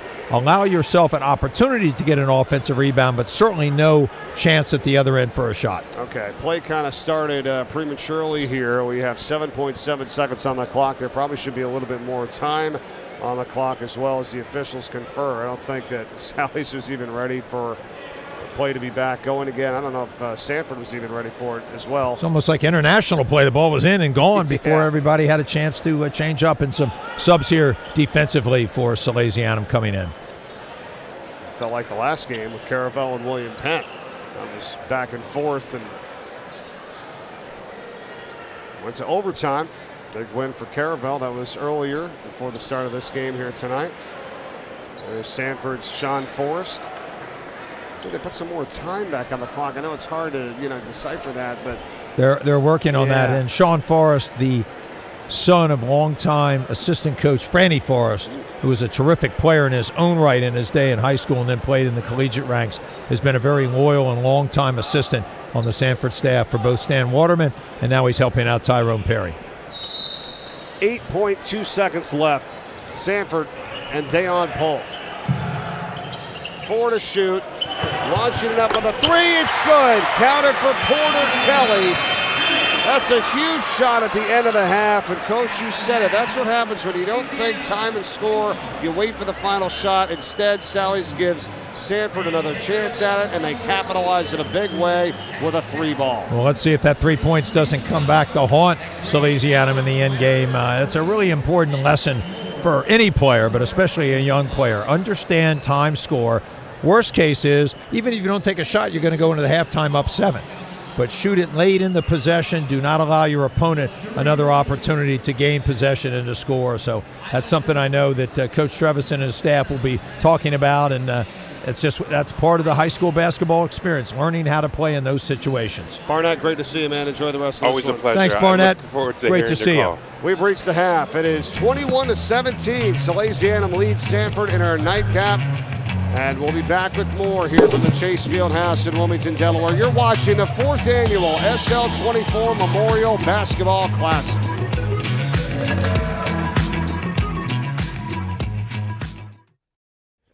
Thank you for watching the live stream event of the SL24 4th Annual Basketball Tournament. Basketball has been part of the Locke family for the last 25 years. I stand here today in the gym at Mount Aviot Academy. This is where Sean and all of his brothers and sisters learned how to play the game of basketball. We spent 25 years on this gym floor.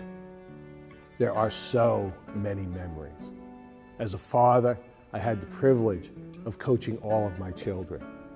And the bond that we have from these games and these practices on this court will be with us forever. Sean loved the game of basketball, and that is why we do the SL24 basketball tournament. To bring the love of his sport, basketball, and use it as a vehicle to talk about a very difficult subject, mental illness. We have 3 missions at SL24: educate, assist, and support. Because we realize how difficult it is for someone to openly ask for help when they're suffering with depression and anxiety or any sort of mental illness. I hold this basketball.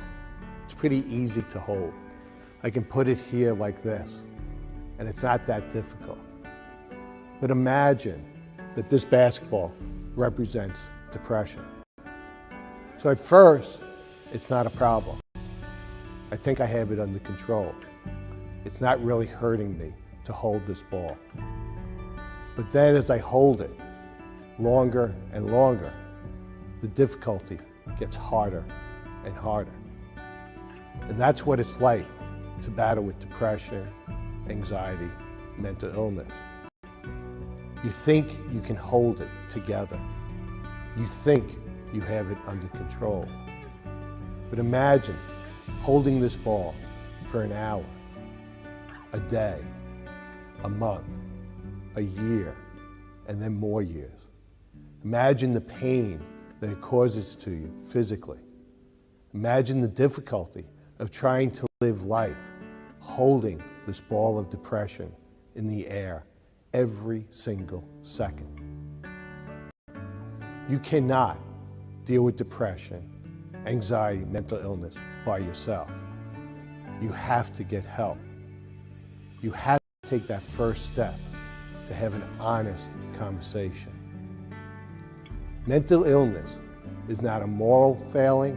It is not a character flaw. It's a disease. And that's what we have to realize as a society. We have to help those who we love. We have to help those who are the Seans in all of your lives, so that we can take this ball that they're holding by themselves and pass it away. Tavernic Rustic Italian, it's Platinum Dining Group's take on authentic rustic Italian cuisine. Think of it as kind of returning home to your house, sauce on the stove, meatballs simmering, warm, crusty coal oven pizzas coming out of the kitchen.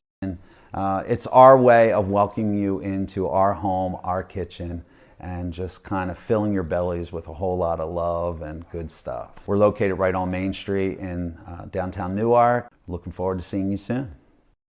I think SL24 for me represents, first of all, an incredible story that the Locke family has had, and how out of tragedy their response was to do something to try and help others. Ultimately, I think that's what we're all called to do in our lives, is to overcome the challenges and adversity that we face and find ways to give back, to help other people, especially if they are facing some of the same challenges. Losing someone you love to anything is difficult. Losing them to suicide is particularly tragic. And finding a way, even in those darkest and most difficult of challenges, to find some light. And I truly love that image that they've chosen, because to me that's what it's all about, finding the light in the darkness, trying to be light in the darkness for others, even as we're trying to find our own way. That's what I think the organization represents, and it ties in so closely with the mission we're trying to impart to our students, to go out into the world and to be positive difference in the lives of other people. We're all going to struggle with issues of mental health for some time. Some people are going to struggle with it to a great degree. We'll all know someone, if it's not ourselves at a given point in time, who is someone we love who is struggling with that. So this is something that not only shows them that this is the way I think we're all called to live in terms of the challenges we face, and making something positive and making an opportunity to give back, but also just the idea that it's spreading the message of the resources that are out there. Hi, I'm Luke Chapman from Precision Wealth Partners. We are so honored to be a supporting sponsor of UnLocke the Light Foundation and the Memorial Classic SL24.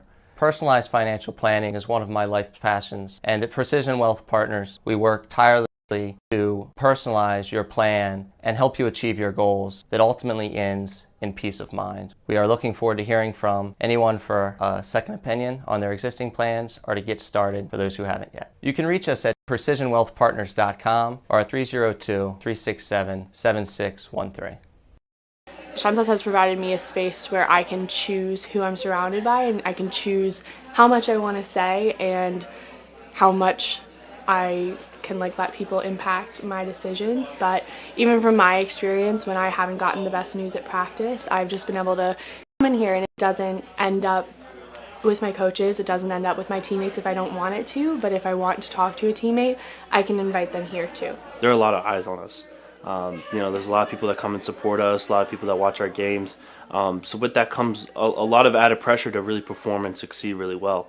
When you go to practice every single day, hoping that you perform to your absolute best, and at times if you feel like you don't have that, that can really damage someone's psyche and their self-esteem and their spirits. So coming to a place like this, it kind of brings you okay, I'm not alone in a lot of these situations, and I know that I have a family here, and I know I have a group of people here who I can rely on. I think our team communities are important in some aspects, but it's just so important to have a community where we can go to and feel safe. I walk in here and just feel so warm and comforted. You can study, you can use the library, you can read, there's great resources.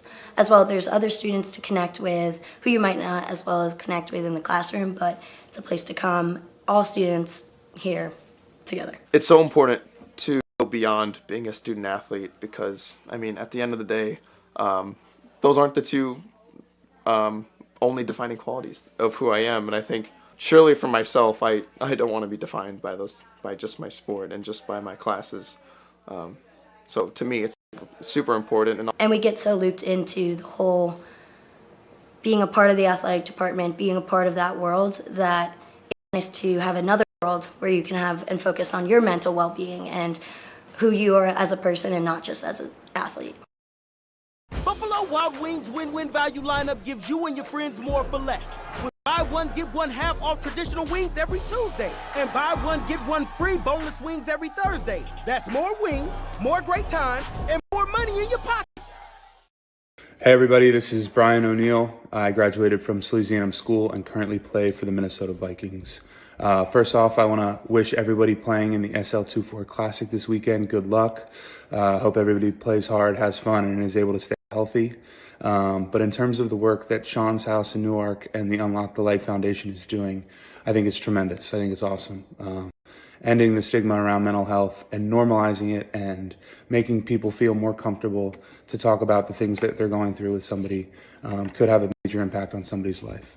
I'd encourage anybody to, try to reach out to a loved one, a friend, an old classmate, whoever it may be, to, try to work through some things that you might be going through personally, whether it's really small or, it could be really big. But, there are a lot of people in your corner, and there are a lot of people there who are there to help you, whether you know it or not.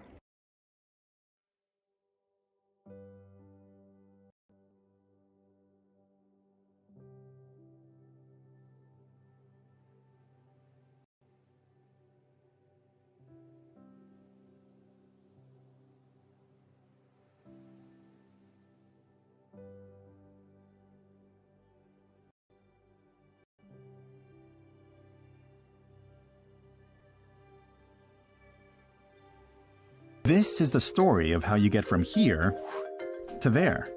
Right now you're here, and from here, there looks pretty good. But so few get there. Why? Of those who make it, some will have luck, but most will have strategy.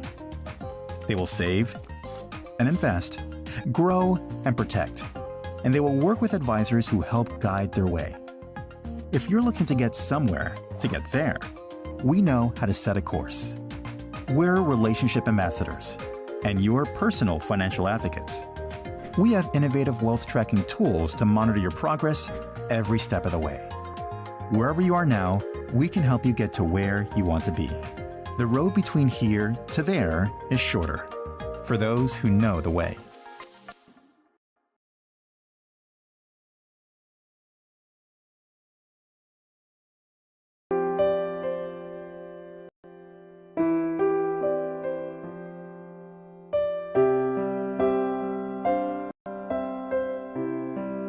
Just wanted to thank SL24, the entire team, for your important work. Thank you for your tireless efforts. Thank you for shining the light of truth and openness on the issue of mental health and suicide.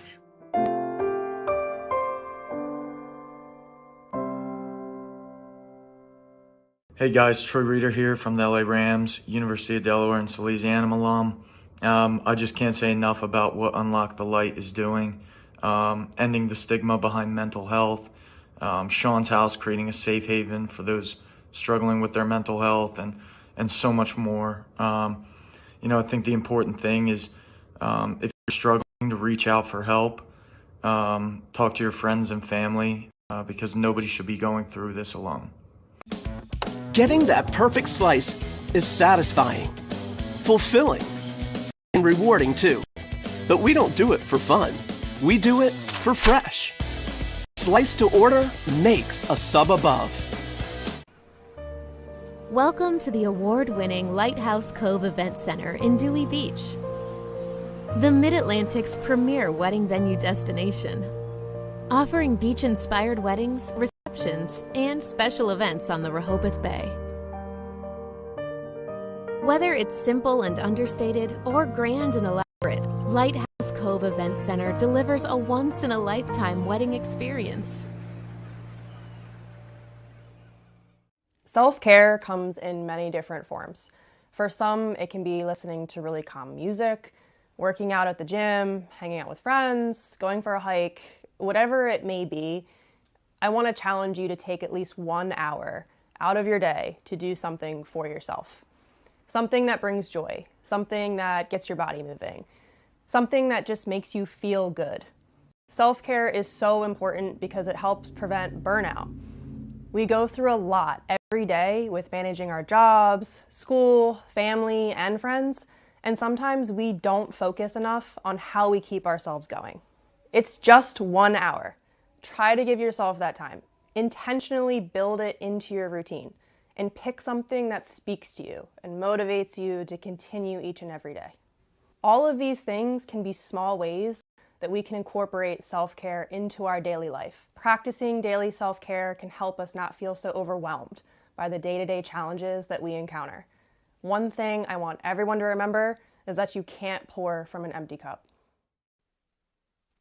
4th Annual SL24 Memorial Basketball Classic is being brought to you by HFM Investments, Platinum Dining Group, Formal Affairs, and by iHeartRadio.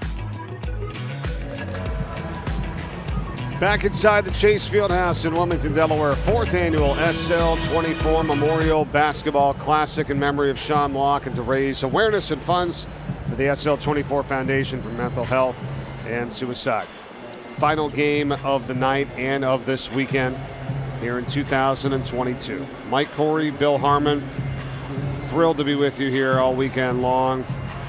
Fun game here tonight. It's a 4-point game. We knew it would be a good one. Sallies and Sanford. And what we're also looking forward to is in between the third and fourth quarter, we'll hear the announcement of how much money has been raised this entire weekend and for the SL24 Foundation. And we'll speak to the founder, Sean's father, Chris Locke, coming up at the start of the fourth as well. I'm always excited to talk to Chris Locke. He was just such a great parent. He always understood the dynamics between coaches and players and the school and parents, and you couldn't have asked for a better guy to have a son on your team when I had the great opportunity and pleasure to coach Sean. And Chris has just carried that over. He has great common sense, a great sensitivity. He's a humanist. And as we've talked about multiple times, he's a gentleman who somehow figured out a way to provide himself with enough courage to do a lot of things for other people where he's missing someone so loved to him. You've been involved in this area, this community, this state a long, long time, Bill. I spent a good 15 years here. I'm right across the bridge now in New Jersey, but back here a lot. And, you know, you just love the way that this state kind of comes together, right? I know everybody says it's a place where everybody knows you and it's familiar. Well, that's the truth. And then when something like this happens and you all come together, it's pretty powerful, the amount of people that can come in here and help turn something around and really get behind like this foundation. That's a great point, Mike. It really does. As they say, I hate to use a cliche, takes a village, but it does. And this community with only, 950,000 people in the state is really bound a lot of pride and a lot of respect and a lot of caring amongst this state, and it's really nice to see. Just underway in the second half, Sallies and Sanford. Foul is called here. It's on Polk. It's his first for Sanford at the free throw line. Justin Hines here for Salesianum. And I'll just go back to the end of that first half. Like you said, Coach, a real teaching moment there.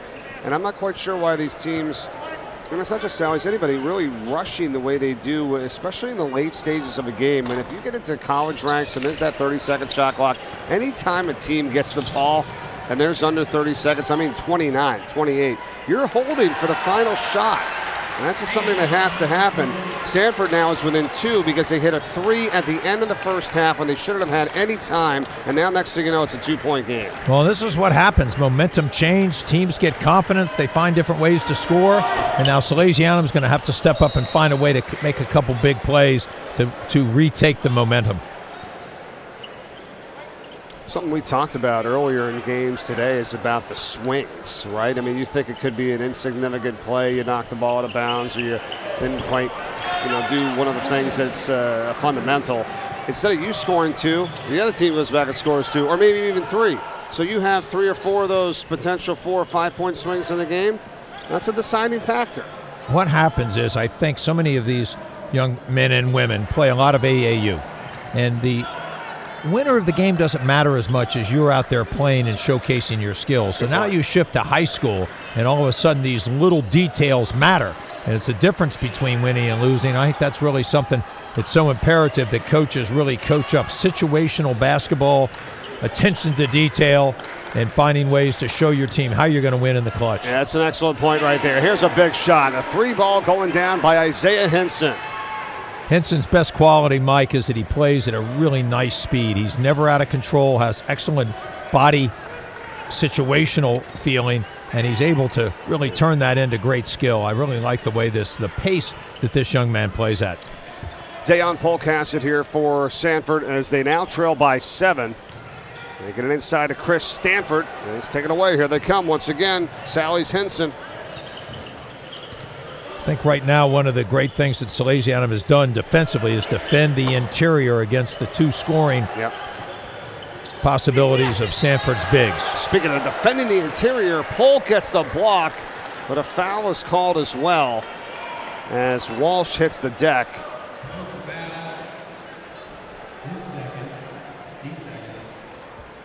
Walsh is really aggressive. He's a veteran. He's actually played 3 years for Taylor Trevisan at the varsity level. Yeah. I really liked him as a sophomore. He was very smart, played the point, was a shooter that only when he had to, and now as he's developed his last 2 years, he's developed into a terrific young player.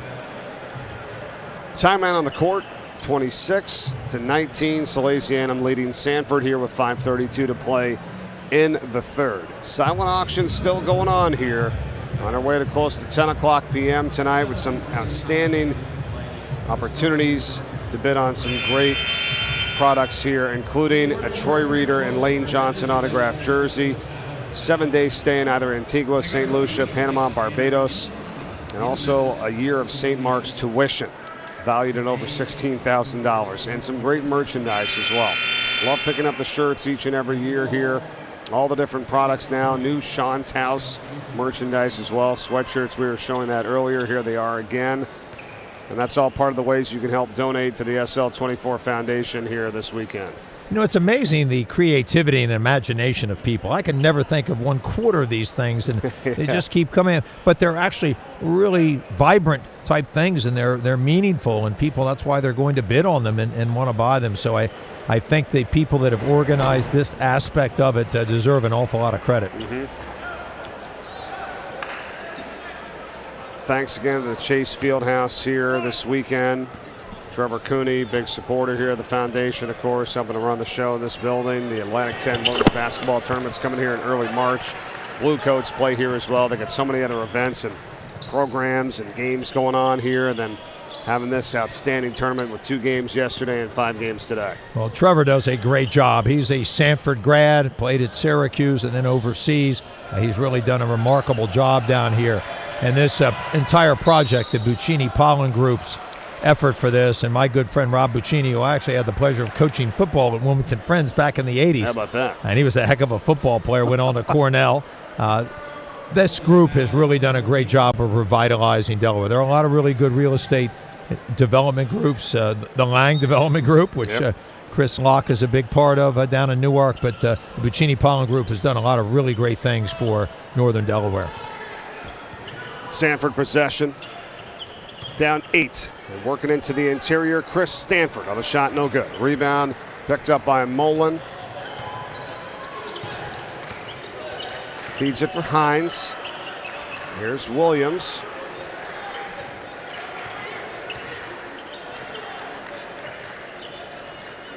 Trying to go inside now as Mullen is posting up, but he works his way in. Oh, what a play by Justin Mullen, showing the versatility of his game.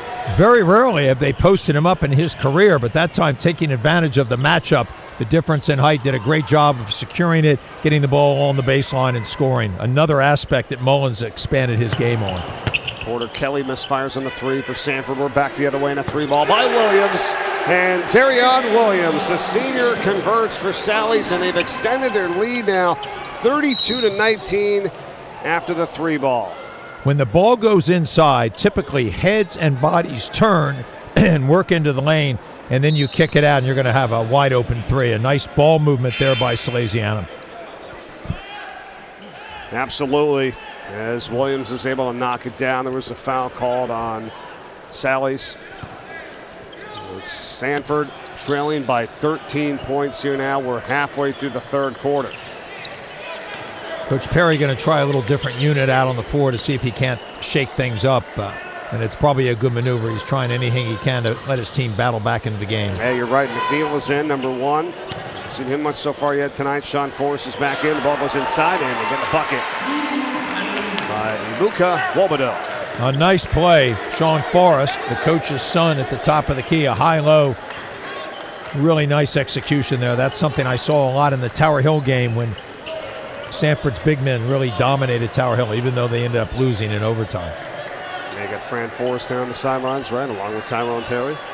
Absolutely. It's a great staff. They've been around Logan Herring, Matt Wilson, Khalid Hart, who was a great player for Stan Waterman in his day, had a terrific career at Marist, a wonderful point guard, and then Ron Parker, who's been around a long time. So it's a fantastic staff. Hinson drains a 3. Sallies is starting to feel it now from the outside, and they're really taking over this game here. 35-21, coming up on 3 minutes left in the third.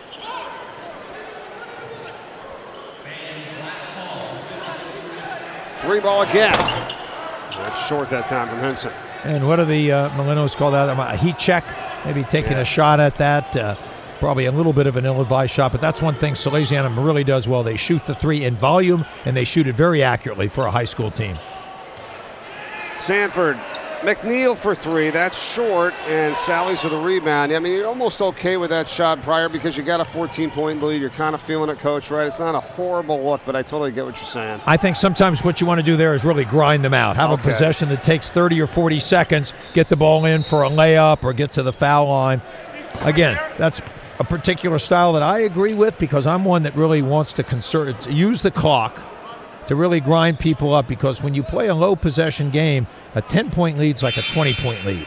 I agree. But when you play a multiple possession game, a 10-point lead is much less. Well, I mean, you make it can disappear good, in a quick. Yeah, you make a very good point, because then it also kind of frustrates the other team, and they got to bear down defensively, right? They're like, okay, we got to get this ball right back, go back and score. No, if you take a good 30, 40 seconds, you make them and you force them to play deep. Well, you do a lot of college basketball, and you know how long 30 seconds is for a team to defend. And after multiple reversals of the court, there's usually a driving lane or a pretty good shot available even at the college level with that length. Can you imagine what happens in high school? And that's my point. Mullen with a jumper for Sallies, and it's a 16-point lead. Yeah, sometimes, I mean, you got the 30-second shot clock, of course, in college. You get an offensive rebound, it resets to 20. Sometimes it's taking a good 50 seconds off the clock with the way you're able to control in the offensive end. And then that also converts to where the other team, who's now down, speeds up play because they think, boy, we better score fast because we're going to have to go back down and defend, and it just throws off the timing. So it's just a philosophy that I happen to feel, but that doesn't mean that it's right. It's just one way of looking at the game, and certainly there are a lot of ways to do this, and I admire coaches who have the philosophy. As long as you can articulate it to your players and get them to play that way, what's the difference as long as you're winning? No, for sure. Chris Stanford is at the free throw line. And by the way, I've been really impressed with Justin Mullen tonight. Oh, yeah. I think he's played at a wonderful speed. He's a senior. He's a veteran. He's been a 3-year starter at Salesianum, and he's really matured his game. I like the expansion of it. Yeah, he's got 11 points, 2 behind Henson, who has the team high for Sallies. You're talking about number 10 in white for Salesianum. He's actually out of the ball game right now. They're giving him a breather. Oh, no, he is. He's down low, excuse me. Passes it back up to the top. I think maybe he could use a breather after the way his night's gone here, but resilient. Minute 35 to play here in the third. There's a really smart play. Buffon tried to penetrate. He was forced to pick up his dribble. Instead of having to throw an errant pass, Henson rallies all the way behind him to become a pressure release guy to make the play. Walsh, and there's Mullen again. Take it on all comers. He's going to be fouled by Stanford. And that's going to be 2 free throws coming with a minute 17 remaining here in the third. Now that's a really good possession for Salesianum. They reversed the ball, they ran clock, and eventually Mullen puts the ball on the floor and attacks and gets to the foul line. He's a very good free throw shooter. They shoot it at 72% on the season as a team, and that's how you really grind a team up. Struggled a little bit here tonight. 5 of 11 overall for Salesianum. Sanford is 3 for 3 on the free throws, but it's a 15-point advantage. Isn't that interesting, though? Yeah. Aggressive defense by Salesianum, playing behind in the post.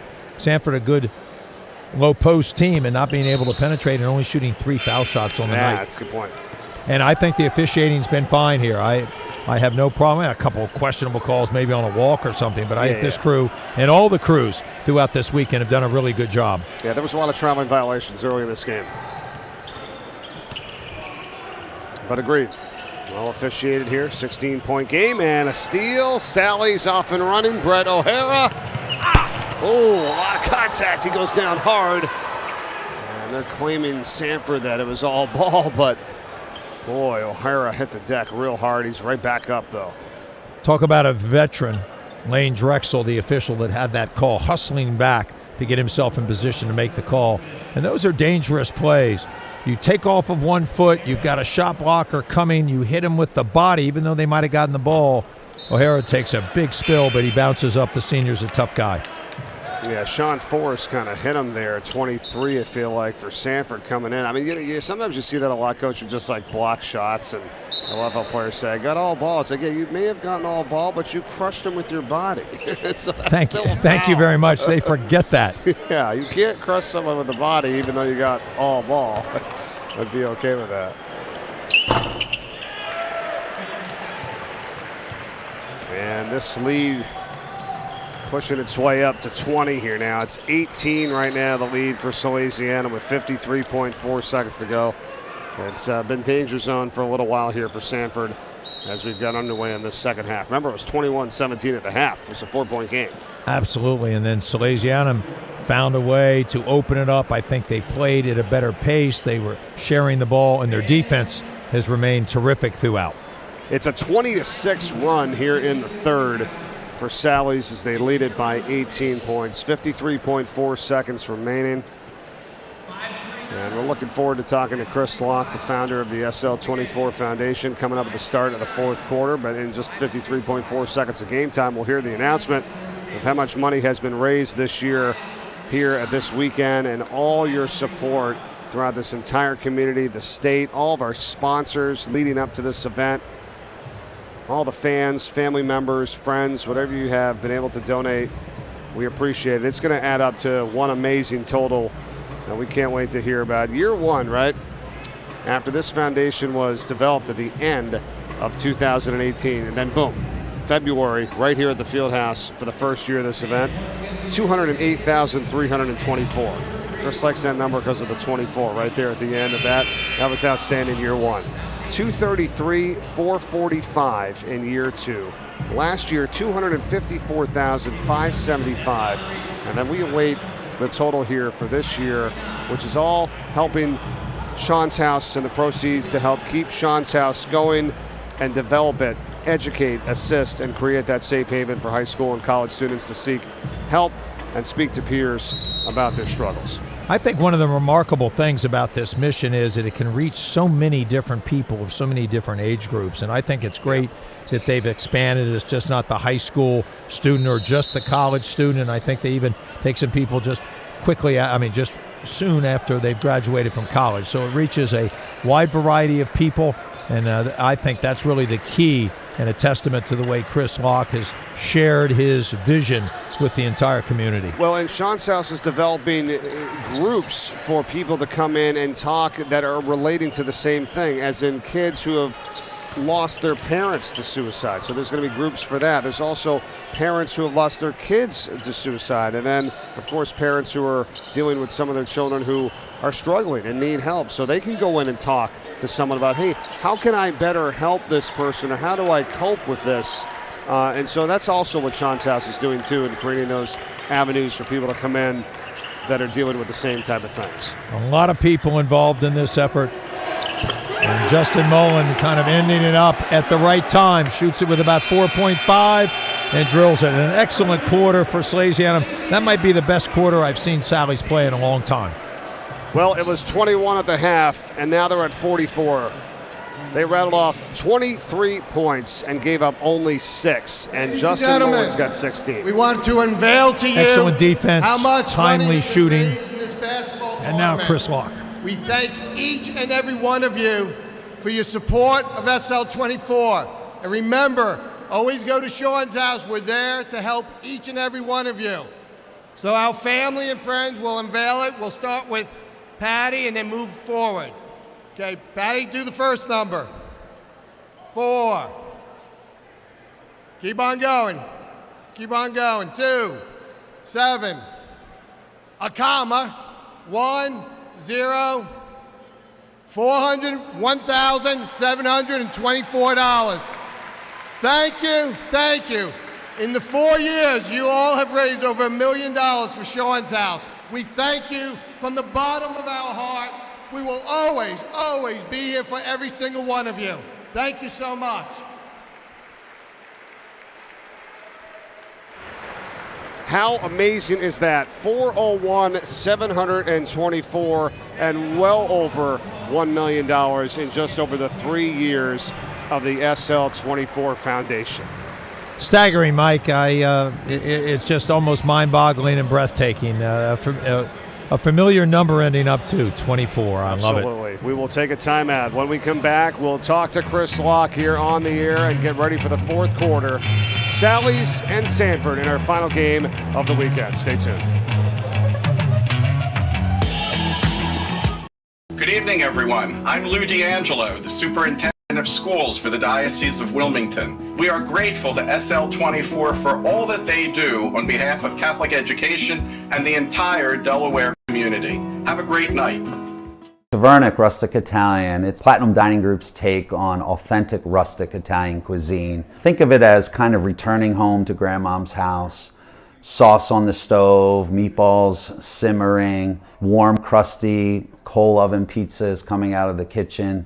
It's our way of welcoming you into our home, our kitchen, and just kind of filling your bellies with a whole lot of love and good stuff. We're located right on Main Street in downtown Newark. Looking forward to seeing you soon.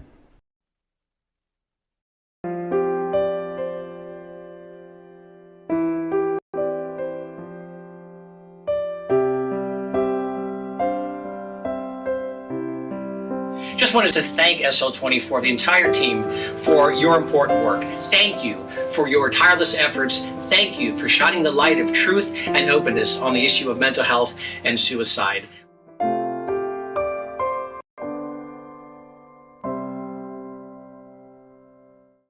Fourth annual SL24 Memorial Basketball Classic is being brought to you by the Healy family, High Five Hospitality, the Courtyard by Marriott, and by St. Mark's. Welcome back inside the Chase Fieldhouse. Mike Corey, Bill Harmon, the founder of the SL24 Foundation, Chris Locke. Wow, congratulations. Over $100,000 more than last year, 401, 724. How does that feel? It's amazing. I mean, it's almost $150,000 more than we did last year. The community support has just been amazing. These athletes are phenomenal, and we're just blessed that we've had such a tremendous outpouring from people to support what we're doing. And we're really, really grateful and thankful for it. Over $1 million in 4 years. What momentum you built up. It's absolute credit to you and your foundation, and you worked so hard. I want to tell you, there wasn't a dry eye in the building after your speech tonight. Thank you so much for all of those great words. Well, Bill, you knew Sean. You were a great coach to him, and we're just humbled, and we take it so important and such a responsibility that we know every dollar it's raised, we are going to use it to help our young adults get the help they need. And we take that very personal. And you have done that. Sean's house, a remarkable success. We've documented that many times throughout the weekend. It's really amazing. What a beautiful structure you all built down there. Thank you. Thank you. You know, Sean lived there. He lived there sophomore, junior, senior year. And it was a house where the front door was always open. That was the type of person he was. So we tried to emulate that when we opened up Sean's house. And we've had 6,000 young adults come in, use the resources. We've had 1,300 do the Peer 24 program. And we've saved 43 young adults from suicide. How amazing was it here this weekend to watch all these thousands of people come back through the door? We weren't able to have that last year. We're thrilled to be broadcasting this out there again for year number 2, but to see the support and the outpouring again in person, you know, makes you understand how many people are really behind this. It is, and you know, it's that personal connection. It's that talking to each other, which is going to help everybody get the help they need. And it's so good to have people back here and just feel the energy from the first tip-off at 6 o'clock last night to the last point that's going to be scored in a little bit. So.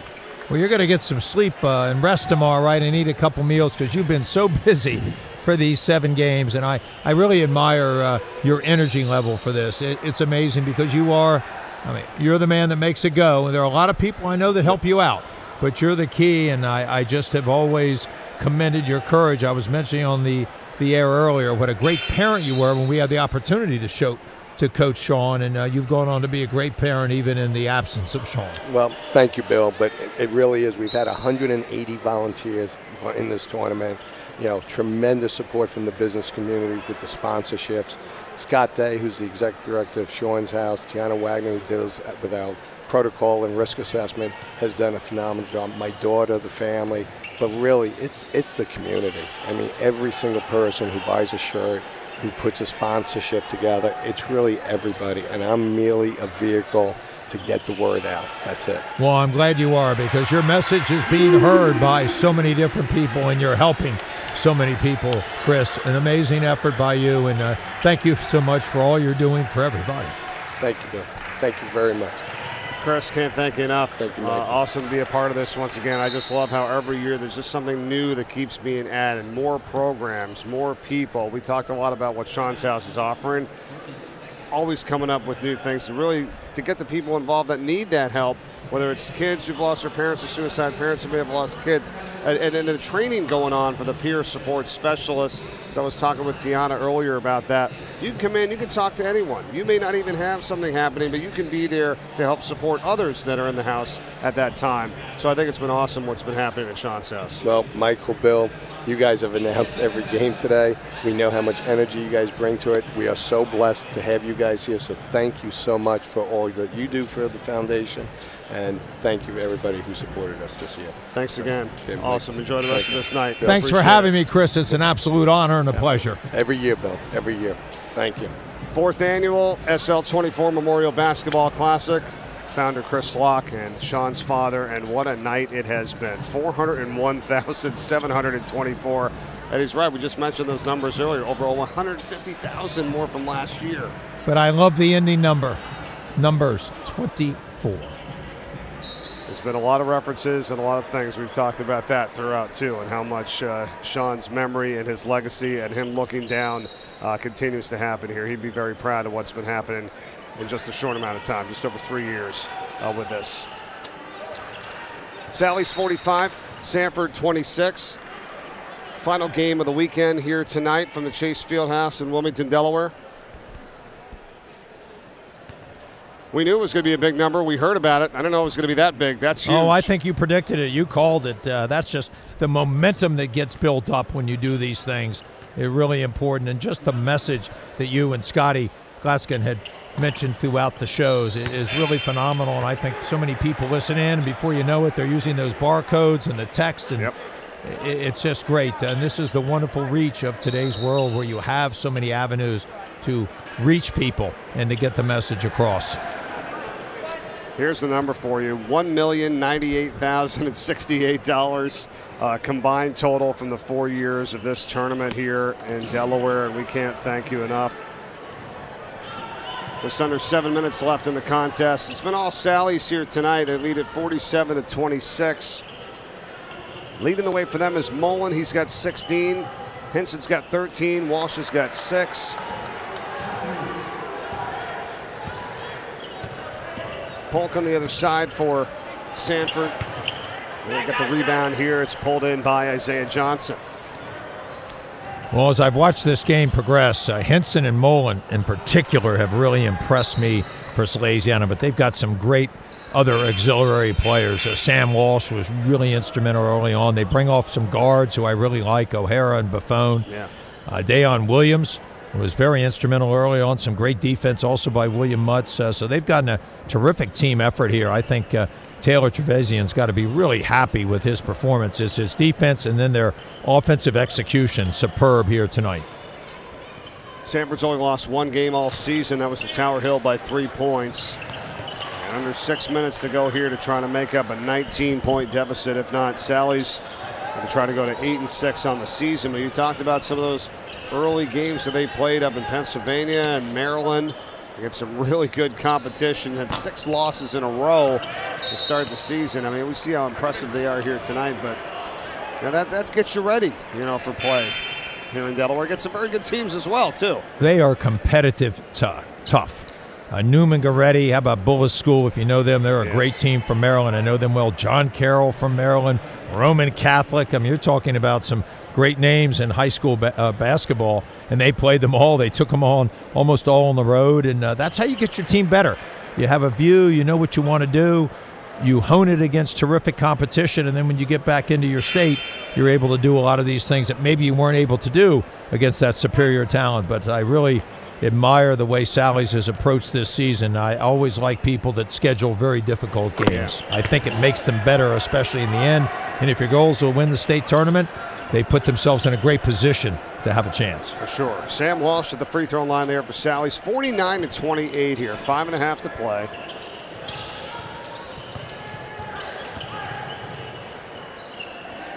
Sanford McNeil works it into the post. Foul line jumpers on the way, and that's off by Stephen Conway.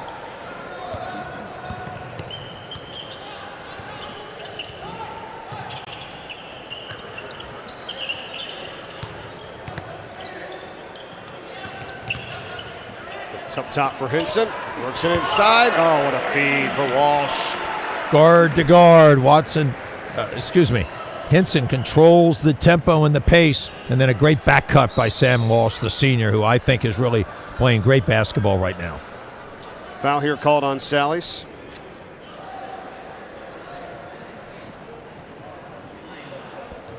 Sallies has also played very aggressive defense without fouling a lot. Sanford has not been to the free throw line very often here tonight.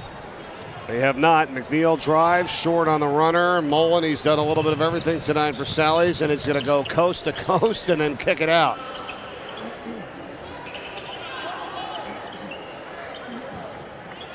Tempo has been a big part of Salesianum's game, but I think their pace of play tonight was a little bit slower other than a few probes, and I think it's really taken its toll on Sanford's defense.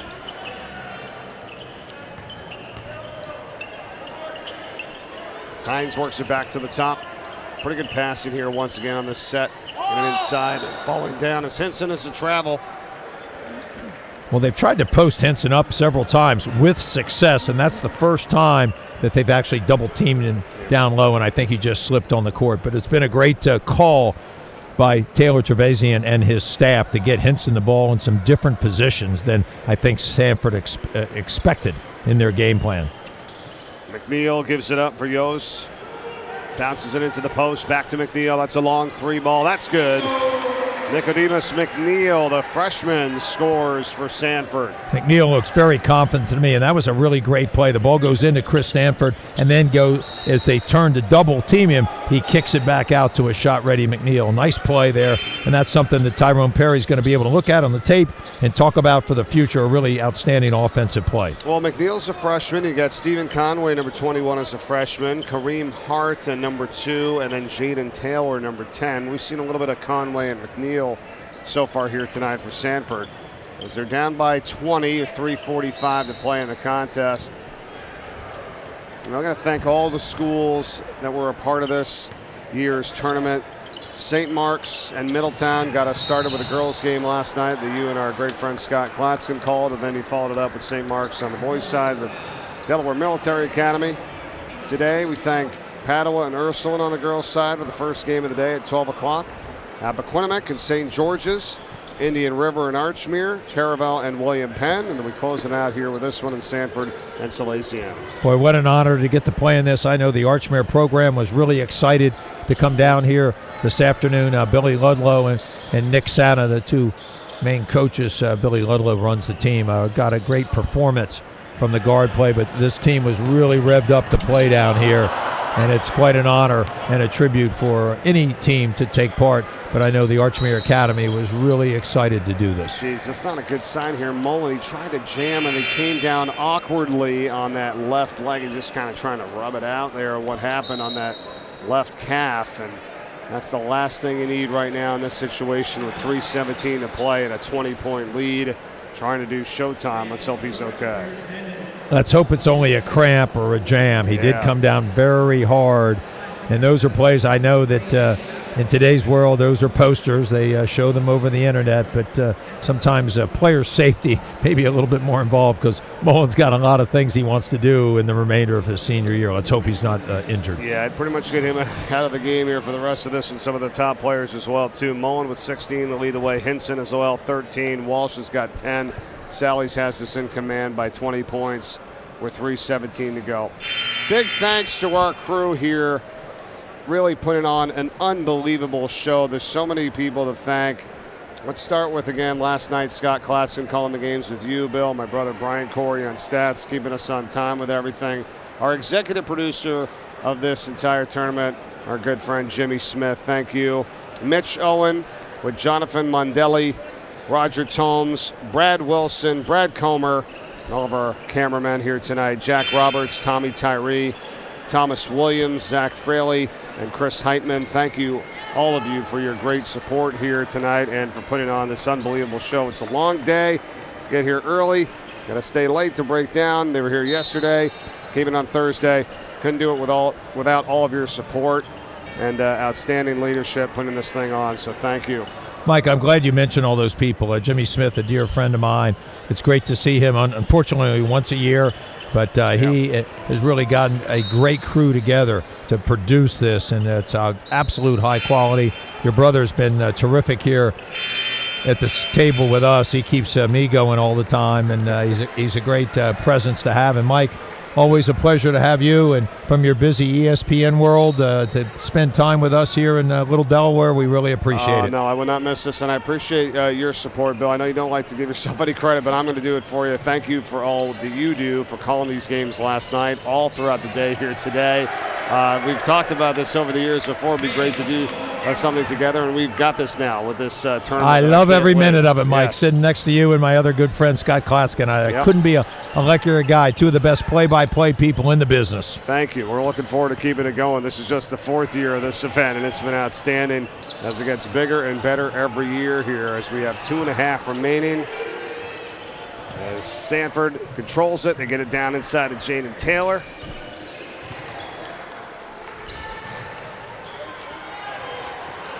Inside looking that time for Taylor. Comes back, makes a nice defensive play. That's what I call a run behind, where instead of going down the middle of the court, get back on defense, you run behind the ball and you poke it away. A pretty savvy play there by the freshman, Jaden Taylor.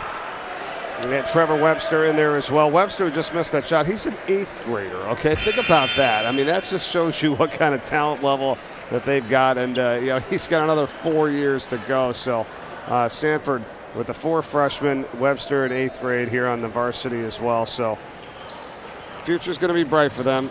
Not here happening in this one tonight.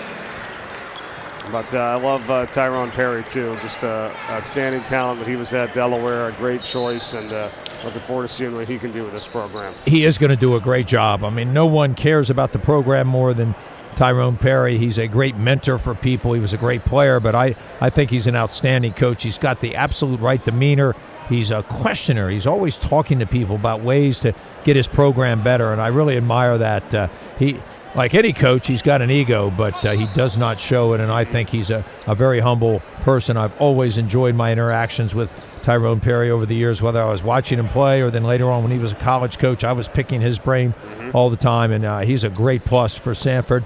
Outgoing AD, Joan Samaniski, in her final year at Sanford, absolutely one of the top athletic administrators in the state. Sanford will miss her. They have a new person coming in, but Joan deserves a lot of credit. She's done a lot for the entire school over there and certainly the basketball program. She will be missed, but good for her to take some time out and enjoy all the rest of her family. A great career Joan Samaniski's had at Sanford. That's well said.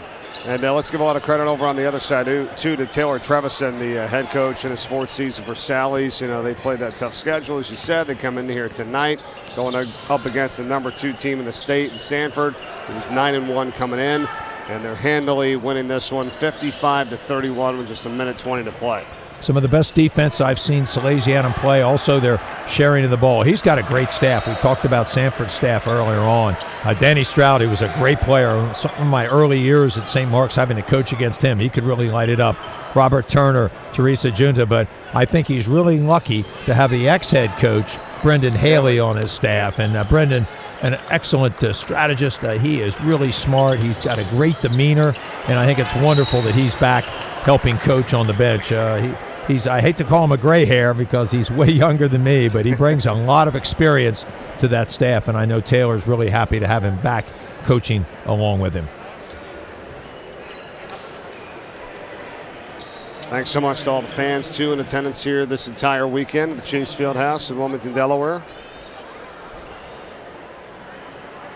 Awesome to see everyone back here in attendance, and they broke a few records, I feel like that, too, in the attendance category here in the ticket. Let's call it 24-24, a sellout down here at the Rob Buccini Arena. I'm going to call it the head of one of the heads of Buccini Paulin, who built this wonderful structure.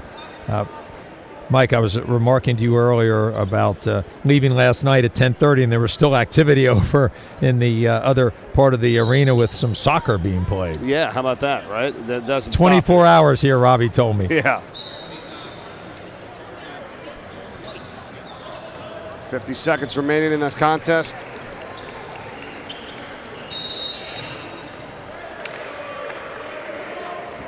.24 lead for Sallies.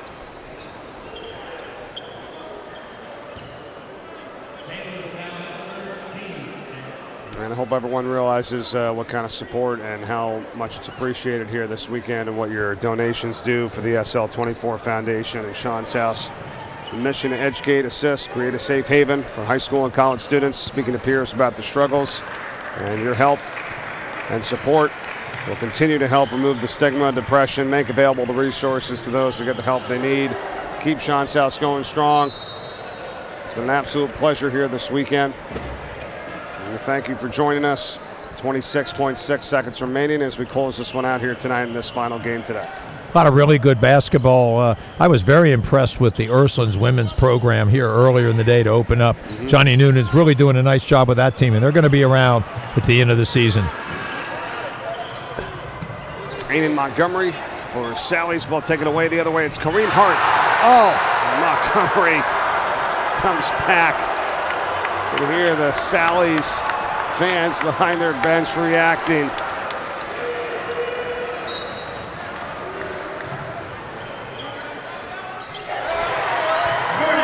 Ball is scored by Jordan Spencer for Sanford, but we go back to that outstanding block by Montgomery, and that's going to do it. That's the end of the ball game. It's complete, 55-34, the final score here as Salesianum knocks off Sanford in the nightcap. And there's our player of the game. Number 10, brought to you by Morrison James. We give it to Justin Mullen for Salesianum. Game high, 16 points. He did so many things well. Fun player to watch. He certainly is. He's very versatile. He's really learned how to play at the right speed, made excellent decisions, good long-range shooting. But I love the fact that he's expanded his game into the post area, trying to score a little bit more in there. A great adjunct to his already very fluid and positive game. And it looks like he's okay after that attempted slam at the end of the game. Got banged up in the leg a little bit, but he's going to be fine. And Taylor Trevison's team, now in his fourth season, Sallies with a win, 55-34 over the defending champs and first-year head coach Tyrone Perry as they win it by 21 points. A really fun night. I think Ty Perry's group is going to learn a lot about tonight, and Taylor Trevison already knows about this team, and they're playing at a very high level. How about some of the highlights of this one here, Coach? It was a 21-17 lead for Sallies at the half, and then, boy, did they take over in the second half or what? I thought Isaiah Henson, the sophomore point guard, did a great job of controlling the pace and the tempo. He distributed the ball well to his teammates, got him at the right place at the right time. It was very unselfish, and that Salesianum defense was really tough tonight. I thought they were very physical inside and made it very difficult for Sanford's inside game to get going when they needed it most. Big 21-point win, the final score 55-34. Sallies with the victory over Sanford, and just awesome atmosphere here today all day long for the 5 games that we had here from the Chase Center, Chase Fieldhouse in Wilmington, Delaware. All right, Bill, we've wrapped it up here for 2022. Mike, I'm sorry I have to say goodbye to you and Brian. It's been way too much fun. I hope to see you again. Let's hope the next year is shorter than this one. Oh, no, it was unbelievable. $401,724 raised here this year for the foundation. We can't thank you enough wherever you may be, all of your donations, all the help that you've provided, and just being a part of this outstanding event and this weekend here for the SL24 Foundation. For our entire crew, once again, for Bill Harmon, I'm Mike Corey saying so long from the Chase Fieldhouse in Wilmington, Delaware. Thank you all for your support this entire weekend and for watching the 4th annual SL24 Memorial Basketball Classic.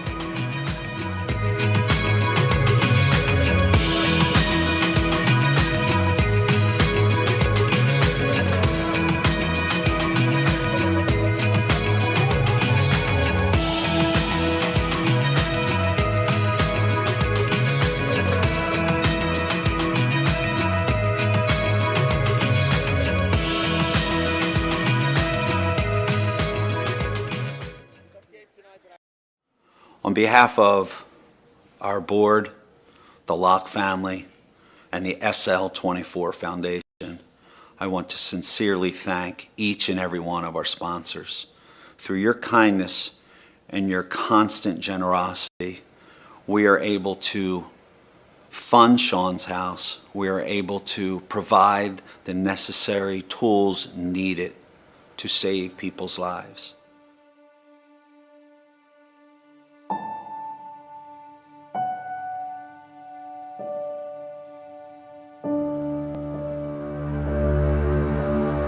So sorry that Sean's experience had to happen at all, but it certainly has opened my eyes to the need that's out there.